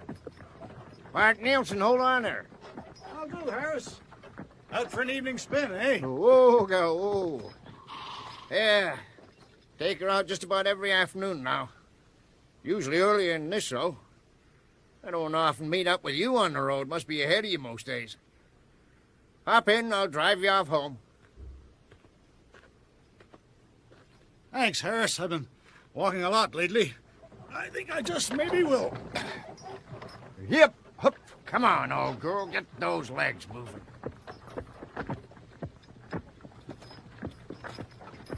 Ah, how are things going at the mill?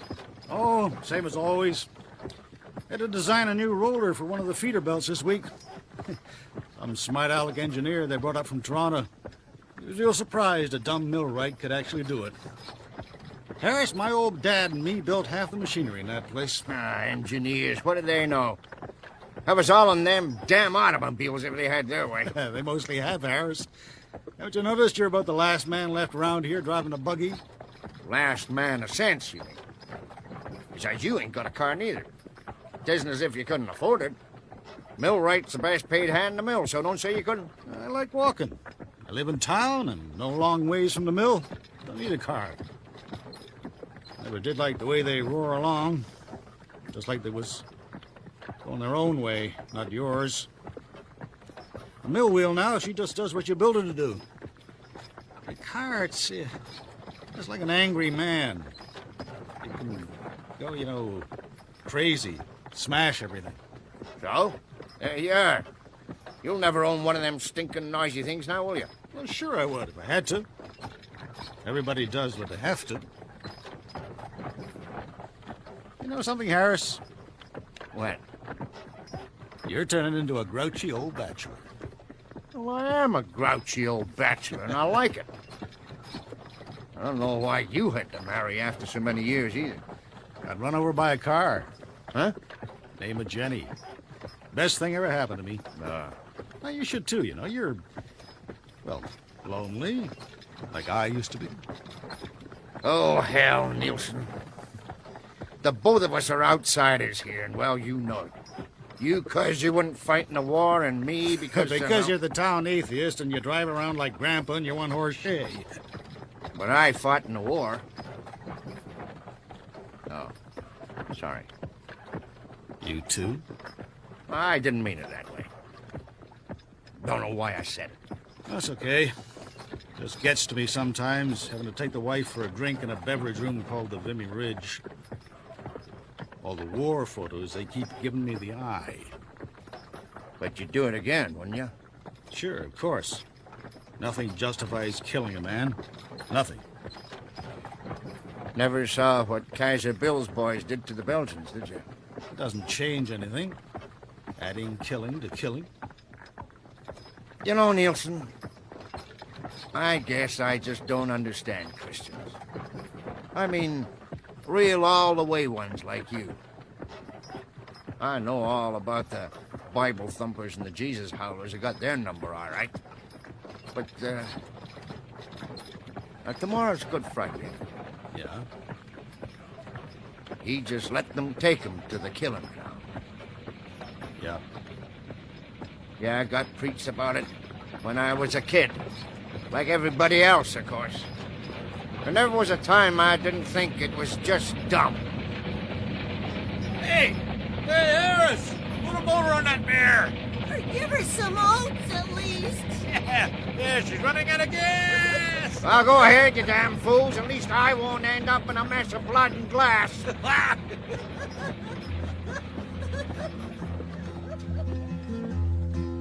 Their blood and fire and steel, do they wonder how I feel? That never raised his hand to fellow man.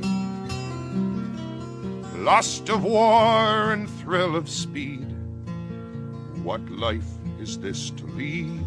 And how they do torment us when they can.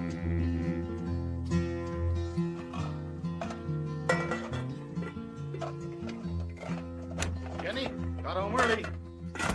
I met Harris on the road from the mill.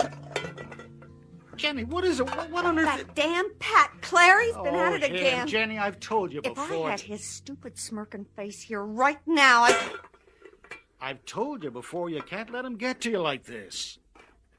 What's he done now? Oh, same as he always does, coming up to me in Melcher's Hardware like I was his, as if we were still going together like we used to. Jenny, that's dead and gone. Will you tell him that? Always tried to put a fence around me all the time he knew me. Maybe he loved you. Oh, love? Him? He wanted to own me. At least he tried. Nobody owns you, Jenny. Not unless I want him to. Oh, that poor dumb lout's got no more idea how to please a woman than fly. Pride's hurt because I married a man near old enough to be my father. You married him because he gets big wages, he says.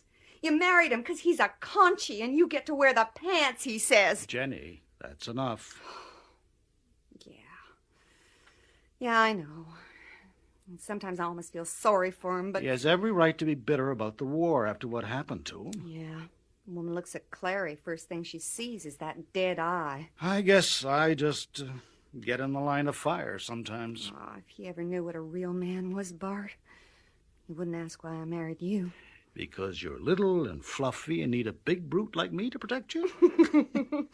Bart Nielsen, I'm just about as fluffy as a she-bear with cubs, and well, you know it.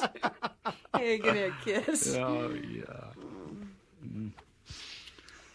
Ah, Jenny. I guess it's been one of those days. Hey, after supper, let's go to the hotel and have a couple of drinks and see who's there, eh? Oh, sure, Bart. Sure, whatever you like.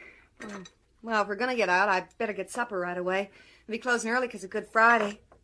Oh, but Bart, you got to promise me one thing. Oh, anything at all. You promise me you won't get wild drunk and smash the place up. The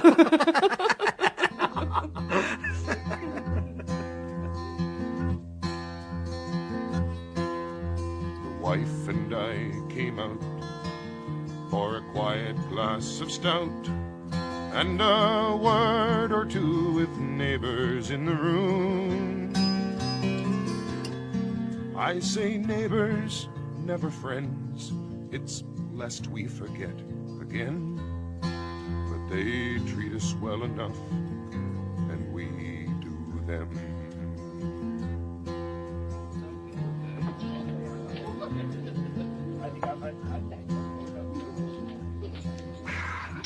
A couple of these make you feel better, eh, Jenny? I guess so. Oh, come on, Jenny, old girl, finish that one up and let me get you another. No, it's okay, Bart. I'm fine for now, thanks. Ken, could I have another stout, please? Sure, Nielsen. Just a minute. How's business, Ken? You're like the old gray mare, Nielsen. Ain't what she used to be. Hard times and worse coming. Here you are. Thanks. You haven't heard any talk about the mill closing down, have you? Talk's cheap. You don't want to believe everything people say. Oh, I don't. I don't. I just thought it'd be a terrible shame for you and the wife. You having such a good job and all. Yeah, sure would. Hey, Gord, can I buy you a drink? As fine as I am, Nielsen. Thanks anyway.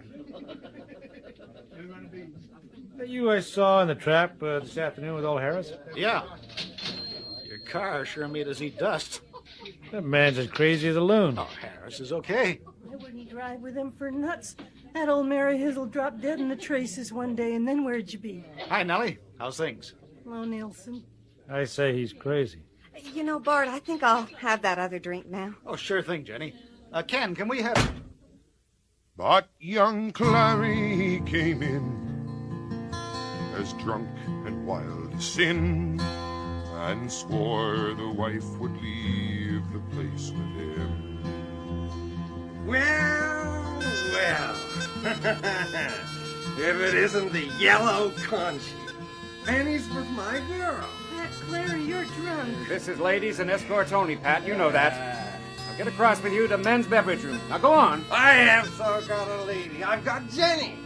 She may not have come here with me, but by God, she's mine and she's gonna leave with me. Clary, let go of her. Get away from me. You're going to go with me. But the wife, as quick as thought, said, no, I'll bloody not.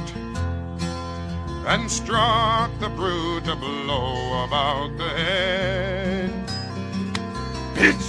He raised his ugly paw, and he lashed her on the jaw, and the wife fell to the floor like she were dead. Larry, what are you doing? Stop it, you bloody drunk! Leave her alone! Gord, make him stop. Stop him. Now, Harris, well, you know, I never struck an angry blow, nor would I keep a friend who raised his hand. I was a conchie in the war, crying, what the hell's this for? But I had to see his blood to be a man. You'll never do that again, Clary! I took him by the coat, spun him round and took his throat, and beat his head upon the parlor door. He dragged out an awful knife, and he roared, I'll have your life. Then he stuck me, and I fell on the floor. Jenny! Jenny! My God, Jenny! You thought you'd take her away from me, did you? With your 2 eyes and your yellow streak down your back? Blood I was from neck to thigh, bloody murder in his eye, as he shouted out, I'll finish you for sure. But as the knife came down, I lashed out from the ground, and the knife was in his breast when he rolled over. Killed him. You killed Clary. Gord, get me away from here. Now. Please. Help us. Jenny's hurt. She's lying like she's dead.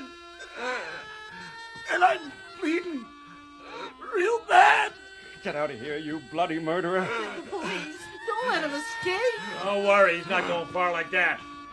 Look at that blood. Oh, please, I beg you. Get away. Don't you touch me. Get away. Go on now. Get away. Now with the wife as cold as clay, I carried her away. No hand was raised to help us through the door, and I've brought her half a mile. Now I've had to rest a while, and none of them I'll call a friend more. For when the knife came down, I was helpless on the ground. No neighbor stayed his hand, I was alone. By God, I was a man, but now I cannot stand. Please, Harris, fetch thy hair and take us home.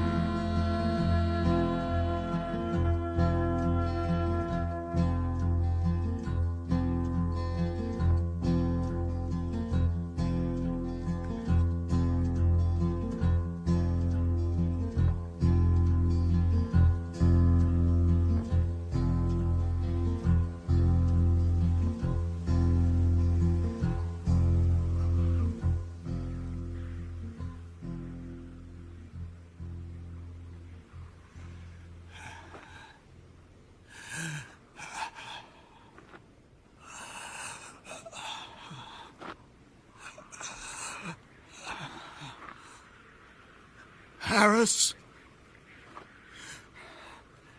Harris. Luke Harris. Harris. What is it? Is that you, Nielsen? This is a hell of a time of night to be. Oh, my God. Thanks, Harris. I knew you'd answer. If I called, hold up the lantern. That's it. Look. Oh. What happened? There's blood everywhere. Oh, man, you're in a bad way. And my God, that's Jenny. Pat Clary went after her at the hotel. He hurt her bad. He cut me up some. And I turned his knife and killed him. Oh, Lord Jesus. Harris, get the mare. Please. Get the mare and take us home. She's so slow. Better you take... No one with a car will help us. Oh, Harris. It broke my heart. They were all of them on Clary's side. Were you surprised? Yes. You shouldn't have been. What day is this? It must be Good Friday by now. Therefore, when they were gathered together, Pilate said unto them, Whom will ye that I release unto you? Barabbas or Jesus, which is called Christ? And they said, Barabbas. For the other one, His blood be on us and our children. Very good. Told you they raised me Bible strict. Stay here. I'll get the mare. Oh, Harris, fetch thy mare and take us out of here. In my 45 years, I'd never known that to call myself a man, for my loved one I must stand. Now, Harris, fetch thy mare and take us home.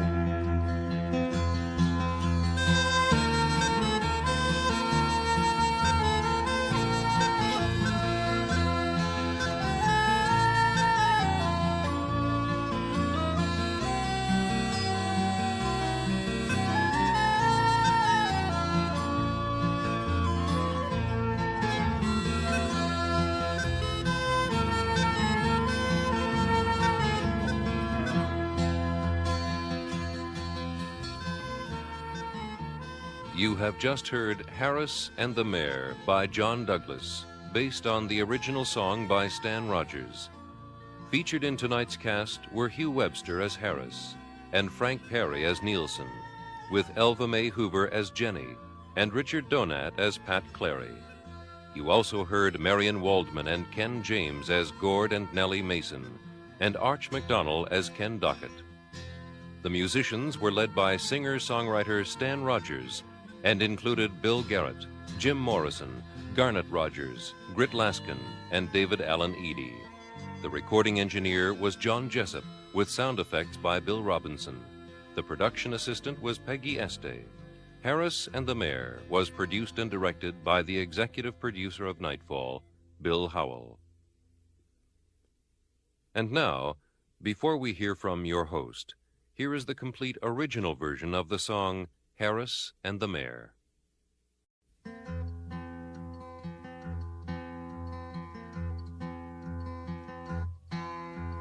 Harris, my old friend, good to see your face again. More welcome though yon trapping that old mare, for the wife is in a swoon, and I am all alone. Harris, fetch thy mare and take us home.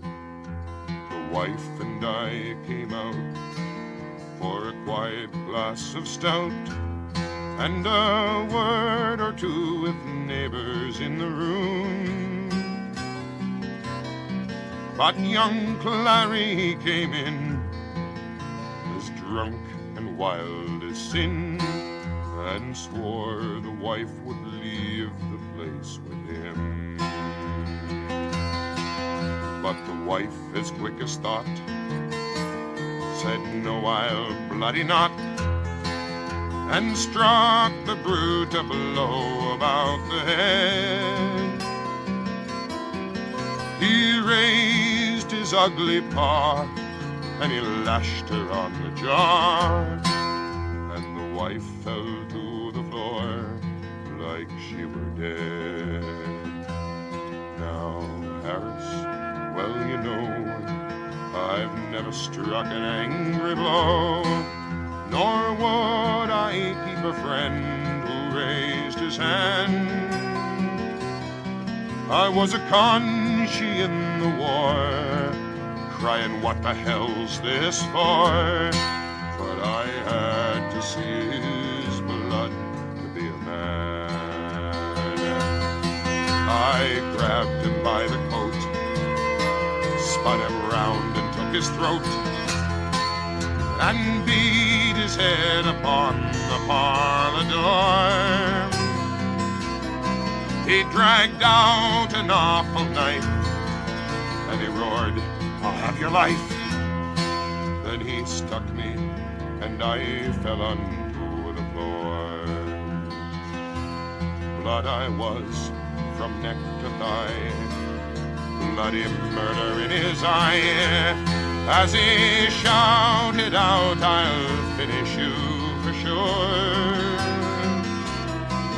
But as the knife came down, I lashed out from the ground, and the knife was in his breast when he rolled over.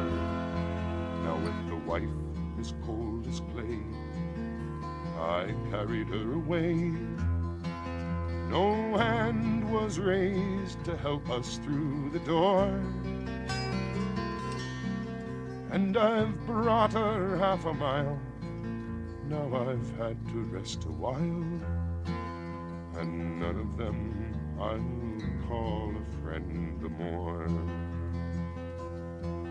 For when the knife came down, I was helpless on the ground. No neighbor stayed his hand, I was alone. By God, I was a man, but now I cannot stand. Please, Harris, fetch thy mare and take us home. Oh, Harris, fetch thy mare and take us out of here. In my 45 years, I'd never known that to call myself a man, for my loved one I must stand.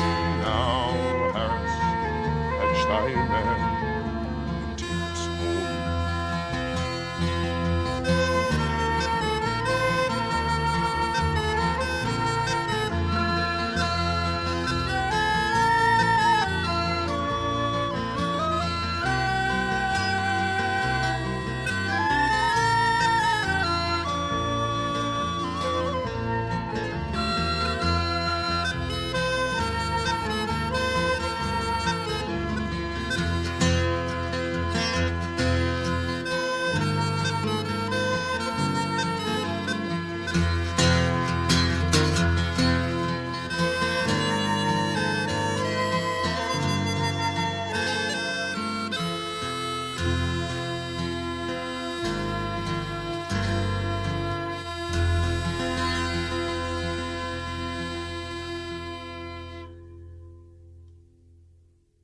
And now, here's a final word from your host.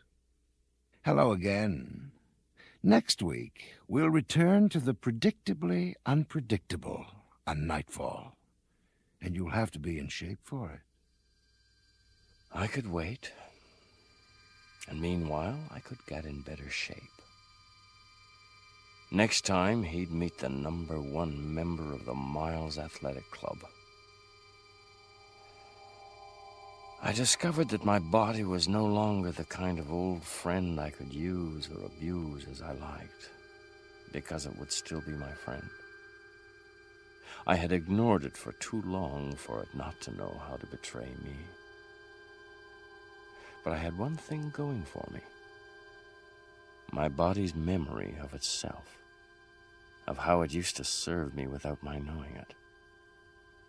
It might lay cunning traps for me, like muscle cramps or sudden searing aches. But it couldn't ignore or unlearn the secret knowledge of the power it used to own. It had nothing to do with me, beyond my will. But it meant everything. The Jogger by Tony Bell, radio that never runs without a second effort. That's next week on Nightfall. Until then, careful of the edge.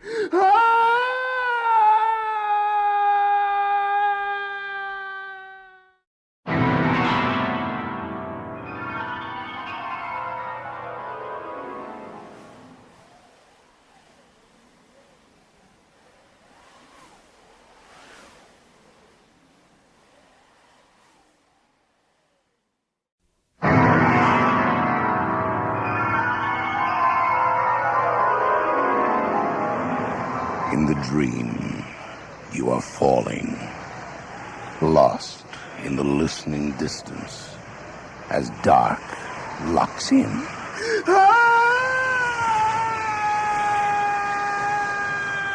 Nightfall.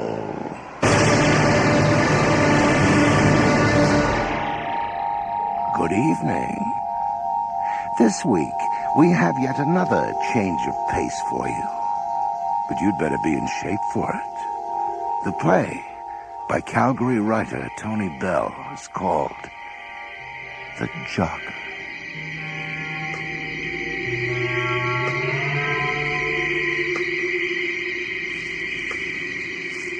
Braddock High's an old school. A lot older than it used to be.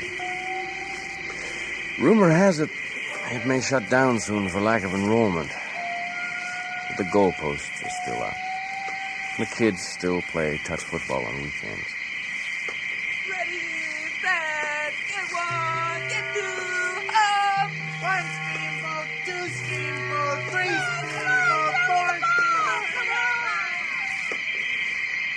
And if they were as old as me, they could remember a game 30 years ago when a kid named Joe's radio all the rage. There's a pass over the middle of Brady. He breaks a tackle. He's in the clear. He's at the 25, the 20. They're not Yes, going sir. to get to these at the 10. They'd think of the day when Joe Brady scored a touchdown in the final play of the game to win the city championship. He was quite the kid, young Joe. All city halfback. He was going places, no doubt about it. Everybody said so.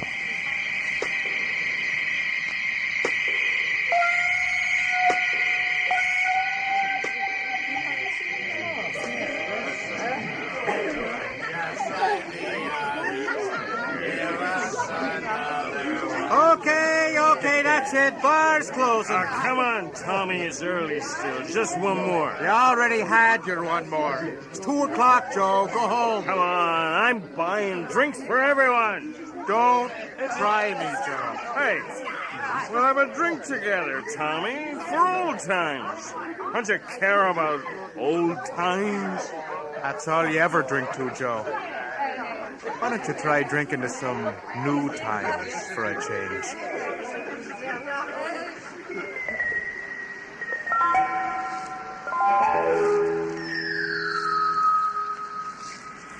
Yes, sir, they all said so. Now, 30 years and 20 pounds later, half the people who said so are dead. And the other half, well, they said a lot of things 30 years ago. But I don't feel bitter. In fact, I haven't felt much of anything for a long time. Or so I thought.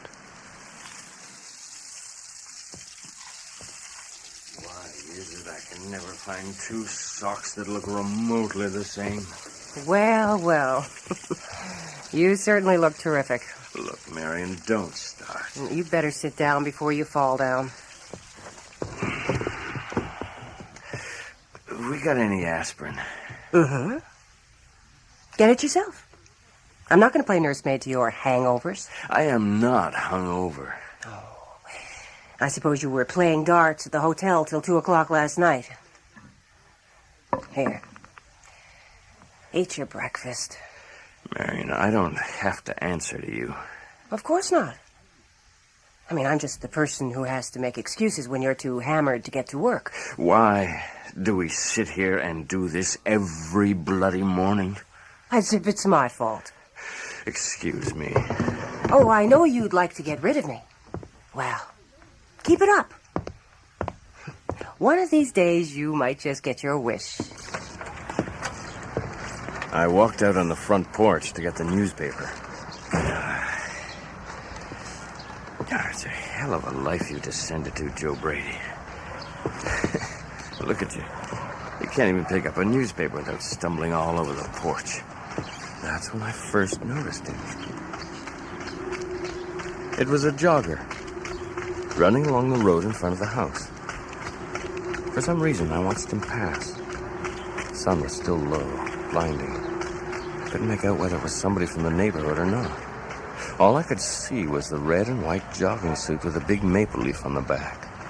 By the time I could get my eyes focused, he was well past, gliding easily over the gravel down the long path to the park. It was just a jogger. Dozens of them followed the path to the park during the day. Why had I stopped for this one? Joe! Come inside. Your breakfast is getting cold. What? Yeah. Yeah, sure.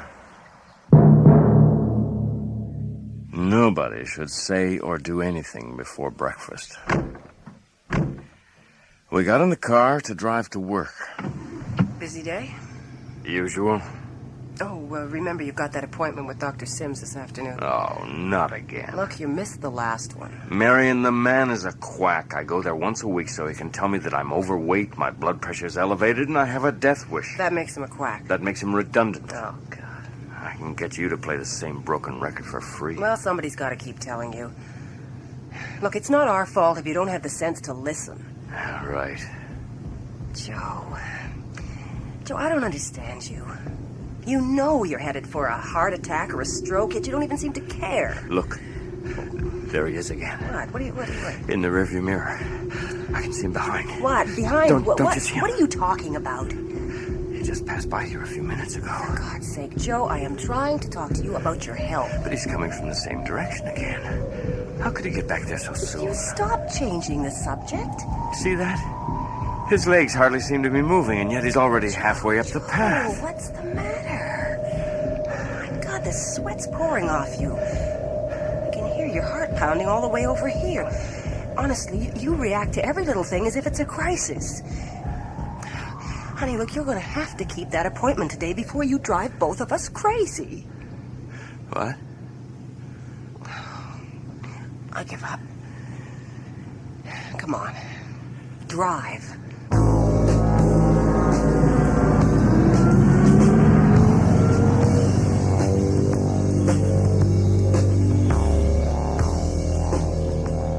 For once, Marion and I were in agreement. I decided to go to my appointment after all. As usual, the good doctor's news was on the cheerless side. Joe, I don't get it.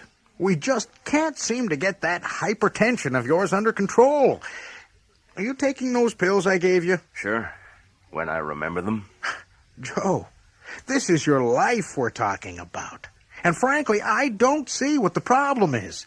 Now, you've got a good job, you've been married to the same woman for 25 years, and you don't have any kids to bleed your pockets dry. I'd say you got quite a bit going for you.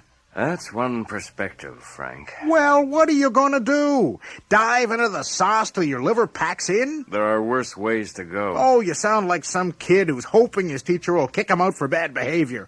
Well, forget it, Joe. I'll save you in spite of yourself. Why? Are you planning to write me up in a medical journal? Now, look, I'm going to put you on another diet, and I want you to stick to it, and lay off the booze, and try getting some exercise for once. I don't think you've worked up a sweat since you got out of high school. Maybe I should take up jogging. Good idea. That's just the thing you need. That was meant to be a joke, Frank. Then again, maybe it wasn't a joke, as I was to find out later.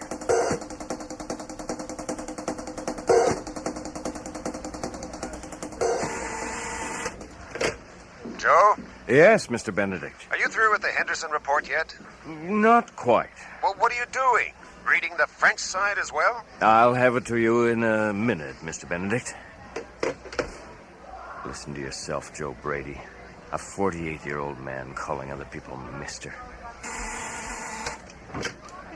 Mr. Brady? Yes, Susan? Call for you on line 2. Who is it? He didn't say. Thanks. Mr. Brady? Mr. Joe Brady? Yes. This is John Miles. Yes. You were talking to me just a few hours ago. What? Mr. Brady, I'm the guy who runs the Miles Athletic Club.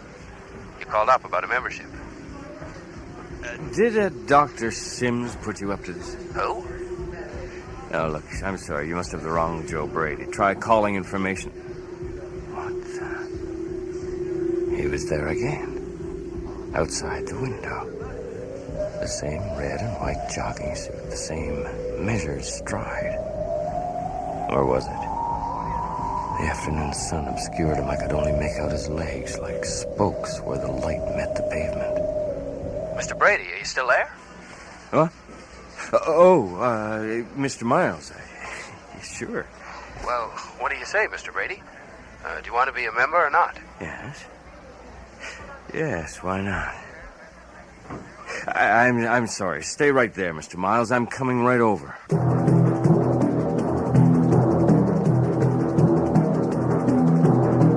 It was too much of a coincidence. There had to be a link between the phone call and what I had or hadn't seen. Maybe this Miles character could help me clear things up. This is really just your basic gymnasium, Mr. Brady. You got your exercise machines and your weights and your whirlpools. Yes, it's fine. Very nice. Well, excuse me for saying this, Mr. Brady, but you look like something of a stranger to gymnasiums. To exercise in general, Mr. Miles. But don't let that fool you. I used to be a pretty fair footballer in my day. First string all-city, the year we won the championship, in 1949. Before my time, I'm afraid. Well, where would you like to start? Weight room? Sauna? How about with the joggers? I'm not sure what you mean. Well, don't you have any jogging groups here? Well, not really. Jogging's sort of an individual thing. They like to go out on their own. You know, find their own pace, set their own goals. Do you happen to know anybody who wears a red and white jogging suit? Yeah, sure. With a red maple leaf on the back? Ah, there must be 1,000 of them. It's a popular style. I've got to find him. Oh, yeah? You know, what I mean is this person's been looking for me. Look, Mr. Brady, why don't you have a nice whirl? Relax some of those muscles. Let your mind go blank for a while. There he is. Do you see him? What? Mr. Brady, where are you going? There's nobody out there. I took off after him. I lost him for a moment, but I knew he was still around. Nearby. No, wait. There by the exit. Wait! I want to talk to you! I followed him. Ran after him out onto the street. Across the intersection. 3-4 blocks. He disappeared into the crowd. No, there were flashes of him between the people. What do you want with me? What do you want? But all I could see was the back of his jacket, that maple leaf flapping in the breeze.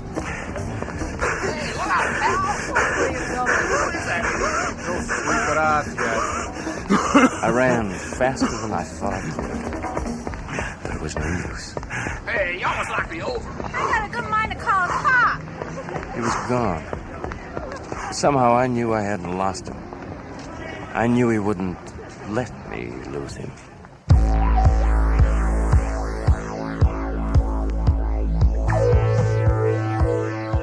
could wait. And meanwhile, I could get in better shape. Next time, he'd meet the #1 member of the Miles Athletic Club.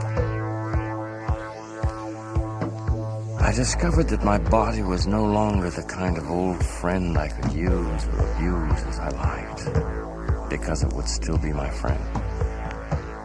I had ignored it for too long for it not to know how to betray me.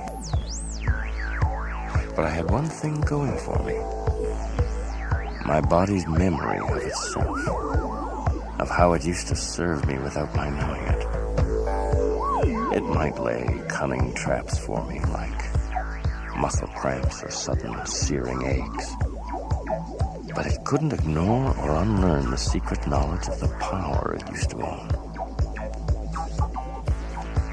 It had nothing to do with me, beyond my will, but it meant everything.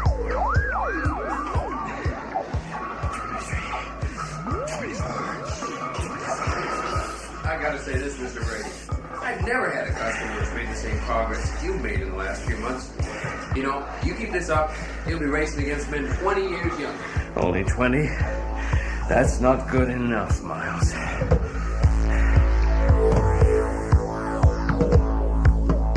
Not surprisingly, my good friend the doctor was equally quick to approve of the change in me. It's amazing, Joe. You've lost 20 pounds, your blood pressure's down. You're beginning to make me feel like an old man. What's happened to you, Joe? What's the secret? Oh, maybe all that nagging of yours finally got through to me. But, Joe, maybe you're rushing things a bit. Doing too much. Now, the body's a delicate instrument, you know. I can't hear you, Frank.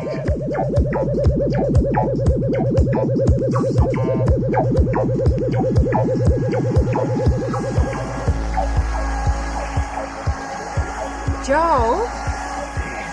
Joe? You have to do push-ups in the living room? Joe, you get sweat on the carpets again. Can't stop now. Oh, come on. 44. Look, don't you think you're overdoing it? Joe, you're not a young man. You know, you're 48 years old. 48? How can I forget with you constantly reminding me? Just as well I do. You wouldn't have made it to 48 without me propping you up. Well, you don't need to prop me up anymore. You see, I can stand on my own now. You can leave with a clear conscience if you like. Well, darling, don't think the idea hasn't occurred to me. I can't let things go on the way they have, Marion. I am not fat anymore. I can't roll with your punches. I feel the hurt. Hurt? What about the hurt I felt for the past 25 years? Playing nursemaid to a drunk. I know. And I suppose I should be grateful for that. You were afraid of what would happen to me.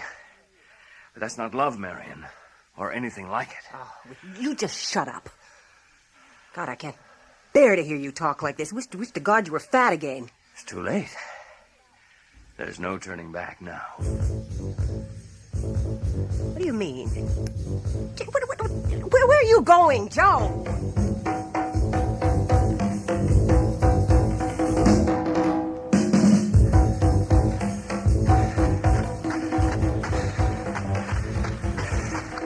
I'd go for a run every evening at dusk up the path to the park, hoping to find him.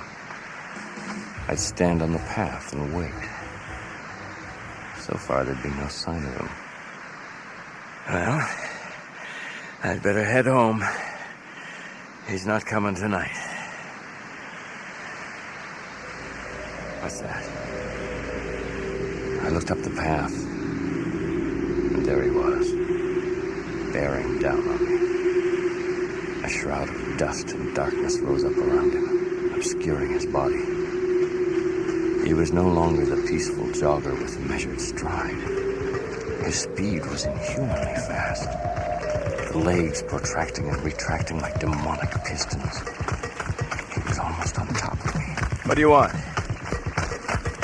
Answer me! I took off, but he was already there.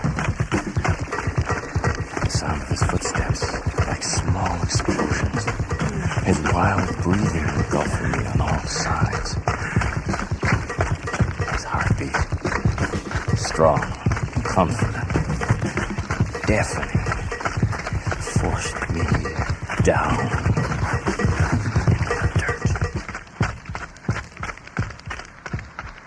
Stop!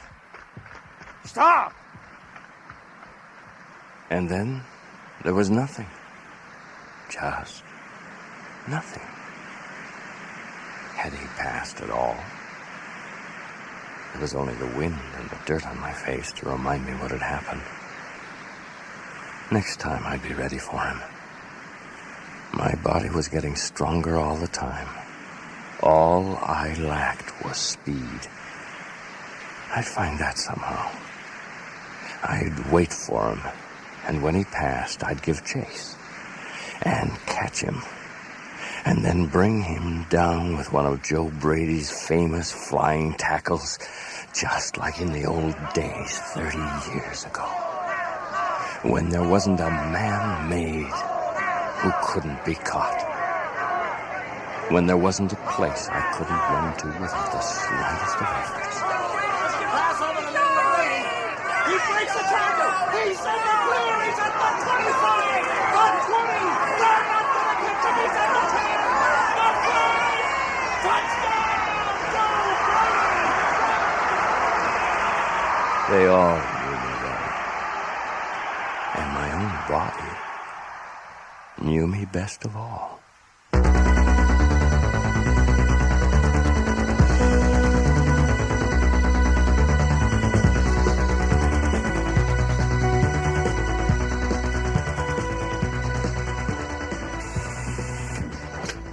Brady. Yes, Mr. Benedict? I've been buzzing you for 10 minutes. What are you doing? Sleeping? Not at all, Mr. Benedict. It used to be I could at least count on you to be incompetent. Now it seems all you're good for is taking up space. Dr. Sims on line 1.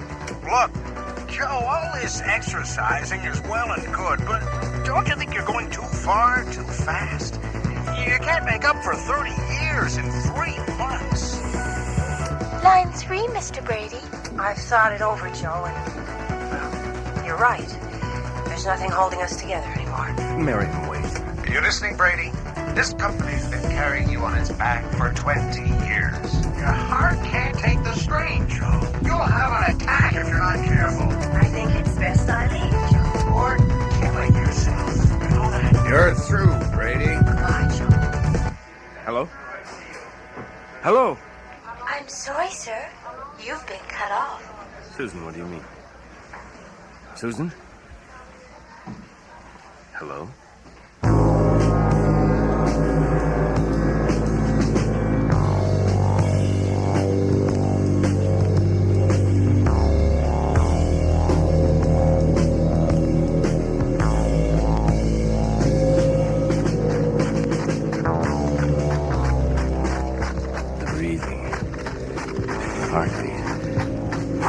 Everything the same as before. Who are you? Stride for stride, I matched him. Then he pulled away without effort. But I couldn't let him get away. I'd come this far. I had to know. Again, I drew nearer and matched his speed. And then from somewhere, the strength came to go faster still. And faster. And faster. I could feel my body beginning to tire out of grass. I couldn't stop. I was gaining on him. I had him. It won't matter. I keep going. The pain. It's nothing. The pain. You're almost there. Won't let me.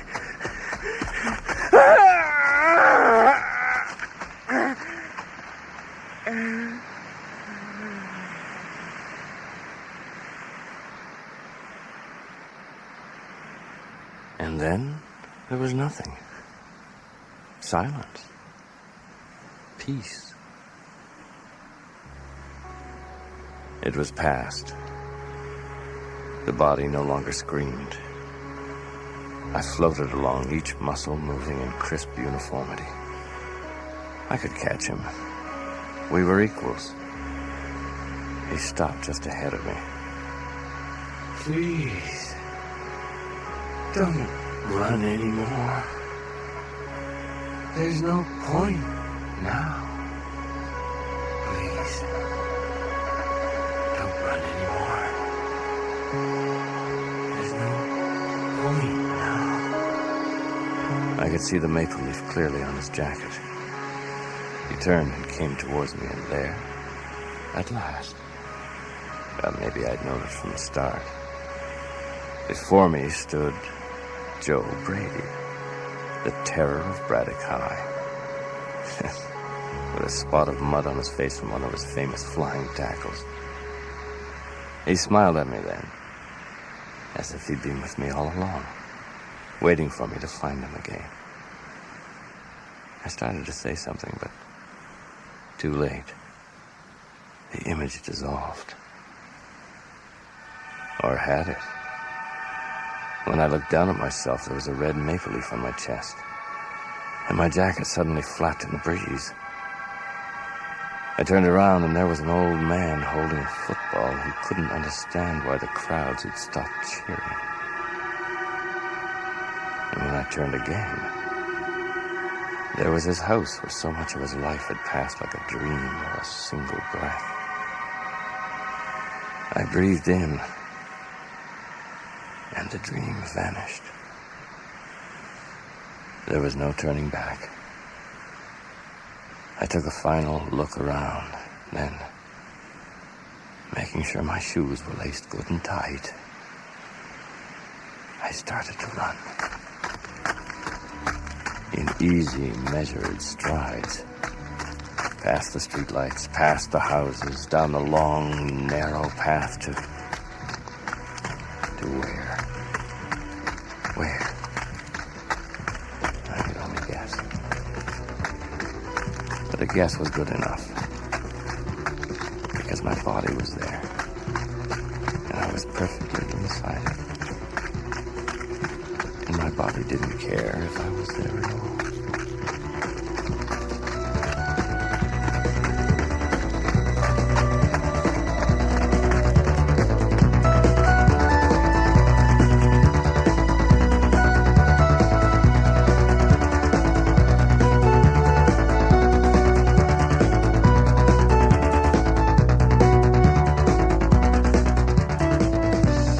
You have just heard The Jogger by Tony Bell.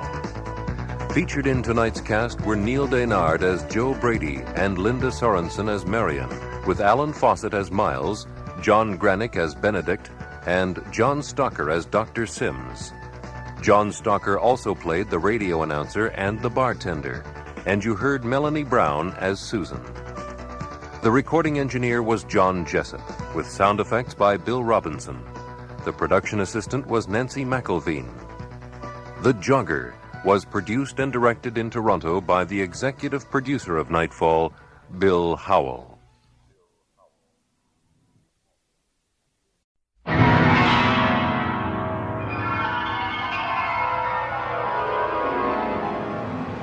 In the dream, you are falling, lost in the listening distance, as dark locks in.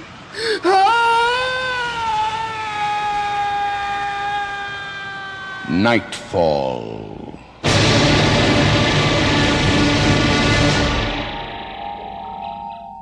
Good evening. Tonight, you'd better put yourself on hold, or even better, take your receiver off the hook. Of course, it won't do you the least bit of good.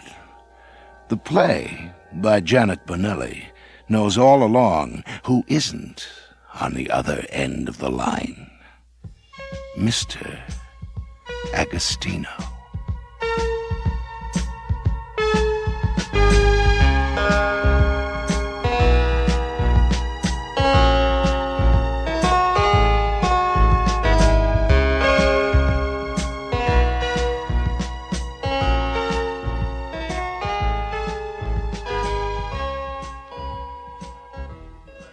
Pending notification of next of kin. This makes Metro's 83rd fatality since the new year, an increase of 20 from the same time last year. And now, here's the AccuWeather report. Storm clouds over the lower lake regions are heading towards Metro, bringing heavy rains by late evening. And a cold air mass is moving down from the...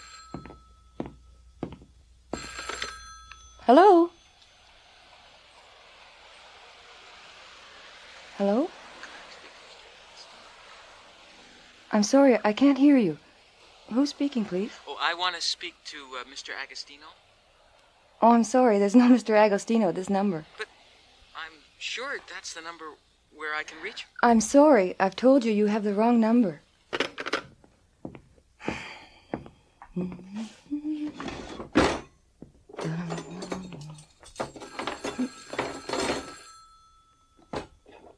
Damn it.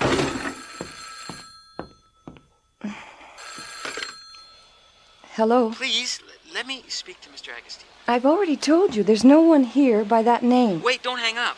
Is this 387-1536? Yes, it is, but there's no Mr. Agostino here. Please, get the operator to find you the right number. And don't disturb me again.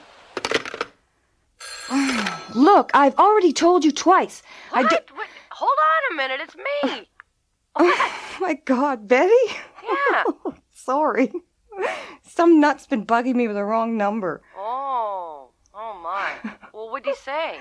Oh, he's just looking for some guy called Agostino. Oh. He won't take no for an answer. Oh, well. Well, listen, if he calls again, tell him to get the operator. I already have. Oh, okay. So, what's up? Oh, yeah, are we still on for lunch tomorrow?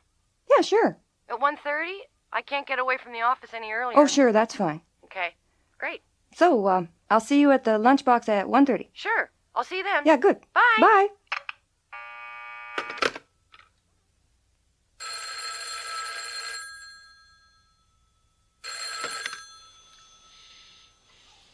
Hello? Hello? You were on the line.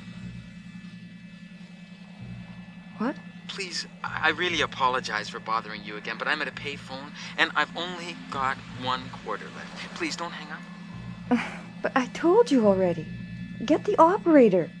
There's no one here by the name you want. Hey, I did call the operator, but she can't find the number without the first name. Well, and there's too many Agostinos to check it out by the address. Look, Listen, I'm sorry, lady, but I just got into town this afternoon, and I'm supposed to call this guy about a job. Well, and I never did get his full name, but he hires guys for construction and stuff. That's what I do, you know. Oh. So I was sure I took the number down right. 387-1536. Well, this is that number. But I'm telling you, I don't know any Mr. Agostino. I'm sorry, I just can't help you. Hey, look, do me a favor. Have you got a phone book? Oh, come on, I'm not the telephone operator. Well, look, what do you want me to do? Be a good sport, eh? Look up the number for me. Oh, for God's sake. Please, lady. Okay. Just a minute. Thanks, lady. Hey, this is really helping me out, you know. Yeah. Okay. There's at least 2 columns of Agostinos here. Don't you even know what part of the city he's in? Well, I would have thought north. Try the north end of the city, like the suburbs. Well, there's an Agostino in Franklin. That's north. Oh, but the number isn't remotely like mine. Oh, wait, here's one. 367-3518. Same digits, I guess. Yeah. Oh, but the address is right downtown. Look, I can't find anything. You're just out of luck. And I have to hang up. Okay? Oh, okay, lady. Listen, I appreciate it. Oh, that's you know? okay, yeah. I come from this small town. If you phone there, you get the name on the switchboard. and then the party line gets on and everybody talks to each other. I'm just not used to it here. Like here, you don't even talk to people. Oh, okay. Don't worry about it. Sorry I couldn't help you. And I do hope you find your Mr. Agostino. Now, I'm going to hang up now. Okay, lady. And thanks. Now, don't you dare call again.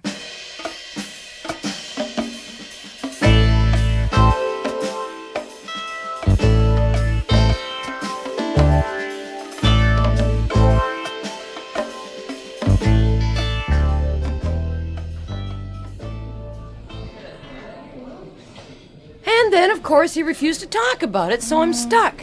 Well, you should give him a bit of time. I bet he'll be back in a day or two. Want some dessert? Oh, why not? Being thin isn't getting me anywhere. Well, what about your sex life? Anything interesting? Delivery boys and anonymous phone callers are all I'm coming up with right now. Hey, that's right. Did you hear from that weirdo again? As a matter of fact, I did. Just after you hung up last night. Huh. I don't think he's really a weirdo.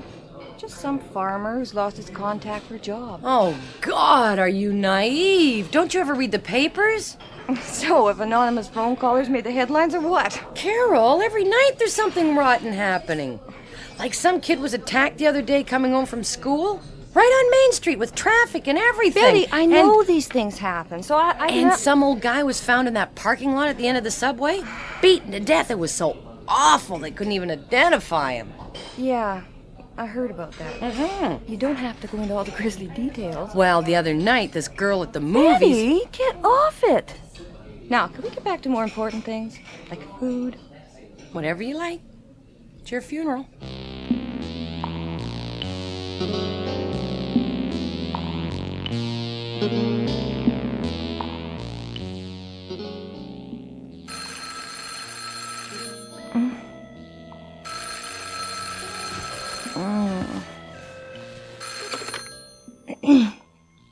Hello? Is Mr. Agostino there?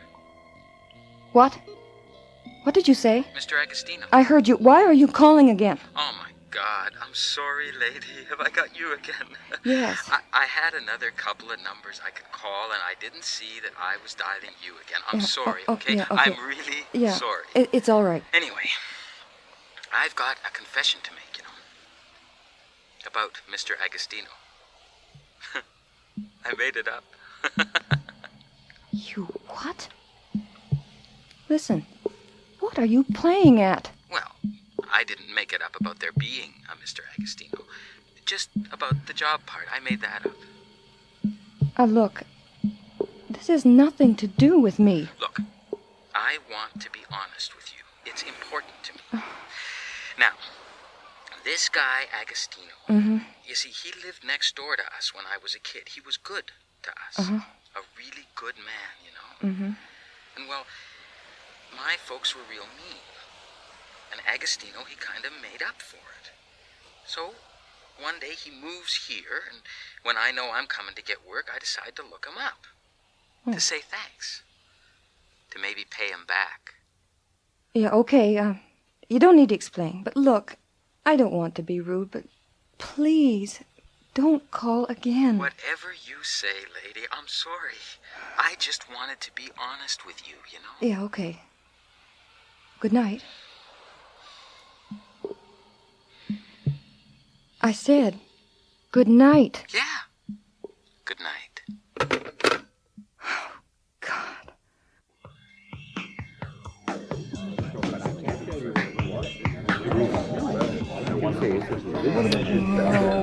Oh, now come on. Don't worry. It wasn't the only job in the world. Oh, I know. But what am I going to do? Well, look for another job. I knew it was coming. The other day I just knew something was up. I felt terrible that night. Like a premonition, like I knew something awful was going to happen. Oh, now, come on, okay. But listen, being fired isn't the end of the world. Listen, you even said your boss was a creep anyhow, right? What is it they always say? Turn the obstacles into challenges. You know what I mean? Oh, Betty, what I don't need is another challenge. Sure you do. Excuse me, girls, but there's a fella at the other end of the bar. I'd like to buy you a drink. Really? Well, I Don't worry, miss. He's a regular. He seems okay to me. So what do you say? Do I give him the good news? Oh, why not? Tell him to get over here and chat us up. What do you say, Carol? Oh, look, Betty, I'm really strung out tonight. I'm just not in the mood for this. So what's the big decision, ladies? Carol? No, that's fine. You stay. check out the action. I'll call you tomorrow. I gotta get my head together, okay? Okay.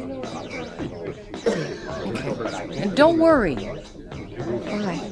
Look at that. Look at that. Hey, baby. Hey. Excuse me. Go away. Listen, we'll buy you a drink, eh? Excuse me. Quiet, too. I see Would you you're get too out of my way, enraged to. please? Hey, jeez, you're nice looking. Thank Listen, you. come over here and sit down. Oh, a bunch of yahoos.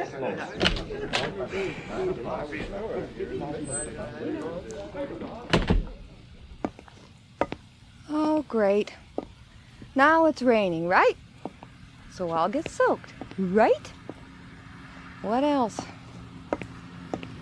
A taxi! Damn.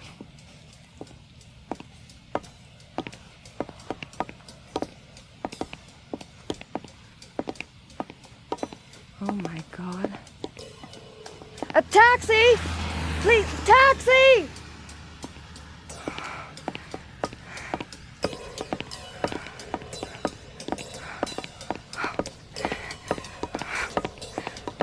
No.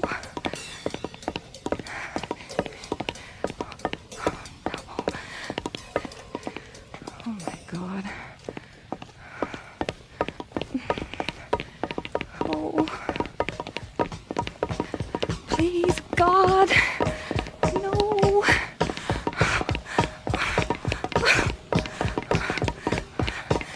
Taxi! Taxi! Oh. Oh, thank you. Thank you.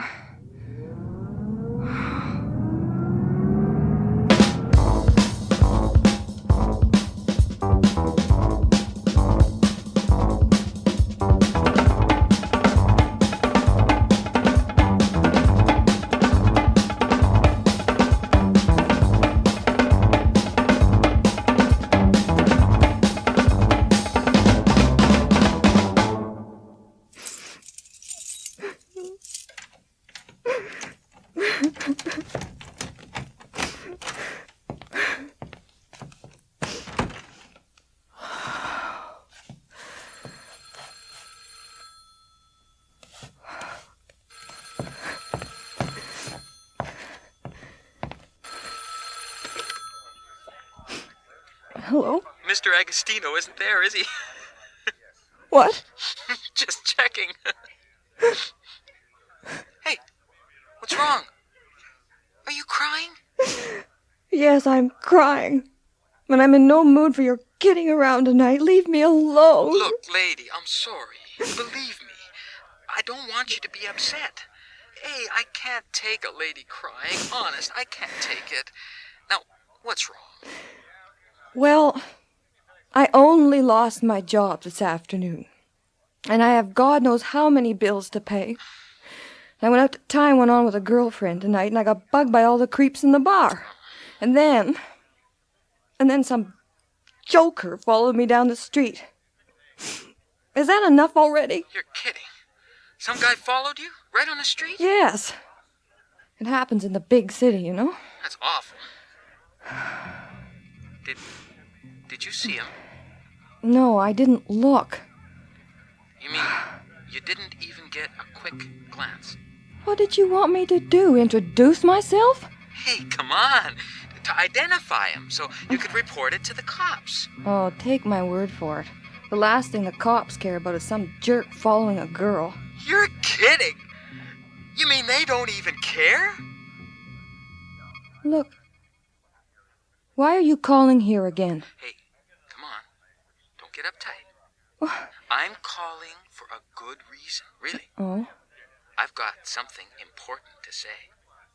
Oh, well, tell me quickly. I've had a rotten day and I'm ready to pack it in. It's this. Well, what? It's this. You know that thing about Agostino knowing me when I was a kid and all that? Yes. Well, I made it up. Well, look, I'm not up to this, and I don't really want to talk, okay? Hey, you've got to listen. This is going to make you feel good. The first time I called, I really was looking for Agostino. Yes? And then I heard your voice. So? I just had to call you back, you know? Because I thought your voice sounded like it belonged to the most beautiful girl in the world. Oh, come on now. Because I knew that I was speaking to the most beautiful girl in the world. Like, when that happens, well, I mean, what's a guy gonna do? Well, I mean, who's gonna introduce us, you know? Look, whoever you are, you're very flattering, and I thank you for the compliment, but this is crazy. I'm going to hang up now. Okay. I know you're feeling bad tonight. Now, you get a good night's sleep, you hear? And maybe I'll just call tomorrow to make sure you're all right? Okay? Okay. Whatever you want. You mean it? Terrific. So, I'll call you tomorrow. You can expect my call. Okay. Good night.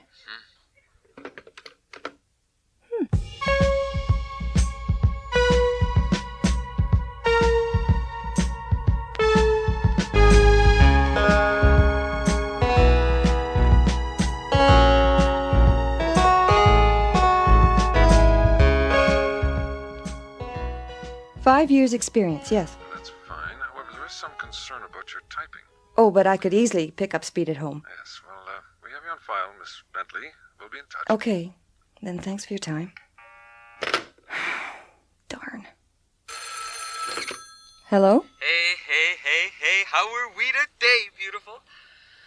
Oh, I'm fine. Look, I can't talk. I'm really busy. You sure sound busy. Business-like, you know, like Yeah. you're in an office or something. Yes, well, I'm looking for a job. I'm feeling businesslike today. Now I have to go. Look, I just called to see if you were okay. You said I should call. Oh, look, I'm sorry I was abrupt, but I told you I lost my job. You know how hard job hunting is these days. Oh, sure. I understand now. Yeah. I'm real glad you told me this. Because I thought you didn't like me. Like maybe you were upset by something I did. I'm glad I called. So, you see why I really have to hang up now. No, not yet. You know you're entitled to a coffee break. Besides, I have something important to tell you. Well, what is it? You know all that stuff about Mr. Agostino? I made it up! Look, I don't mind. I mean, you don't have to explain. And I've something to tell you, too. Yeah? Yeah. What? As a matter of fact, I was just thinking, you know, there are other numbers you could call to talk, numbers where other people could help you out. What numbers? Listen, there's all kinds of community services that could help you. Find a job, you know, get together with other people to talk to. You know, find a room with nice people living there, you know, all kinds. Listen, I'd be glad to look up some of those numbers for you right now. Hey, don't you bother finding me But any you see, numbers. it's their job. These agencies are paid to help people like you. I mean, like us. You pay taxes. It's your right to talk to them, to use them. So, you know, listen, try the community service center for where you live, or the YMCA, or the Traveler's Aid. You're a traveler, right? Call them. Please. And now, I really have to hang up. Good luck. Goodbye. Carol, don't you hang up on me. What? Don't hang up on me, Carol Bentley. Oh, no.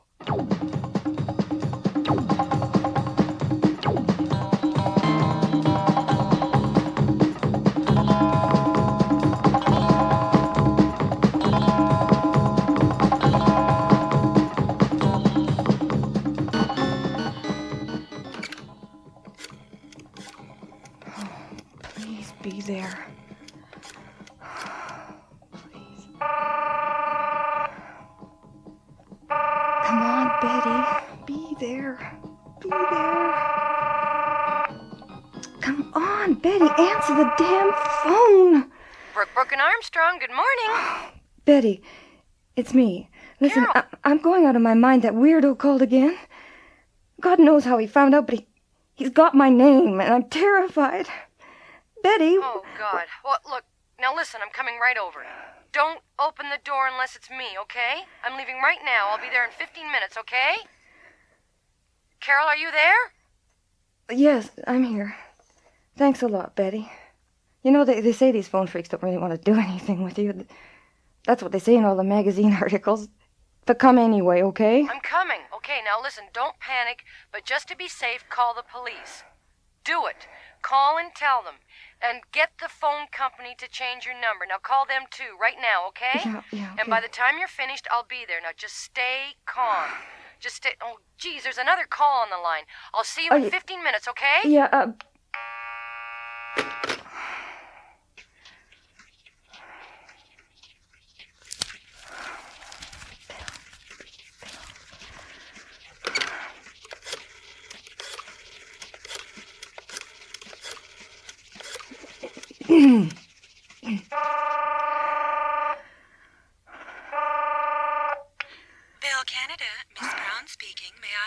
Yes. Look, I'm being harassed by some nut who's got hold of my phone number from somewhere. Oh, yes? How do I go about getting an unlisted number? Oh, you'll have to talk to our service department about that. Please dial 611. Oh, God.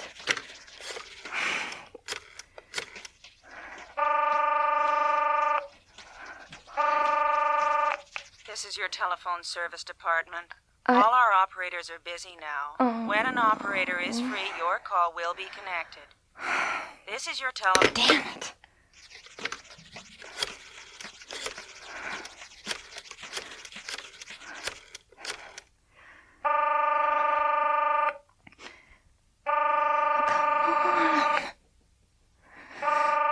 God, why don't they answer?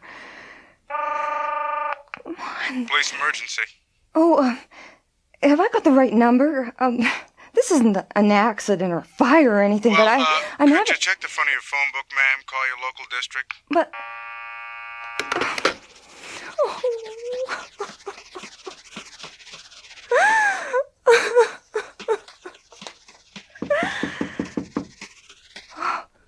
Betty? Oh, thank God, Betty. Surprise!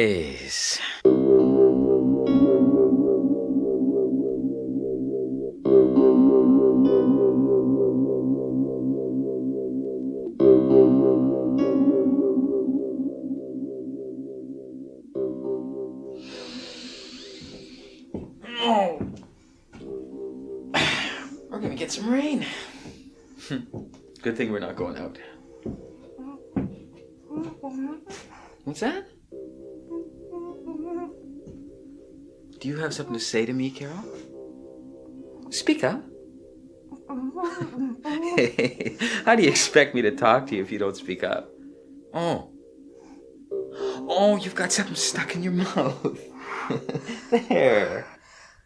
Listen, I just want to ask you to untie me. Please?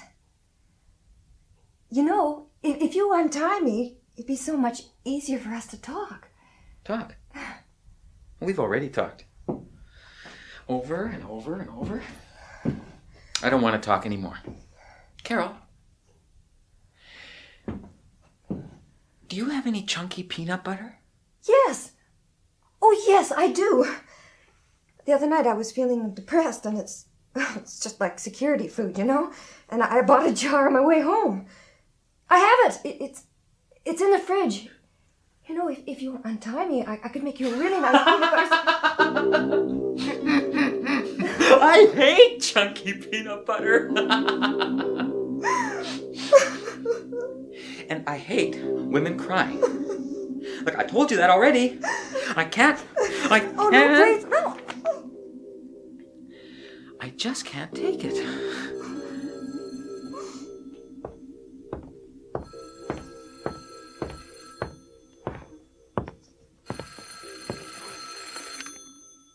Carol, it's it's me. Listen, I've only got 2 seconds. I'm on my way out the door. Look, if that creep phones you again, get the police. I just heard on the radio about that old man. You know, the one who was beaten to death in the parking lot? His name was Agostino. For God's sake, Carol, that freak who keeps phoning you must be the killer. Carol? Carol? Are you there? Carol!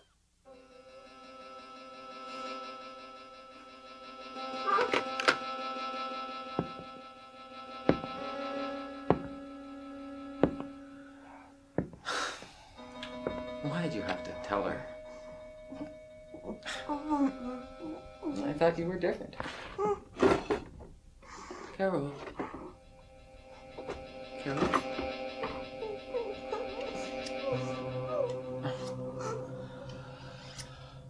Why is it always end like this? Well, you don't know, do you?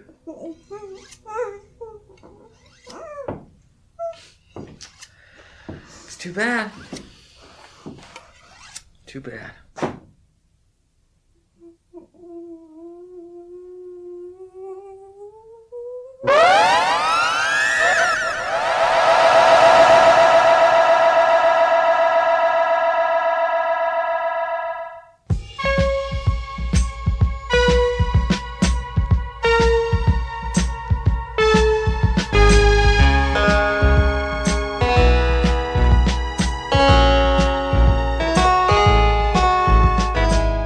Have just heard Mr. Agostino by Janet Bonelli.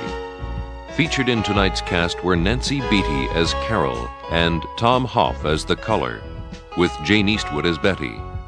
Also in the cast were Barbara Gordon, John Evans, and John Stocker. The recording engineer was Brian Pape, with sound effects by Bill Robinson.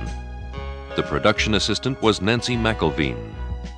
Mr. Agostino was produced and directed in Toronto by William Lane. The series executive producer of Nightfall is Bill Howell.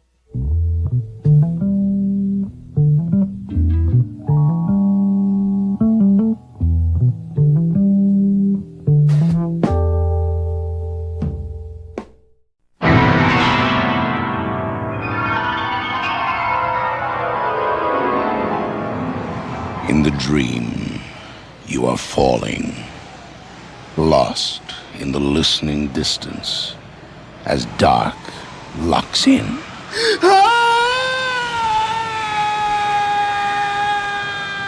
Nightfall.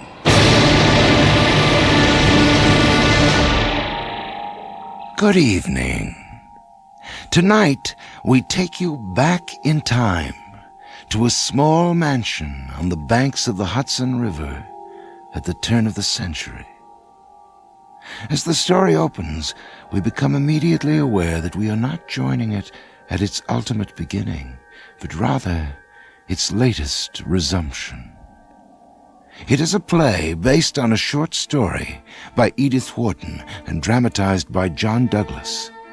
It's called The Maid's Bell.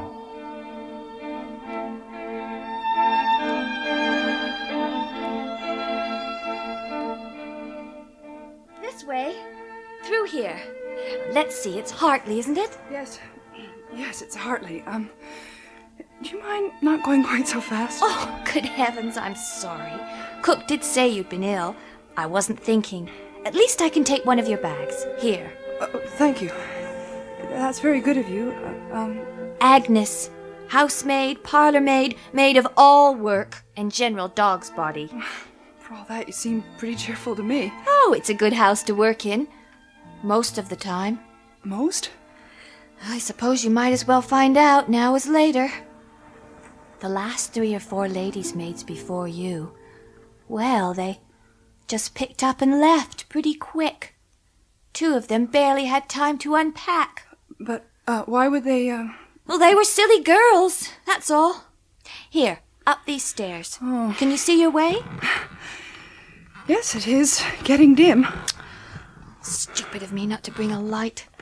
I was sure we'd have enough daylight left. Well, it gets dark so quickly in winter. There'll be a lamp and matches in your room. Oh, there should be just enough time to make it. just time. I mean, it's an old house, and there are steps in odd places. You have to be careful, you know. Yeah, I had no idea the place was so huge. A lot of it's closed up now. With her health the way it is, Mrs. Brimpton doesn't get about much. We're very quiet here. Just a moment. This is the servants' wing. Why, the floors have thick carpets even here. That's the mistress's doing. Used to be bare boards all through here.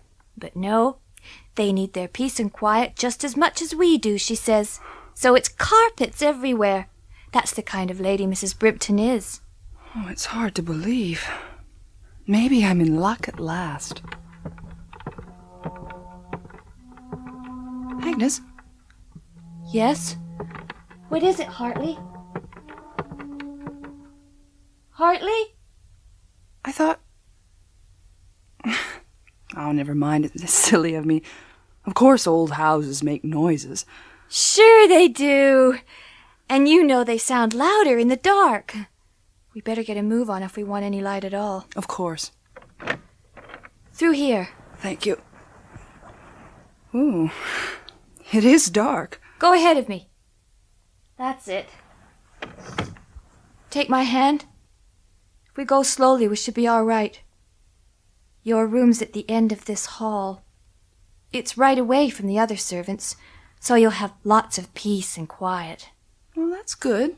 When the day's over, I like to be by myself. I hope you will be. Pardon me? Pleased, I mean, with everything. Oh, I'm sure. Agnes, there is a Mr. Brimpton, isn't there? Yes. He isn't here very often. I see. The one you will see a lot of is Mr. Ranford. He's here almost every day. Now he's a real gentleman. See it the moment you look at him. He's a friend of the family? Mr. Ranford is a friend of Mrs. Brimpton. Oh, and not of... Oh, Agnes, wait. There they are again. There's what again? It's footsteps. I knew I was right the first time. Now where can they be coming from when all the floors are carpeted? Listen. Listen, indeed. There isn't a sound. Well, they've stopped. It's an old floor, Hartley. It's the boards springing back behind us under the carpeting. Well, perhaps, but... Yes? Your hand has gone cold. Oh, thank God, here we are. Here's the door of your room. And just enough light from the window. Matches should be right by the lamp here. Ah.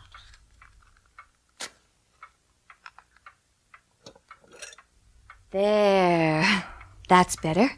That's a little more cheery now, wouldn't you say? Yes. Just leave your bags by the bed. Oh, what a prettily furnished room. Told you you'd like it here. It's just... Oh, blast it. What's the matter? That door. The one across the hall there, right opposite this one.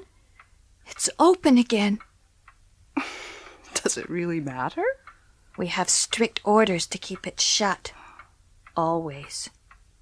I suppose I ought to... Hartley. Yes, Agnes? Would you mind a whole lot if I asked you to... To what? To go across the hall and close that door for me? Why, certainly, Agnes. If you wish. I know I've no business asking. I'm only a housemaid and you're a lady's maid. But if you could, just this once. It's hardly a matter of who's who in the social register, Agnes, if all I have to do is close... Oh! I beg your pardon, I didn't realize... Go away. Oh, make her go away.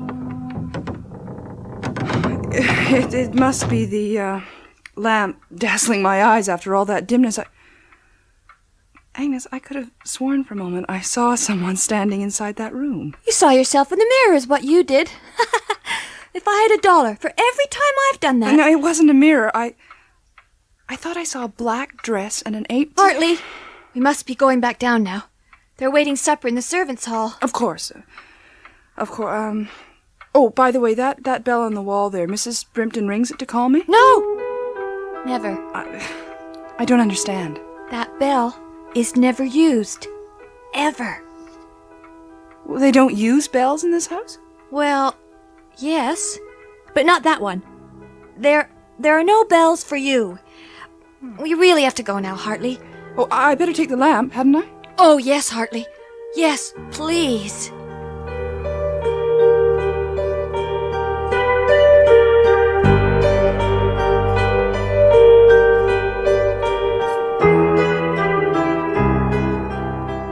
Verily, verily, I say unto you, he that heareth my word and believeth in him that sent me hath everlasting life, and shall not come into condemnation, but is passed from death unto life.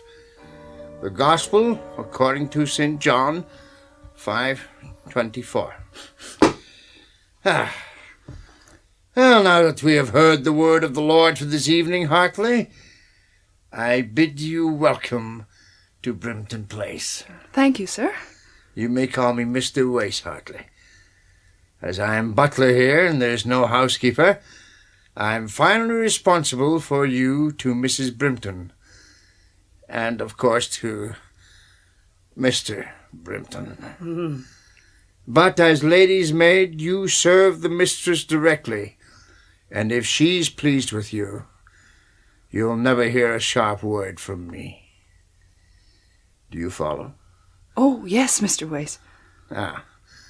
I think you've already met our estimable cook, Mrs. Blinder. Oh, I met her when she first came in, Mr. Wace, and a very suitable young person for the position, I must say. You seem to have drawn golden opinions already, Hartley. I hope you'll continue to do so. Oh, I certainly hope so, Mr. Wace. Yes. And, of course, you met Agnes, the housemaid, earlier. Oh, yes, Agnes and I are thick as thieves already. We nearly got lost in the dark up there, just finding my room. The dark?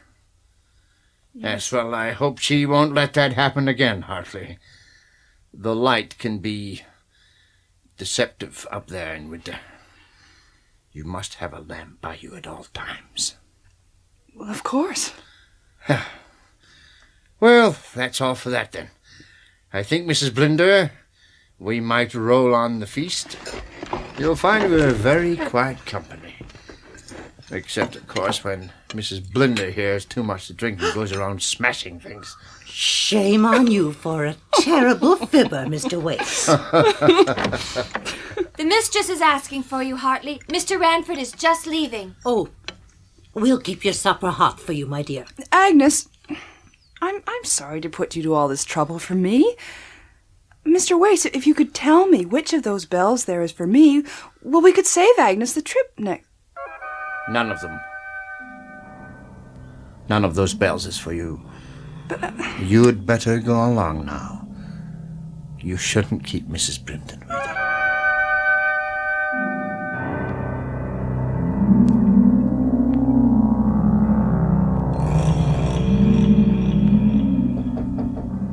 Please come in. It's Hartley, ma'am. I believe you sent for me? Yes, of course. Do come in. Thank you, ma'am. Come along now. You mustn't be shy, you know. Oh, I'm sorry. I didn't realize your guest was still here. But I wanted you to meet him. You'll be seeing a good deal of him in the future, I hope. Hartley, this is my particular friend, Mr. Ranford. Very honored to meet you, sir. Stephen, this is my new maid, Hartley. Delighted to meet you, Hartley. You're very lucky, you know, to be coming to serve this lady. Oh, I know, sir. Well, so everyone tells me. Your servants are shameless in their praise of you, Laura. What do you do to them? I feed them bread and water, and I beat them. Oh, no. Never worry, my dear. Mr. Ranford's house is at the very end of the village. Mrs. Blinder must feed you up so you'll be strong enough for all the errands you'll be running there. He's my lending library. Laura, I must be going. Shall I see you tomorrow? Of course. If it's a really sunny day, I might even be able to walk a bit on the south terrace. That would be wonderful. A pleasure to meet you, Hartley. I look forward to seeing you in your new role. Role, sir? Well, you know, as a night-walking herald that trudges betwixt myself and Mistress Shore? Stephen! Very well, very well. I'm going. Goodbye. Did you recognize that quotation he used, Hartley? Oh, yes, ma'am. Shakespeare, King Richard III. Dear me. Ah, well, if you're as educated as all that, you'll be able to read aloud to me, won't you? My aunt mentioned you'd been ill, and you do look white and drawn. May I ask what it was? Typhoid, ma'am. Oh, Hartley. You're lucky to be alive. There were times back then when I wasn't sure I wanted to live. Yes. Yes, I know exactly what that's like. However, it's clear that this is exactly the place for you. The Hudson Valley must be the healthiest place in America. Excuse me, ma'am? Yes? Well, those photographs on the table, I hadn't heard there were children in the house. Well, they're beautiful. They were very beautiful indeed. I'm afraid they are both of them dead. Oh, Mrs. Brimpton, I'm so terribly sorry. I didn't think. I'm afraid they took after me. Their father is more robust. But I think we were talking about your health, were we not? Yes. Yes, of course, ma'am. Yes, I'm sure the country air will do me a world of good. Oh, I hope so. I couldn't bear it again. I don't understand, ma'am. I lost your predecessor, Hartley. The best friend. Servant is not the word at all. The best friend a woman could ever have. No better human being walked this earth. She was with me since I was a girl, long before my marriage. Her name was Emma Saxon, and she died. I'm dreadfully sorry.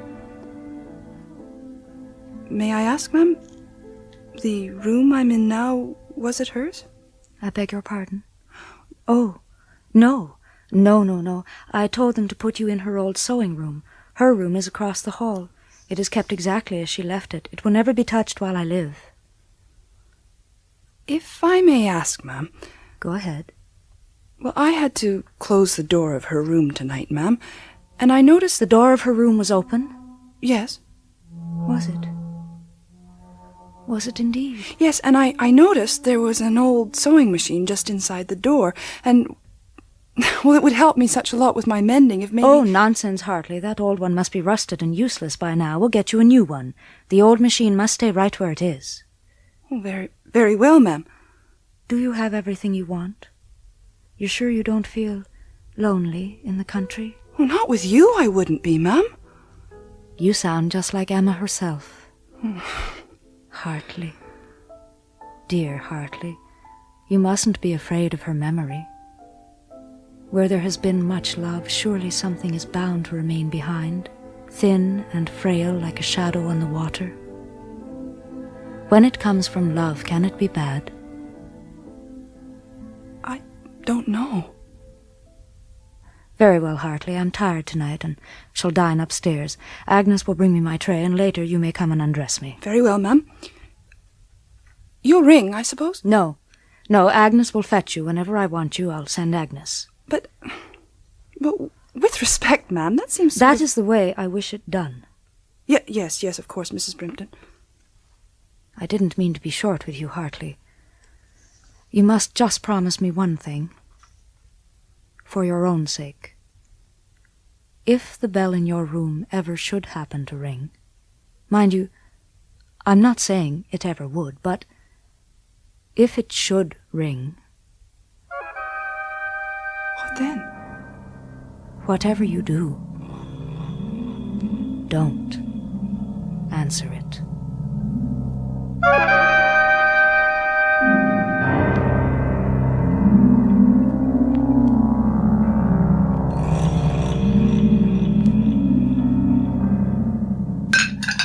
Mrs. Blinder? What on earth's the matter? I just get back from shopping in town and I find everything topsy-turvy in an atmosphere like a burial vault. Well, is somebody dead? Worse. He's back. Who's back? The master, Mr. Brimpton. Would you stop gossiping for once, Mrs. Blinder, and set the table properly? I'm sorry, Mr. Wace. Just wait till you hear what Bible text he reads tonight. Whenever the master's here, it's all fire and brimstone. You never heard such language. Our text tonight is taken from the general epistle of James. A double-minded man is unstable in all his ways. For the sun is no sooner risen with a burning heat, but it withereth the grass, and the flower thereof falleth, and the grace of the fashion of it perisheth.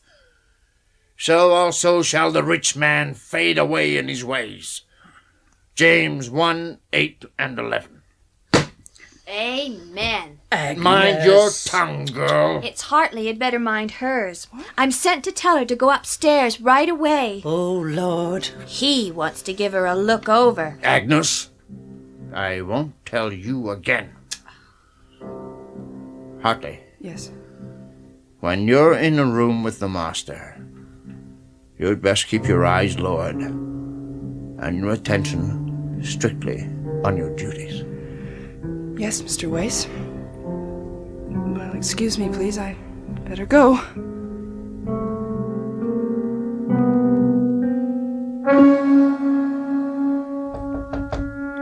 Come in, Hartley. You called, ma'am? I wanted you to meet my husband, Hartley. Carter, this is... Come over here in the light. Yes, sir. Pleased to meet you, sir. Stand right there.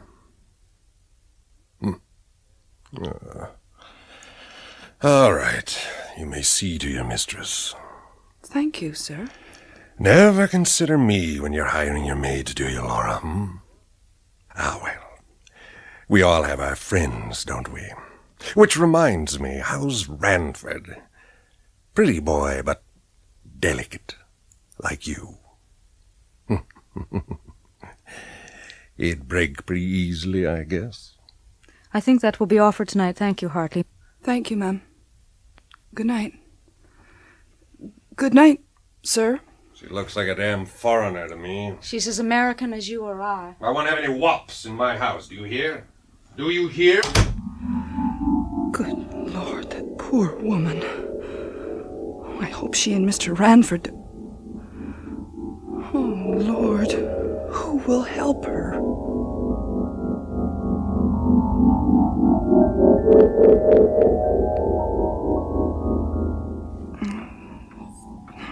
Mr. Maid, please. Thanks. I can't. Oh. It's no use.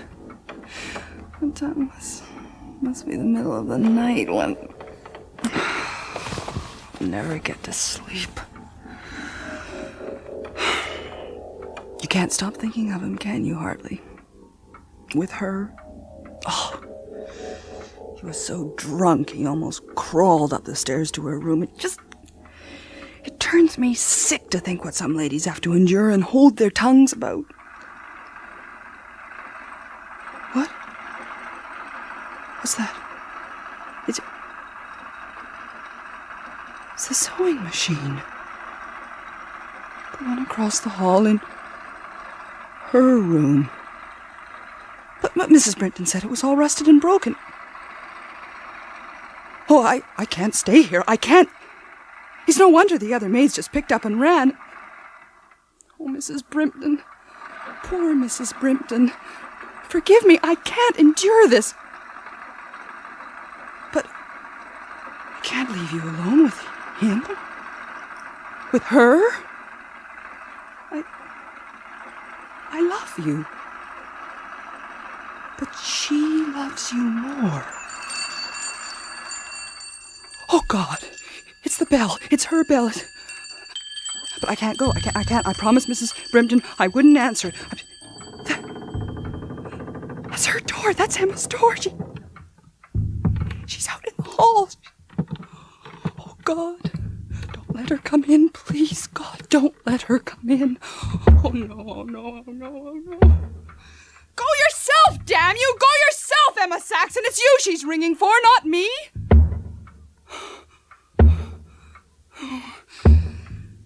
Hartley, You have never been a coward in your life, and you are not going to start now. If Mrs. Brimpton's in trouble, you are going to follow that thing to hell and back if it will help her. Go on, Emma. And I'm coming too. It's all right, Laura. Dear Laura, I'm coming. We're both coming.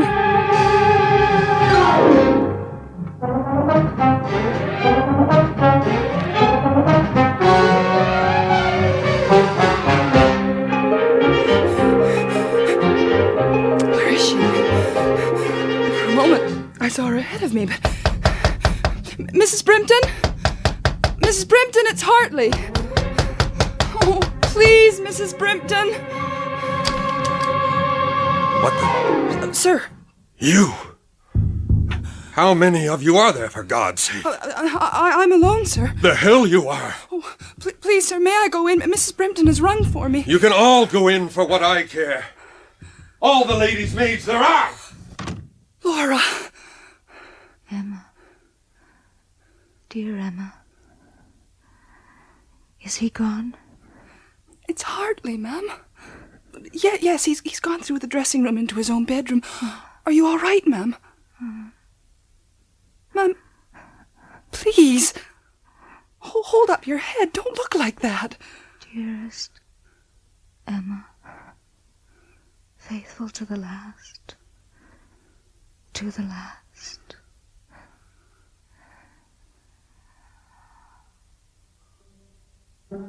Oh, God. I think she's gone. Oh, God. Mr. Wace! Mrs. Blinder! I think Mrs. Brimpton is dead!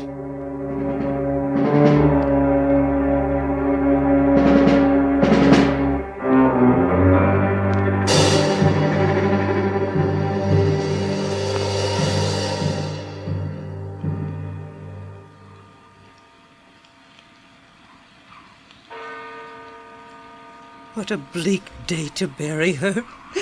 Poor soul. Oh, did you see poor Mr. Ranford crying? Mr. Brimpton saw him. Never took his eyes off him the whole funeral. And her coffin right in front of him. And where is he now? The master. No. Jumped in his carriage the instant the funeral was over. To the station, he yells, and never says another word. He's destroyed her. And he's gotten away with it. Do you really think he has? What could they prove with her poor heart the way it was? He may never even have touched her. Don't you believe it? You know, it's a terrible thing to say, but I saw him go, and I got the impression he wasn't alone in that carriage. Oh, so you saw her too? Black dress, white apron, an unusual travel costume. She's got him then. I think so. She's taken him with her into the dark. Excuse me, it must be the cold. I'm going home to pack. So are we all, Hartley. So are we all. The faster, the better.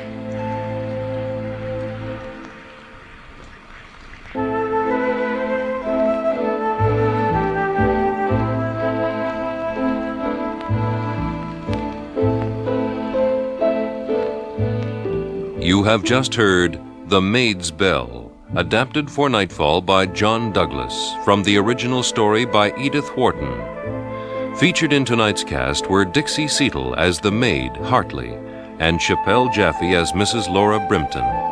Hugh Webster was heard as Mr. Wace, Wendy Thatcher as Agnes, and Marion Waldman as Mrs. Blinder. Mr. Brimpton was played by Richard Donat, and Mr. Ranford by John Douglas. The recording engineer was John Jessup, with sound effects by Bill Robinson. The production assistant was Nancy McElveen. The Maid's Bell was produced and directed in Toronto by William Lane. The executive producer of Nightfall is Bill Howell.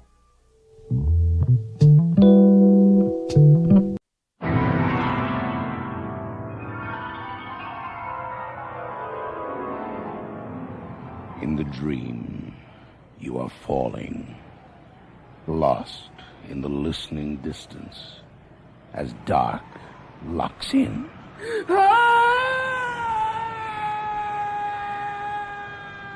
Nightfall.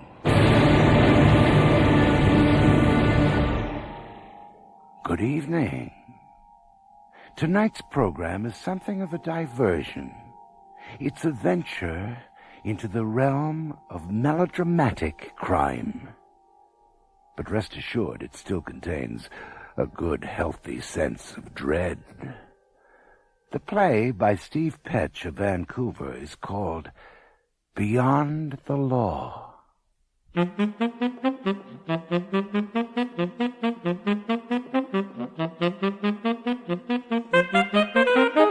Buenos días, Carlos. ¿Cómo estás? Buenos días, Carlos. ¿Cómo estás? Muy bien, gracias. ¿Y usted? Muy bien. What the hell is that? What, dear? Estoy bien, gracias. What is that? But just my lesson. I told you I bought the record. Mucho gusto en conocerle, señora Martínez. Mucho gusto en conocerle, señor Martínez. Encantado de conocerle. Encantado. Why do you want to speak like a foreigner anyway? English ain't good enough? Would you like to have dinner with me? ¿Te gustaría cenar conmigo? ¿Te gustaría? Sure, I'll have dinner. Don't get your hopes up. Dance with me? ¿Bailar conmigo?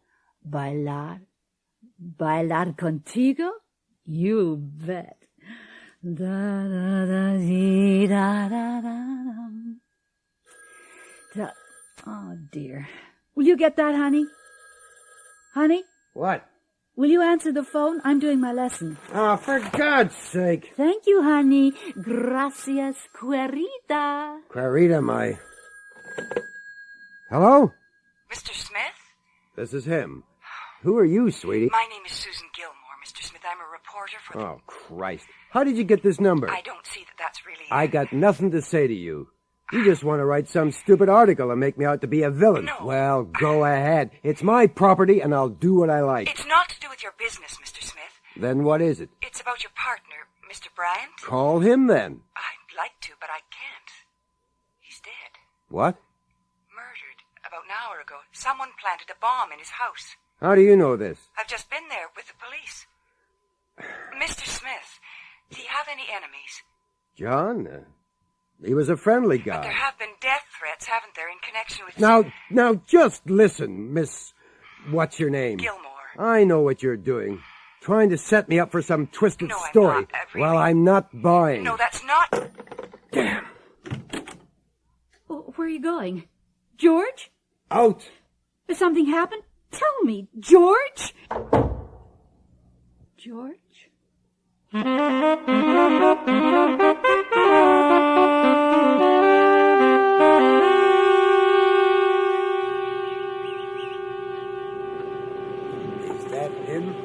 What we could find. They've got a light load, I'm afraid. God, yeah. Rough stuff. Amateurs, you know. What? Too enthusiastic. A pro would use 5, maybe 10 pounds of dynamite, just enough to do the job. They wired it into the garage door, most likely. He opens it. Bang. Who did this? Who did this? I want him caught and hanged. Well, we'll do our best. Maybe you can help us. You knew the man pretty well, didn't you?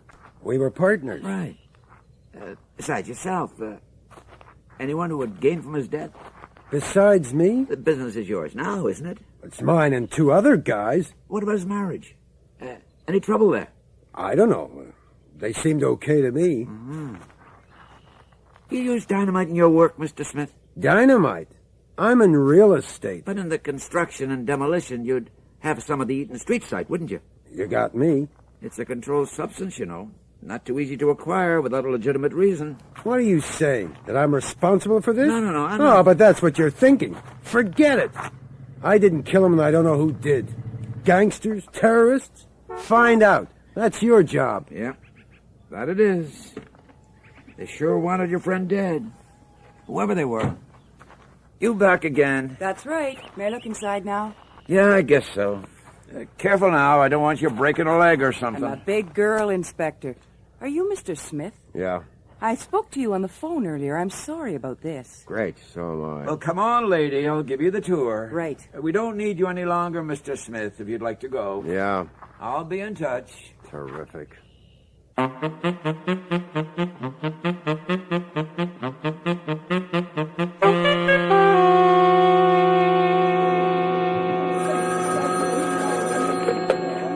Good morning, Mr. Smith's office. I'm sorry, he's not in right now. Could I? Oh, just a minute. There's a call for you. It's Mr. Johnson. All right. I'll take it inside. Hi, Phil. George, did you hear what happened? Yeah, I heard. Oh, it's so terrible. I can't believe it. What are we going to do? Do? Get back to work. It's what he would have done. Yeah, but this is different. I mean, a death, murder. I didn't bargain on this. I know, neither did I. But John had some pretty rough friends. Gamblers. I mean, who knows? I don't know, George. I don't know at all. Things aren't going easy down here. Yesterday we tried to do more evictions. They attacked the sheriff with clubs. We had to run. Who did this? The tenants? Yeah. Where were the police? On a coffee break. By the time they got back, it was all over. Well, for God's sake, hire more guards. This isn't some game.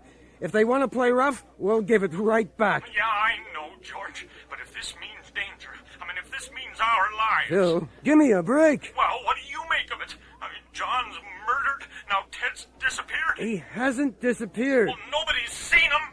I mean, do you know where he is? He's at his cabin up north. He goes there every few weeks, gets away from the wife, you know? Oh, well, is he alone? Maybe we better send someone to tell him. He's not alone, Phil, and he wouldn't like someone barging in on him. I mean, do you get the picture? Yeah, I guess so. Good. Now look, Phil, I want you to... Mr. Smith, I'm sorry to interrupt you, but your wife is here. She'd like to see you. Ah, nuts. Now listen, Phil. I want those people evicted now, today. We've been their patsies long enough. Get them out and start the demolition. Sure, George, but... But what? Well, I've been talking to this reporter. Reporter? A woman? Yeah, and she... You get to work. Reporter, huh? Dear, may I come in? So it's her. She's behind all this. Downtown, so organizing the damn tenants fighting us. I thought I'd see how you There's were. A story for her goddamn paper. What, dear? Now some wacko's got the idea again. Where's that number? I've been with Mare, you know. It's so sad. Yeah? We can't even have a funeral. Ah. There's nothing to bury. Are you listening to me, dear? You don't seem very interested. Sure, I'm listening.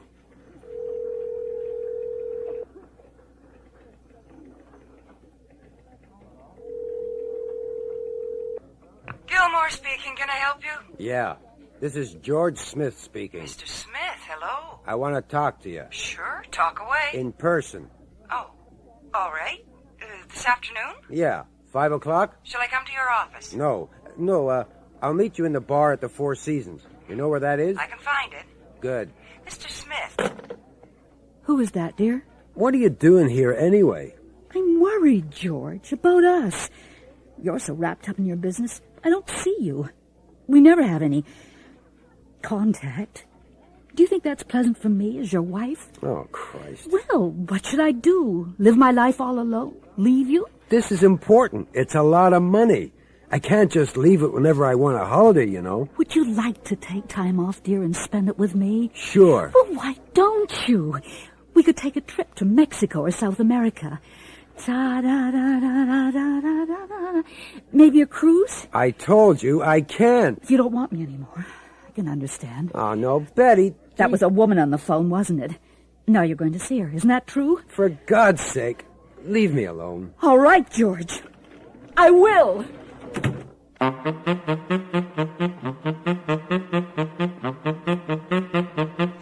Smith, have you been waiting long? I'm sorry. No, you're not late.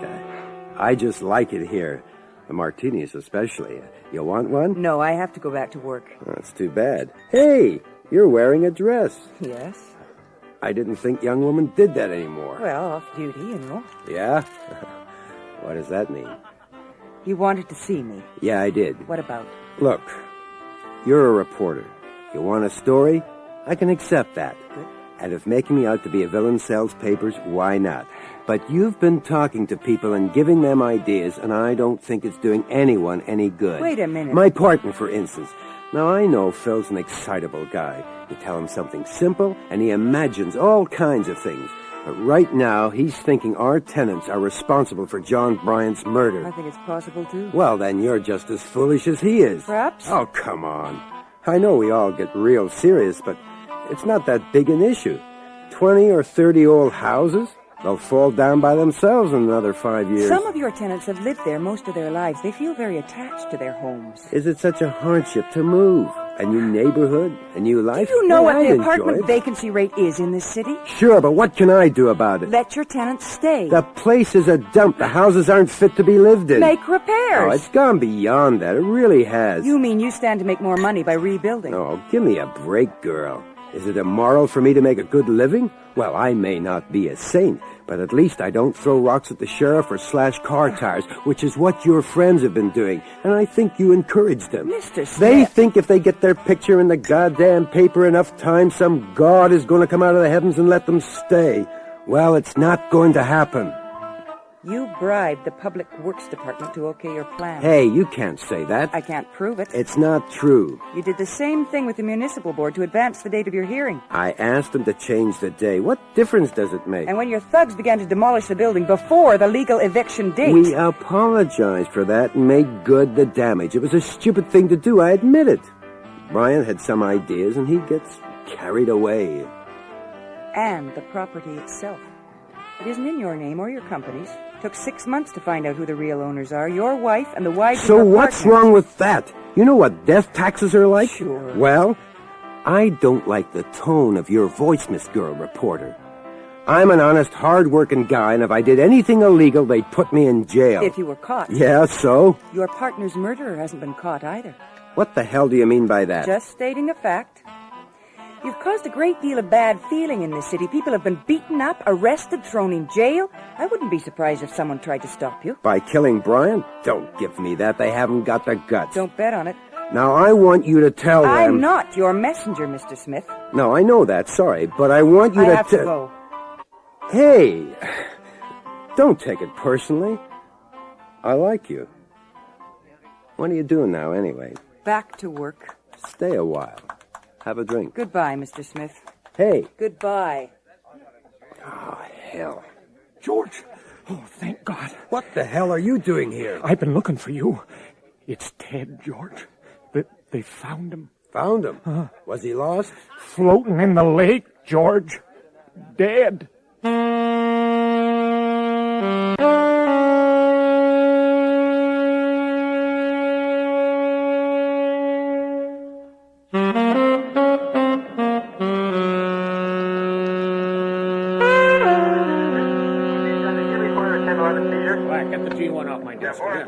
It's obvious. It's not obvious.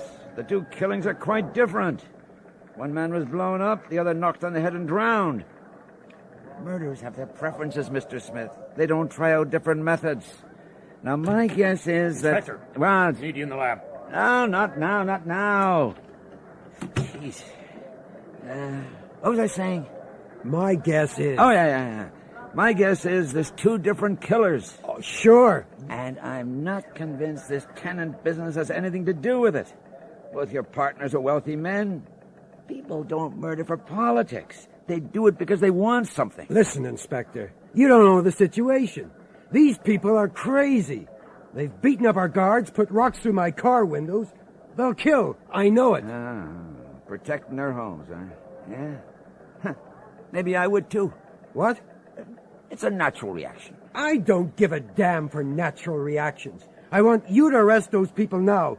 Get them off the streets. Can't do it. No evidence. I'm talking about our lives. Okay, I'll be right there. You know, Mr. Smith, you've been quite a problem to our department. All those extra patrols around your property, breaking up demonstrations. I got a constable in the hospital, another with a broken arm.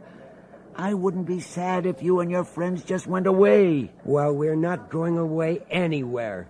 And it's your job to protect us. I don't have the manpower, Mr. Smith. Sorry.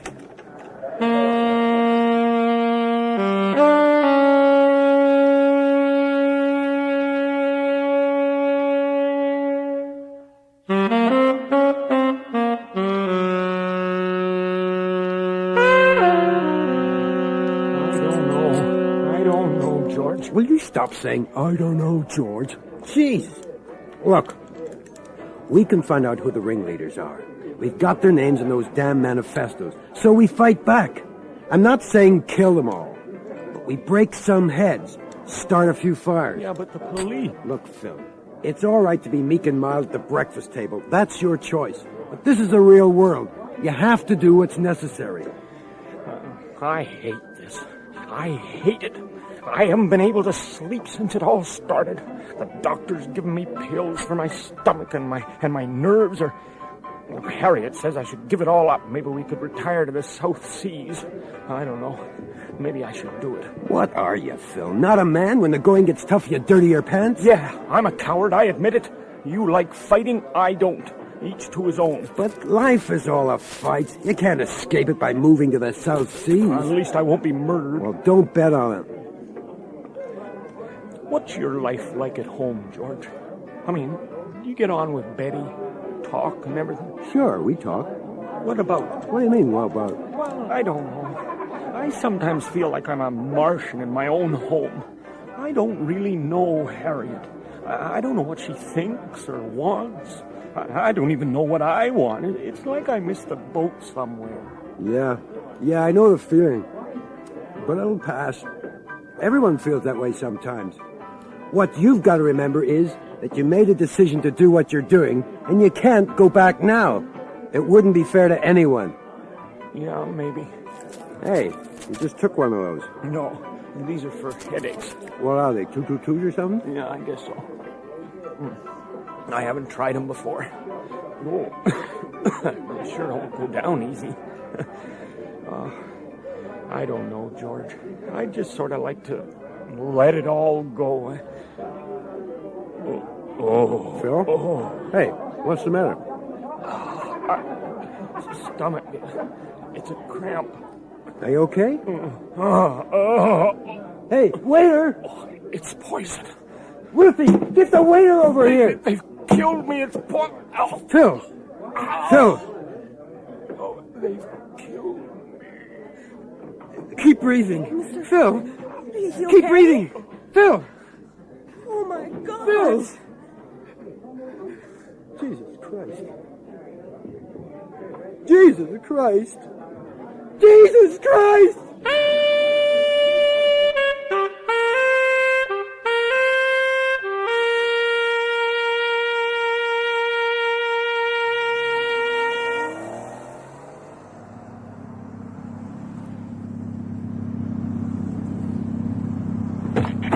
Get in the car. Mr. Smith. Get in. Hey, let go of me. Get in. Now close the door. There's one thing about these big cars. Automatic locks. What is this about? You'll see. I'm not going anywhere with you. You don't have much choice.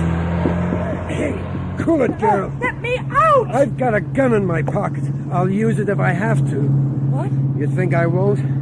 You think I'm just some patsy you can push around? Mr. Smith, Yeah. Now we're going to take a little drive. I bet you can guess where. No, I can't. Over to my property in the country. My building site. Do what? You're going to introduce me to the people who killed my friends. What are you talking about? I don't know who the killers are. Sure you do. They're the same ones you've been writing stories about. You know them well. They're not the killers. Last night you thought they were. What's changed since then? I didn't say that. No? Well, we'll see. Get moving, goddammit! What are you going to do? Shoot them? Not necessarily. I want to have a talk.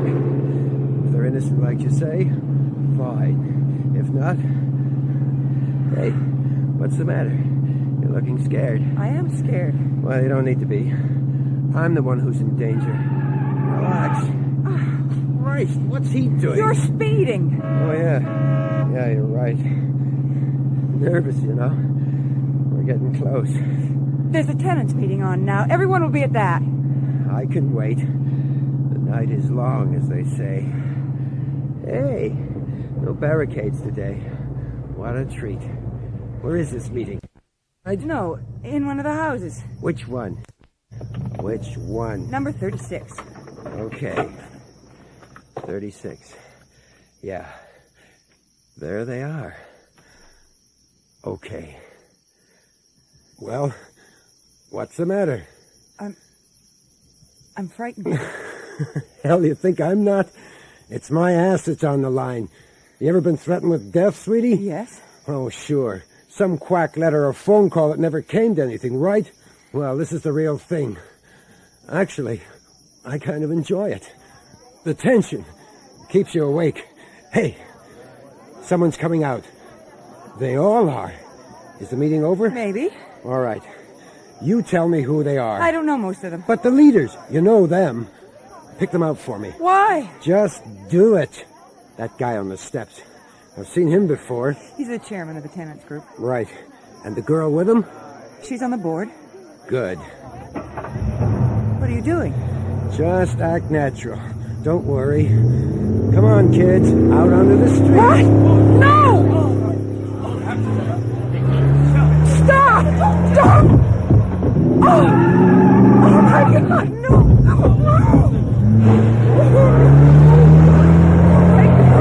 Did I get them? You bastard! You killed them! Are you sure? You pig! What's your tongue, girlie? Okay, let's get out of here. Let me out! Let me out of here! Sure, you can go. After all, you're my accomplice. You won't go to the police. I've got a good lawyer, but I bet you don't. Let me go! Bye, sweetie. Take care.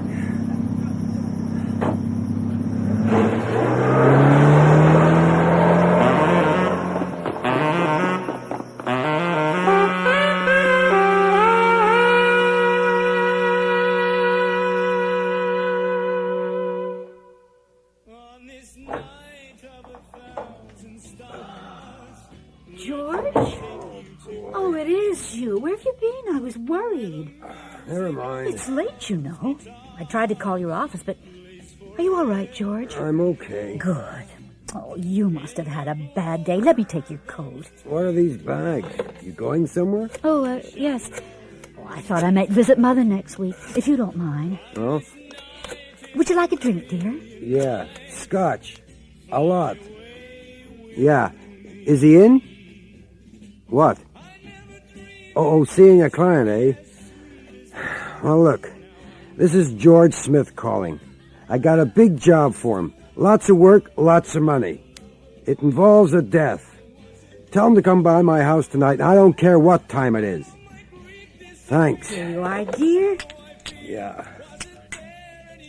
Is it good? It's scotch. Good. Well, maybe I should heat up some dinner. It's late, but you must... No, I'm not hungry. Oh. All right. How do you feel, dear? Fine. Why don't you let me take your coat for you, and I'll bring your slippers. There. It's so heavy. What do you have in the... Oh. It's all right. Leave it there. Oh, it's a gun. Yeah. When did you get this? I've had it for years. I've never seen it. It was hidden in case I needed it. Don't touch it. I won't. Life is rough, you know. Have to do things. Do things. Hey, something's wrong with my hands. What? They're numb. And my legs. I can't move my legs. Are you sure? Yeah, I'm sure. Good. Don't worry, dear. It's just a drug. What? An anesthetic. Is that what you call it? It makes your muscles go to sleep. They use it in hospitals to keep patients from moving. Did you give this to me? It was in your drink. Why? Well, I'm going to kill you. What? Yes, you're the last. Mary killed John, then Janet killed her husband. Harriet poisoned Phil, of course. Now it's my turn. You? Oh, don't try to move, dear. You'll just fall and I won't be able to pick you up again. I can't breathe. Yes, you can. Just relax. Why? Why? For the money, of course. You've made us very wealthy women, George. We wanted a chance to enjoy it. Our marriage hasn't been very pleasant, you know. It's funny how the idea came up. We were playing bridge. Well, at first it seemed silly, but why not? So we did it. I know you'd be proud, dear, if it was someone else. They'll catch you, the police. They haven't yet. And by tomorrow we'll be in Argentina. You're almost asleep, aren't you, dear?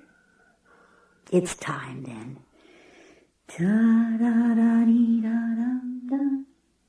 I was going to smother you, but with the gun, suicide. It will be more convincing. Can you hear me, dear? Your eyes are closed. Goodbye, George. Hasta la vista.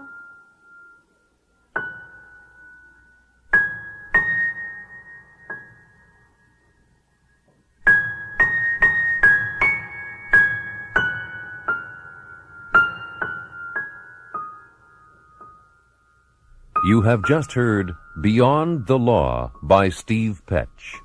Featured in tonight's cast were Betty Phillips as Betty, Patsy Ludwig as Susan Gilmore, and Wendy Van Riesen as Ruth. You heard Joe Golland as the inspector, with Hagen Beggs as Smith and Norman Browning as Johnson. The voice of the Spanish instructor was Christian Bernard. Original music for tonight's play was composed by William Skolnick and performed by William Skolnick and Tom Keenlyside. The music recording was done by Don Hardesty. The program recording engineer was Chris Cuttress, with sound effects by Jay Hyrene. The production assistant was Dagmar Kafsenki. Beyond the Law was produced and directed at CBC Vancouver by John Giuliani. The executive producer of Nightfall is Bill Howell.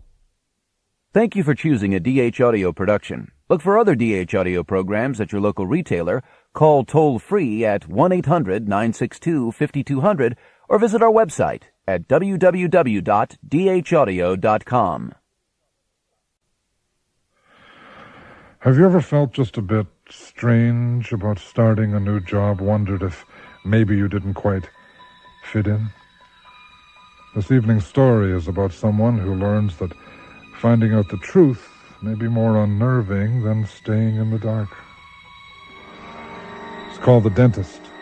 It was written by Vancouver writer Bill Gray. So sit down, relax. We've made an appointment for you, one you won't forget.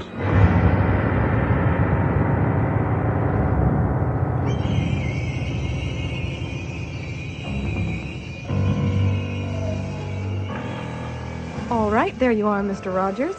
The dentist will be in a minute. He's just finishing up in the other room. Thank you. Will this take long? Maybe 20 minutes. And don't be so nervous. Dr. Stewart is very good. You won't feel a thing. He's the most popular dentist in town for a reason, you know. Yeah, and the cheapest. Hope that doesn't mean he's going... Well, no. Rogers, isn't it? George Roger... Let's see. Ah, yes, the fourth cuspid. That's quite a cavity you've got yourself there, right along the edge of the tooth. Been a little lax with the flossing. Well, it's... I always seem to forget. But I did try. My last dentist said... Don't you worry about it. I'll be able to fix this up in no time. Have you had gas before? Oh, yeah. Well, this seems silly, I guess. But I don't want you to do it without it. Oh, fine, no problem. I prefer using it. All right, Mr. Rogers, just let me get this over your nose. Aren't you going to freeze me first? Oh, that won't be necessary. Hey, wait a minute. What's happening? This doesn't feel like the gas I've had before. What are you doing? Can't see. That's it, Mr. Rogers. That's it. Sleep. You want to be awake for this anyway. Donna, is everything set up? This one's ready.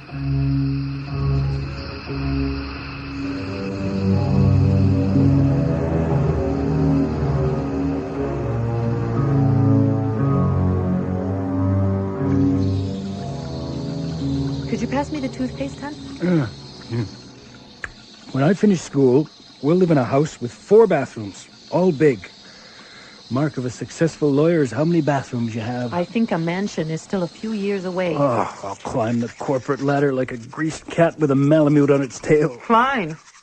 But right now I need to get finished here or I'll be late for my first day in my new job. And you'll run the risk of starvation before graduation. Oh, it's only 6 o'clock in the morning. What time do you start? I told you 7:30. But I want to be early on the first day in case the joint. Being a dental assistant isn't only following orders, you know. They all have their quirks and office politics. Excuse me. This guy Stewart seems pretty good, though. Real no-nonsense operation from what I could tell at the interview. But friendly, too. Well, I still don't see why he has to rise with the roosters. It keeps up his volume. I guess that's how he keeps his rates so low. Good morning, Dr. Stewart's office. Yes, just a moment, please. Let's see now, Tuesday the 5th. Yes, he has an opening at 5. All right, that's Mr. Semenak. Fine. We'll put you down for 5 on Tuesday then. Pardon? Oh, yes, those are the correct rates. Dr. Stewart is a big believer in inexpensive dental care. Okay, fine. Bye. There, she's finally off the phone. This is Evelyn, our receptionist, a front office gal. Dr. Stewart's Girl Friday, you name it. Ev, this is Sandra, the new DA. Oh, pleased to meet you, Sandra. Nice to meet you. I'm sure you'll enjoy working here, Sandra.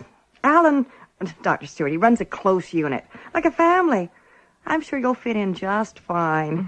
And if you need anything at all, just let me know, and I'll do whatever I can to help you out. Oh, excuse me. Duty calls. Dr. Stewart's office. Good morning. Evelyn's the greatest. This place couldn't run without her. She seems very nice. Oh, she is. Give you the shirt off her back. She's been with Dr. Stewart for years. Yeah. Really keeps the place fine. on track. Now, let's go to the doctor's office and you can meet your new boss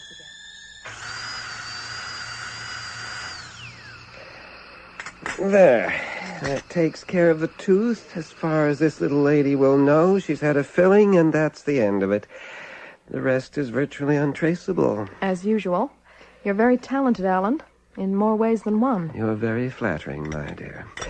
All right, I'll put this in the safe, and you get this equipment out of here.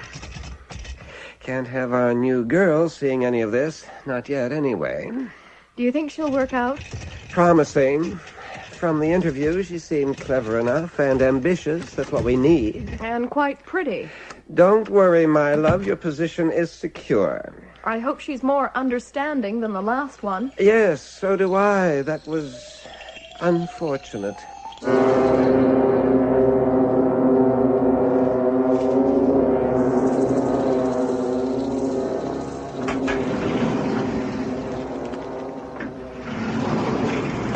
Fine then, Mr. Rogers. We'll see you in a few days. Oh, yeah. Right. When do I come back in again? Evelyn, I wonder if you could tell me what the situation is. Oh, excuse me. That's fine. Mr. Rogers was just leaving. When do I come back? I told you, Mr. Rogers, in a few days. I'll call you and remind you. Oh, I see. Fine. Yeah. Fine. What's with him? Him? Huh? Nothing. Nothing. He just has an adverse reaction to the gas, but he won't have any work done unless we give it to him. Will he be all right? Oh, heavens, yes. He just sounds a little groggy is all. Nothing wrong with him. You wanted something? Oh, yes. There's McQueen, Denise McQueen, in with Donna and Dr. Stewart in the yellow room right now. I can't seem to find her file. What do you want with her file? Well, I've been here a week now, and I seem to have the routine pretty well worked out, so I thought I'd familiarize myself with some of the patients' files. I don't think you need to concern yourself with all of the patients. But I think you do well to keep busy with those you're assigned. But where I worked before... Well, you work here now, and we have our own ways of doing things. You will have your patients. Donna will have hers. But why would a patient's file be missing? The files are in the room with the patient. No, they're not. You see, that's what made me Miss wonder... Logan, it's none of your concern. But, But Dr. Stewart has taken on some special patients. People who can't afford even his low rates, but people who need work done. So he pretends they've never been here. He keeps no record of them. But how would he know what work still needed to be done? He has an excellent memory. I don't know. I don't feel it's my place to question his methods, nor yours. I'm sorry. I was just curious. I didn't mean to pry. Well, don't worry. There's always a simple explanation for things. Alan simply doesn't like to broadcast his charitable acts. I'll tell you what. If you just forget all about this, I won't mention anything to the doctor. Well, sure, but I don't... I'm sure you'll fit in here fine, Sandra, once you get the hang of how things work. Yeah, right. So I guess I better get back to work. Who's next? Doncaster, Alex B. He's out in the waiting room now. Fine. I'll take him in. Good. See you later. Yeah.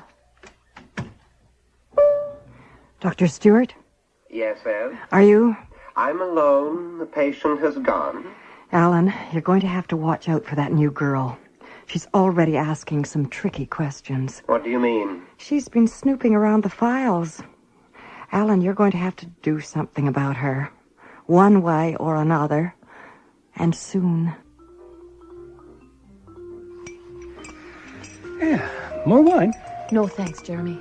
Well, I suppose I'll simply have to take it upon myself to drain the dregs of this noble bottle. Well? Well, what? Well, what do you think about what I told you? About the office? I don't know, Sam. There doesn't seem to be any problem that I can make out. Unless you don't believe what you were told. I'm not sure I do. There's something funny, Jeremy. I know there is. Who ever heard of a dentist not keeping files? They thrive on them. You said he was a friendly sort? I know, but... Well, what about that spaced-out guy, Rogers? I've seen lots of people after nitrous oxide, and none of them ever looked like that. He was really out of it. How old was he? About late 20s, I guess. Yeah, maybe he was stoned on something. Well, then why did Evelyn try to cover it up? She would know people don't come out of gas that way. I don't know, Sand. I'm going to be a lawyer, not a detective.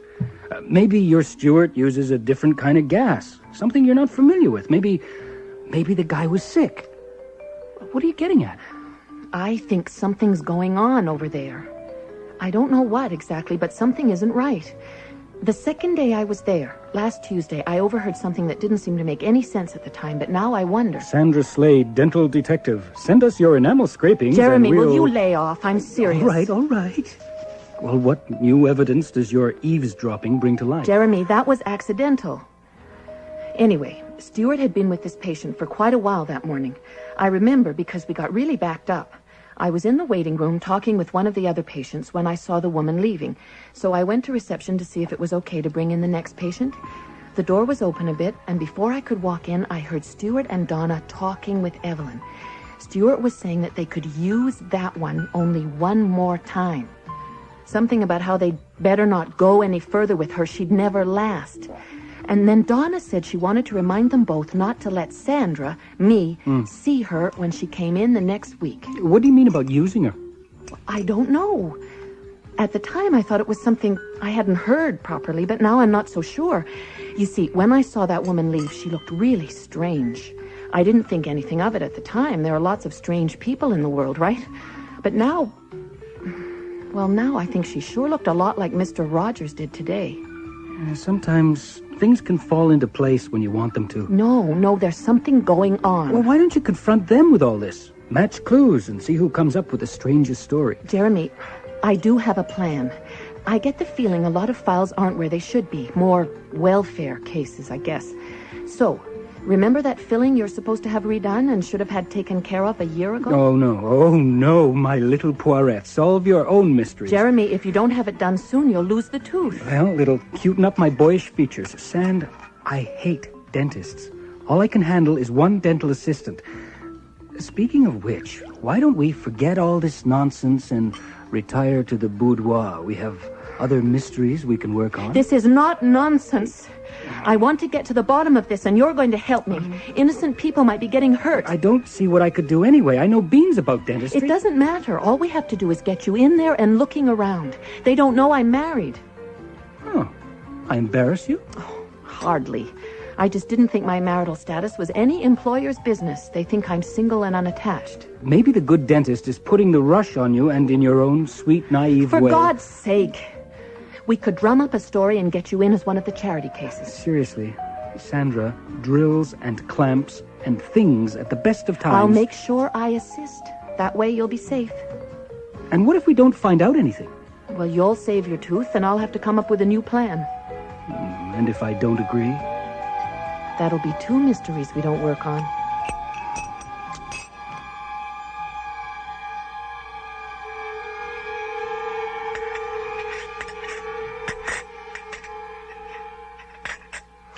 Well, there's no doubt about it, Mr. Jones. That filling must be replaced. Do it right away if you like. Save you coming back. Oh, sure. Fine. Now, if you'll excuse me for a moment, I'll be right back. Sandra, you can get things ready. Yes, Doctor. Well, Jeremy? Well, what? It seems creepy around here, doesn't it? Oh, you mean because the doctor has a humpback and stitches around his neck? Oh, come on, Sandra. He seems like a really nice guy. It's an act. Come on. Just before I brought you in, I saw Donna and Stuart whispering to each other. And when they saw me, they stopped. Oh, for God's sake, what are you expecting? A bogeyman with a drill? Just what is it you expect to happen here? I don't know for sure. I mean, I'm the one who should be worried. I'm terrified of dentists. You know that. You wouldn't believe the things that go through my mind when I even look at some of those shiny things you're flinging around there. Jeremy, I think he's conducting some kind of experiments on some of the patients. Well, then let him go ahead. I feel more relaxed than I've ever felt on a visit to the dentist. Seems like a good experiment to me. You don't understand. There have been a lot of people who... So, how are we doing? Everything ready, Sandra? You all set, Jeremy? Everything's ready to go, Doctor. Jeremy, would you like some gas to make it all a little easier? Well, I suppose. Although I feel less tense than normal, I must say. He doesn't need any gas. Well, a little won't hurt. Take the mind off things. I talked to him. He doesn't need it. I don't mind. No! Sandra, what's the matter? I don't want you to give him... It's all right. Please don't do Sandra, if you don't mind... What was that? I don't know. My hands are full. Go and see what's happened, for God's sake. It startled me. Go and see if everyone's all right. All right. It sounded like glass or something. I'll be right back. Now, Mr. Jones, you just take another good whiff of this. Hey, wait a minute. What's going on? Can't... Good. Now, I guess we might as well get the cavity out of the way before we get down to some real business.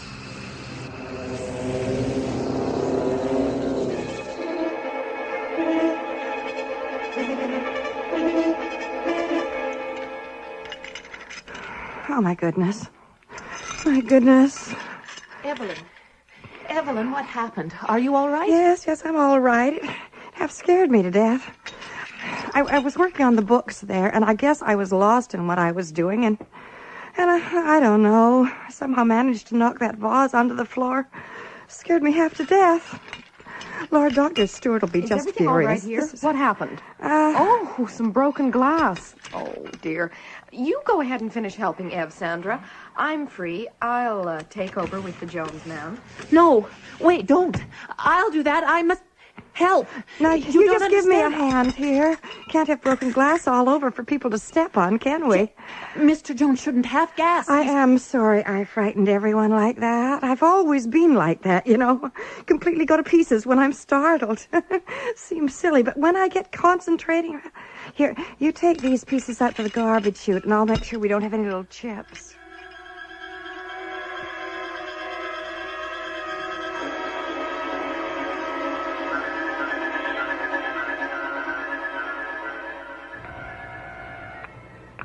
Hello? Jeremy? Jeremy, are you all right? Yes? Well? Yes? Well, what happened, for God's sake? What happened? At the dentist. Oh, yeah, nothing. What do you mean, nothing? Are you all right? I told you, I'm fine. The doctor fixed my tooth. I'll go back next week for more work. He found some other cavities. He's doing it for free. Yeah, that's great. But what happened when Donna came in? They locked me out, you know, and they slipped you out of there when I was busy. What happened? Sandra, you're being paranoid. Dr. Stewart fixed my cavity, that's all. He's an excellent dentist. God, Jeremy, you can be so infuriating. I know something's not right around here. I know that. You're wrong. Look, forget about your mystery, Sam. Well, I'm still not sure about...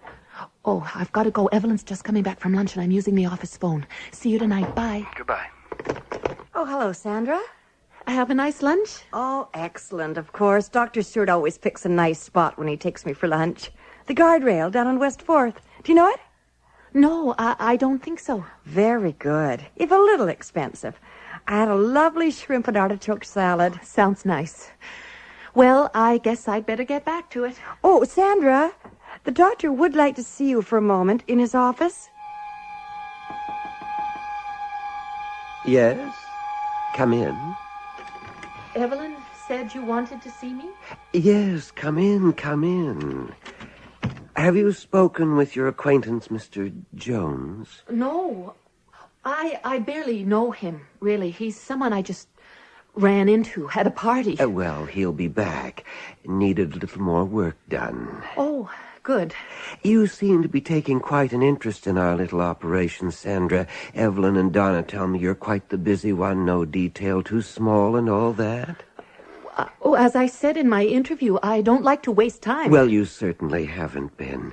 You probably know more about what goes on around here than I do. I was only trying to be helpful, Doctor. I didn't mean to upset anyone. Upset? Oh, you haven't upset anyone. Much the opposite. But I must make a confession, Sandra. We've been watching you. Closely, I might say. I was afraid of that. Well, what did you expect? We had to be sure. And I have to say, I think my first impressions were correct. Your what? I think you'll fit into this organization extremely well.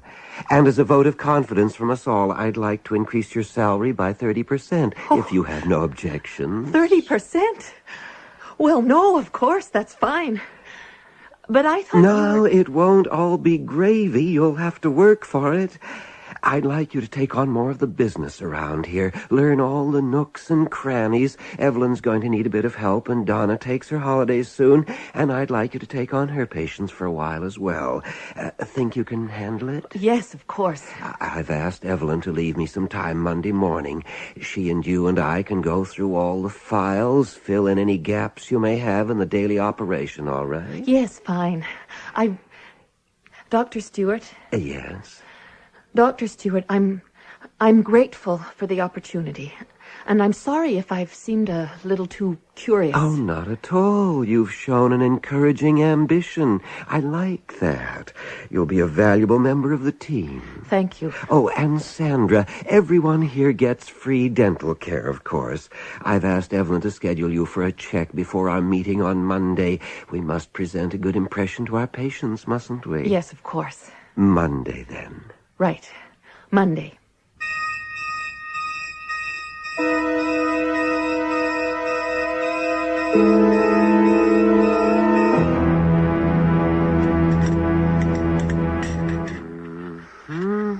Everything's fine except for that one filling. Get that redone and you'll have a perfect mouthful of beautiful chompers. I had that one done the last place I worked. Not his fault, just one of those things. Cavity started up under it. Morning, everyone. Oh, Donna, you're early. Say, would you mind assisting? Sandra needs a replacement. May as well get it over with right now. Okay with you, Sandra? Sure, why not? Give me a second, I'll be ready. Make sure the gas is hooked up, Donna. No point in making Sandra uncomfortable. Oh, I don't really like gas. You see... Oh, we'll just give you a quick shot to relax you. All right.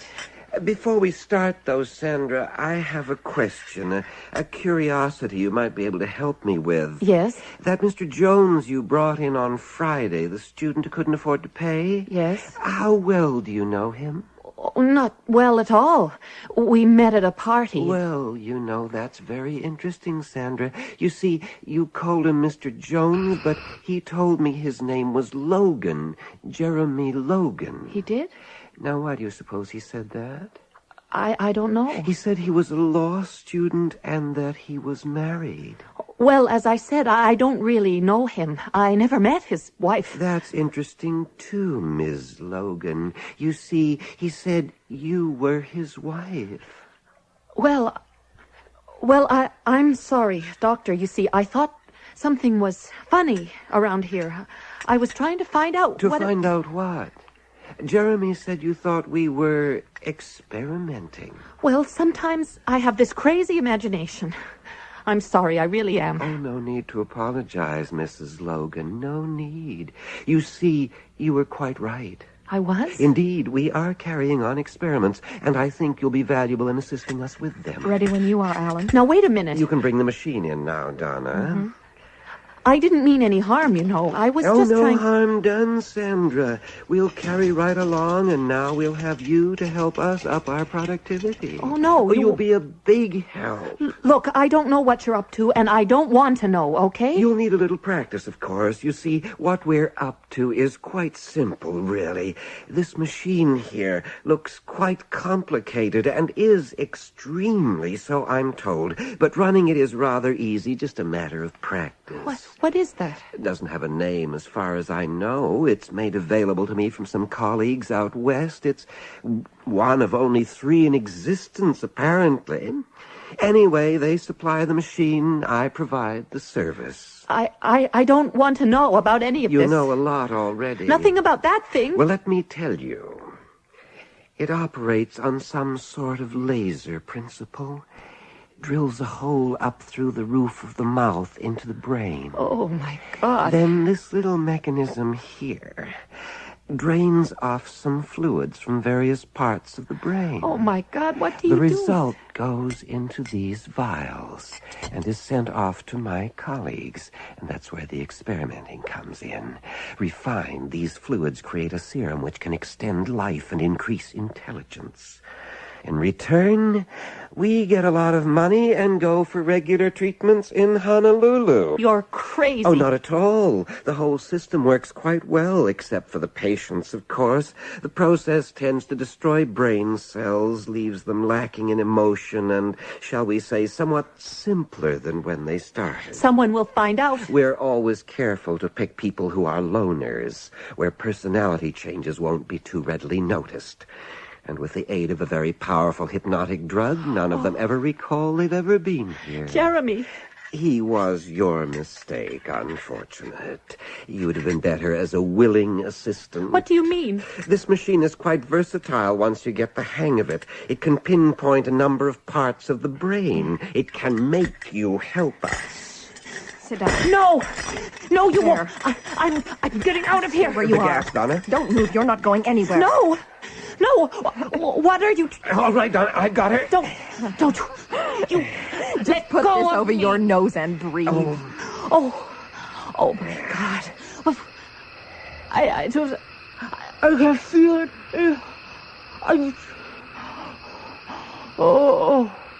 There.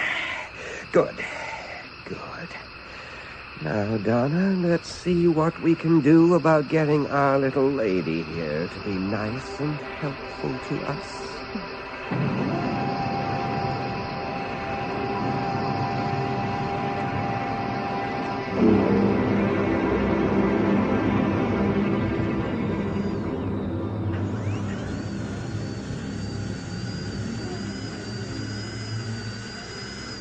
There. Always like to keep the dental work up as well. Least I can do for them. Sandra, suction. There. Do you want me to turn the machine on now? Yes, please. But this time I'd like you to have a try at operating it. Think you can handle it? I don't know. But you'll try, won't you? Yes, I'll try. Good. Now, you've watched me do it a few times. Just do what I did. Right up through the roof of the mouth. You'll get used to the smell. Right through here? That's it. No, a little more to the right. You'll probably miss the first few times, but that's normal. Oh, that'll do in most of his motor controls, I'm afraid. I'm sorry. Oh, that's all right. Don't worry. You're bound to make a few mistakes at first. You just keep poking around and practicing until you get the feel of it. This gas is very effective. Jeremy won't feel a thing.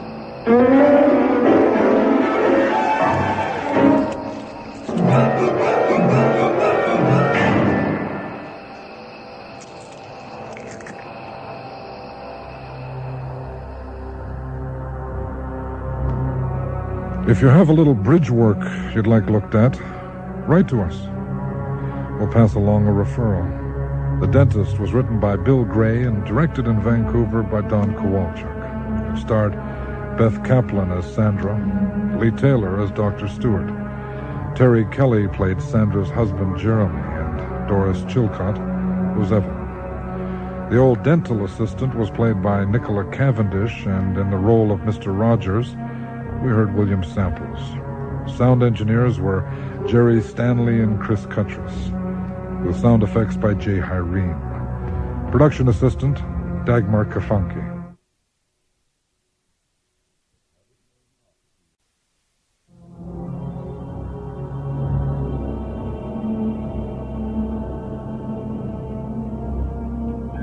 If it's neither winning nor losing, but playing that counts for you, listen.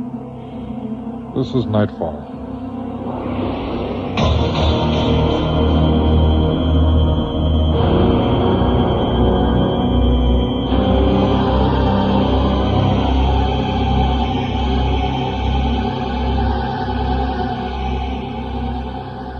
Good evening, dear friends. I'm Frederick Hend, your referee in tonight's little challenge. Gamesmanship is an old and fascinating occupation, which has involved people's minds and skills for many a year. Tonight, we journey into the future, where some games are played with more zeal than you might be prepared to handle. Assassin Game by John G. Fisher is a story that looks hard at the small print in the rule book. So, pick your player and cross your fingers.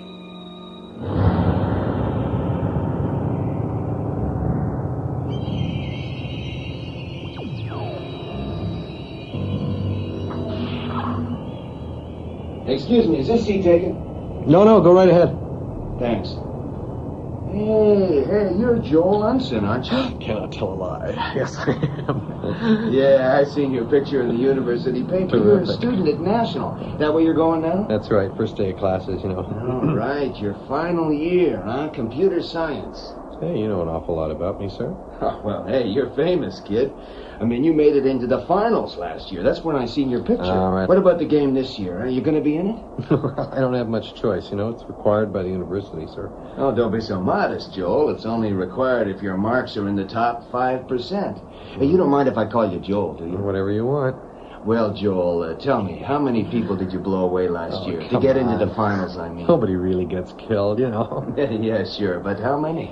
Okay, I made 17 hits last year. I managed to avoid the same number of attempts on me.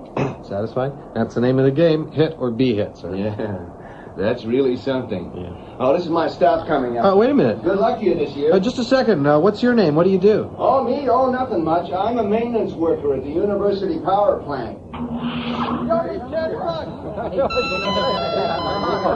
National University Transport Center. National University Transport Center. All first-year students report to Quadrant D, Main Auditorium for processing. Game participants proceed directly to the video annex for the presidential address. Participants are reminded to use pedestrian conveyor 12 only. National University Transport Center. National University Transport Center.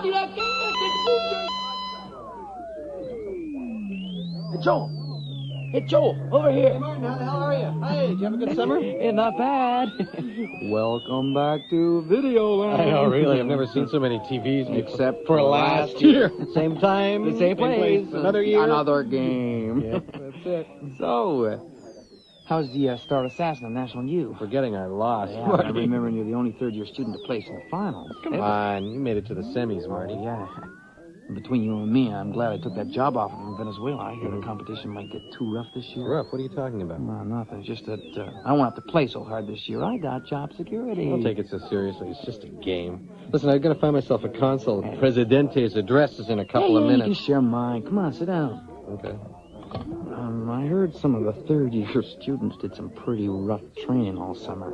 Oh, that, I know. It was illegal. Yeah, illegal as far as the university goes. Some companies call it summer employment. Part of their recruiting program. Capitalism will find a way. Yeah, I think I know exactly how that is. I think you do too, Joel. I hear World Petroleum was looking for you at the end of last term. Yeah, they found me, so what? Have you signed with them then? I turned them down. I told you I had better things to do than attend one of their training camps.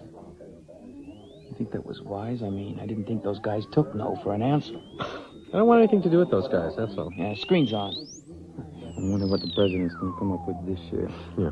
Concentrate on your studies. A long tradition of scholastic excellence. Welcome. Welcome to the 1994 academic session of the National University. And it has been 14 years since the university instituted the game as an integral part of the curriculum. Now that you are in your third or fourth year, I wish to commend you all on your excellent progress. You game participants have proven yourselves to be the best and brightest in the country. That means me he's talking about. And now a word about the game. All right.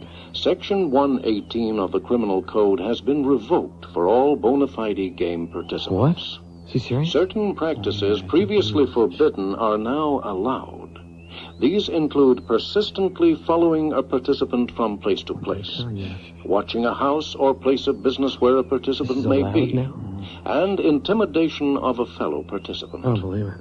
Although the game is a required part of the curriculum for you, the top 5%, let me remind you that it is a small part of your experience here. First-round victim dossiers will be issued this afternoon by the game's computer. All right. Best of luck to you all. What I tell you, what do you make of that, Joel? I don't like it one bit. On the one hand, he says the games are a small part of our experience here. On the other hand, they're revoking the criminal I told code. you it was going to get rougher for us this year. It's going to get rougher on us and everyone else, too. Yeah, well, I'm off to my department. Oh, wait a sec, I'll walk you. Joel, doesn't it ever bother you that at the same time as you get someone's dossier, someone else gets yours? Marty, you're so paranoid. Don't take it so seriously. It's just a game. Does it bother you that much? Nah. I mean, it doesn't give out names, No, right? it doesn't. And if you're careful, you're perfectly safe. Perfectly. Joey, I got a table. Excuse me, miss. Yeah? Do you mind if I sit next to you here, right next to you? Sure, go ahead. Thanks. So, how's the food? Food? You talking about the stuff on my plate? Right, that's a dumb question. Yeah. Is that why you sat down here to ask a dumb question? Yes, I thought I'd just make some dumb conversation right here. No, I really thought I could talk to you about you over dinner. You want my phone number, right? Absolutely wrong. No, I thought we could hop subway, go downtown to a small but very high-class restaurant and wine and dine until the wee hours, and then we could consummate our relationship on a deserted stretch of beach. If you really want to know what I was thinking, that's what I was thinking. The beach is in the Caribbean, I suppose. No, very close, actually. I had a few truckloads of sand dumped on my living room carpet last month, and I thought we could roll around in that. Okay, you're on. Really? Yeah. Great. Just one more thing. Oh, yeah, what? Dad. You creep! You cheated me! Take it easy. Here, let me take the dart out of your skirt. Get away from me! Come on, it's just a game. Just a game like hell! I'm graduating this year. Jeez, if I'd placed high enough, I would have been hired by North American Investments. God, you've blown my whole career! It's not my fault. What was I supposed to do? The computer picture is my victim. I didn't. Give me all that charming bullshit. Oh, no. Listen, I meant all that. Oh. I just got interested in you as soon as I read your dossier. You want to talk about all this charming bullshit over dinner? Over my dead body. And you can pick up my bill. You creep!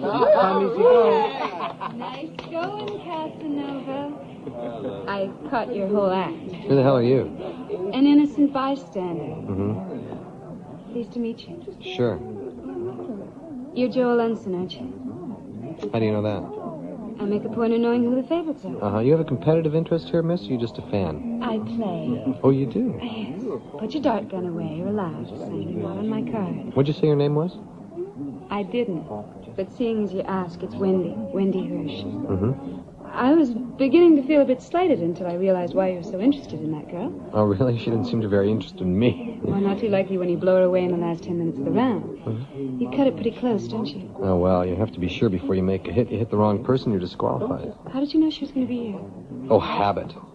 I mean, she always eats here. She always eats here at this particular time. It's really a stupid thing to do if you're a player. Regular habits, you know? Sure, of course. Because the problem with this game is to know your target, where he hangs out, who his friends are, how he works, and when he becomes predictable, you got him. Or her. Or her. You seem to know a lot about it. I do. Maybe you'd like to share some of your expertise with someone. Well, I'm not really used to working with anybody, and why should I really be interested? Has it ever occurred to you that someday you might need a favor? Frankly, no. Look, this isn't strictly business. I like you.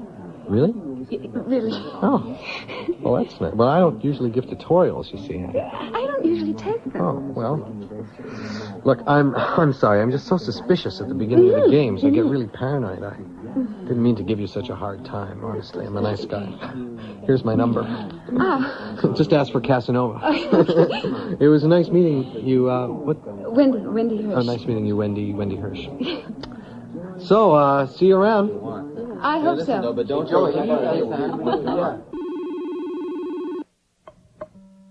Hello, I'm not in right now, but if you'd care to leave a message, I'll get back to you. Wait for the tone, and thanks for calling. Joe, this is Wendy. Call me as soon as you get in. Hi, Wendy. You can talk to me right now. I'm just using the machine to monitor calls. I'm not interested in letting people know I'm home. You know what I mean? I'm calling you to do you that favor I promised. I take it you're still active. Still in the game? Well, it's still lucky. How about you? Still lucky. Good. Congratulations. What's up? You know Glenn Stoner? Telecommunications whiz? Right? Yeah. Graduated last year? Yeah, that's the one. Yeah, I heard he'd taken an extended vacation to some tropical paradise, courtesy of satellite communications. Well, he's back, and I had him rig up a phone tap on certain university lines. Ooh, we all have our little helpers, don't we? He's a friend, that's all. Nothing intimate. Probably listening to us right now. Anyway, Glenn's been setting up this gear for me, and he's discovered something very interesting. Someone else has been setting up wiretaps, too. Huh? Another student? No way.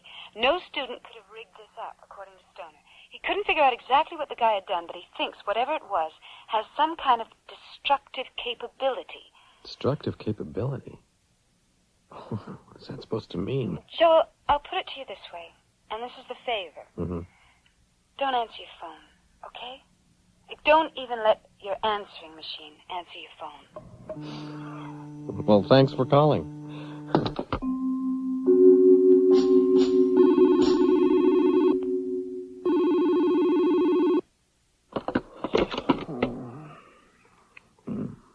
Martin Brownie speaking. You are a student at National University. You study political science, correct? So, who is this? A yes or a no will do. What if I am? We have reason to believe that you are considering working with the Venezuelan government. That's none of your business, mister. I'm afraid it is my business. We feel that your employment by that government would be contrary to our best interests. That doesn't mean a thing to me. What if it's contrary to your best interests? And I'd say you were trying to threaten me, mister. I am authorized to offer alternative employment. Not interested. Don't be stupid, kid. This is very real. This isn't some classroom exercise. I'm still not interested. Oh. Well, that's too bad. Now listen, who is this? Hello? You still listening?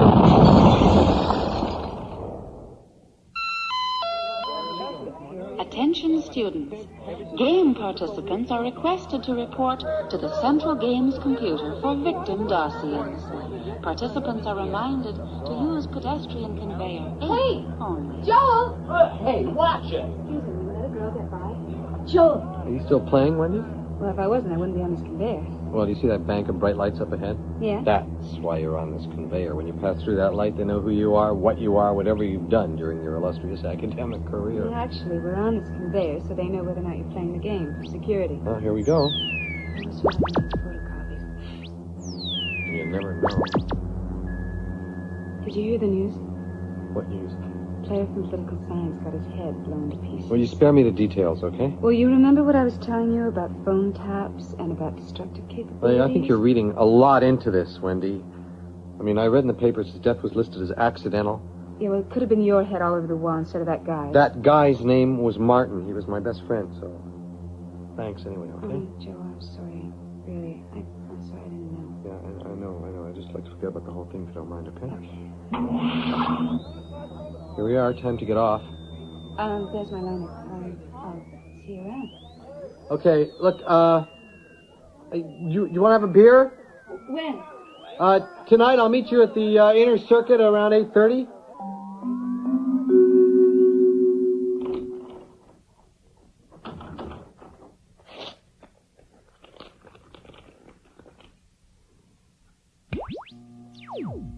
You, Alec, may be my best friend. Ready?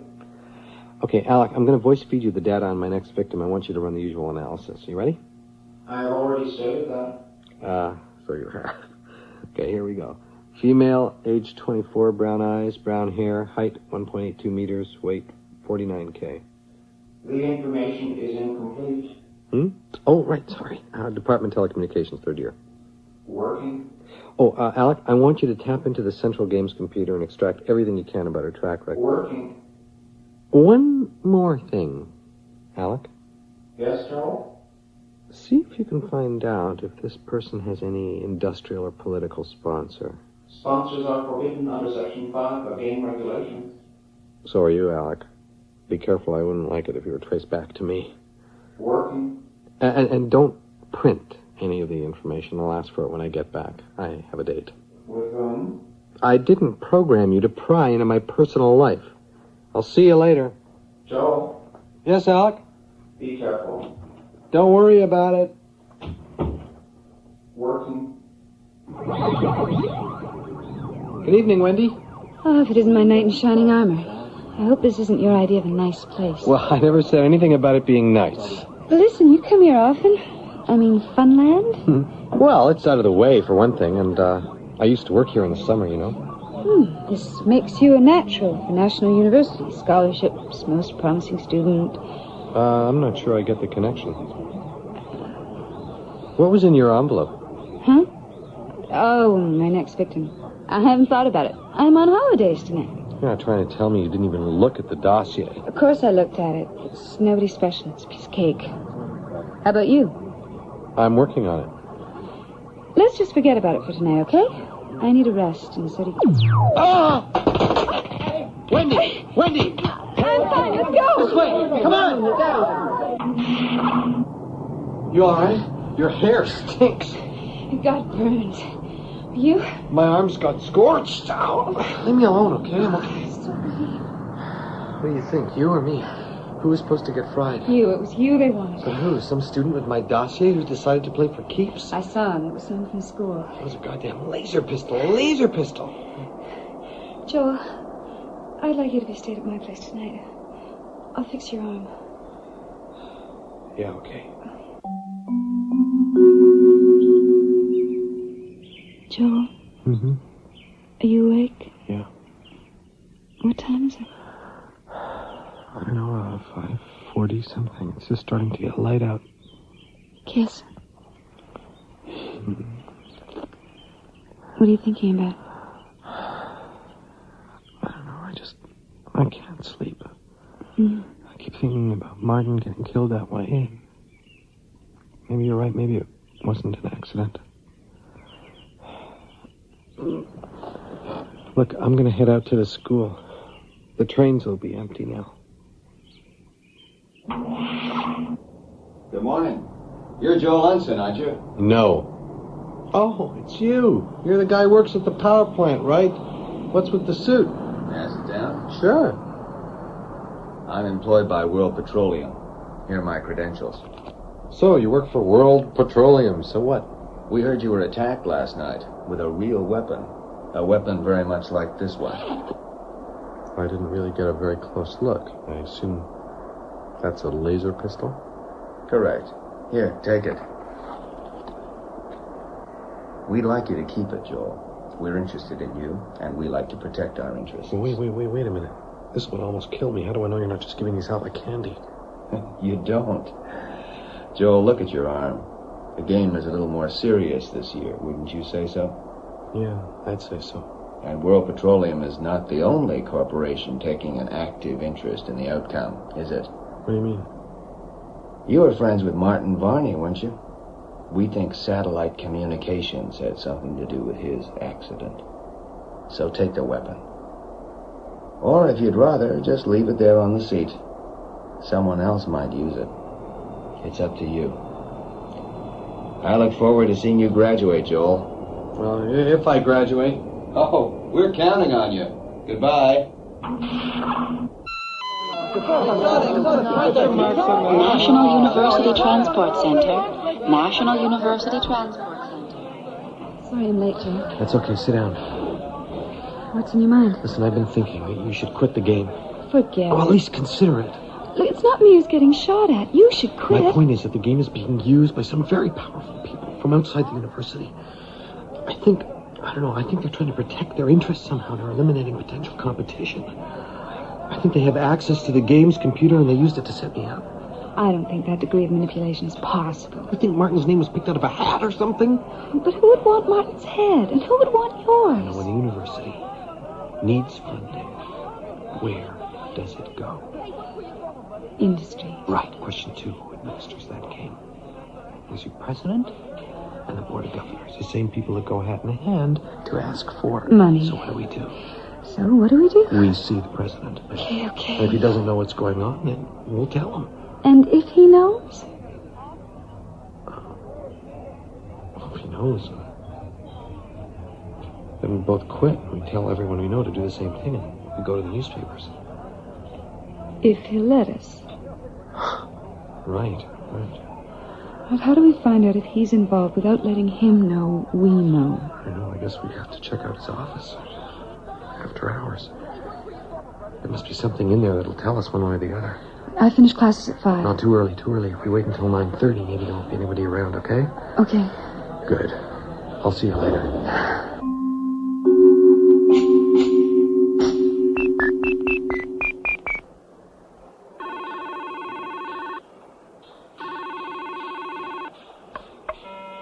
Hello, I'm not in right now, but if you'd care to leave a message, I'll get back to you. Alec, are you monitoring this? Run marquee override. Working. Identity verification. This is Joel. Voice print match. Hello, Joel. Alec, listen, I want you to scramble this and answer the following questions. Ready? Question 1. Is there an external tap into the Central Games computer? I am an external tap into the Central Games computer. Thank you, Alec. Is there another external tap into the Central Games computer? Working. Yes. What's its capability? Control. Who's its parent? Information not traceable. Okay, Alec. Question 2. What's the result of the analysis on my next victim? Probable identity, Wendy Hirsch. How probable? 92%. Subject made 12 kills last year. Method in 8 of 12 kills was to gain confidence of victim Stop. men. Hirsch, Wendy, sponsor inquiry. Ranked as second draft choice by Satellite Communications International. Probability of affiliation, 86%. Thanks, Alec. I'll be home late tonight.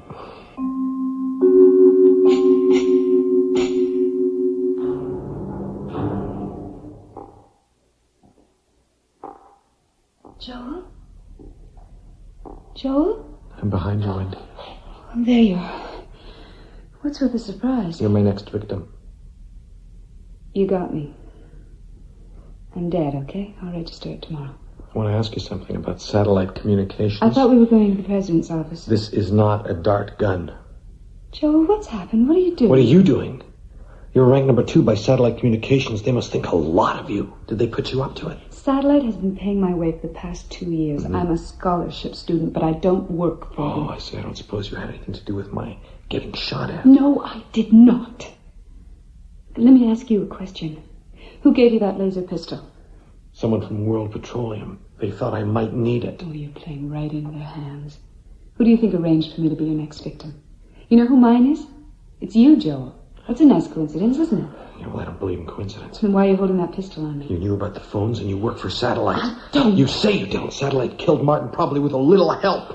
Why are you laying that on me? I think you killed Martin. Use it. If you think I killed him, use it. Tell me. Tell me. I didn't. If you don't believe me, shoot. Wendy, wait! Wait! I believe you. Let's get into this office.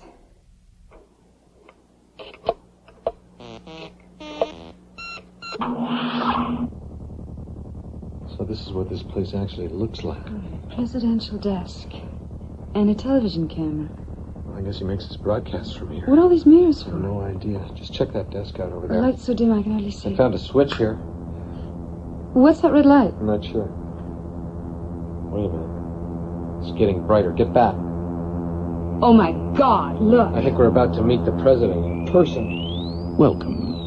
Welcome to the 1994 academic session of the National University. Projection's getting Today stronger. is the 66th anniversary of It's the president in living 3D. And it has been 14 years. I don't have to tell you who set this up. Satellite communications. Or World Petroleum. Or both. Jesus will fix you! Oh, God, look. Joel, those red lights. The cameras are operating. Not for long, they're not.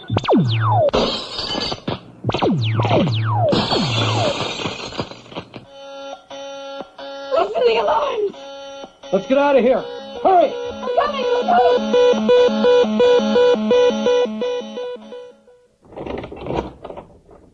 So, this is where you live. I'll introduce you to Alec. Alec? My computer, I built him. The secret of your success? Well, let's just say he's a big help. He can tap into the game's computer. Watch this. I'll put Alec through his paces. I want to check on the new victim assignments. What for? I had Alec do a sponsor inquiry on you. I'd never done that before. I want him to do it again, except this time for all the remaining active players. I don't know. There should be about 400 of them. Wendy, we still haven't got to the bottom of this. There might be a pattern in the selection of victims that'll show us who's running the game. Do it.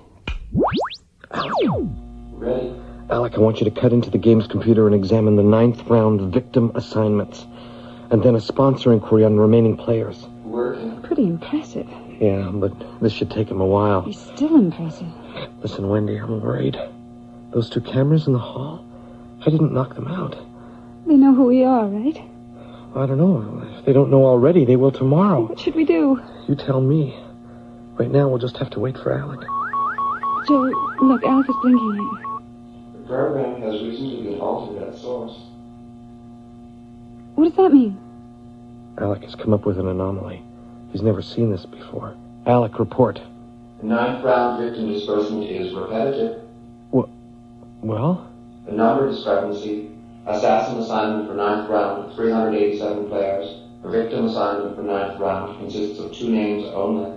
Names? Since when is it giving out names? It never gives out names. Report, Alec. Give me all the assigned victims for the next round. Joel Unson, Wendy Hirsch. Joel Unson, Wendy Hirsch. Joel Unson, Wendy Hirsch. Oh, no. Joel Unson. Just the 2 Wendy of us? Hirsch.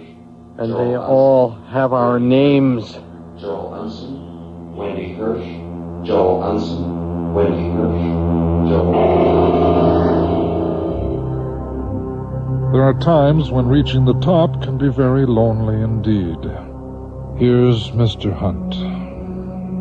The Assassin Game by John G. Fisher starred Saul Rubinek as Joel and Nikki Guadani as Wendy. Also featured were David Ferry as Martin, Rafe McPherson as Alex, Peter Jobin as the computer and the man, Chris Wiggins as the president, and Barbara Kyle as Miss and the PA announcer. Technical engineering was by Brian Pape, with sound effects by Kathy Perry. Production assistant, Peggy Este. Assassin Game was produced and directed in Toronto by Stephen Katz. And now, your host. I'm Frederick Hend for Nightfall.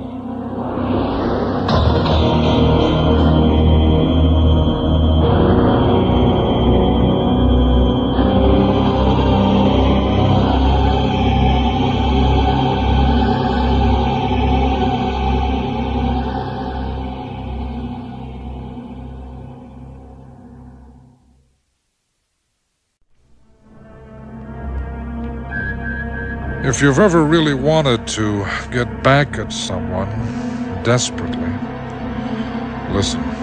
This is Nightfall.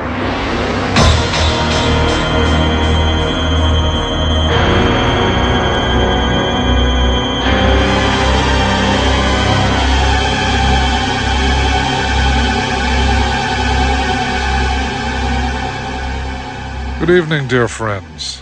Frederick Hend, your guide into small-town life for this evening. Have you ever wondered about rumors and about what might happen if you actually tried to trace them? Tonight's story takes us to a remote village where the town gossip leads to a deadly conclusion. It's called Lazarus Rising and was written by Toronto writer John Douglas. For all those who have longed for a second chance, here's your opportunity to learn a lesson.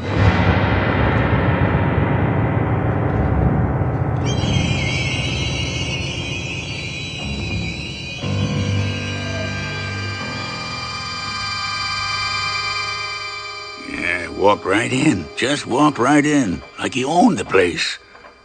And first thing, right off, he starts asking about them. About them? I knew it. I told you so. I told you we could never keep it quiet. Started right away asking where's their farm. How's the missus taking it? Most of all, he says, what about him? What's he like since he, Since he done it? Since it happened. You never told him where they lived, did you? Me? Tell him? Let him find out if he can. Well, nobody tells him. He'll never find him way out there. Don't be a damn fool, Leroy. He can read a phone book, can't he? This fella, he a reporter? I never asked him. Give him a chance to ask me things if I did, wouldn't it? He is a reporter, I told you. I told you we could never keep it quiet. He'll be only the first. They'll be coming here from all over the country now it's gotten out. He never said he was a reporter. What else could he be? City fella asking all them questions? He'll only be the first. Somebody's talked. They'll be coming like flies to honey. Reporters, them TV crews, interviewing us. Not if we don't say nothing. And what kind of good will that do us now that they're starting to dig? We should talk now. Somebody's coming, look. It's him. That's the one. Tell them the story our way. That way they don't find out what they mustn't, you see? Shut up. Is this Putter's store? That's what it says on the front. Well, hello again, Mr. Hurlbut. Ezra Hurlbut. Told you half an hour ago. I remembered you, Mr. Hurlbut. And you're Mrs. Puttister. Ella May Puttister. And you're... Cliff Martin. Pleased to meet you. And this here's Leroy Gant. Hi. I guess Mr. Hurlbut's told you I'm interested in finding out a bit about a man called George Sannox. You do know him? Yeah. And he lives around here with his family? If you say so. Well, is it true? Did he do what they say? Did he? Who told you? Leroy. Maybe you better ask him yourself, Mr. Martin. The rest of us, we just hear things, same as you do. Mrs. Puttister, there's nothing I'd like better, but there's just one problem. Everybody I ask gets real vague about where the Sannox farm is. I'm beginning to think George Sannox doesn't live anywhere. I'm afraid that's about the size of it. Mr. Your name was, Martin. Help you if I spelled it? 2 miles straight ahead, Mr. Martin. Left at the crossroads and left again at the lake. Can't miss it. Oh, bless you, Mrs. Puttister. I promise I'll give your store a real boost. You some kind of reporter, maybe? Yes. TV, eh? Newspaper. Oh, the papers. Yes, but if I find out what happened here is true, why, Mrs. Puttister, there'll be TV cameras everywhere, I guarantee it. My. Yes. Thank you for your kind help, too, gentlemen.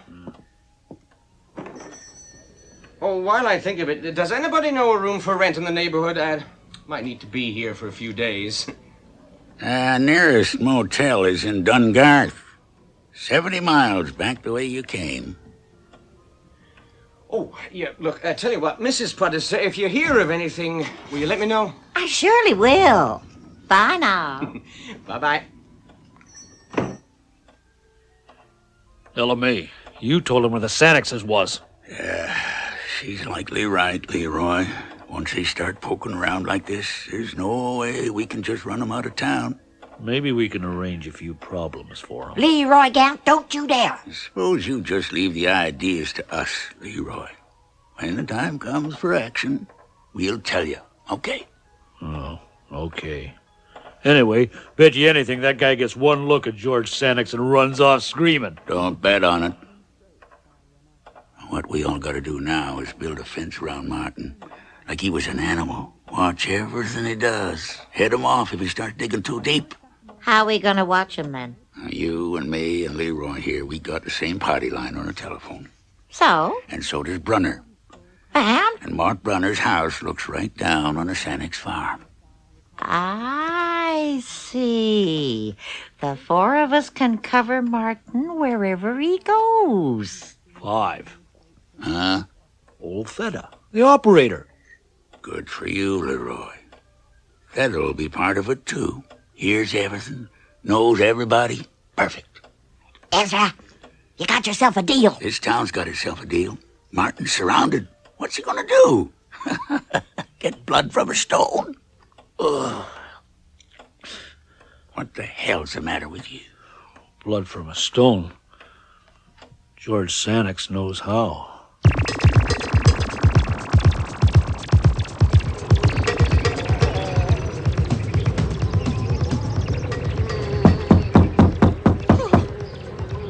Who is it? Who's there?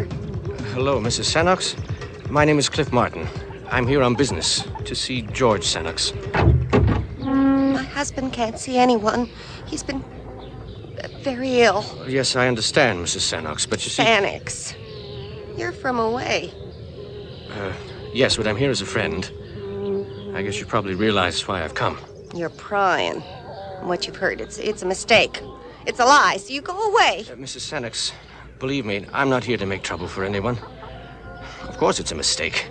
These rumors can't be true, but if you won't let me in to talk to him, there'll be 20 guys like me here the day after tomorrow. 100 next week. And wouldn't you rather have it over with before a small army descends on your family? Come in and see for yourself.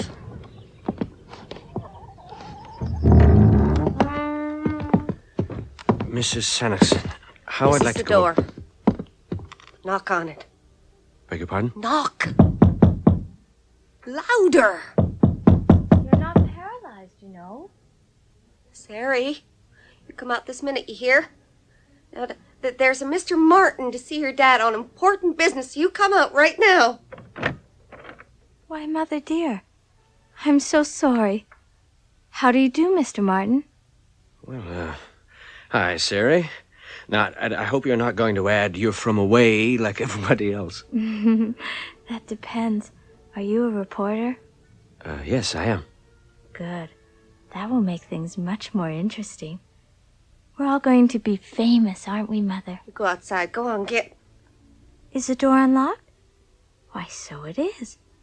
You must have been magic indeed to get her to do that, Mr. Martin. I know. I'll call you Prince Martin. I think I have an unusual task to set you. Princes have to perform tasks, don't they? Well, yeah, they try. I want you to put a wide-awake beauty to sleep forever. Better go in there now. Oh, and Prince, when you see Daddy, don't jump. Go in now.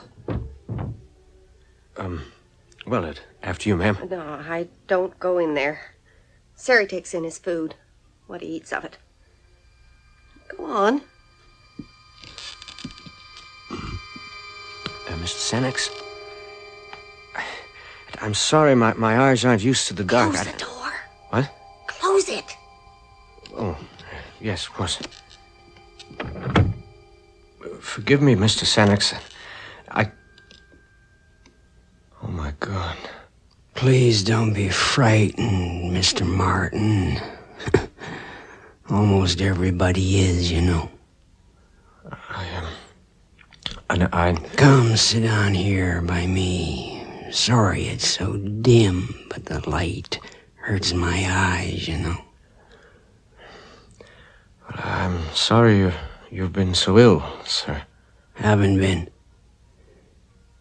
Mr. Martin, I haven't much patience for preliminaries and dancing around, so just you never mind them. You just say straight out what I know you want to say anyway. Mr. Sanix, how does it feel to come back from the dead? So, it's coming out at last. Oh, of course it would. How'd you hear about it? Not from folks round here, surely. No, the doctor from Dungarth. Not one of us. No, that there was no one closer to really... Pronounced me dead, and then alive. And were you? Dead. Ah, yes. And how long were you, like that? 3 days, they tell me, for the visiting and the wake and all. Oh, and a day in my grave. 4 days? How did you get out of the grave when you, came back? Didn't they tell you? I'd rather hear you tell it. Well, my daughter, Sari, there, she was real cut up about my death. Well, yes, of course, your family. My daughter, Sari, she was grieving. Stayed right by my grave the whole night afore, they say. When I found myself back, well, I started banging on the coffin lid, and she run and fetched the sexton. He was digging another grave close by for Maisie Angus's funeral that afternoon. So he got me up pretty quick. All that earth, you couldn't have been buried very... Far down? No. Thin topsoil over rock up here. Hard ground in winter. They leave us in a shed till spring melting. Us? You know what I mean. Yes. Well, at least now I know what to think. Mr. Sanix, you were in a coma, a very deep one. Life signs are often completely undetectable. I can tell you cases I've run across. Well, how can you be sure? I know. Look, let's start from the beginning. The doctor told me you were face down in the water trough in your barn. Now, you must have slipped, struck your head on something, and fallen in. You remember hitting your head. Mr. Sanix? You remember hitting your head? Mr. Sanix? I told you about coming back. I won't talk about my death. Not anyway at all. But why? It's kind of hard to explain, but when you've been dead, you don't ever want to hurt nobody ever again. But why would you want to...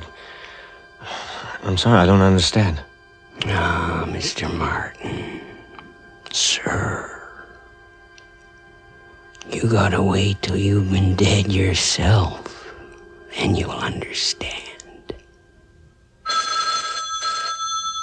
What? What? Party line. Long and short is us. Do you mind taking it while Sari's out? No, of course not. The Sanix house? Oh, Mr. Martin, just the man I wanted to talk to. It's Ella Mae Padister. Oh, yes. Mr. Martin, the strangest coincidence. I remember you wanted a room to rent, And I was wishing our extra room at the store wasn't reserved already. When what do you think happened? Your guest canceled out. Oh, you're just a mind reader, Mr. Martin. The room's free now if you'd like it. Well, you know, a minute ago I thought I'd be going back tonight, but, well, something's happened to change my mind. You know, I'd be delighted to stay with you. Wonderful. I'll get the room ready. See you soon. Bye. Know something, Mr. Sanix? No. I'm going to bust this little conspiracy of silence wide open. Are you? No chain is stronger than its weakest link, and I think I've just found which one's going to give. That's so. Mr. Martin, if you keep on prying... And if I do? Churchyard's gonna be full. Soon.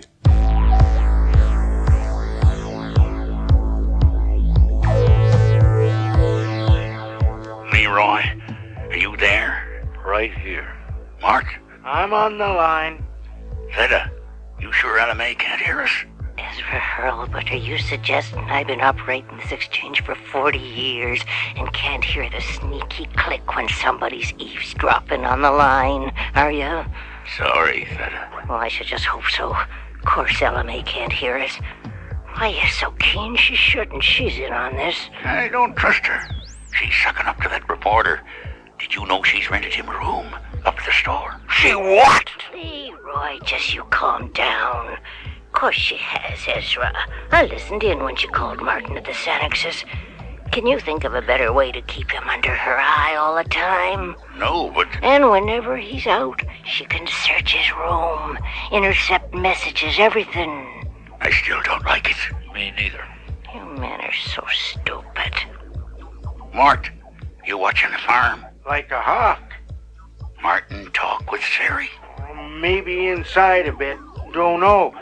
Sari bounced out in a real huff couple of minutes after Martin got there. Oh, keep Martin away from Sari. She knows too much. Oh, what the hell can a kid know? Ezra's right, Mort. She's been saying real funny things about her mother all over town. Damn. Everybody know about Martin by now? Everybody except Cal. We can't tell Cal. Lord Jesus, don't nobody tell Cal. Well, he'll find out for sure. Not from me. Nor me. Not me. Not me. Not me. Not me. Not me. No way.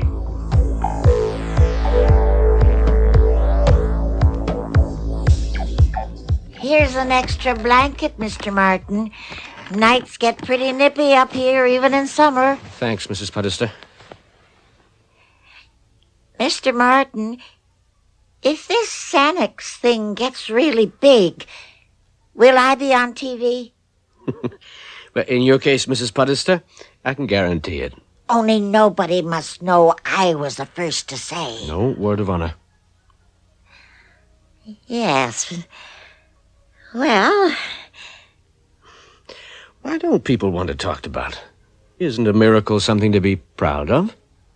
Not this one. But why? 'Cause it isn't. Mr. Martin, the good Lord brought Lazarus out of the tomb as a comfort to them that was grieving for him. And George Sanix? He come back for vengeance. For what? He come back to get her for what she'd done to him. She? His wife, Lucy. She and her man, Cal Tompkins. They killed him. They must have. Else why is he back? That should be resting in the graveyard. Tell me that.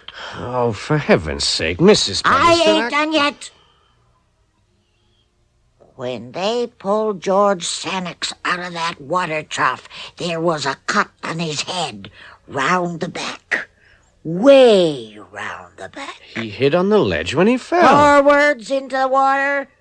He fell forwards. Everyone has seen him say so. Well, then why didn't anyone go to the police? You don't know Cal Tompkins, do ya? No. A place like this, Mr. Martin, the police is a long ways away. And Cal Tompkins is close, Real close. These days they catch murderers red-handed and the lawyers get 'em off. We know. We see it on the TV news. There'd be a lot of noise and reporters like you, and you'd all go away again. And we'd be alone with Cal Tompkins. See? Yes.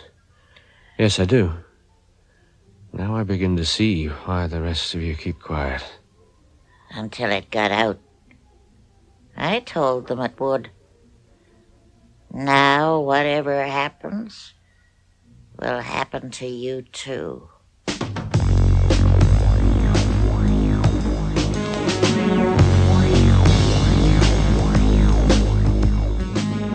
Sari is talking to him. She's been seen with Martin twice. What's she saying?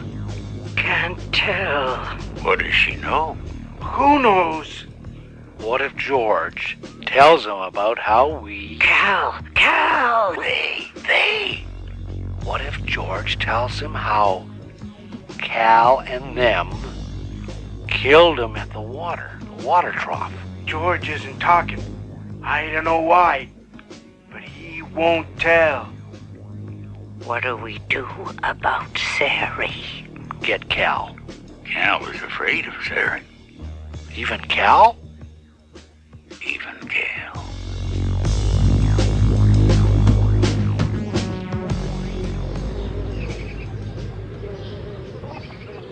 I've been watching you, Prince Detective. You're doing very well. No, not really. Apparently everybody for 20 miles around believes Cal Tompkins tried to murder your father. The only witness was the victim himself. He won't talk. But he doesn't need to. All he has to do is kill them. He doesn't seem to be in a very killing frame of mind, Sari. He's afraid to go back to the grave as a murderer. But I'll protect him. If he dies again, I'll bring him back again, just like the last time. Sari, what are you saying? I brought Daddy back so he could kill them. I called and called, and at last I heard his fists on the coffin. Oh, but Prince Martin, he won't do it. He wants to go back there with clean hands. He hates it here. He'd kill himself, only he knows I'd drag him back again. Oh, help me, Prince Martin. Please help me. Make him kill them.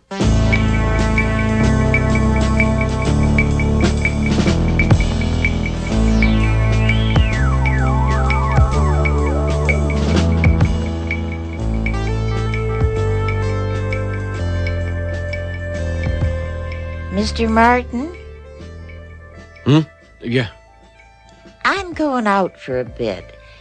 If the phone rings... 3 long, 1 short, I know.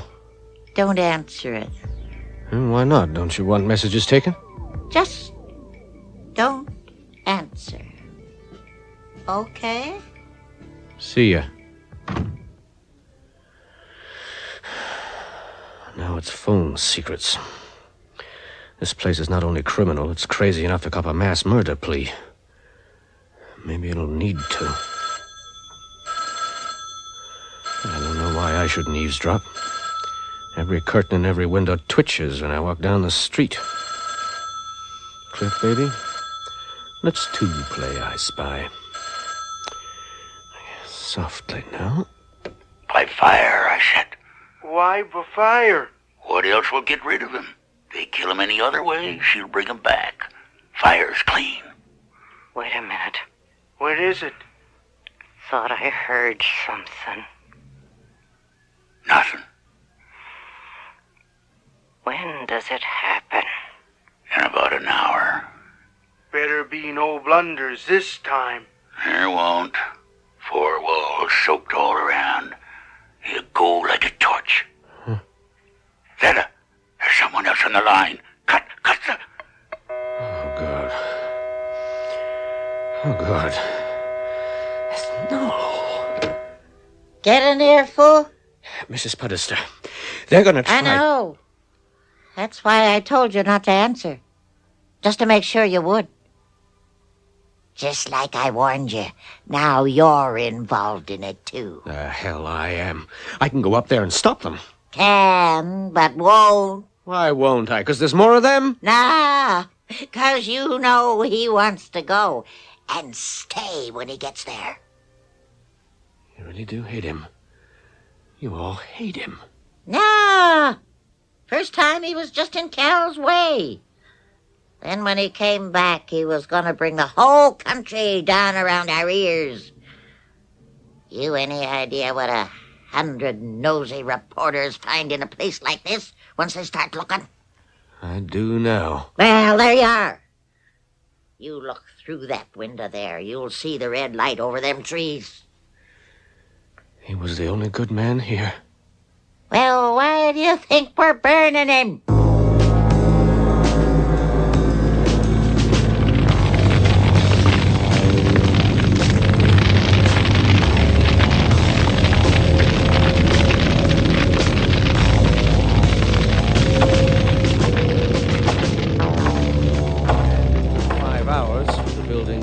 In on itself, leaving only ashes remaining.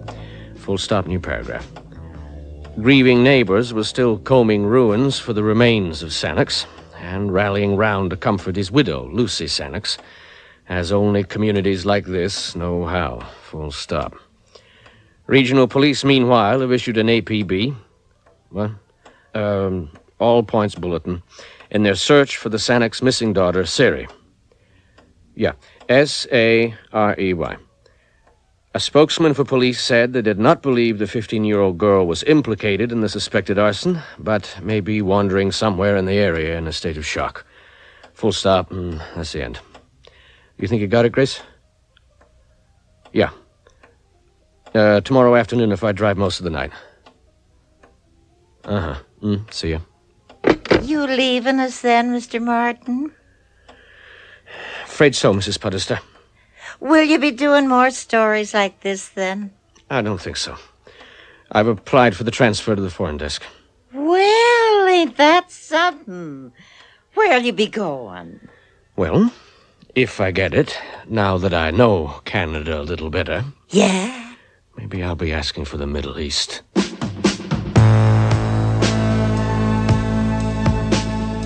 Lazarus Rising was written by John Douglas and starred Neil Monroe as Cliff Martin, Ruth Springford as Ella Mae Puddester, and Eric Peterson as George Sannox. Also featured were Murray Westgate as Ezra Hurlbut, Ken James as Leroy Grant, Marion Waldman as Theda, John Stocker as Mort Bruner, Elva Mae Hoover as Lucy Sannox, and Melanie Brown as Sari. Technical engineering was by Derek Stubbs, with sound effects by Bill Robinson. Production assistant, Peggy Este. Lazarus Rising was produced and directed in Toronto by Bill Howell.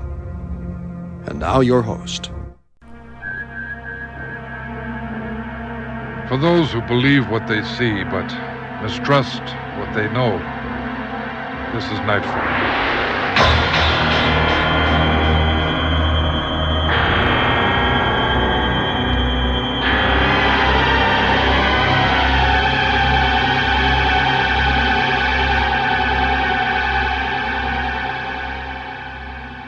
Good evening, dear friends.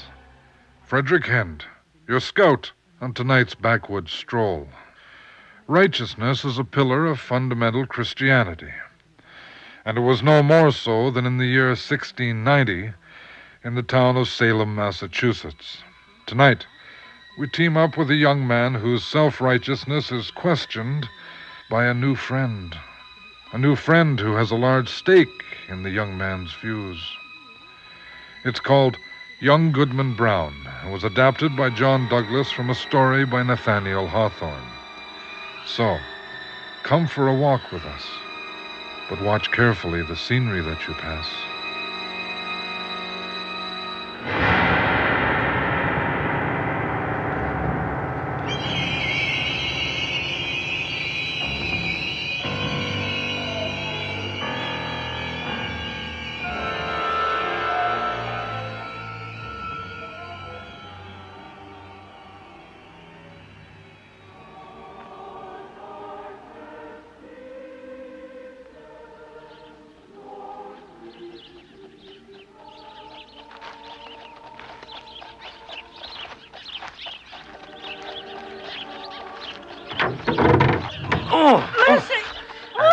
I beg your pardon, Goody Cloyce. I didn't see you until I was... Until you'd almost knocked a poor old woman right into the mud, you good-for-nothing young rascal. And she your godmother to boot. Well, and I just didn't... where are you rushing to so fast, Goodman Brown? Has the devil lent you his heels, boy? Eh? Eh? I have a journey I must make. Tonight? 'Tis almost sunset. My journey must be done, forth and back again, between now and sunrise. Your journey?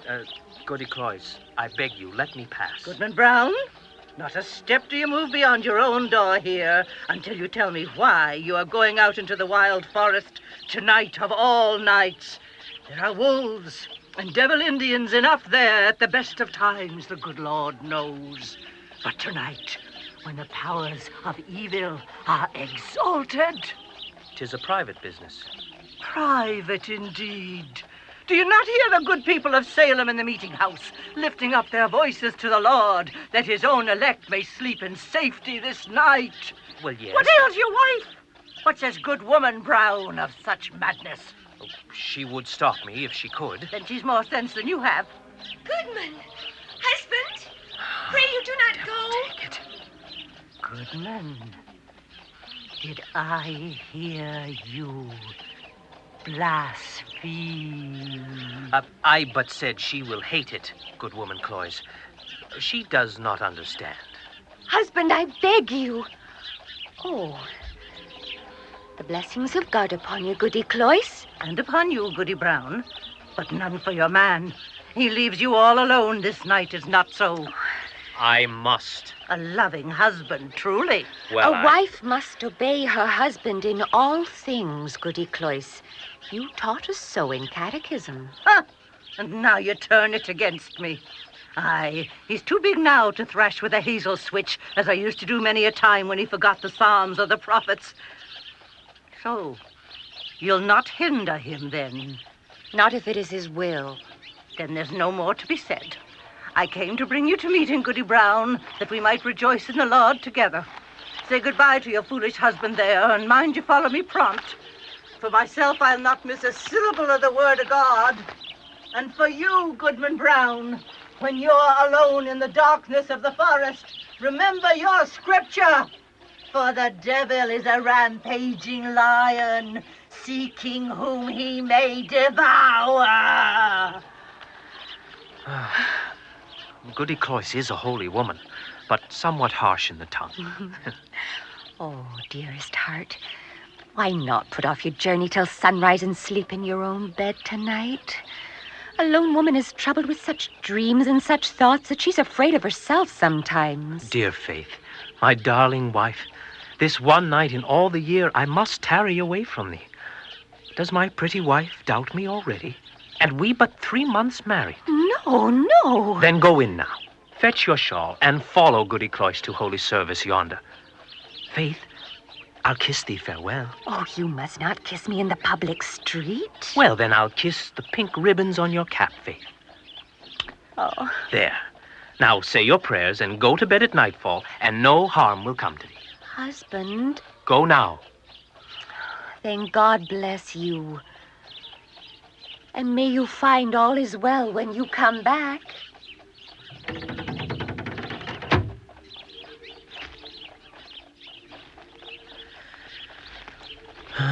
Poor little Faith. There was trouble in her face, as if a dream had warned her what work is to be done tonight. No, 'twould kill her to think it. She's a blessed angel on earth, and after this night, I'll cling to her skirts and follow her to heaven. After this one night.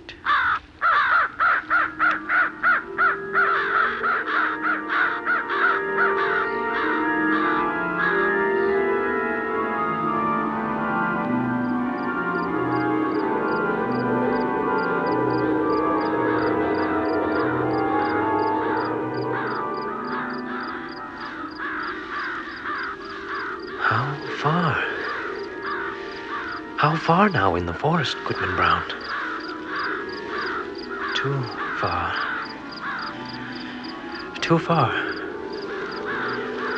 But you don't stop, do you? The sky is still bright above. But here, beneath the trees, it's like a river of ink. Lonely. Lonely everywhere. Too lonely to be safe. Below the boughs could be an unseen host of watchers. There may be a hellish Indian behind every tree. What if the devil himself should be at my very elbow? Who's there? A friend. You expect me, Goodman Brown. Who? I know you not. The man I was to meet was very different in form and figure. Since I am a guest everywhere, Goodman, I take many forms. The kind stranger who spoke to you yesterday and promised sweet things, forbidden things that godly Salem turns its face away from, you could have if you would come this night into the forest. Did I not say so? See how I am everywhere, everyone. Look, Goodman, who I am tonight. I know your face from childhood. Most men do. It is my own grandfather, I see. You mock me. By no means. There are many coming to my service tonight who knew him well. I wear his face and form in compliment to his memory and to you. You are late, Goodman Brown. The clock of the Old South was striking as I came through Boston, and that is fully 15 minutes ago. Faith kept me back a while. But not for long. Come now. This is a dull pace for the beginning of a journey. Shall we walk on? Friend, hear me. I have kept covenant by meeting you here. But you know I have scruples concerning the matter you know of. I am going back to Salem, now. Are you? Well, let's walk on a little, reasoning as we go. If I fail to convince you, of course you'll turn back. See, the moon is rising to light our road. We are but a little way in the forest as yet. Too far. My father never went into the woods on such an errand, nor his father before him. Oh? Never. We have been a race of honest men and good Christians since the days of the martyrs. I have been as well acquainted with your family as ever a one among the Puritans, and that's no trifle to say. It cannot be. Oh, yes. I helped your grandfather when he lashed the Quaker women so smartly through the streets of Salem. It was I brought your father a pitch pine knot to burn the Indian village to the last woman and child. They were my good friends, both. And many a pleasant walk we have had along this path, and returned merrily after midnight. I long to be friends with you, for their sakes. I marvel they never spoke of these matters. Or rather, I marvel not. The least rumor of the sort would have driven them from New England. You don't say. We are a people of prayer and good works to boot. We abide no such wickedness. I'm pleased to hear it. But, wickedness or not, I have a very general acquaintance here in New England. The deacons of many a church have drunk the communion wine with me. The great and general court of Massachusetts votes at my command. Can this be so? The governor and I... But these are state secrets. I have nothing to do with the governor and council. They have their own ways. They're no rule for a simple farmer like me. Oh, you must not underestimate yourself. But if I were to go on with you like this, how should I meet the eyes of that good old man, our minister at Salem Village? His voice would make me tremble both Sabbath day and lecture day. What? Why? Oh, do go on, Goodman Brown. Go on. Only, please don't kill me with laughing. Well then, to end the matter at once, there is my wife, Faith. It would break her dear heart, and I'd rather break my own. Nay, if that be the case, go your way, Goodman Brown. I would not that Faith should come to any harm. Not for 20 old women. Like, for instance, that one, hobbling on the path ahead of us. What? Who? Why, it's Goody Cloyce. Marvel, truly, that Goody Cloyce should be so far in the wilderness at nightfall. Oh, with your leave, friend, I must take a cut through the woods until we have left this Christian woman behind. Being a stranger to you, she might ask with whom I was consorting and where I was going. Do so. Follow close beside me, behind that screen of trees while I approach her. She'll banish you with scripture. Mark my words. And you will mark hers. Now hide yourself. Good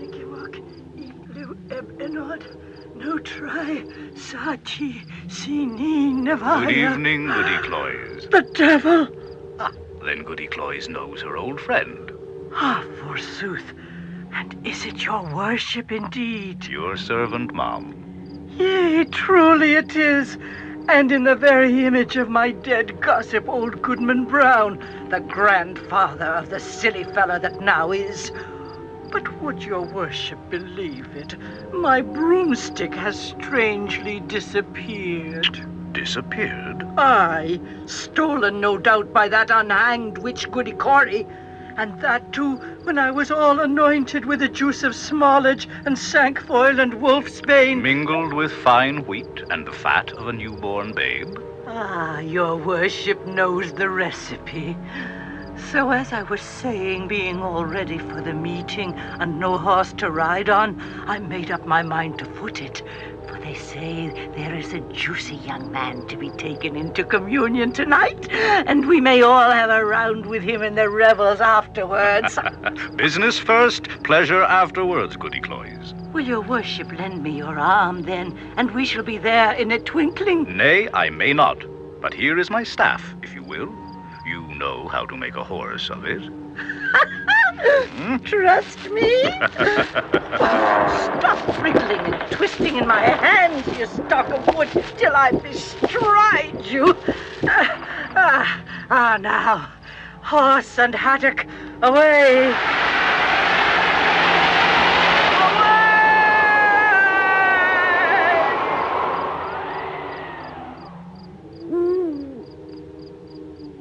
I think you may come out now, Goodman Brown. Why, you look pale. Are you unwell? That old woman taught me my catechism. Just so. But we must follow her quickly ourselves. 'Twill be worth all our troubles. Remember, Goodman Brown, journeys end in lovers' meeting.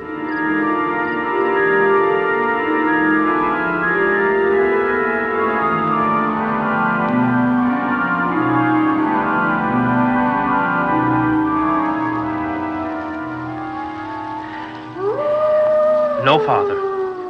No farther. How so, Goodman? Friend, my mind is made up. Not another step will I budge on this errand. Now. But what if a wretched old woman do choose to go to the devil when I thought she was going to heaven? Is that any reason why I should quit my dear faith and go after her? You will think better of this by and by. Not I. Fare you well. Stay, Goodman Brown. The road back is blocked for the moment. 2 horsemen... No, 3 are coming up behind us. Since you are so modest about the fame of my company, we had best conceal ourselves until they ride past. Had we not? Oh, aye, quickly.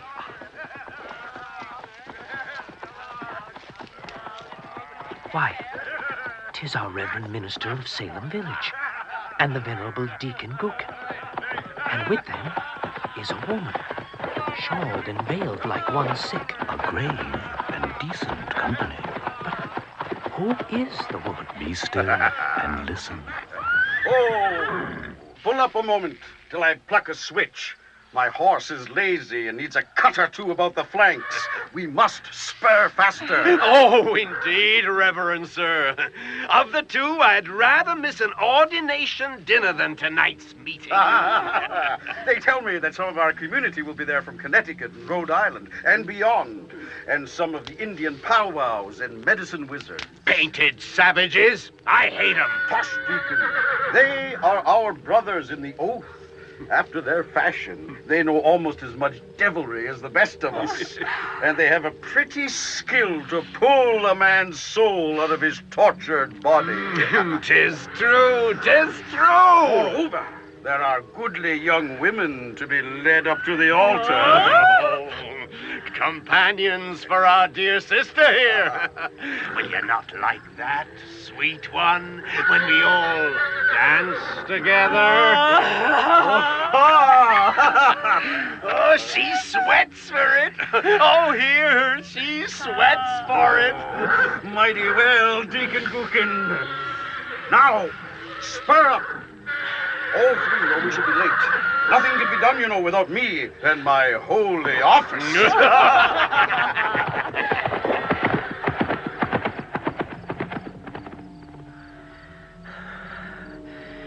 Is there still a heaven above? Has it not fallen on us yet? Look, my dear son.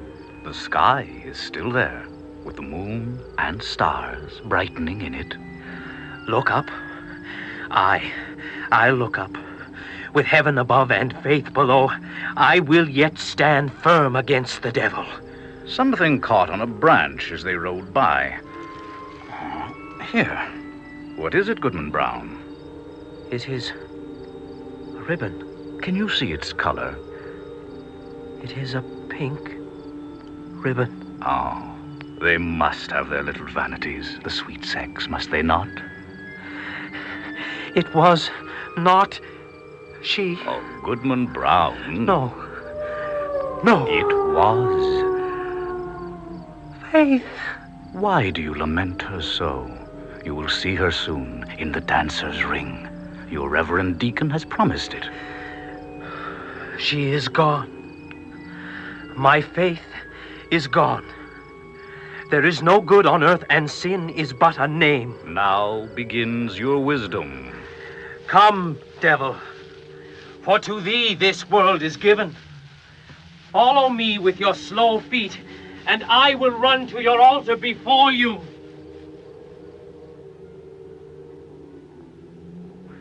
Oh, Adam, I tempted you down into the wilderness, but your tears for the lost garden scald me still.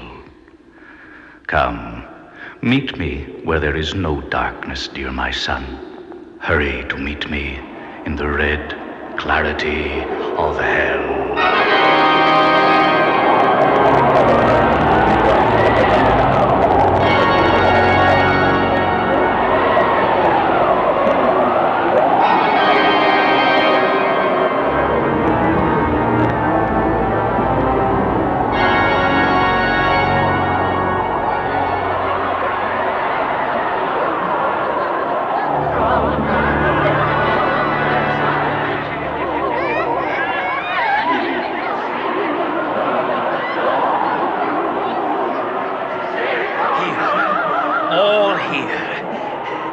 Godly and the vicious, white men in red, aye, and black men dancing in their chains. Behold the world pay homage to its real master.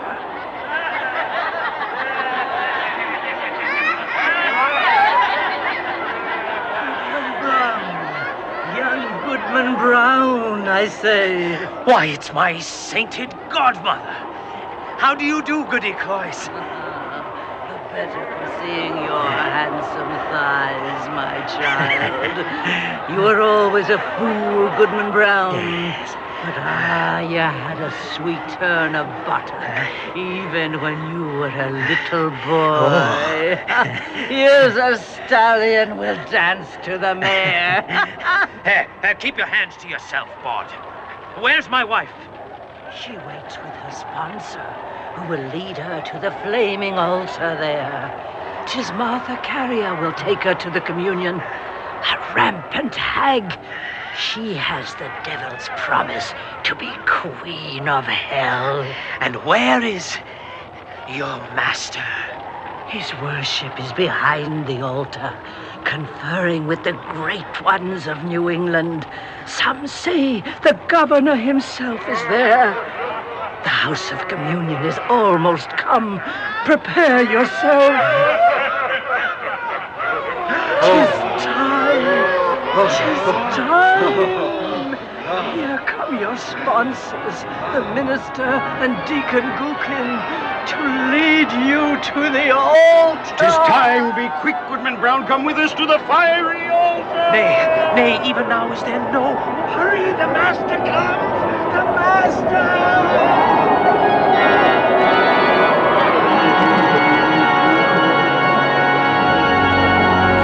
All things of earth and air, be silent. Bring forth the converts. Lift her veil.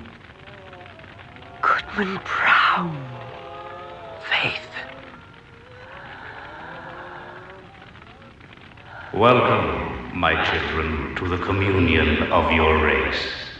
You have found, thus young, your nature and your destiny. See in the firelight the faces of my worshippers. All whom ye have reverenced from your youth. Ye deemed them holier than yourselves, and shrank from your own sin, contrasting it with their lives of righteousness and prayerful aspiration. Yet here they all are in my worshipping assembly. This night you shall know their secret deeds, how hoary-bearded elders of the church have stretched wanton fingers to the young maids of their household, how many a woman, eager for widow's weeds, has given her husband a drink at bedtime and held him to his last sleep in her bosom. Ye shall know how callow youths made haste to inherit their father's wealth, and how fair maidens, blush not, sweet ones, have dug little graves in the garden and bidden me, the sole guest, to an infant's funeral. By the sympathy of your human hearts for sin, ye shall scent out all the places, in church or bedchamber, in street or field or forest, where crime has been committed. Ye shall exult to behold the whole earth, one stain of guilt, one mighty blood spot. There ye stand, my children. Depending on one another's hearts, ye had hoped that virtue were not all a dream. Now are ye undeceived. Evil is the nature of mankind, and must be your only happiness. Welcome again to the communion of your race.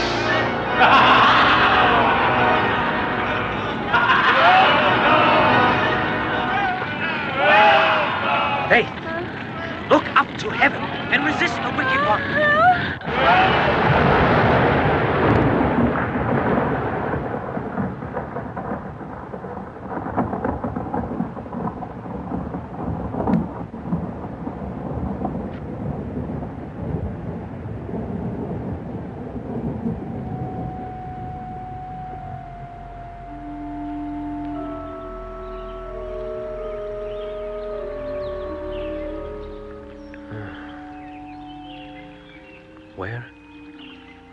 Where have they all gone?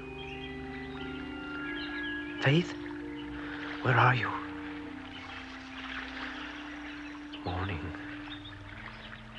This rock that was the burning altar is cool and damp. And these branches that were all on fire are soaked in dew. The sky and the dew are pure as crystal. But I myself am stained forever.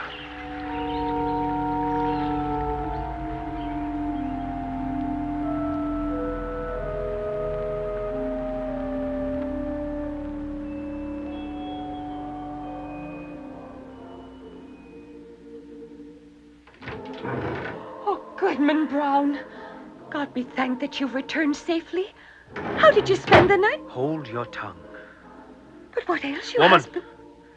I will not call you good woman ever again. Gather our belongings.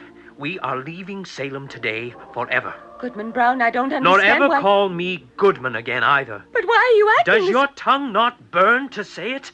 The whole world should burn at once, in one flame. As I came back into the village, I saw Goody Cloyes catechizing a poor, innocent child. I snatched the crying babe away from the hellcat. I passed the meeting house, and through the open window came the voice of our minister calling upon his Lord. I smashed the window and cried out to the congregation, "Do you know what God the wizard prays to? There is no more place for us in Salem.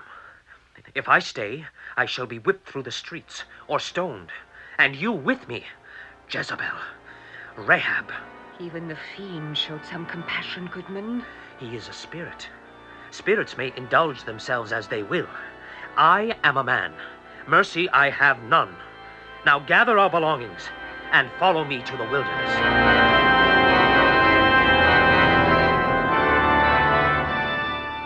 Perhaps evil lurks in many corners, and Satan chuckles from the side. Miss Mitchell, a rundown, please, of who was involved. Young Goodman Brown by Nathaniel Hawthorne was adapted for radio by John Douglas and starred Jay Bowen as Goodman Brown and David Calderisi as Lucifer. Also heard were Louisa Martin as Faith Brown, Marion Waldman as Goody Cloyce, George Murner as the minister, and Richard Kernock as Deacon Gookin. Technical engineering was by Derek Stubbs and Greg Fleet, with special assistance from John Jessup. Sound effects by Jerry Fielding, with special assistance from Bill Robinson. Production assistant, Nancy McElveen. Young Goodman Brown was produced and directed in Toronto by William Lane. Executive producer for the series, Don Kowalchuk.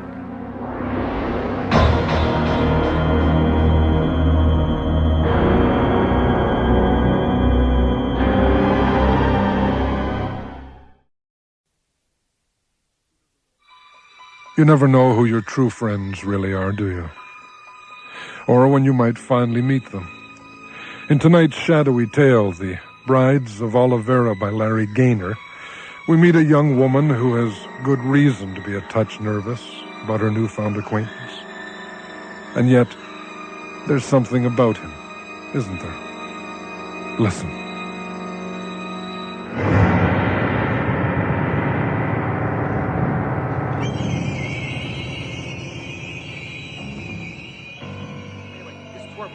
Standing there and talking to me about art. So I said, "Okay, Buster, you can take this whole symposium and shove it.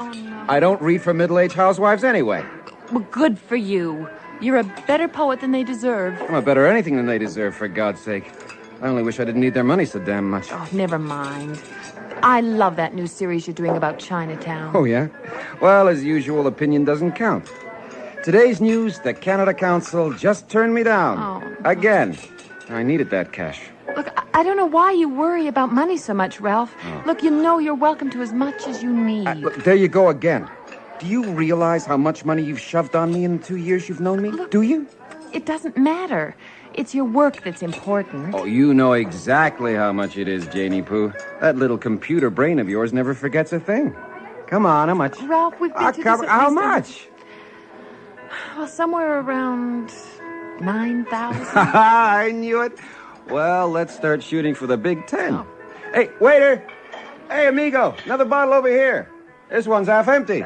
No, really, Ralph. Ralph, I've had enough. Now, listen, honey bunch. If you're gonna grind away like the miller's wife down in that moldy newspaper library to support Canadian literature, then you gotta party when the poet parties, right? I'd like to, Ralph, really.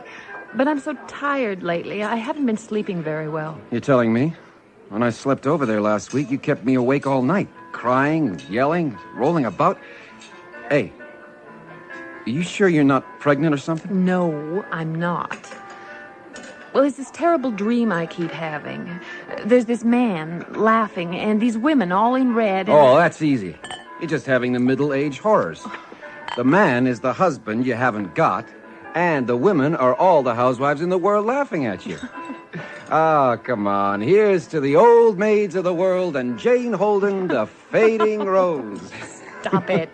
I'm only 28. And hardly senile at all. Oh, come on, drink up.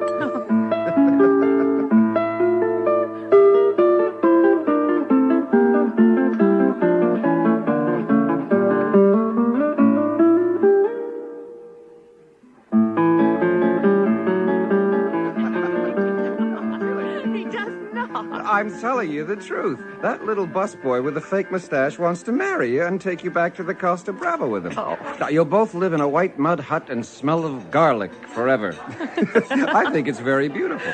Who said poets weren't blind?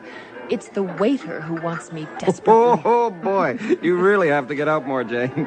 The waiter asked me to the movies while you were in the washroom. Dear, dear, what's a poor girl to do? Oh, look, it's 2:30. I gotta get back to the grist mill. Oh, no, not a chance, little flower. It's a beautiful day, and we are going out to waste it exploring the world. Now, come along. Now, come on. Ralph, you're a Come nut. on now, come Ralph, on. I really got Jane, let's go. Come on, Jane. Come on, come on.